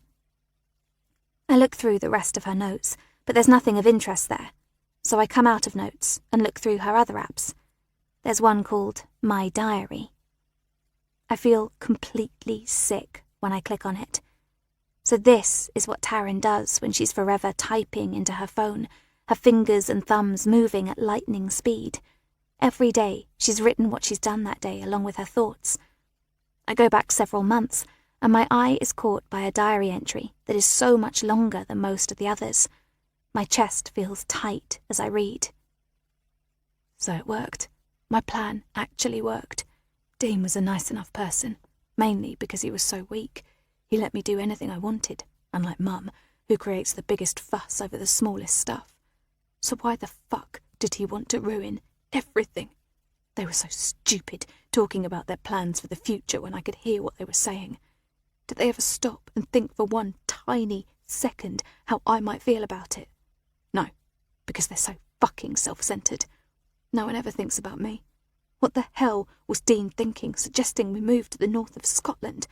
I mean, our lives are here in the south. School is here. Robin is here. OMG, that girl has so much riz. Everything is here. Maybe I wouldn't feel so bad if I hadn't overheard Dean asking Mum to stop taking the pill. How could he think that he could replace Jasper just like that with another baby? You can't replace a person. Your own freaking son, for God's sake. That just killed me. Completely killed me. And then there was his reaction to me telling him I'm gay. He acted like he was repulsed, almost like he was glad I'm not his real daughter. The thing is, I didn't mean for it to happen because I'm not psycho like Mum. I left it until today, the day before the wedding. I sneaked out of school at lunchtime and told them I had a dentist's appointment. No one suspects the good girl, do they? Anyway, I knew where Dean was working because he leaves his work diary and stuff lying around. I meant to tell him that I wasn't going to move up north with them, that their plans weren't fair. I knew Dean would listen to me when Mum would just tell me where to stuff it. What I wasn't expecting was for Mum to be there. That was quite the surprise.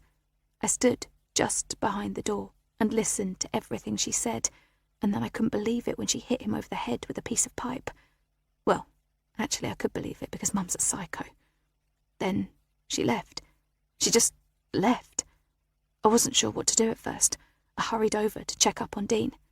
He still had a pulse, was still breathing. I could have called an ambulance or helped him, and I so nearly did. But then I realised, if Dean died and his body was discovered at a later date, Mum would be the prime suspect, and she'd be banged up in jail and I would inherit their money and be able to live the life I actually want to live. Maybe I'd go live in Marnie's fancy house. Perhaps get rid of her too and become Amelia's daughter. Maybe I'd just live alone. The more I thought about it, the more it made sense. I'd finish off what Mum started and no one would be any the wiser. I left the piece of pipe that Mum used and found another piece. I brought it down on Dean's head with all my strength. Then I can't read anymore. Holding the phone, I race into my ensuite and throw up into the toilet pan. I'm shaking uncontrollably as I drink water directly from the tap. I need to go to Mum, and we need to call the police. I step out of my bathroom and turn towards my bedroom door and walk straight into Taryn. "Why have you got my phone?" Taryn asks. I try to hold it away from her, but she's too quick and grabs it straight out of my hand. Taryn's eyes are dark, and she's staring at me with such coldness and hatred it makes me gasp. "Why do you hate me so much?" I ask her. She laughs, but it's not her normal laugh, but something more akin to a snort. "I hate you for the same reason that Mum hates you. You lived and Jasper died. The difference between Paige and me is that she's weak. She should have just burned your house down and everyone in it, not turned the gas on and hope for the best." I stare at Taryn, trying to absorb what she's saying. "Is that what you intend to do?" I ask, my voice sounding croaky and strange. "Maybe," Taryn says. "Why haven't you done it yet?" I ask. "You've had plenty of opportunity." She sneers. "I'm not my mum. I don't do things on the spur of the moment and fuck up. Look where that got her." "But I read your diary. I know that you killed Dean." "My diary?" She chortles. "It's fiction, Marnie, all made up. I'm writing a book." "I don't believe you. I'm going to tell Mum and we'll go to the police." Taryn laughs again. "You're so stupid. It's your word against mine. And besides, I'll just delete everything on my phone." She's standing there in her long t-shirt looking smug, so pleased with herself. Something snaps inside me and I launch myself at Taryn. I try to prise her fingers off the phone, and when that doesn't work, I pull at her hair, but she fights back, stronger and quicker than me. Fingernails gouging at my cheeks, knees knocking the air out of my chest. We're on the floor, scratching, hitting, and then, out of the corner of my eyes, I see Taryn pulling at something, the soft, pink toweling of my dressing gown. Then, suddenly, I feel something around my neck. It gets tighter and tighter. I can't breathe. I try to force my fingers between the cord and my neck, but she's pulling so hard now. The pain is horrendous, the breath leaving my body. I sense my mind shutting down, and the bedroom fades into black. Chapter 30. Amelia. I'm in a deep sleep, but something arouses me. I lie in the darkened bedroom for a long moment, trying to come to, wondering what the noises are. And then I sit up in bed. There's banging and screeches, and before I know it, I'm out of bed, the light on, and racing out of my bedroom down the corridor. The noises are coming from Marnie's room, and terrible images of a stranger dressed all in black, attacking, or even worse, raping, Marnie and Taryn flood my brain. I rush into Marnie's room, and to my confusion, see Marnie and Taryn. Marnie is on the ground. Taryn is kneeling up. The cord of Marnie's dressing gown around Marnie's neck, and Taryn's pulling, tugging. "Stop!" I shout. Taryn releases the cord and immediately jumps up. She's sobbing as she speaks. "Marnie tried to kill me. She took my phone and then she attacked me. She actually said she was going to kill me, that she hated me because you like me more than her, that I'm cleverer than her, and she's so jealous of me. Amelia, I had to stop her. I didn't want to hurt her, but she was trying to kill me." I stare at the two girls, and then I'm down on my knees, trying to get Marnie to sit up. She's coughing and choking as I rub her back. "Mum," she says. Her voice sounds hoarse and sore. "Get Taryn's phone. Everything's on there." The room falls completely silent. The two girls are both staring at me, waiting for me to do something. Two sets of imploring eyes, two differing stories. My daughter still rubbing her neck, Taryn still staring at me, the strangest expression on her face. And in that moment, I realise I have a choice. Taryn or Marnie, Marnie or Taryn. And it's my daughter I must protect. Taryn is a stranger, a girl I barely know. "Give me your phone, Taryn," I say, trying to keep my voice level and calm. No. She holds the phone behind her back. There's a long beat of silence. Please, Taryn. Give me your phone. Why should I? Because you're living in my home, and I'm asking you for it. Get the phone, Mum, Marnie croaks. My daughter is shaking with fear and shock. I glance back at Taryn. There must be something incriminating on Taryn's phone. Otherwise, why would she hide it from me? Why would Marnie be so desperate for me to see it? I get up and walk towards Taryn, who is standing at the end of Marnie's bed. In that moment, I recall how she hit her own mother over the head with a hammer, and a shiver of fear passes through me. I need to take control, to be strategic. Taryn will have to pass me in order to leave the room. I hold my hand out for the phone, but Taryn tries to dart past, as I thought she might. Except I'm quicker than her, and I stick out my right leg. She topples over it, falling to the ground, her phone skidding out of her hand.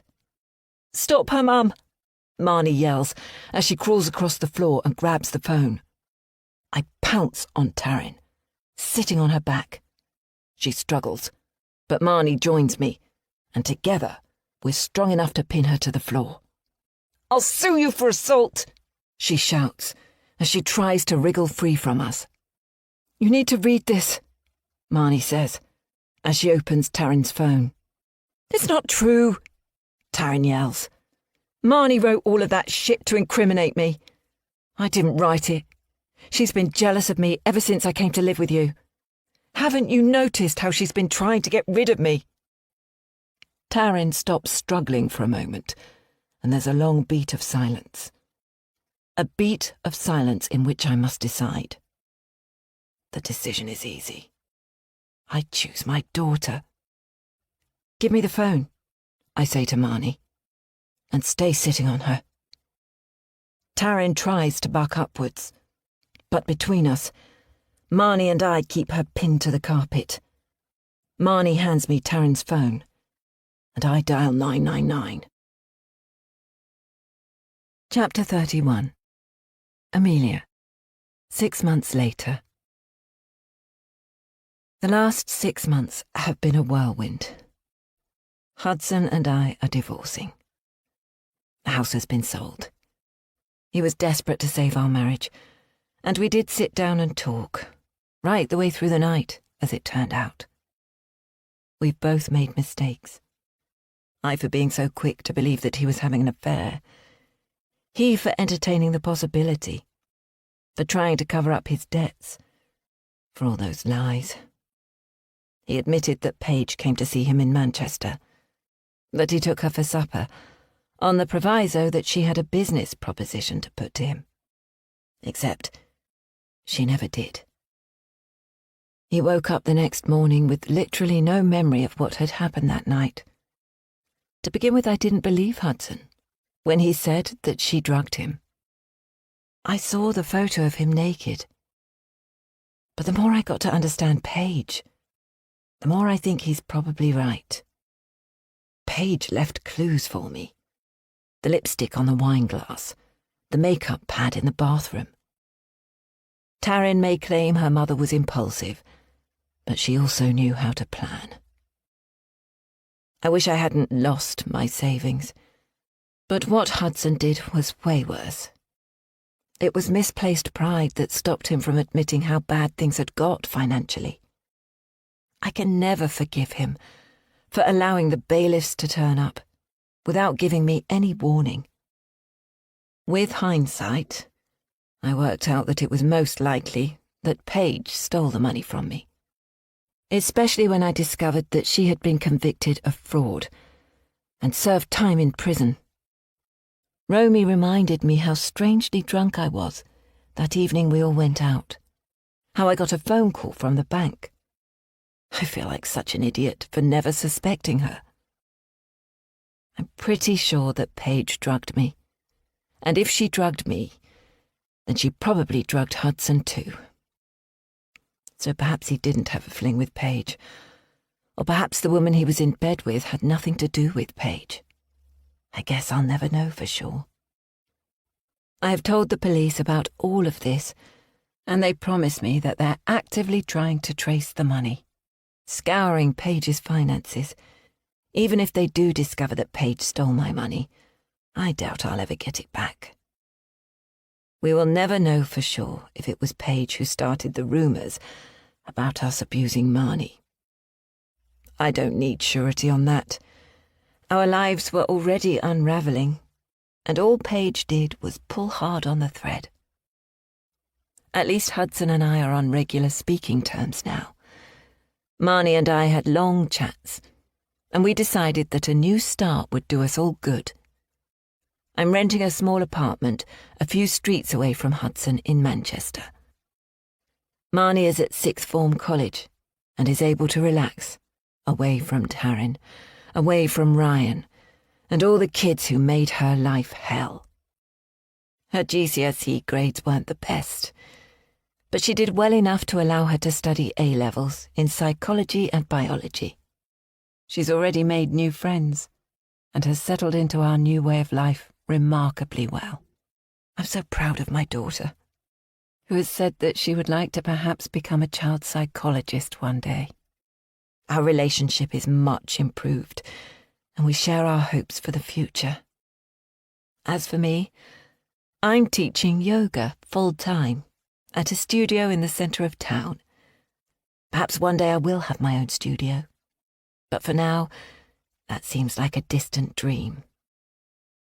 Taryn has been charged with Dean's manslaughter. The police found the second piece of pipe that she used to hit Dean with. She'd hidden it in the derelict factory. As expected, it had just her prints on it, along with Dean's blood, hair, and fragments of bone. She's being held in a young offenders institution.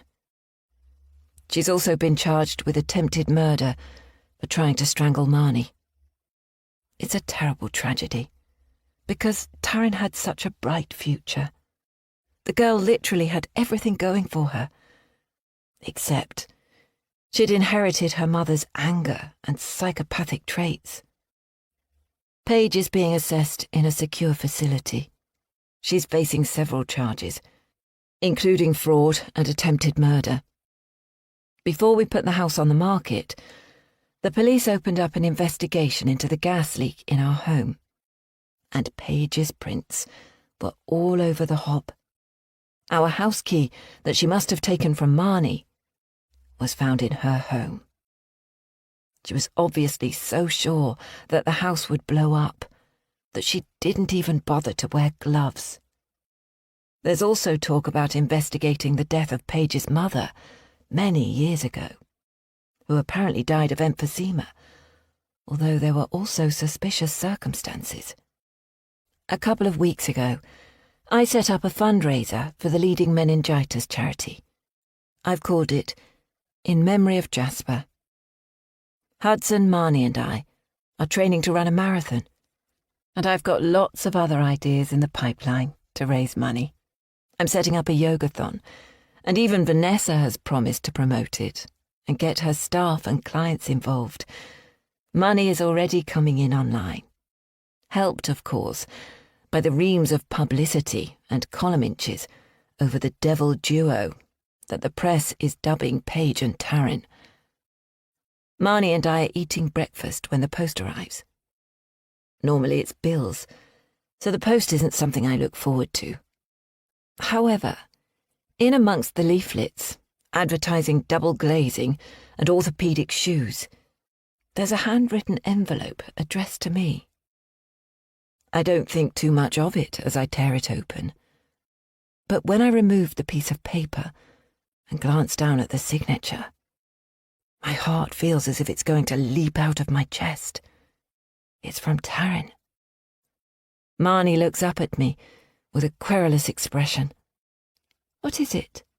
she asks. I've promised Marnie and Hudson that we will always tell each other the truth, that secrets will only hurt us, except it's my job to protect my daughter, and right now I can't tell her the truth. Just a letter from the estate agent, I say, walking out of the room and into the bathroom. I lock the door and perch on the edge of the bath. Amelia, it's been brought to my attention that you've established a fundraiser in Jasper's name. Jasper is my brother. He was and is nothing to do with you. How dare you use his name without my or Mum's permission? You're exploiting us, and we will never forgive you for it. I can promise you one thing. When I'm free, and I will be free, sooner rather than later, by the way, I will come after you. I will come after Marnie. And I will finish off what my mother started. I hope you and Marnie are scared. Because you should be. Taryn. My hand is shaking when I finish reading it. This was written by a 17-year-old young woman. It's articulate and to the point. And even though I know she can't touch me or Marnie, I'm fearful. I called DC Singh. That's the trouble with fear. Once it's touched you. When something bad has happened once, you know at a visceral level that it can happen again. Except fear is so destructive. It stops you from living your life to the full. I will never tell Marnie about Taryn's threats, because it's my job to ensure that my daughter lives her life to the full. I will hold the fear close to me forever. I will do whatever I need to, so long as I can set my daughter free. This recording of You Can Trust Me was presented by Dreamscape Media, LLC. Narrated by Hannah Curtis and Harry Dobby. Published by arrangement with Incubator Books. Copyright 2025 by Miranda Reichs. Recording copyright 2025 by Dreamscape Media, LLC. Thank you for listening. Please check dreamscapepublishing.com for Dreamscape's latest releases. Audible hopes you have enjoyed this program.